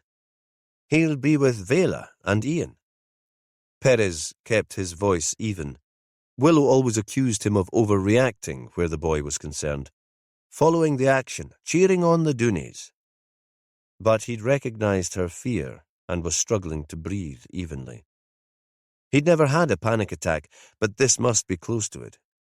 "I'll come with you," Miles said, "and help you to look for him." Perez wasn't sure he wanted this man's help, not now, but he could hardly refuse, not with Willow standing beside him, white and trembling, overcome too with a kind of terror. It seemed that Miles had picked up on their anxiety, and now his voice was brusque and demanding. "What was he wearing?" Willow described the jacket, the bonnet knitted by his Fair Isle grandmother, with the puffin motif. "That's unique, then." Miles gave a tight little smile. "I'll know him at once when I see him." He strode off into the crowd. Perez watched the man go before turning to Willow. "I should have held on to him and not let him head off on his own. But you were only a few yards away. I thought it could do no harm." "I was obsessed with this case," he thought. "I was glad that James had gone to find you so I wouldn't have the responsibility of him, so I could plan what was needed to have this business over." Anxiety made his body tense and froze his mind.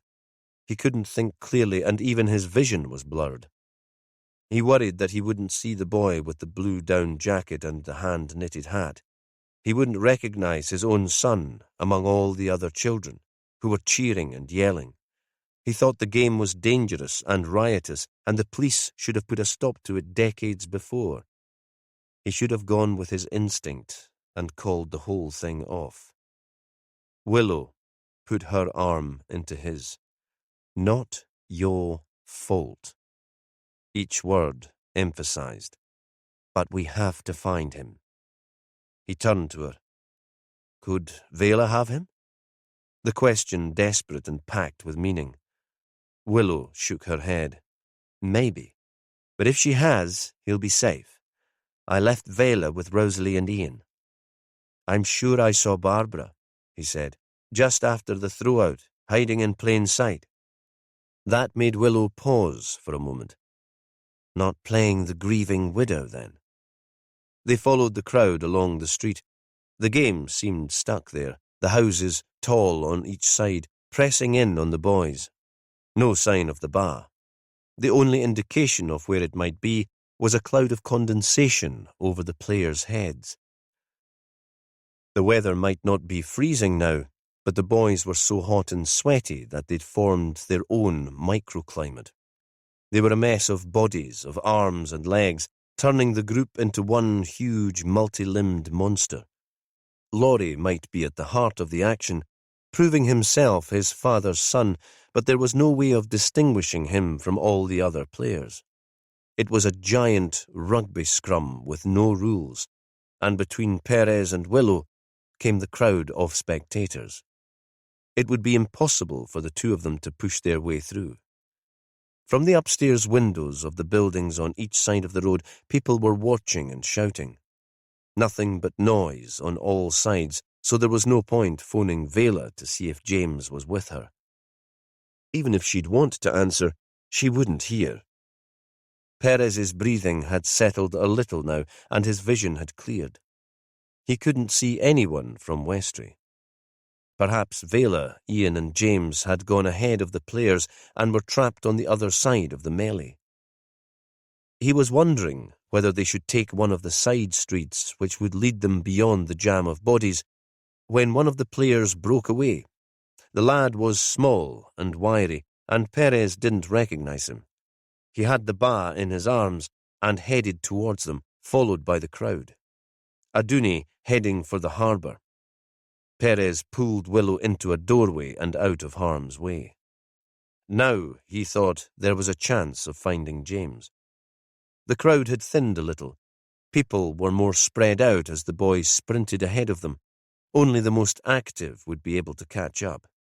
The players on both teams were chasing after the lad, but he was fast and fit, an athlete. This was probably his last year too in the boys' game, and he wanted to make his mark. The spectators followed at a more leisurely pace. Though they hoped to be there to see the finish, this wasn't the main event. That would take place in the afternoon with the men. Perez and Willow waited for the spectators to pass. There was still no sign of Vela and Ian, and Perez hadn't noticed Laurie in the tumbling mass of boys. Even Miles seemed to have disappeared. This felt unreal again. A nightmare Alice in Wonderland world of strange creatures and vanishing characters, where nothing was quite as it seemed, where everything was shifting. Perez stood for a moment to watch the action. The dark athlete might have been fast, but he wasn't strong, and a muscular uppy lad had wrestled the bar from him and was heading back up the street towards them. The uppy supporters started cheering. The progress of the game had changed again, and this was going better than they'd expected. Then Laurie, Aduni, appeared out of the pack and snatched the bar back. He turned, and, head down, he charged in the opposite direction, wrong-footing the opposing players. He was big, but he was fast too. He put clear space between himself and the following crowd. Perez suspected that Laurie was always going to win. He was always going to be the person who seized the bar and ran with it towards the harbour. The committee and the other Dooney boys might have planned it. Let's give the lad his moment of glory, in his father's memory. Or it might have happened on the day. Once Laurie got the bar, nobody would have thought it right to challenge him. But maybe he'd got there on merit, because he was strong and swift, sprinting along the streets, quite alone now, the following crowd a little way off cheering him on. With his blonde hair and muscular stature, he could have been a Viking hero, the subject of a saga. Through the thinning crowd, far away, Perez thought he caught a glimpse of his son, a blue jacket and a knitted hat. Someone had hold of his hand and was leading him not towards the harbour where it seemed the game would end, but away from it. They appeared to be running. Perez had the impression that the boy was being dragged against his will, stumbling. This wasn't what he'd expected at all. "Vela will have made her way to the water," Willow said, "to see Laurie's moment of triumph. Perhaps she went straight there. knowing that this was how it would end. "No," Perez was shouting. "Look!" Before Willow could answer, Perez had already set off in pursuit of the boy through a series of lanes, pushing his way past the stragglers who were moving in the opposite direction, following the flow of play. He lost sight of the boy almost immediately and wondered even if James had been there at all. All morning he'd been conjuring ghosts and monsters from his subconscious, twisting the facts to form more outlandish tales. First Barbara Johnson, then Miles Chambers, and now his son. He turned a sharp corner, and in the distance, at the end of a residential street of grey terraced houses, he caught another glimpse of blue. He'd stopped for a moment to catch his breath, but started running again, his chest heaving. When he approached the end of the street, he saw he was in an area of town unfamiliar to him. Everything was quiet. The noise of the bar seemed a long way off. The street was empty. "Hey!" Perez shouted. "Where are you?" Anger was making his head throb. He could feel a nerve pulsing in his neck. He'd reached a cul-de-sac of small, semi-detached homes, grey render and grey slate roofs. No sign of the boy or the adult with him. Now Perez was doubting his vision again. He must have seen another child with a parent or grandparent, and they must have gone into one of the houses. If he had seen anyone at all. He'd have to go back to Willow and tell her that he'd made a mistake and that James was still missing. Then, as he moved closer, he saw a narrow footpath leading past one of the houses. It led away steeply, high walls on either side, a shortcut towards the harbour. He set off down it. And there they were, moving more slowly now, and Perez could make them out more clearly. James and Miles. Miles still had his back to Perez and hadn't seen him. "Hey!" Perez bellowed again. "Let him go! What the hell is going on here?" Then the pair did stop and turn. The tall man and the small boy, still hand in hand, standing very close together because the path was so narrow, caught in a shaft of sunlight as the clouds parted briefly. At that moment, Perez saw that James was laughing, giggling, as he did when something had suddenly amused him. "You're as red as a berry, Dad," the boy shouted, because Perez was still some distance away. "You'd be no good at the bar." There was a sudden moment of relief, but Perez could still feel anger and adrenaline as stress in his body. His muscles tense and tight. He loped up to the couple and stood, fists clenched, face to face with Miles, and repeated the same question. But it was James who answered as though this was all some sort of joke. "Miles thought we'd get to the water quicker this way. We wanted to be there at the end of the game. I knew the Doonies would win, and that's where they'd be. But I got a stitch, so we just had to wait, and that slowed us down." Perez started to breathe again. He bent and took James in his arms. "There's nothing worse than a stitch." Miles' voice was serious and affectionate at the same time. Perez still had an irrational urge to hit him. "Miles said you and Mum would be there too." "Mum will be there." Perez kept his voice calm. "But I wanted to find you. We were worried." He looked over the boy's head and spoke to Miles. "We didn't know what was happening." At last, Miles must have sensed something of Perez's fear, the fading anger. "I couldn't tell you that I'd found him. You know that I don't have a mobile these days. And really, I thought this would be the quickest route to get to you. That's why we were running. I'm sorry." "No." Perez smiled, but still he asked Miles to walk ahead of them while he took James's hand. He wanted some space between them. "Thanks for finding him." James, unaware of the anxiety he'd caused or the tension between the men, tugged Perez on, wanting to be there quicker to see the end of the game. Perez made him wait for a moment while he texted Willow to say that the boy was safe, and until he'd seen that the message had been read. It seemed that Laurie's progress to the finish line had been less straightforward than they'd expected, because he hadn't yet reached it.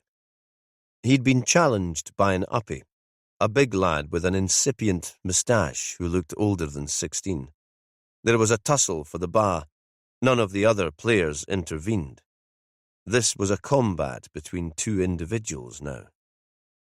Perez thought that if Barbara was back in her hotel room, she must surely be hearing the noise. If she'd had a room looking out at the harbour, she'd be able to watch the scene below her. Perhaps, though, she was still in the crowd, watching the finale play out. He was distracted by the thought and by the sight of some Westray folks at the front of what had become an audience, a semicircle of admiring people. Willow saw him before he noticed her. She rushed across the street to crouch and put her arms around her son. Just as Willow joined them, Laurie managed to get a grip on the bar. He raced to the harbour wall. He stood for a moment, the bar above his head, challenging an opponent to seize it at the last moment. Then, instead of hurling the ball into the basin, he jumped with it, and other boys joined him. Every year, somehow one boy or man ended up there if the Doonies won. A traditional end to the sport. Laurie's head appeared above the water, lifted by the others, and the crowd cheered. This year, at least, there was no discussion about who was the winner. Chapter 38. Willow could feel tears on her cheeks as she held out her arms to the boy. Tears of gratitude and relief, as if the emotion was so great that it had to spill out. She saw Laurie leaping into the sea with the other boys, was aware of the splash that their entrance made, reaching even to where she was standing, the salty droplets on her cheek mixing with the tears. The sound of cheering that might have been waves crashing, or thunder. Something inhuman at least, a monster roaring, but in this moment none of that mattered. "Miles found him," Perez said. His voice sounded rather forced. It was as if he could hardly believe the boy had been found. "He says they were on their way back to us." James was on the ground again, pulling his mother's arm, wanting to add his congratulations to Laurie's family. Perez held Willow back just for a moment. "I'm going to end this now," he said. "I know we planned to wait until the afternoon, but this is the time, and we have all that we needed." Lucy Martindale confirmed it. "Don't you agree?" She thought for a couple of seconds, running the possibilities through her head, rational now that she was holding James's hand, not letting her eyes stray from him again. "Yes," she said. "I agree." She watched the rest from a distance, looking over James's head. He was babbling about the adventure he'd had, how he was heading towards her and Vela, but then there were too many people in the way, and he was too small to push through them, and there was the throw-up, and he wanted to see Laurie win, so he'd kind of forgotten what he was doing and followed the crowd. Then he'd got a bit lost, and Miles had come and found him. Willow was listening to him and answered in the right places, saying how scary that must have been and how he'd been a brave, peedy boy. She wondered if she should give the lecture about not going away with strangers, but this wasn't the right time. And anyway, sometimes strangers weren't the most dangerous people. All the time, though, she was watching intently everything that was happening across the road by the harbour. The Westray folk were all there by the water now, and Willow saw that Miles had gone to join them. The boys' ba had finished earlier than it sometimes did, and the Kirkwall crowd were wandering away to get something to eat or drink, or prepare for the men's throw-up at 1 o'clock, the big event. But for Westray people, this had been the main event, and they'd gathered to congratulate Laurie. Again, she saw Nat Wilkinson hovering on the edge of the crowd, unsure whether he should be there at all. Rosalie Greeman, brightly coloured, standing out from the crowd, laughing at some joke she'd been told by the person standing next to her. Godfrey Lansdowne, still with his binoculars around his neck, his attention apparently distracted by some bird on the water. Laurie was climbing out of the harbour by a metal ladder built into the wall. The blonde hair looked dark now that it was wet, oily, like a seal's fur. He was shivering. The air might be warmer than it had been the week before, but the water would still be freezing. James tugged her towards Laurie so he could congratulate the boy too. Vela was there, holding a towel for him. The winner's jump into the sea was traditional, and she'd come prepared. Bill and Annie McBride, Tom and Evelyn Angel formed a semicircle around Laurie as he pulled himself clear of the water. They clapped, and he gave a shy grin. "Your father would have been proud of you." Tom Angel put his arm around his grandson, unbothered, it seemed, by the boy's wet body. "Come away, man, and leave the lad alone." Despite the words, Evelyn's voice was affectionate, proud. "You'll get soaked." "We should go now." Willow lifted James into her arms so he couldn't resist her suggestion that they leave Kirkwall and head back to Harry. "Let's get you home and find you some Christmas treats." Because she didn't want James to see Jimmy Perez arrest his hero.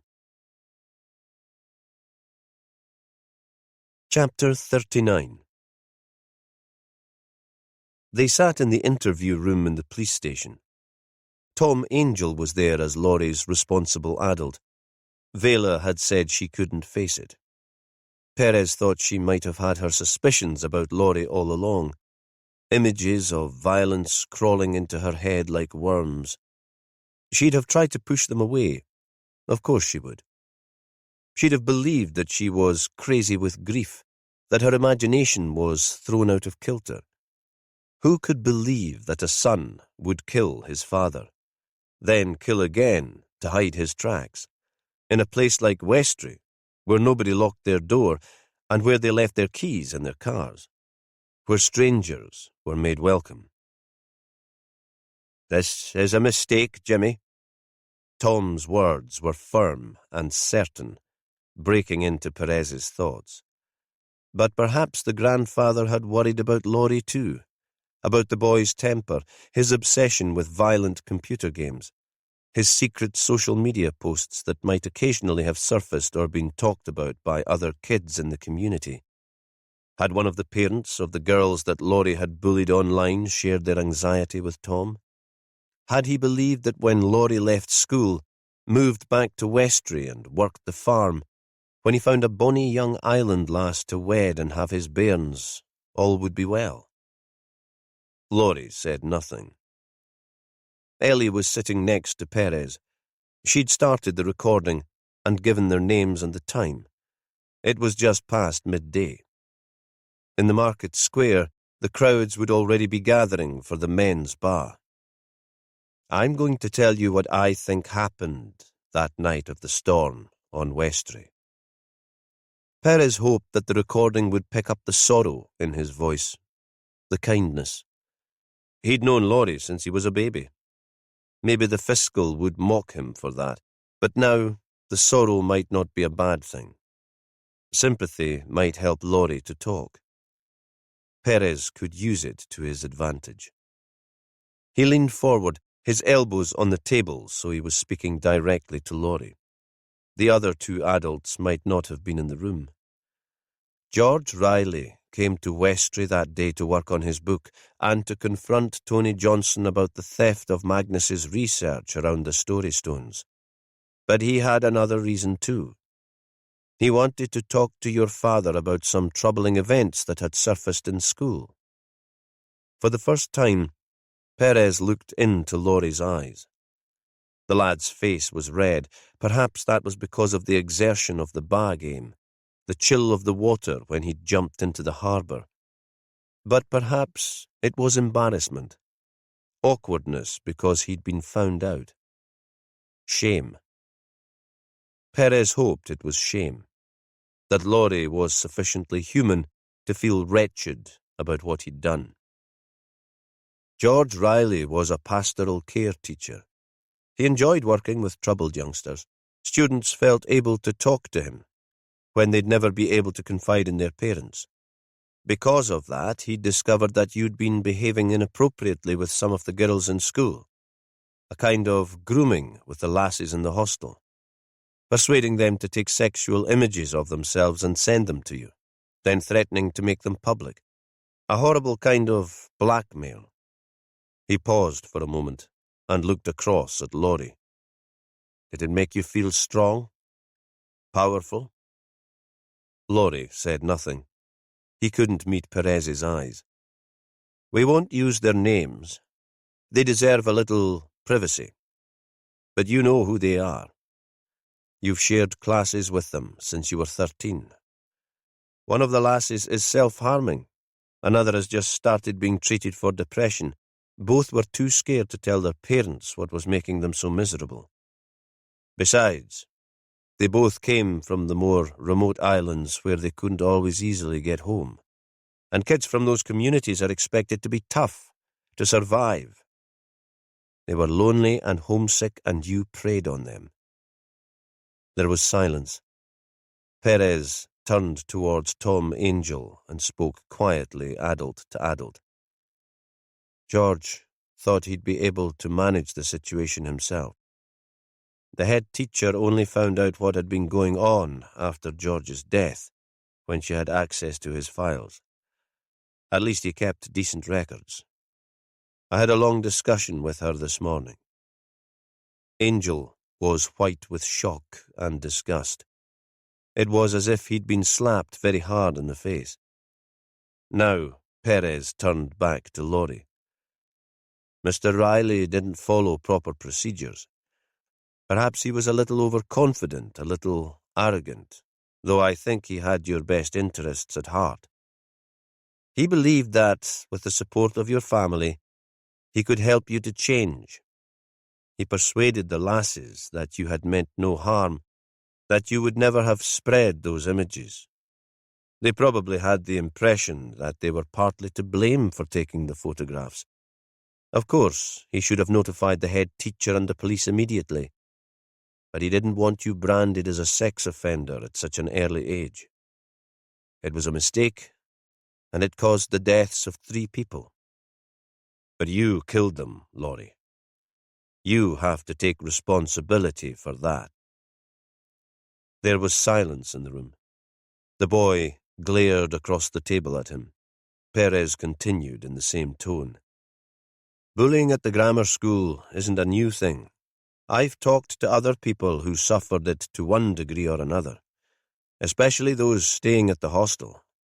A bunch of kids away from home for long periods trying to find their place in the system. It's hard. Laurie stared at him. He remained silent. Unfortunately, Mr. Riley couldn't always make things right. He hadn't helped Nat Wilkinson, for example, Perez thought, or the lass who served me in the cafe next door to the gallery in Stromness, and she wasn't even resident in the hostel. George had thought he could help both of them too. In Nat's case, he'd made things worse, and when it came to the new head teacher, he'd believed that he knew best, that the rules around safeguarding didn't apply to him. The worst kind of arrogance. I understand what it's like to be staying away from home, an outsider, not fitting in. Perez wondered if he could make out a flicker of recognition in the boy's face, but Laurie turned away, and when he looked back, his face was as blank and impassive as before. But that was the same for the girls you abused. They trusted you. They thought you cared about them, that they were special. I've seen the messages. You told them that you loved them. Perez waited for some response from the boy, but none came, and the detective continued. On the day that he died, your father met George at the ferry, and they talked. He wanted Archie to know what was going on at school and hoped that together they could help you to confront the behaviour. Maybe you'd have to leave the school. The situation had reached a point where the lass's parents would have to be told, even though the girls hadn't wanted them to know. They'd be home over the holidays. The families might have wanted to press charges. Must have come as a terrible shock to your father. Perez imagined what that would be like, having to face the fact that a son had done something so unforgivable, but knowing that in the end, you would have to forgive him. He continued the story, his words directed now as much to Tom Angel as to Laurie. We know that throughout that day, Archie was troubled. Rosalie Greeman thought it was an island matter that was haunting him, and so it was in a way. If news got out about what Laurie had done, that would reflect on your family, but also on Westray. It's easy to lump folk together, for a place to get a bad name. Perez had suffered that at school too. Off-island kids were considered such dweebs, so uncool, stupid even. It was time, Perez thought, to confront Laurie with a direct question. When did your father discuss this with you? Laurie stared back. He didna. There was nothing to discuss. The answer was challenging and defensive at the same time. A teenager caught in a misdemeanor and trying to tough it out. But in this case, the misdemeanor wasn't drinking underage or smoking a bit of weed. It was murder. Perez ignored the words and continued speaking. I think it was when the two of you were alone in Nistabin at lunchtime. Your mother and Ian were in Pirowall. Your mum was helping out with the old folk at the hotel's Christmas party and Ian was playing with a mate. That would have been a good time for a father and son chat. Silence in the room. Somewhere in the distance, Perez caught the cheers of the bar spectators. The adult game was underway. They might be wondering why Vela wasn't there to give her speech. Perez lowered his voice a little. It was still sufficiently loud to be picked up by the recording equipment, but Laurie and Tom would have to give their full attention to hear it. I knew Archie very well, he said. When I was your age, Laurie, he was more like a brother than a cousin. He had a temper on him, and a tongue. Man, he could cut you down to size just with his words. What did he say to you, Laurie, to make you lose your temper? What did he threaten to do? This time, there was a reaction. The boy's hands on the table clenched into white fists. Just tell me, Laurie. I want to understand. Repeating the lad's name, bringing him back to his family, letting him know he wasn't quite alone here. He said he'd send me away. It came out as a cry of pain. He said I wasn't fit to stay in Westray. He said until I learned to behave, I could go and live with his relatives in Shetland. A pause. In Fair Isle. As if Fair Isle was the end of the known universe, a kind of Van Diemen's Land in the North Sea for recalcitrant young men. In any other situation, Perez would have smiled. Even now, he saved the moment to share with Willow. What happened then? He started ranting about Tony Johnson and the Story Stones, linking us all together. Like I was as bad as the guy who stole our history from my grandfather Magnus. Like I couldn't be trusted.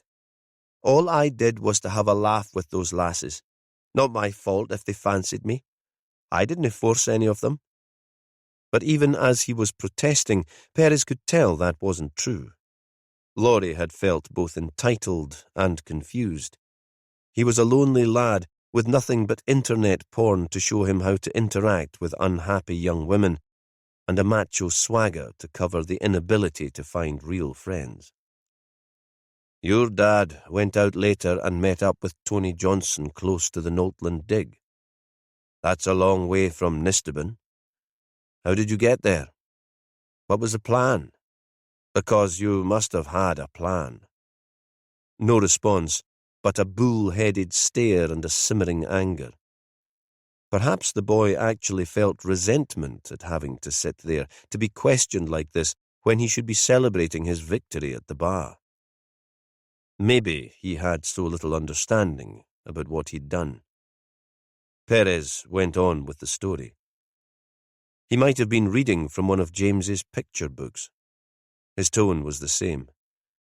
Your mother and Ian came back from Perez, and you all had your tea together. Then Archie went out. He'd arranged to meet Professor Johnson, hoping to challenge him about your grandfather's research before heading to the bar for a drink with his pals. I've been wondering how you got to that end of the island. I'm sure you can drive. Most island kids learn to drive before it's legal on the mainland. But you had to wait until your mother had gone to Perez in her car, and your father had already left in his. It occurred to me that you could have taken the tractor, but that might have been noticed. Who'd be out on a tractor at night at that time of the year? Then I realized. The quad bike. That was kept in the byre, and nobody would see you leave on that. Perez looked across the table at Laurie. That was clever. Who would notice quad bike tracks later after the storm and all that rain turning the island into one big bog? Laurie said nothing, but Perez thought he'd liked that. He hadn't been called clever very often. How did you know that your father would be at Noltland? Perhaps now, Perez decided, the boy would welcome the chance to show off. And this time Laurie did talk. He told me he'd be there. When he was talking about Johnson and the argument they'd had and how I was bringing disrepute on the community too.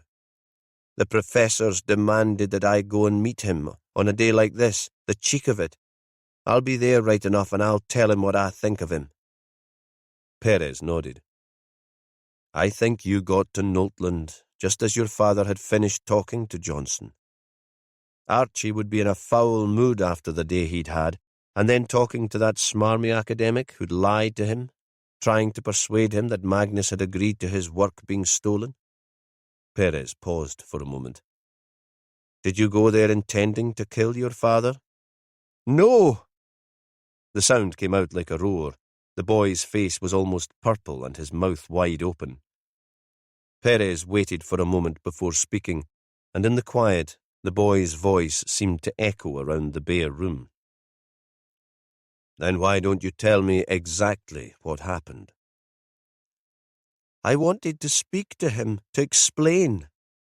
It was Laurie's turn to tell a story, his version of events that he must have repeated over and over again in his bed in Nistaben, and then in his room in the Kirkwall Hotel, an attempt to justify 3 men's deaths. He took a breath in an effort to appear calm and reasonable. Maybe an attempt to make Perez understand. My father went out. Ian was in his room, on his screen, some fantasy computer game he was playing with his mates. My mother was clearing up the supper things. I said I'd go out to the byre, that there was something I needed to do. She hardly seemed to hear me. I wondered if Dad had talked to her about me, but she didn't seem angry. Not at me, at least. Maybe something else had upset her because she seemed kind of distracted. I didn't think she'd notice what I was doing. You took the quad bike and headed out? Yeah. I waited until my mother had left in the car. I got to Noltland before anything was happening. I was about to give up and go home. It was dark and cold, and I'd hidden the bike behind one of the dikes. Perez wondered if Laurie had been glad that nothing was happening. Maybe he was having second thoughts about confronting his father. The boy continued. Then I saw them, 2 torches heading towards me. There was an argument. The wind was so strong then that I couldn't hear what they were saying, but I could tell it was a row. I saw Johnson leaving Noltland and walking towards his car. He went right past me. I didn't think he'd seen me, but he must have done. I realized later that he must have waited and heard Dad and me arguing. A pause. My father was just standing there. It had started to rain, and yet he just stayed, watching me come towards him. So, Perez thought, Barbara had lied when she'd told them she'd seen Archie alive, running towards his car. A figure lit by a flash of lightning. She hadn't been quite sure that Johnson hadn't killed him, and it was the sort of dramatic tale she would make up. She'd been protecting her husband's reputation to the end. What happened then? Dad had a torch in one hand, and he was looking at one of the story stones. He seemed kind of thoughtful. Perhaps he was thinking about his father. We all loved Magnus. I thought maybe he was in a mood to change his mind about sending me away from Westry.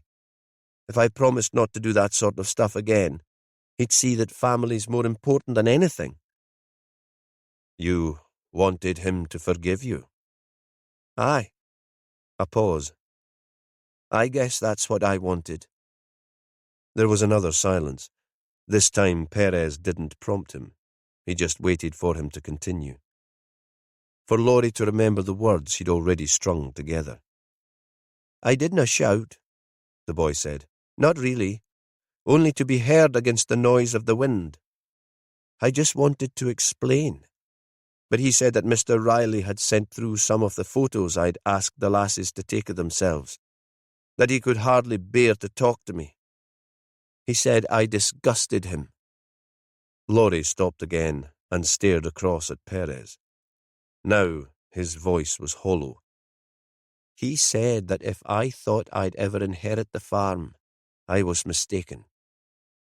Then Perez understood what had prompted the extreme violence.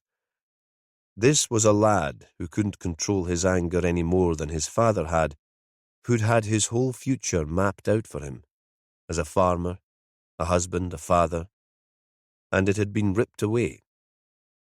He'd thought his rightful inheritance had been stolen.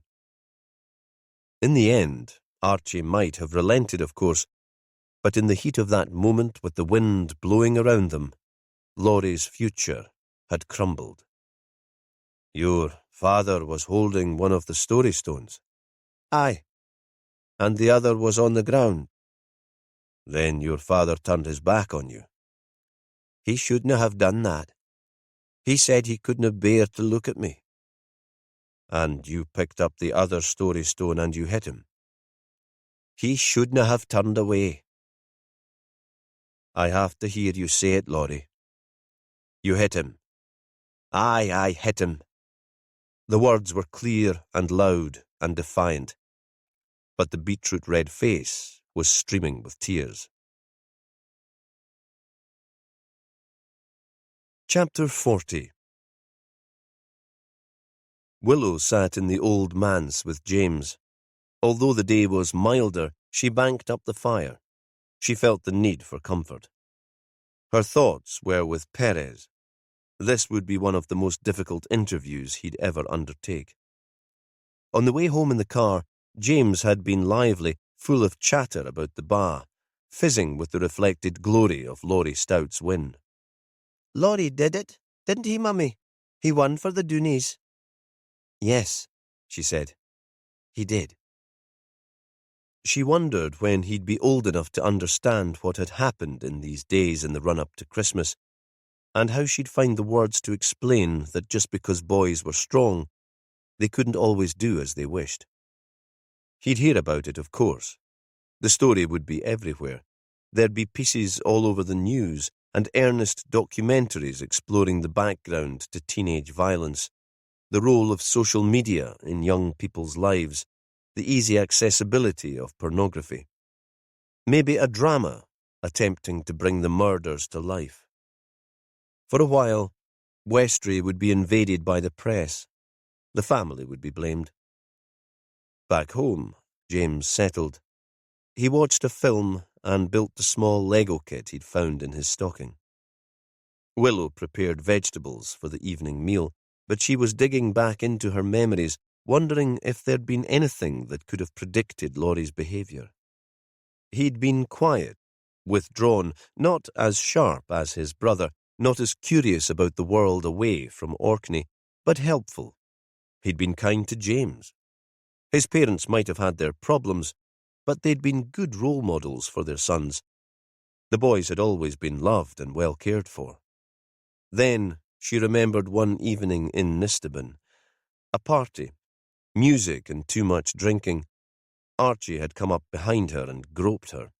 She'd shrugged it off at the time, not willing to make a fuss about Jimmy's best friend. Now the image stuck in her head. Willow peeled Brussels sprouts and her thoughts turned to Vela. How would she be coping with this? Would she be alone in that hotel room with Ian, needing to hold things together for the younger son? Her phone pinged. A text from Perez. We have a confession. Chapter 41. In the interview room in the police station, Perez was still asking questions, pinning down details. Were you sure your father was dead after you hit him? It didn't occur to you to fetch help? I could tell he was dead. Laurie closed his eyes. I've lived on a farm all my life. I know death. I had the torch on my phone. I could see. Perez wondered if he'd always have a picture in his head of his father's battered skull, the shards of bone, the blood. Would he wake up to it and see it before he went to sleep? His car was found outside the Pirawall Hotel. Did you move it from the golf course? Laurie nodded. There was an old piece of tarp in the boot. I sat on that. I was kind of mucky. I was wearing gloves anyway because of the cold. So, Perez thought, you were thinking clearly. Or did it feel like one of your computer games? Were you working out the moves as if you were playing, hoping to outsmart the competition, as you would on the screen? Why did you shift the car? I wanted to get home before anyone found him. If they saw the car at the golf club, they might start looking there. What did you do with the tarp? I took it back with me on the quad bike. It's hidden in a feed bag at the back of the barn. I was going to dump it off the pier, but I never got the chance. That would be the concrete evidence they'd been hoping for. Even if Laurie changed his story now, they should have enough to convict him. And your blood-stained clothes. They went in the washing machine. My mother had already put stuff ready to wash. I added my things and set off the machine. She was in such a state that night. I could tell she wouldn't notice. Why did you take the other story stone away with you? Perez hoped that the boy hadn't wanted to keep it as some sort of trophy, or that he wasn't already planning another murder. Laurie just stared across the table and shrugged. You took it out with you when you came to Kirkwall. Why did you do that? This time, Laurie did speak. I thought you might search the house when we were gone.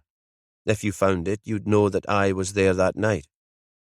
So, it was in that rucksack you took to your grandparents' house. I watched you carry it away with you. Laurie nodded. At that point, Perez called for a break. He sent a text to Willow and asked for coffee for Tom Angel and himself, Coke and a snack for Laurie. He left Ellie in the interview room and sat for a moment in his office to clear his head and to plan the rest of the interview, to work out again the timeline for the Maze Howe murder. He thought it would be less distressing for Laurie to talk about Riley and Johnson. They weren't family. The confession might come more easily.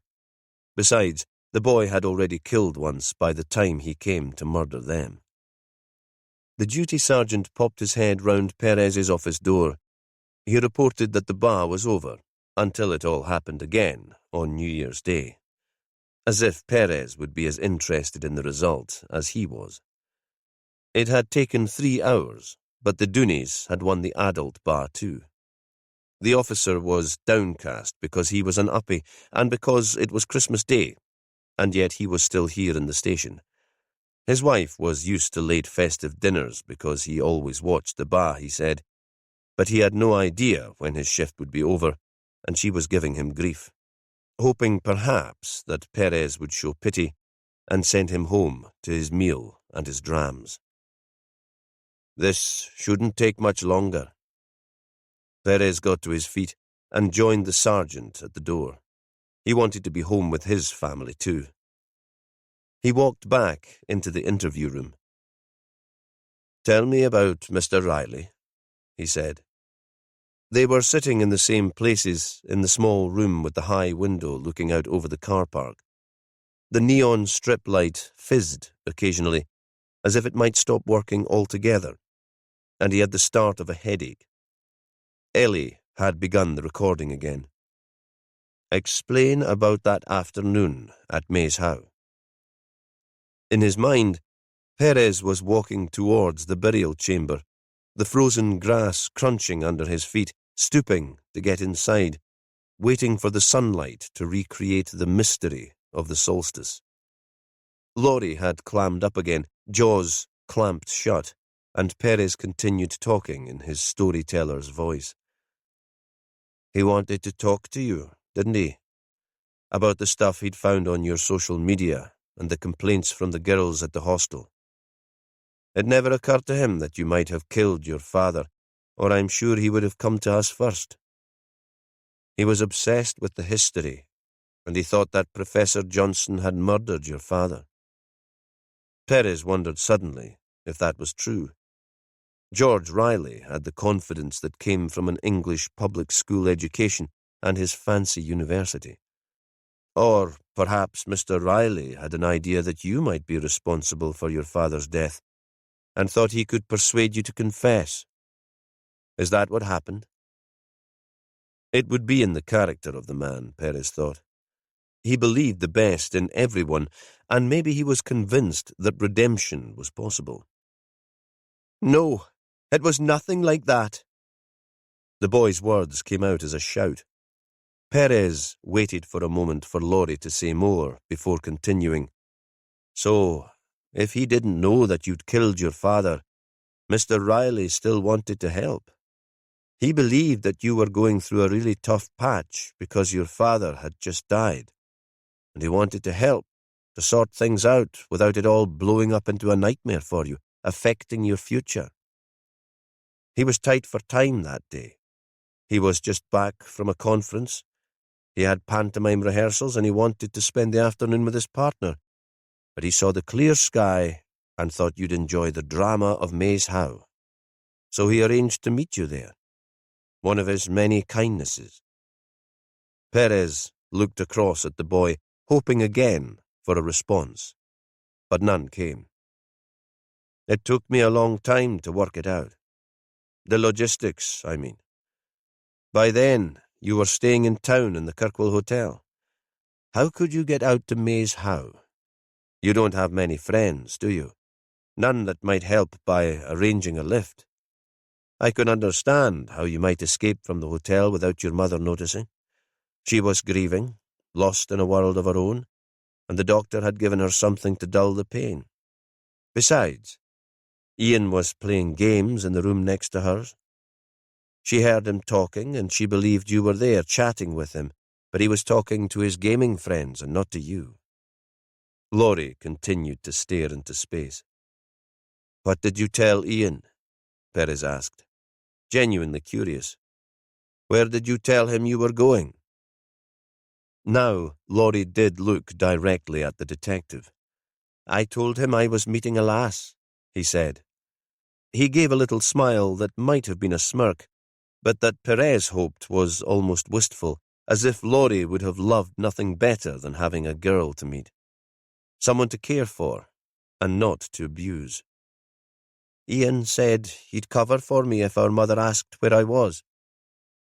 Perez paused for a moment to clear his thoughts. "You couldn't risk taking your mother's car. You were underage and without a license, and a witness saw Mr. Riley arrive in the car park alone, meaning he hadn't given you a lift. So how did you get there to meet him?" He didn't expect Laurie to answer the question, and went on almost immediately. "There's a bus stop opposite the Maze Howe car park. and the same witness also saw the bus pull up there and a passenger get out. This was why Belinda, the dog walker, had called him at home on Christmas Eve. "Someone got out," she said in her loud, almost drunk voice. "I couldn't see who it was. There was nobody waiting at the bus stop, so that wasn't why the bus pulled over. No, I couldn't describe the person. I was driving back to town." But Perez didn't need to tell Laurie that, and he knew they'd be able to track down the driver and any other passengers if they needed to. Someone would have recognized the boy. Orkney was that sort of place. "Why don't you tell us what happened?" Perez repeated, his voice gentle again, almost fatherly. Now, it seemed, Laurie was prepared to speak. "I thought he'd worked out that I'd killed Dad. And anyway, it was kind of his fault. If he hadn't interfered, if he hadn't talked to my father that day on the island, then I wouldn't have had to kill him." The words spilled out, gushing like water from a pressure hose. He was a child again, making excuses for an action that could never be excused. Perez looked across the table. "You went to Maze Howe intending to kill Mr. Riley. You had the second story stone with you, the one that your father had been holding." Now, Laurie sat upright, almost proud, as he spat out his bile. "I thought that if I used that to hit him, you'd believe that Westray history had something to do with the killings. I'm not as stupid as everyone thinks. You fell for it, didn't you? And anyway, what right did Riley have, with his fancy ways, living with his fancy man, coming to Orkney and telling me how to live my life?" Sitting beside the boy, Tom Angel stared at Perez, horrified, still white and stony. In this moment, he saw his grandson as a monster, not as a child to be loved and protected. "Why don't you talk me through it, Laurie?" Perez's voice was as gentle as ever. "Tell me what happened." "He was there waiting for me at the entrance to the chamber. He had a key and he opened the gate. He went in first. You have to bend low to get in through the tunnel that leads into it. All the time he was talking about the history of the place, an Orkney place, as if he knew everything there was to know about it, and he had to give me a lecture, as if I hadn't been born here, as if the islands didn't belong to me much more than to him. I was close behind him, and just as he was going to put on the light inside, I hit him. He hadn't expected anything." "He was trying to be kind," Perez said. "When has kindness got a man anywhere?" Laurie screamed out the words. It was as if he was parroting them, that they were some kind of tenet of faith learnt from a twisted guru. Perez thought he'd probably stolen the phrase from one of his favourite manosphere internet sites. This time, Perez didn't answer. He wanted to tell the boy that it was possible to be both kind and strong, but he knew that Laurie wouldn't accept that. Not here, and not yet. Besides, time was moving, and he wanted to be home. He needed a long bath to wash away the day, and to spend time with his family. "Why didn't you leave him where he was? Why shove him into one of the smaller chambers?" "I don't know." This time it came out as a mutter. "I wanted to hide him away. I couldn't bear to see him." Maybe, Perez thought, you couldn't bear what you'd done to him. He hoped that was the case, that in that moment the boy had felt some revulsion, some guilt. And Tony Johnson? Why did he have to die? "He was a horrible man. He was trying to blackmail me." "He wanted you to give permission for him to use your grandfather's research?" "Aye. Someone else coming to the islands to take what was ours." Laurie's voice was bitter, as if he was the victim here, as if, again, the killing was justified. I presume he saw you at Knowltland that night when you killed your father. I told you that already. He walked right past me after he'd had that row with my father. And he saved up the information, knowing it might be useful, instead of coming to us and telling us what he knew. Perez was talking almost to himself. He turned back to Laurie. He phoned you on your hotel bedroom's telephone extension after your mother refused to discuss Magnus's research with him. He thought you could sign the letter confirming the research was his, Magnus's grandson. Why did you arrange to meet him at the Stones of Stennis? It seemed kind of appropriate. The same bravado was coming out in Laurie's words now. Tom Angel, still as marble, couldn't look at the boy. Did you get the bus again? Aye, a later one. I waited until Ian was asleep. And back into town? Laurie nodded. The last bus back from Stennis. It was full of party-goers and drunks. I had my hood up all the way. I didn't think anyone would notice me. Perez thought this was all he needed. He couldn't stand this anymore. He had the confession. The details could wait for the following day. The knife that had stabbed Johnson was probably Laurie's, used to cut twine on the farm or gut fish when he was out on one of the creel boats. Now he was charged. They could take the boy's DNA. Outside, it was black. The building was very quiet. Perez ended the interview for the recording and explained that Laurie would be held in custody. They all stood up. Tom Angel seemed as relieved as he was that the thing was over. He couldn't look at his grandson. As they were leaving the room, Laurie called after Perez, "Uncle Jimmy, will I be able to see Mum?" Now he was a boy again, waking up from a nightmare and crying out for his mother in the dark. Chapter 42. Vela was sitting in the more comfortable of the interview rooms, the place where Perez had spoken to Barbara Johnson. That seemed like weeks ago. The duty officer had put her there when she'd turned up. He hadn't known what else to do with her. Vela sat curled up in one of the easy chairs, looking as small as a young girl or a frail old woman. "Laurie would like to see you," Perez said. She shook her head violently. "I can't face him. Not yet. But I have to know, Jimmy. I have to know what's happened." "Laurie has confessed," Perez said, "to killing Archie and the two others." She stared at him. Her eyes were wide.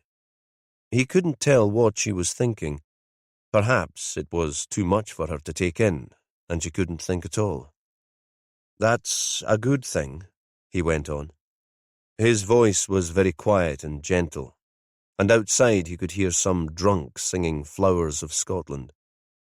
"It means there'll be no major trial. Nothing for the press to sink their teeth into and paw over." "You are sure that he's a killer, Jimmy? It's not some story he's made up in his head just to be famous?" "I am quite sure." A pause. "Did he want to be famous?" She shook her head. "Not that. But maybe he wanted to be noticed more.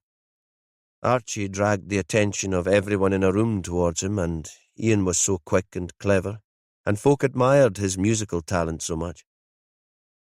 Laurie was a good-looking lad and as strong as his father, but maybe he felt he was being overlooked." Her eyes wandered around the room as if she'd only just noticed where she was. "Why didn't you warn me, Jimmy, that you were going to arrest him?" The words came out as a cry, an accusation. "Why do it there in front of everyone?" "We suspected that Laurie might be involved, but we didn't know until the game had started." Perez thought this wasn't the time to go into details. The phone call from Belinda Thorne on Christmas Eve, and then the conversation with Laurie's head teacher. Vela could have all the explanation she needed when the shock was less. Tom could take her through the interview and confession. Laurie was never an easy boy, Vela said. He was always kind of stubborn. He struggled to make friends, and I could never tell what he was thinking. But this? I spoke to my father while you took a break. Is it true, Jimmy, that he was getting the lasses at school to take crude photos of themselves, then blackmailing them, and all the porn he'd been watching? We never knew about that. Whatever Archie was like, he would have put a stop to that. Perez remembered an incident at a Westray party soon after they'd moved to Orkney. He'd seen Archie, drunk, staggering up to Willow and trying to touch her breasts. Willow had dealt with it herself, hadn't even seen that Perez had noticed the incident. She'd never mentioned it to him, and he hadn't wanted to act the protector or to be seen to overreact, be thought prim and pompous. He'd even wondered briefly if Willow might have been flattered and had put Archie's behaviour down to a middle-aged man who'd never really grown up, pissed, acting out his adolescent fantasies. Nothing to spoil a friendship for. Now he felt angry with himself for letting it go. Had Laurie been in the room too? Had he seen what had happened? Laurie was always kind to James, he said. Perhaps he found it easier to relate to younger children. Was he? Vela's face brightened very briefly. Aye, he was. And he was no trouble in the school in Westray. A pause. Maybe we should never have sent him out to the hostel. But we went away to the grammar school, and it did us no harm. Island kids grow up knowing that's how it'll likely be. You can't blame yourselves. Though, of course, Vela would blame herself for as long as she lived. What will happen to him? He's killed 3 people, Perez said, because it wasn't only Vela who'd been bereaved, and the victims and their families deserved to be remembered too. He'll be away for a long time. But it's good that he's told us what happened. The court will take that into consideration. And his age. Vela nodded, as if it was what she'd been expecting. I feel that I'm as guilty as he is. I should have known what he was doing. I could have saved 2 other men. This wasn't your fault, Vela, Perez said again, but the words sounded hollow.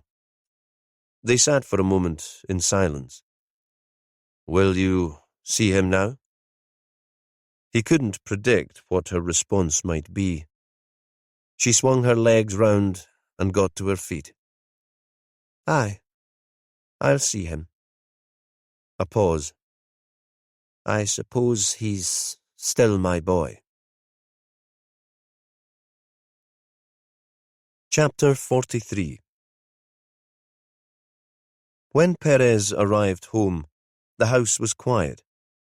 He sat for a moment in the car, putting himself in the right frame of mind to meet his family, and thought of the note that he'd left for Willow at the start of this, just before he'd rushed off to Westray in the middle of a storm. That felt an age ago. So much had changed since then. He'd lost his oldest friend. 3 men had died, and a screwed-up boy had been charged with murder.